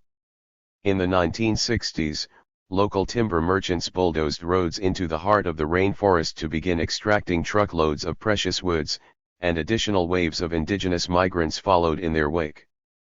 But after the indigenous had cleared the land and planted their milpas with corn, beans, and coffee, cattlemen from out of state drove down these same roads, seized the new ejidos, converted them to pasture, and pushed the indigenous ever farther into the rainforest. So began decades of vicious land conflicts with the cattlemen. When Marcos and a small group of revolutionaries came to the rainforest in 1984 to create an indigenous guerrilla force, they found that for 20 years, Bishop Don Samuel Ruiz Garcia and the church workers of the San Cristobal Diocese had been intensely involved in indigenous community life. Bishop Ruiz was the greatest defender of Indian rights in Latin America since his 16th century forebear, the first bishop of San Cristobal, Fray Bartolomé de las Casas. In the 1960s he participated in the preparations for the Second Vatican Council, and on his return from Rome, he brought Pope John's preferential option for the poor, the source of liberation theology, to the rainforest. It must have seemed extraordinary for the indigenous people to find the new bishop turning up on foot to visit their isolated villages, talking with them in their own languages, sleeping on their mud floors, and sharing their beans and dry tortillas. I came to San Cristobal to convert the poor, but they ended up converting me, Ruiz told historian John Womack many years later. As he learned about the indigenous culture, the bishop introduced Christian concepts in a language that related to indigenous daily life, giving the Indians hope in a better future. Bishop Ruiz and his diocesan co-workers set out to unify and build a sense of collective security and community among this fragmented and disparate population. They used the Bible and a forest-wide system of radios to foster communication, solidarity, and a shared identity. Translated into indigenous dialects, the Book of Exodus helped the Indians understand the serfdom from which they had escaped and offered a vision of the freedom they yearned for in their own version of the Promised Land. The radios created a network for organizing and training community leaders. So, gradually, with the persistent guidance and support of the bishop's diocese, the isolated communities united and forged a new identity, through which they rediscovered and reinvented their ancestral traditions. Church workers trained catechists and deacons, from whose ranks emerged a network of community and regional leaders throughout the rainforest. The church sponsored and promoted the development of indigenous organizations, and church protection and support legitimized the indigenous struggle for the four essentials of community life: land, education, health, and access to markets. By 1984 the indigenous had already developed an acute awareness of their rights, and had been analyzing and confronting their problems, in their own languages, with their own leaders, in their own independent organizations for the better part of a decade. The guerrilla newcomers came from out of state. All were veterans of a small, clandestine, and urban revolutionary force from the northeastern city of Monterrey, the Forces of National Liberation. Their influences were the classic political military ideologies of the Latin American left: Leninist, Maoist, and Guevarist. They listened to the revolutionary messages broadcast by Radio Sandino from Nicaragua and by the FMLN Radio Vence Ramos from El Salvador. Their self-image was cast in the romantic history of El Che and the victorious guerrillas of Cuba and Nicaragua. They saw themselves in the role of a revolutionary vanguard, arriving in the rainforest to inspire and lead the prolonged popular war at the head of an indigenous guerrilla force. Their goal was the overthrow of the Mexican state party system and the installation of a revolutionary and socialist People's Republic. But when the newcomers met the indigenous world, they discovered they had to relearn everything from scratch. Our square conception of the world and of revolution was badly dented in the confrontation with the indigenous realities of Chiapas. At first the revolutionaries approached the church, hoping to convince the bishop to sponsor their presence in the communities, but the bishop turned them away. From the moment we arrived there was friction, Marcos told reporters from Preciso magazine in San Cristobal, in February 1994. The church said armed conflict was not possible in Mexico, that the change had to come peacefully, through mass democratic mobilization. The work of the church was always in direct opposition to our work. So the guerrillas withdrew into the mountains, where they learned to survive clandestinely in a hostile environment, until, just as Marcos had predicted, external violence changed the political dynamic inside the communities and began to erode the influence of the church. The church was committed to change through open political participation, said Marcos, and the communities tried to do that by every means possible. But the state kept strangling them, the numbers of deaths kept rising. We always knew the state was on our side, in the sense that it would prove the church's way was not enough. That a different way forward was necessary. The Zapatistas' arrival in Chiapas had coincided with the regional expansion of cattle ranching that brought with it increased violence, brutality, and state repression. As the landowners needed more acreage to convert their estates to pasture, they invaded villages to seize ejido lands.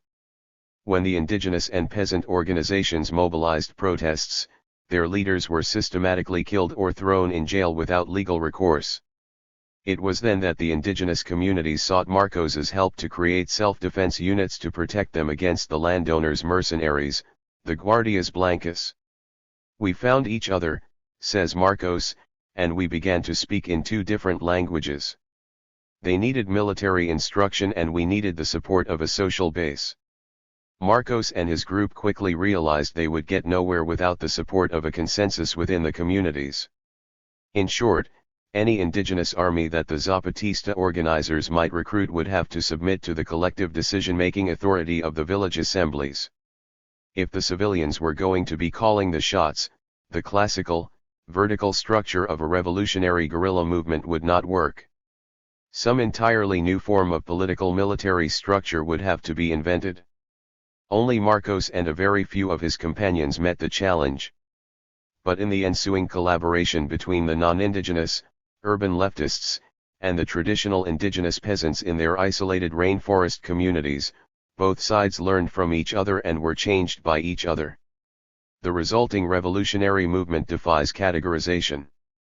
The unique collaboration between the indigenous and the outsiders produced a military force commanded by a collective indigenous civilian leadership, the Clandestine Indigenous Revolutionary Committee, CCRI, whose members are elected by the civilians in their democratic village assemblies and who themselves obey the decisions of the villagers. Through that first small nucleus of self-defense units, the Zapatista organizers slowly won the trust of the communities.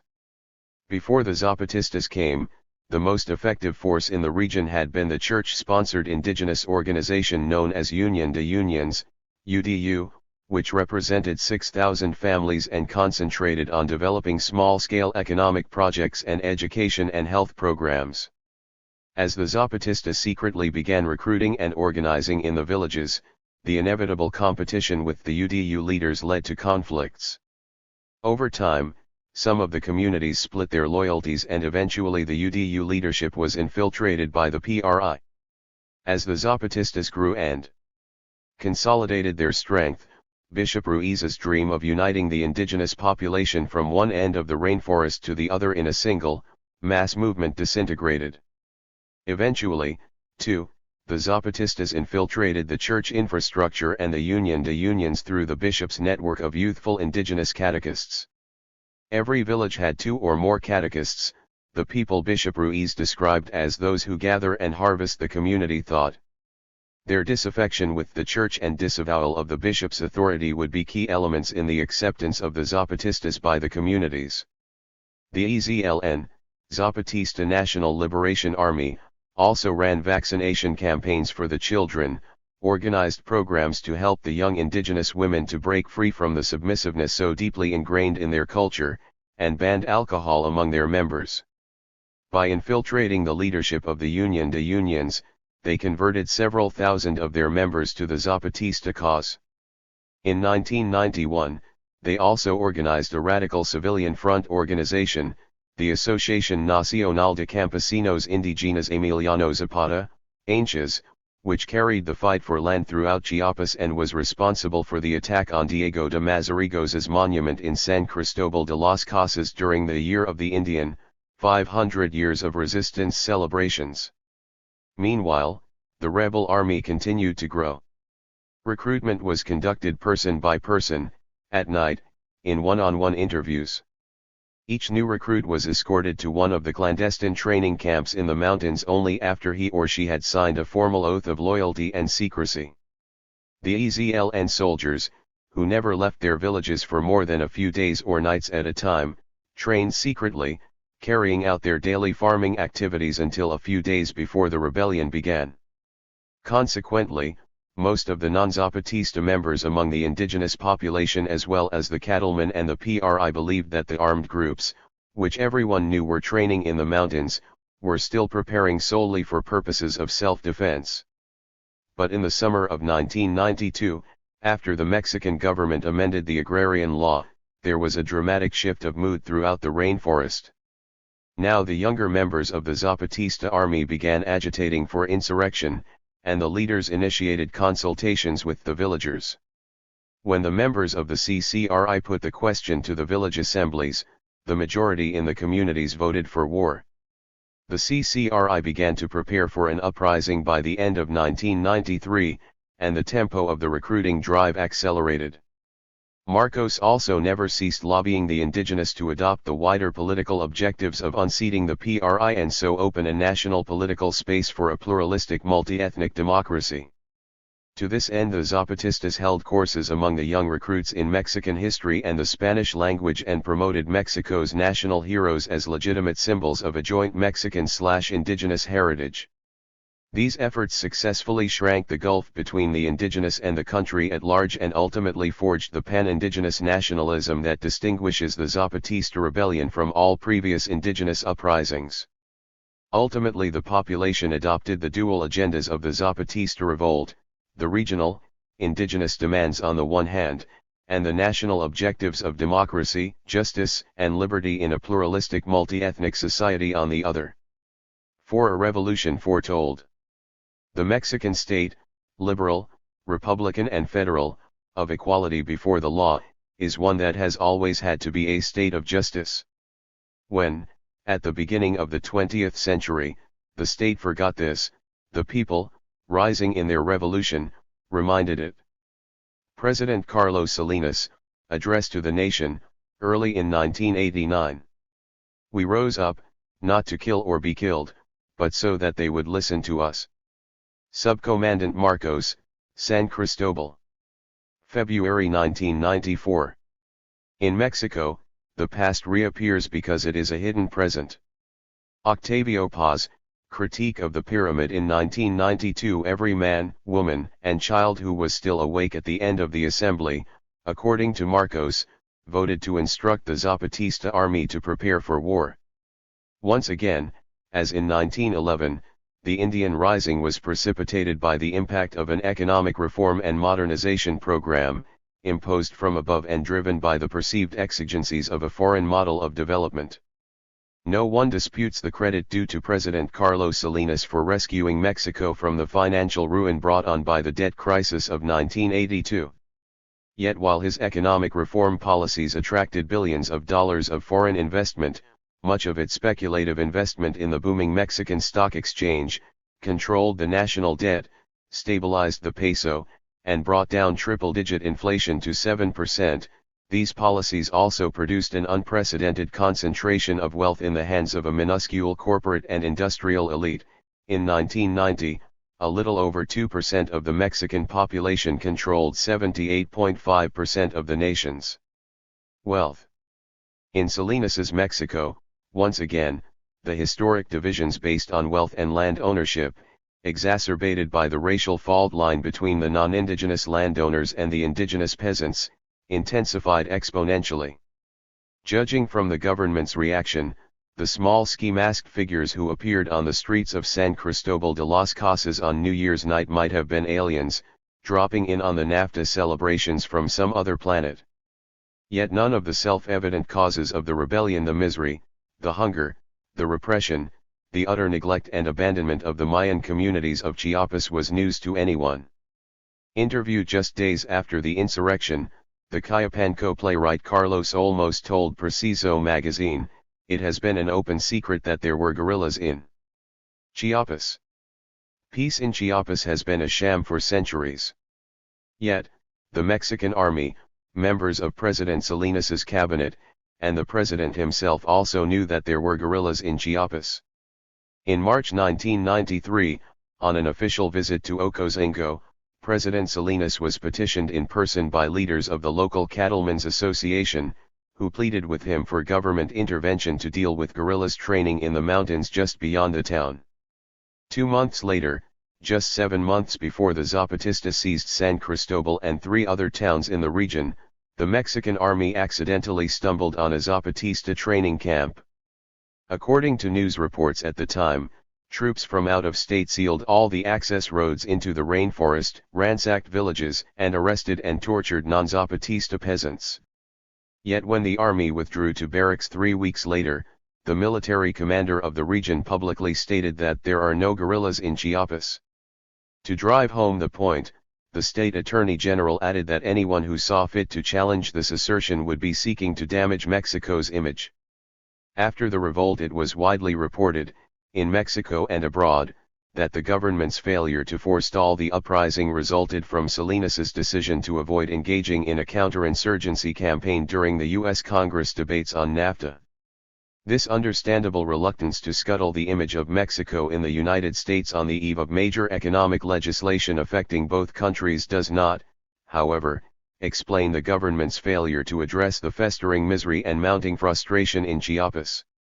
As long as the macroeconomic indicators remained healthy, it appears that the president and his team of young Harvard and Yale-educated economists were too busy stoking the transformation of the Mexican economy to assess the social effects of their policies on the people who had to pay the price for the tight fiscal controls, the closures of state-owned businesses. According to government statistics, 150 million people lost their jobs in 1993, or the cancellations of subsidies to poor farmers. As they drove Mexico down the fast track toward ratification of NAFTA, the Mexican political and economic elite shared certain sanguine convictions. They believed that revolution was an anachronism and that modern Mexico had outgrown the era when peasants and indigenous would rise up against the state to challenge the status quo. They also saw political reforms as unnecessary. Mexicans, it was commonly said, were apathetic, would put up with anything, and would always vote for the PRI. So when the government deregulated coffee prices in 1989, and the price of coffee beans fell by 50% in a single year, the government's answer to the economic dislocation in Chiapas was to cut subsidies and disband the only state agency that provided marketing and technical assistance to small growers. In a single year, the Indians' domestic market share fell from 16% to 3.4%. In 1991, when required to institute radical reforms in the agricultural sector in order to qualify for NAFTA and meet the World Bank's terms for a $300 million development loan, President Salinas terminated Mexico's traditional system of land tenure, the cherished legacy of the Mexican Revolution. In 1989, the president had declared that the essential condition for achieving the modernization of rural Chiapas is the direct participation of the peasants as the protagonists of their own reality. Yet in 1992 he removed existing restrictions on the size of the large estates and abolished the ejido law in order to clear the way for privatization of the land and thus allow national and foreign agribusiness to grow cash crops for export, violating the inalienability of ejido lands in Article 27 of the Mexican Constitution of 1917. The discovery that it was the forgotten Mayan villages of the Lacandan jungle who had taken up arms shook the president and his cabinet colleagues to the core. When the president unleashed the Mexican army with orders to capture the leaders and eliminate the problem, the EZLN's strategy of surprise attacks followed by rapid withdrawals that melted into the civilian population, made a mockery of the army's attempts to encircle and crush them. The original ambition of the rebels to seize the largest military base in the state, outside San Cristobal, supply themselves with weapons and ammunition, and proceed to the state capital of Tuxtla Gutiérrez, failed. Nevertheless, with only limited ammunition, several thousand poorly armed, undernourished young indigenous men and women launched 8 frontal attacks in as many consecutive days on the base and drove 12,000 heavily armed troops backed with tanks, armored cars, rocket-firing helicopters, and fighter planes onto the defensive. For 10 days the National Army was reduced to the humiliating spectacle of shelling the hills of Chiapas. After 12 days, the threat of a violent upheaval at home and the realization that the images from Chiapas were playing to an international audience, especially to Mexico's new NAFTA partners, had made the price of sustaining the offensive unbearable. Yet the true message of the rebellion had still not reached the government. In the presidential palace, experts determined that whatever the true origins of the Zapatista National Liberation Army might be, it was not indigenous. To the fury of the Zapatista leaders, the government's descriptions of the rebel force changed from a couple of hundred transgressors of the law to a professional, violent, and well-trained extremist organization whose leaders were Guatemalans, Nicaraguans, or some other variant of the leftover mercenaries of the exhausted Central American conflicts of the 80s, while the rebels' indigenous component was dismissed as naive, manipulated young cannon fodder for its cynical foreign commandantes. By the time the shooting war stopped, the television cameras and reporters had broadcast far and wide the images and statistics of misery in Mexico's forgotten southeast. The international media, whose glowing reports had promoted Salinas's Mexican miracle as a regional blueprint for Latin America's emerging democracies, finally began to ask the tough questions that cast doubt on the nature and progress of Mexico's development. They awakened a new generation of grassroots activists in Mexican society from the long and lazy dream that modernity imposes on everyone and everything. When they did so, they realized, says Jorge Castaneda, that the fundamental national problems so many people thought had been dealt with, inequality, injustice, lack of democracy, had never been resolved at all. Overnight, the local conflict in 4 small municipalities of Chiapas had ignited a national debate on globalization, agrarian policies, indigenous rights, Mexican racism, and democracy. Above all, as primarily mestizo, modern Mexico was forced to confront traditional, indigenous Mexico. The debate increasingly focused on the nation's tormented identification with the 65-year-old ruling political state party system, raising profound questions about its future stability and reliability as an economic partner. This country today, said the writer Carlos Montemayor, is a sounding box of political tensions. Historically, the rural areas have always been the launching pad for political change because of the Mexicans, especially the Indians, who regard the land as a living entity. In Mexico, we can't play around with the land, or pretend that it's a chemically inert property that can change ownership without affecting the deepest fibers of traditional Mexico. Chiapas represents the most urgent warning Mexico has known, a reminder that there exists a traditional population that cannot be ignored as we move into the new century. Conversations in the Cathedral.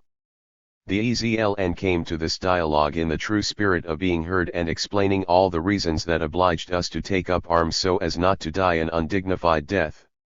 We encountered attentive ears that were willing to hear the truth. The dialogue of San Cristobal was real.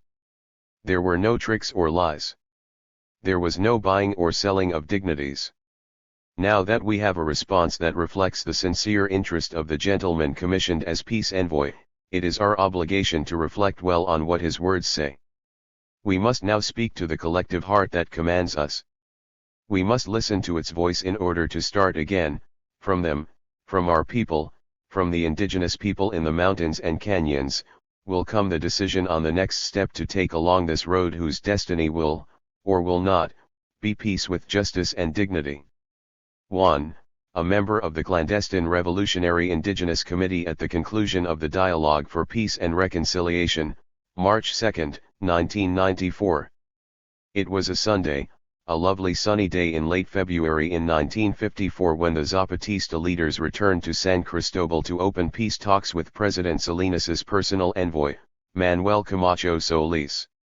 The town where the war had begun, Camacho Solis had said the night before, should be the town where the message of peace would first be heard. The Bishop Don Samuel Ruiz would mediate the talks, and he had opened the doors of the great, 16th-century Baroque Cathedral of San Cristobal de las Casas to provide a safe sanctuary to the participants. The scene was a set piece of political theater. Below the altar steps, against the backdrop of the Mexican flag, was a long, baize-covered table, jammed with microphones, was presided over by the bishop, Peace Commissioner Camacho, and Subcommandant Marcos, the latter wearing his black ski mask with two bandoliers crossing his chest. Masked members of the women and men of the CCRI flanked the three men on either side.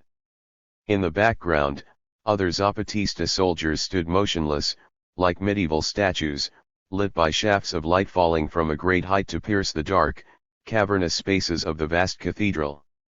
Facing this scene, standing behind rows upon rows of television cameras, several hundred members of the International Press Corps would attend a daily presentation each evening to learn of the progress of the talks. All week, Marcos dominated the scene. It was from here that he told the Mexicans why the indigenous rebels had come and asked the awkward questions. Why, he demanded, is it necessary to kill and to die so that you should listen to Ramona, seated here beside me, tell you that Indian women want to live, want to study, want hospitals, want medicines, want schools, want food, want respect, want justice, want dignity. The most electrifying moment came on about the third or fourth day of the talks, as Marcos turned to the diminutive Ramona, then silently drew from her satchel an immense silk Mexican flag, and draping it across his chest offered one corner to the peace commissioner to assist him hold it up for the cameras. This, he announced, is the flag for which we became soldiers. His speech that day put an end to live radio broadcasts from the cathedral for the rest of the week, but it was too late. For there was Marcos on prime-time national television, star, author, and impresario of a script entitled Bringing the Revolution from the Rainforest to the Nation, and there has been nothing comparable in the history of Latin American revolutionary politics.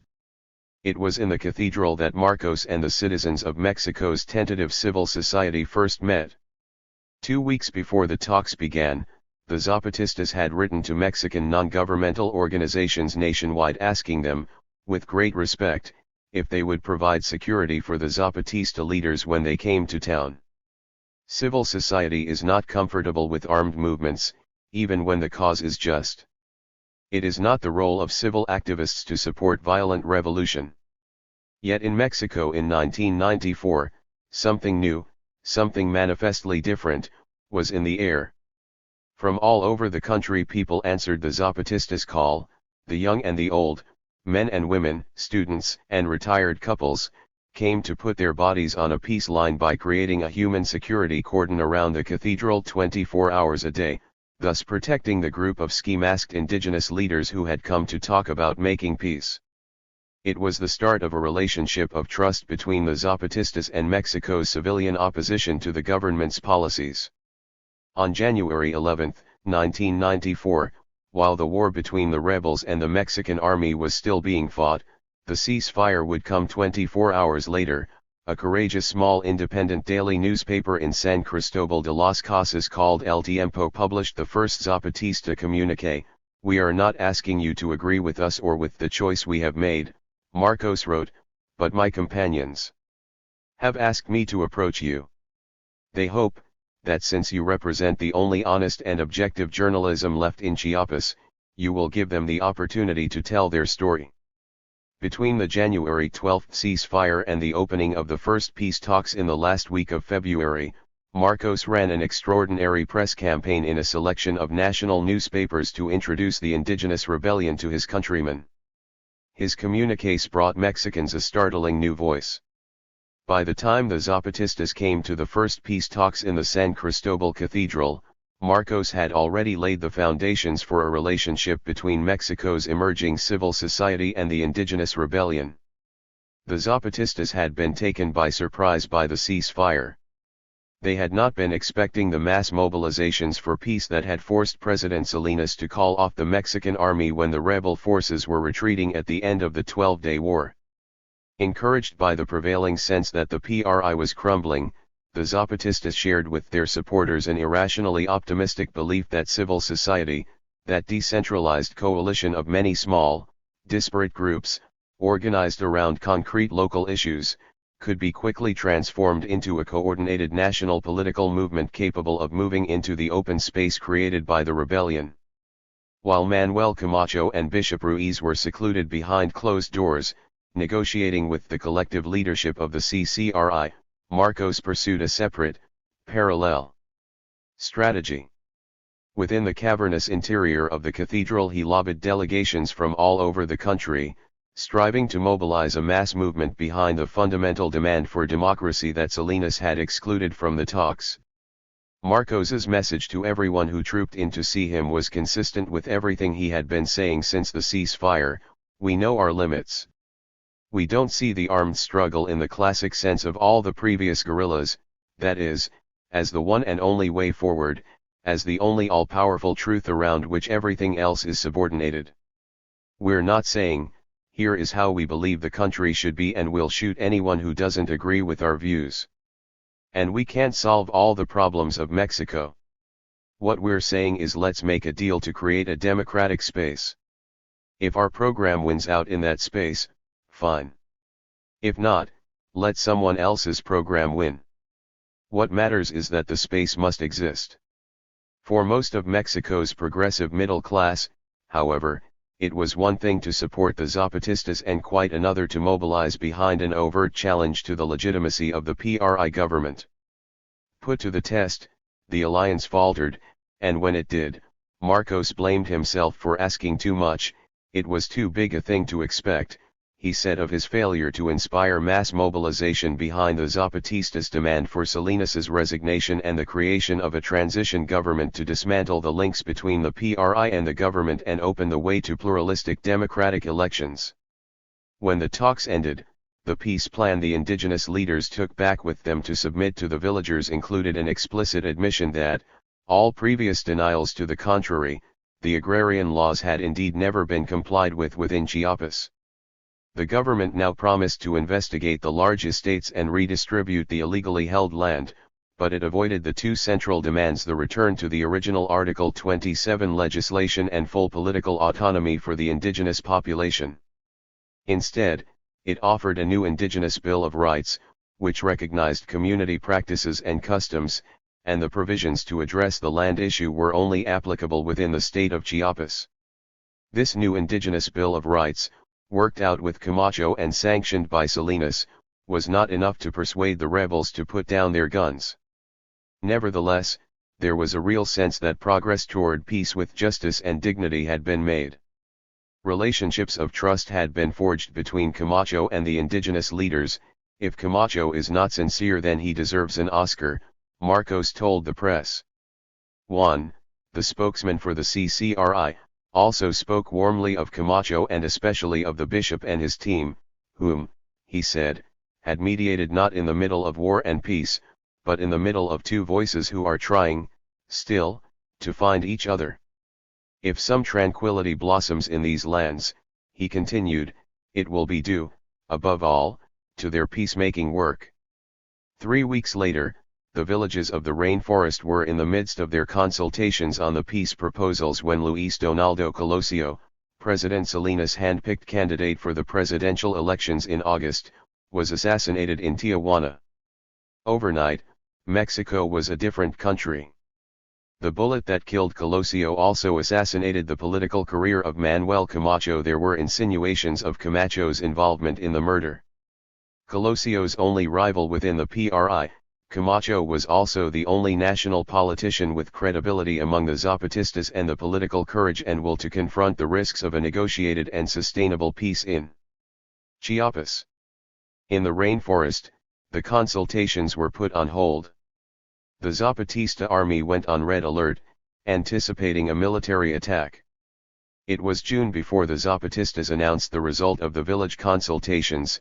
97.88% of the indigenous had voted to reject the government's offer.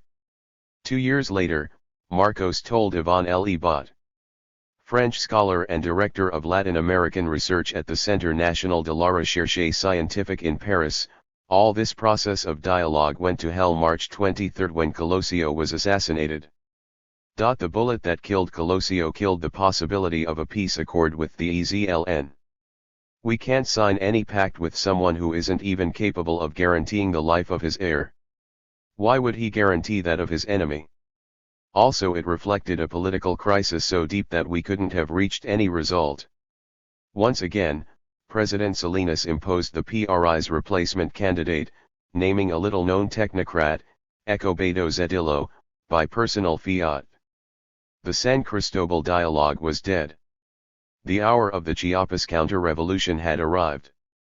6. The Zedillo years, 1995 to 2000. The Indians arrived to give a lesson in modernity to the technocrats piloting the ship of Mexican authoritarianism and put in question the national identity and the legitimacy of the political system. Roger Bartra, in La Jornada, June 29, 1994. In post-Zapatista Mexico everything had changed, yet nothing had changed. The Zapatista rebellion had triggered a struggle in the center of the ruling party around the urgent need to reform a system whose internal contradictions were tearing it apart. Colosio was dead, gunned down in the dry heat and dust of Tijuana, but 6 years later the PRI had not managed to find and punish his assassin. The national secretary of the PRI was dead too, shot at point-blank range in full daylight in Mexico City just 6 months after the murder of Colosio. Yet in 1994, nothing could upset the PRI's electoral machine. Not yet. That was coming. But after the August 1994 presidential elections, the Mexican left, so energized and united by the Zapatista rebellion, disintegrated once again. Throughout the Zedillo presidency, political reform within the ruling party was fiercely resisted, and in Chiapas corrupt local bosses were given a free hand to intensify the militarization and paramilitarization of the indigenous territories. So change, but no change. During the presidency of Escobedo Zedillo, the army engaged in a low-intensity counterinsurgency war in Chiapas. The Mexican army increased its forces from 10,000 to 60,000 men and expanded its military occupation to over half of the state's municipalities. By 2000, the army had 300 camps strategically located around the state and 30 military bases inside the rainforest. To repress the rebellious civilian Zapatista population, at least 9 paramilitary groups, trained by the army and police and recruited by the cattlemen and their allies among the loyal good indigenous in the PRI-controlled peasant organizations, have been operating against the Zapatista communities with complete impunity. When in 1995 President Zedillo had to decide how he would deal with the growing menace of ungovernability and civil war in Chiapas, it soon became evident that he was either not willing or not capable of exerting control over the federal government's Zapatista policy, which, as always, would remain hostage to other interests. In February 1995, just a few weeks after the EZLN had reconfirmed its promise to sustain an indefinite, unilateral ceasefire, and while his envoys were holding talks with the Zapatista leaders about reopening the peace negotiations, President Zedillo went on national television to reveal the identity of Marcos and some other non-indigenous Zapatista leaders, and accused the EZLN of plotting to destabilize the Mexican state and stockpiling an arsenal in the rainforest. He then dispatched the army to seize control of Zapatista territory in the rainforest, with warrants for the arrest of the leaders. Zedillo's army failed to capture Marcos, all they found was his pipe, still smoking and warm. 30,000 troops launched a military offensive into Zapatista territory searching for non-existent arms stockpiles as well as terrorizing and displacing tens of thousands of civilians. Zedillo never tried to explain his abrupt about-face, but the entire operation backfired on him as Mexican civil society awoke from its post-electoral lethargy and 100,000 people marched in Mexico City. Through email, the Zapatistas are credited as the first revolutionary movement to understand and effectively use the power of the Internet. There were immediate solidarity demonstrations in Europe and the United States that revealed the astonishing scope of international support for the Zapatistas. 5 days later, Zedillo was forced to back down and call off the army, and by April the government and the Zapatistas had agreed to resume peace talks in the indigenous village of San Andrés Larrainzar. It took 10 months for the talks to produce an agreement on the first point in the agenda, but on February 16, 1996, the delegates on both sides signed the text of a remarkable new accord on indigenous rights and culture that recognized the indigenous in the Mexican Constitution and committed the state to constructing a new juridical framework guaranteeing political, jurisdictional, and cultural rights and autonomy to Mexico's indigenous population. The Zapatistas' call for administrative and political autonomy had always included official recognition of self-government in all indigenous territories, villages, and municipalities nationwide, at the level of the state. The Zapatista vision of decentralized, autonomous political authority had been articulated nearly 80 years ago by their hero, Emiliano Zapata.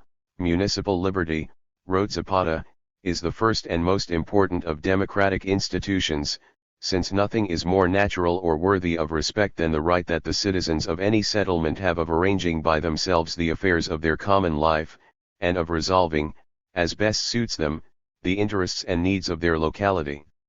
In January 1996, 5 weeks before finalizing an agreement with the government in San Andres on legislation intended to radically reform relations between the state and Mexico's indigenous population, the Zapatistas sponsored a special forum on indigenous rights and culture in San Cristobal de las Casas, at which over 500 representatives from 35 indigenous groups reached a consensus on the demands that they wanted to see included within the terms of any new accord arrived at in the negotiations. For the Zapatistas, their ability to deliver the government's commitment to meet these demands within the terms of a document that, as spelled out in the language of the concluding section, committed the Mexican government to build a new social pact that reforms at the roots the existing social, political, economic, and cultural relations with indigenous peoples signified a huge step forward. Effectively, the San Andres Accords on Indigenous Rights and Culture represents a historical breakthrough for Mexico's indigenous with its promise for recognition and promotion of the multicultural nature of the nation. Its acceptance of the principle that, the development of the nation must be based on plurality, understood as peacefully, productively, respectfully, and equitably living together in diversity. But once again President Zedillo did a U-turn and refused to sign the accords. Months later, when he disavowed the legal draft prepared by members of the Official Commission of Concordance and Peace, COCOPA, for presentation to Congress, even after the text had been amended to deal with his objections and the changes accepted by the Zapatista negotiators, in September 1996 the Zapatistas withdrew from the peace negotiations. By then, as the army continued to tighten the circle around the EZLN and the repression and dirty war of the paramilitaries intensified, life inside the rainforest under an army of occupation had become so violent that the men no longer dared leave their communities to work their crops, and hunger now stalked the rainforest, while in northern Chiapas an increasingly polarized and tense situation, stoked by an open alliance of police and paramilitaries, had created a situation of ungovernability. As the rebellion entered its third year, the number of those who had been killed or wounded in the undeclared, low-intensity war exceeded the number who died during the 12-a-day war. Despairingly, the bishop warned that paramilitaries, operating against opposition Partido Revolucionario Democrático, PRD, members and Zapatistas with the blatant complicity of the police and the army, were fomenting a fratricidal war. But the president had long since decided to back the local extremists, who had demanded the bishop's head, and the federal government permitted the criminal situation to fester. Northern Chiapas was a tinderbox. In December 1997 it exploded. The Christmas week massacre of 45 unprotected refugees in the little village of Octal was a tragedy foretold. 2 weeks prior to the massacre, a delegation from Mexico City had visited the area where the killings were to take place. The catalyst for their visit was a Mexican television report that had documented killings by pro-government paramilitaries in the region. The camera had documented the plight of thousands of displaced families, driven from their villages by the violence during the preceding months and weeks and living in makeshift camps without food, medicine, access to clean drinking water, or adequate shelter from the bitter rains and freezing fogs of the December nights. Chiapas, witness to an atrocity, had also exposed the fact that while rampant impunity protected the paramilitaries, even flight offered no guarantees of safety to the refugees. isolated and surrounded by the same paramilitary troops who had driven them from their homes, burned their houses, stolen their animals and all their possessions, and were now harvesting their coffee crop, their sole source of income for the year ahead. The refugees lived in terror of further attacks. The broadcast aired nationally in prime time on Sunday evening, December 7, 1997. The delegation came to Chiapas to see the conditions in the refugee camps for themselves 4 days later, accompanied by the press. In the days immediately preceding the December 22 massacre, there were many disturbing reports. One report described the delegates' visit to the village of Pechiquil, very close to Octeal, where paramilitaries had kidnapped 20 families and had been holding them hostage. They have not been permitted to talk to us or to move about, the report explained. Patrolling the area are men with various official uniforms, from those of the Army, the Judicial Police, a federal police force, to men in brown and black with red bandanas imitating the uniform of the Zapatista National Liberation Army. The observers had to leave the area quickly, the report continued, faced with the hostility of the village authorities. The 20 families, some incomplete because other members have been able to flee, could be dead right now. They are at the mercy of gunmen. But it was not the hostages in Pechiquil who died. It was those members of their families who had managed to escape and had subsequently been given refuge by the community of nearby Octeal. When the pro-government killers struck, most of the women and small children they attacked and murdered had already been driven from their homes and had seen their families shattered in the process. But although they knew they were prime targets of the paramilitary strategy to cleanse the area of Zapatista sympathizers and ought to have left the area for their own safety, the women refused to move away from their men trapped in Pechiquil. "We are Los Abages, the bees," the refugees had told journalists 2 weeks earlier. "We have organized as a civil society with the help of the church. We are not EZLN. We don't want guns. We have to conduct our fight for our rights peacefully. That is why we painted our houses and our churches white and put up signs which say neutral zone. But," they explained, "we are also civilian supporters of the Zapatistas. We look, and we see that like them we are following the same path for a better Mexico, a Mexico with justice for all of the people." 2 weeks before the tragedy, the people in Octeal defined their role in relation to the Zapatista rebellion's struggle for indigenous rights. "We are the cushion between the government and the Zapatistas," they said. "If there is going to be an attack against them, we, as the civil society, are the ones who can resist. But, if this cushion tears, then it is easier for the government to attack our brothers in the Zapatista army." On December 22, 1997, the protective cushion of Los Abages was torn to shreds when a uniformed paramilitary force, armed with AK-47 and AR-15 assault rifles loaded with Army-issue ammunition, soft nose or expanding bullets, went on an obscene 4-hour killing spree in Octeal. Within days of the attack, the Mexican army was advancing deep into Zapatista rainforest territory south and east of Octeal. Spokesman for the Mexican Minister of Defense said the military were searching for Zapatista weapons. Soldiers in the rainforest told indigenous villagers they had orders from the president to find and arrest the EZLN leaders. Twice before, in January 1994 when the rebel army was retreating to the rainforest, and again in February 1995, when President Zedillo ordered the army to arrest the entire Zapatista leadership who had assembled to study the government's latest proposals for restarting the peace talks, mass mobilizations by Mexican and international Zapatista supporters had forced the government to back away from a military solution. This time, the president intensified the military pressure. And then, suddenly, the magical Zapatista ability to inspire the solidarity and affection of a largely apolitical and anti-ideological generation on a global scale kicked in.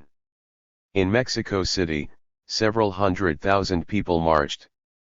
Thousands of artists, academics, writers, and entertainers signed pledges of support.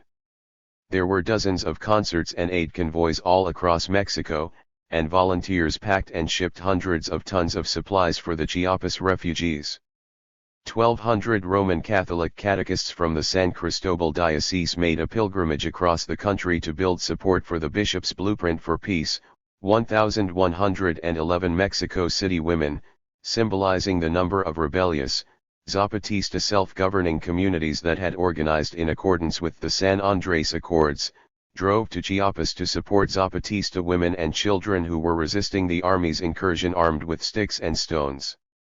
Dozens of human rights organizations traveled to Chiapas from all over the country to participate in one of the church-sponsored peace camps established by the bishop's diocese to monitor the military presence in 26 Zapatista villages that had remained particularly vulnerable after the army's 1995 offensive. Abroad, meanwhile, in 130 cities, in 27 countries, on 5 continents, Zapatista supporters marched in cities across Europe, Latin America, the United States, Australia, and Africa. In Italy, 60,000 Italians took to the streets in 9 cities. The same outpouring took place in Spain, Catalonia, and the Basque Country, while Mexican consulates in Hamburg, San Francisco, Quito, Venice, and Ancona were among the long list of Mexican government and travel offices abroad occupied by Zapatista sympathizers. Resolutions of support for the Zapatistas and calls on the Mexican government to withdraw the army from Chiapas and restart the peace talks poured in from organizations and individuals as diverse as Spanish Judges for Democracy, the Fiat Motor Workers Union, the Pope, the Swiss Parliament, the French unions, and the Parliament of the European Union. On January 27, the Italian Parliament's Foreign Affairs Commission suspended the Mexico-European Union trade agreement, and in mid-February a delegation of 170 European politicians, intellectuals, and human rights observers traveled to Chiapas on a fact-finding mission, and once again the military solution was averted. 7. Zapatismo. Zapatismo is not an ideology, it is not a bought and paid for doctrine. It is an intuition. Something so open and flexible that it really occurs in all places. Zapatismo poses the question: what is it that has excluded me? What is it that has isolated me? In each place the response is different. Zapatismo simply states the question and stipulates that the response is plural, that the response is inclusive. Marcos. 6 years ago, when the rebellion was still young, a graffiti went up in San Cristobal de las Casas: "We are not guerrillas. We are revolutionaries." At the time, the distinction was unclear to many people. In hindsight, that statement said everything Mexicans needed to learn about the Zapatistas. In those early days, the people who came to Chiapas to meet and find out about the Zapatistas were Mexican citizens from a white/mestizo, urban progressive minority who wanted to democratize Mexico's antiquated, corrupt political system, but wanted change to come nonviolently. In those earliest contacts between the indigenous rebels from Mexico's forgotten past and the non-indigenous citizens of modern Mexico, each brought something to the dialogue the other needed. The citizens brought the unlimited power of access to the world beyond the poverty-stricken ghetto of the rainforest. The revolutionaries from the excluded Mesoamerican country brought the agenda: democracy, justice, liberty, pluralism, and indigenous rights. To discover the moment when the Zapatista National Liberation Army began the process of transformation from the military vanguard of an armed indigenous and peasant socialist revolution, to an open-ended revolutionary, democratic civilian phenomenon that defies and challenges conventional, political analysis, one needs to go back to the first encounter, in February 1994, between the Zapatista leaders and the Mexican activists who came to San Cristobal to create a human security cordon around the cathedral during the San Cristobal talks. When they formed that absurd and marvelous cordon of peace, Marcos told Iván Elibot 2 years later, "It took us completely by surprise. They were hungry, taking risks, getting photographed by the army, they could lose their jobs. All that just because they believed in it. It was our first contact with them. I wouldn't call it Zapatismo yet. It's a movement barely emerging, people of all classes, from high to low, who sympathize with certain ideas of Zapatismo and who come to see, who want to meet us, get to know us. From such beginnings, through the series of meetings with Mexican and international civil society in the rainforest, through the National Convention for Democracy in August 1994, at which the Zapatistas inaugurated the first of 5 civil society encounter forums and resistance centers named Aguascalientes in honor of the village where Zapata and Francisco Villa met in 1917 to write the revolutionary agrarian laws, through the convocation of the Movement for National Liberation, the first and second encuentros for humanity and against neoliberalism, and the formation of the Zapatista Front for National Liberation, or FZLN, Zapatismo has remained faithful to the EZLN's original vision to give the political landscape not just another political organization, but something truly new. Zapatismo is not a party, nor a guerrilla force. It is a catalyst, an instigator, a creator of possibilities. It provides a platform for the widest possible convergence of democratic forces, multi-ethnic, multi-party, multicultural, ageless, classless, all contributing to a vast, inchoate movement that would return power to society. Zapatismo seeks a transformation of the future through the radicalization of democracy.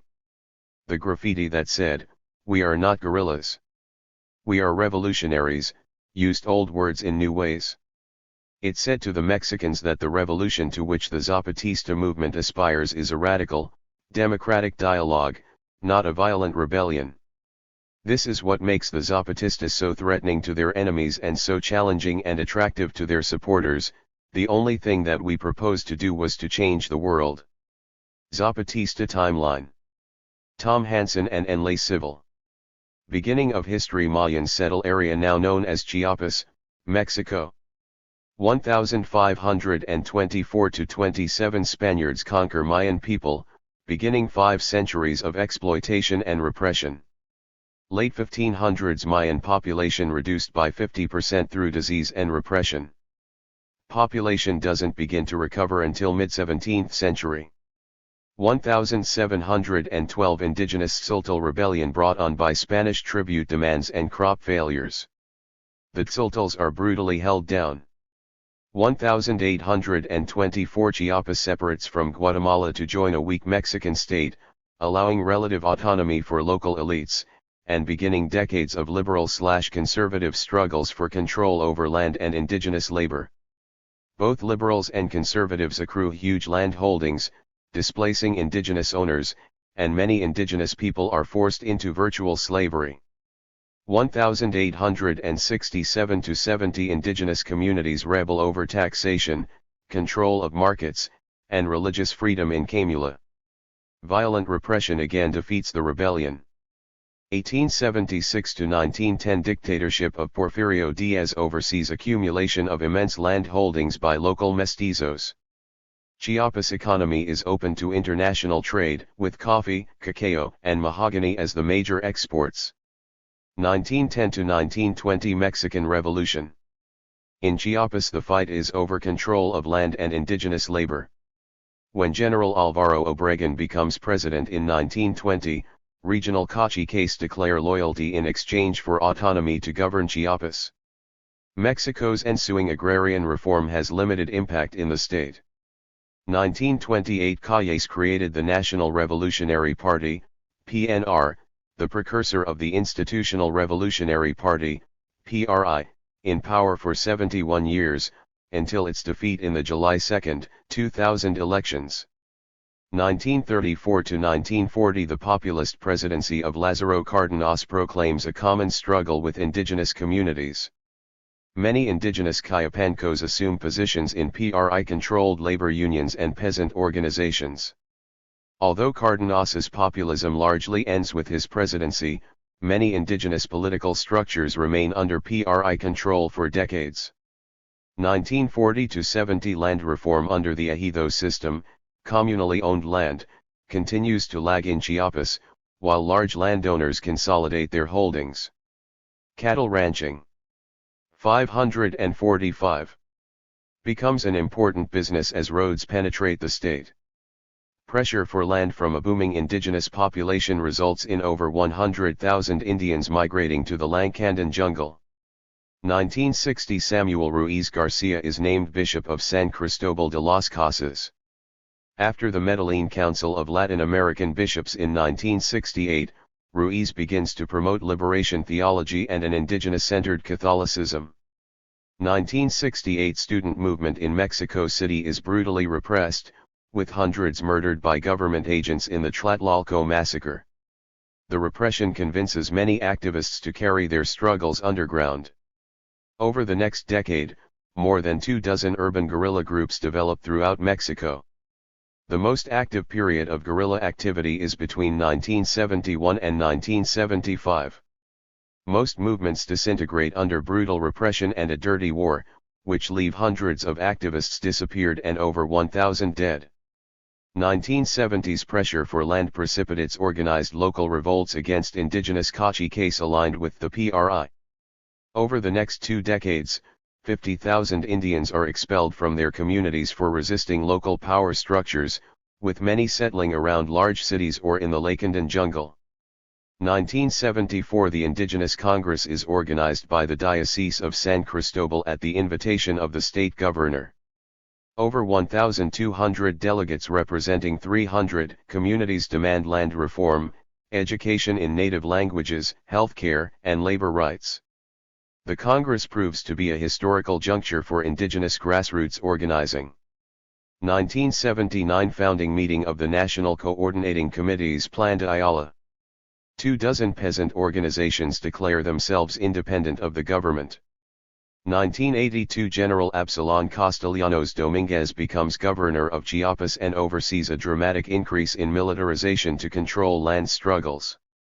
During his administration, 102 campesinos are assassinated, 327 are disappeared, 590 are imprisoned, 427 are kidnapped and tortured, 407 families are expelled from their homes, and 54 communities are overrun by security forces. 1983 Marcos and other activists from the National Liberation Forces, FLN, arrive in Chiapas. The Zapatista National Liberation Army, EZLN, is born on November 17 with 3 indigenous and 3 mestizos. 1985 Earthquake destroys large sections of Mexico City. Inadequate and corrupt response by government officials forces civil society to organize itself, marking an important break in PRI's control. 1986 EZLN enters first indigenous community at invitation of local leaders. 1988 Fraudulent presidential elections on July 6 bring PRI candidate Carlos Salinas to 546. Gortari to power. Opposition candidate Cuauhtémoc Cárdenas is ahead in polling when vote-counting computers suddenly crash. 3 days later, Salinas is declared the winner. 1989 EZLN grows to over 1,300 armed members. 1992 President Salinas reforms Article 27 of the Mexican Constitution, ending 75 years of land reform and allowing for privatization of ejidos. 1993 Zapatista communities approve a military offensive by the EZLN and form the clandestine Indigenous Revolutionary Committee General Command, CCRICG, to lead the struggle. 1994 January, NAFTA is implemented on January 1. On the same day, 3,000 members of the EZLN occupy 6 large towns and hundreds of ranches in an armed uprising. Within 24 hours the army responds, bombing indigenous communities and killing at least 145 indigenous people. Mexican civil society responds with massive demonstrations calling for an end to military repression. A ceasefire is declared on January 12. February, peace talks begin, but the government peace proposal is rejected by Zapatista communities. August, the Zapatistas organize the National Democratic Convention. Over 6,000 people representing a broad range of civil society gather at Aguascalientes, a meeting place carved out of the jungle. Ecobedo Zedillo is elected president, and Eduardo Robledo Rincon is elected governor amid widespread charges of fraud. Amado Avendano Figueroa, the PRD candidate, declares a government in rebellion. On December 19, the Zapatistas declare the civil authority of 38 autonomous indigenous municipalities, representing a serious challenge to local PRI power structures. The Mexican peso tumbles, losing more than half of its value during the next 2 months. AU.S/International Monetary Fund bailout of $50 billion does not mitigate dramatic increases in unemployment and loss of living standards during the following year. The majority of Mexicans suffer, while the elite enjoys the fruits of privatization and NAFTA. 1995. January, the Chase Manhattan Bank issues a report calling for the Mexican government to eliminate the Zapatistas. At this point, dozens of communities have publicly defined themselves as Zapatistas, representing well over 50,000 civilians. On February 9, the army mounts a massive invasion in Zapatista areas. 547. Of influence, implementing a strategy of low-intensity warfare, also known as civilian-targeted warfare. Among other things, the army displaces almost 20,000 campesinos, destroys Aguascalientes, and turns it into an army base. The Zapatistas respond by constructing 5 new Aguascalientes, centers of indigenous resistance. During the next 5 years, over 60,000 army troops occupy nearly every corner of the state, establishing army encampments just yards from most of the well-established Zapatista communities, disrupting the lives, economy, and culture of indigenous communities. April, peace talks resume.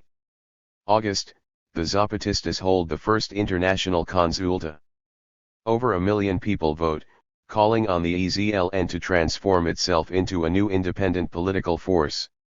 October, talks begin in San Andrés Larrañaga on indigenous rights and culture. 1996. February, the EZLN and the government sign the San Andrés Accords, outlining a program of land reform, indigenous autonomy, and cultural rights. March, talks begin on democracy and justice, concluding with no agreement on August 12, as government representatives refuse to discuss Zapatista proposals and present nothing substantial of their own. July/August, the Zapatistas organize the first intercontinental encuentro for humanity and against neoliberalism. Several thousand people attend from Mexico and around the world to discuss the role of civil society in confronting neoliberalism. On August 30, the EZLN suspends peace talks, demanding that government representatives actually be empowered to negotiate. December, President Zedillo formally rejects the San Andrés Accords. 1997. July, the July 6 midterm elections mark significant gains for opposition parties. Inside the conflict zone in Chiapas, however, abstention reaches 80%. Chiapas elections are notoriously fraudulent, and the high rate of abstention reflects a general mistrust of government in indigenous communities. On September 12, Zapatistas arrive in Mexico City for the founding of the Unarmed Zapatista National Liberation Front, FZLN, the civil political arm of the indigenous movement. On December 22, a paramilitary group affiliated with the PRI attacks a church in the community of Octeal, killing 45 indigenous campesinos, mostly women and children. Paramilitary activity has been growing throughout the state for several years as part of the strategy of civilian-targeted warfare. Local PRI officials and army officers are implicated, but the intellectual authors are never brought to justice. Shortly thereafter, the Zedillo administration denies the existence of paramilitaries in Chiapas. 548. And the army begins a campaign to disarm the EZLN, but not the paramilitary groups. 1998. February, in a twisted response to the Octeal massacre, February marks the beginning of a campaign to expel foreign human rights observers from Chiapas, as the Zedillo administration tries to hide the truth from the world. Over 150 are expelled during the coming 2 years. Peace talks are still suspended, and the government continues to increase military presence throughout the state. April, the army begins to dismantle autonomous Zapatista communities. Over 1,000 troops and police invade 4 communities, destroying records and arresting community leaders. June, the army's campaign to dismantle rebel communities culminates in the pre-dawn invasion of San Juan de Libertad in June. At least 8 civilians and 1 policeman are killed. The resulting outcry from civil society puts a temporary halt to the army's offensive. Bishop Samuel Ruiz ends his efforts to mediate a peace, accusing the government of preferring the path of war and repression. 1999. March, the Zapatistas organize a consulta on indigenous rights and culture. Over 5,000 civilian Zapatistas conduct a week-long program of popular education throughout the country. On March 21, over 3 million Mexicans vote at thousands of polling places, agreeing that the San Andrés Accords should be implemented. April, state police occupy the autonomous community of San Andrés Sacom-Shem, site of the historic San Andrés Accords, and install a PRI mayor. The following day, 3,000 unarmed Zapatistas nonviolently force the police to leave the town and reinstall their elected representatives. May, the second national encuentro of civil society draws 2,000 participants to discuss the March Consulta. August, the military deploys paratroopers and forces to occupy the remote village of Amador Hernandez, the final link in plans to build a road that will encircle the Zapatistas in the Lacandan jungle. The community resists with nonviolent protests, but the military encampment remains. 2000. Zapatista communities register to vote in historic numbers, and the National Election Commission announces at least 100 new polling places in these communities. July 2, Vicente Fox, of the conservative PAN Party, is elected president, rupturing 71 years of PRI control. 550. Contributors. Subcomandante Insurante Marcos is a guerrilla spokesperson and strategist for the Zapatistas, an indigenous insurgency movement based in Chiapas, Mexico. He is the author of several books translated into English, including Shadows of Tender Fury, Monthly Review Press, which featured early letters and communiques, and a children's book Story of the Colors, Cinco Puntos, which won a Firecracker Alternative Book Award. Marcos lives and works from the mountains of the Mexican southeast in the state of Chiapas. Ana Carrigan worked in film and video in El Salvador and Nicaragua throughout the 1980s. She is the author of Salvador Witness, The Life and Calling of Jean Donovan and the Palace of Justice, a Colombian tragedy. She is a freelance reporter and an editorial contributor to The Nation and In These Times. She reports from Colombia for the Irish Times and the Sunday Boston Globe. She lives in New York City and is currently writing a memoir for 7 Stories Press. Tom Hansen is the national coordinator of the Mexico Solidarity Network, a coalition of 88 organizations supporting struggles for justice, dignity, democracy, and human rights in Mexico and the U.S. He also serves as co-director of the Chiapas Media Project, a binational partnership that develops alternative media capacities with indigenous communities in Chiapas, Mexico. Juana Ponce de Leon, a writer, literary critic, and editor, was the founder of Chronopio's Books in Amherst, Massachusetts. She was a project officer for 50 Communities Awards program for Friends of the United Nations, and a co-editor of Creating Common Unity. She was editor of LS, the literary supplement for the Advocate weekly newspapers. She has written extensively on Latin American and Hispanic literature. Her articles have appeared in many publications including the New York Times Book Review, the Washington Post Book World, the Village Voice Literary Supplement, Latina, Hipsanic, Publishers Weekly, and SI. She edited Dream with No Name, contemporary Cuban fiction. She is editor-in-chief of Siete Cuentos Editorial, the Spanish-language imprint of 7 Stories Press. Gregory Rabesa teaches at Queens College, CUNY, and has translated 40 novels by Latin American and Portuguese writers. His latest translation is Dona Inés vs. Oblivion, Louisiana State University Press, 1999, a novel by Ana Teresa Torres, winner of the Pegasus Prize. José Saramago was born in 1922 in Azinhaga, Portugal. His first major literary success did not come until he was 60. His writings are a blend of magic realism, myth, history, and sharp-edged political comment. His communist affiliation and his belief in a greater union between his country and Spain have not endeared him to the Portuguese establishment. He has lived in the Canary Islands since 1993. He was 553. Awarded the Nobel Prize for Literature in 1998. His major works include, Manual de Pintura y Caligrafía, Manual of Painting and Calligraphy, Memorial do Convento, Baltasar and Blimunda, O Ano da Morte de Ricardo Reis, The Year of the Death of Ricardo Reis, A Jagandata Pedra, The Stone Raft, Historia do Cerco de Lisboa, The History of the Siege of Lisbon, Ensaio sobre a Ceguera, Blindness, a novel. 554.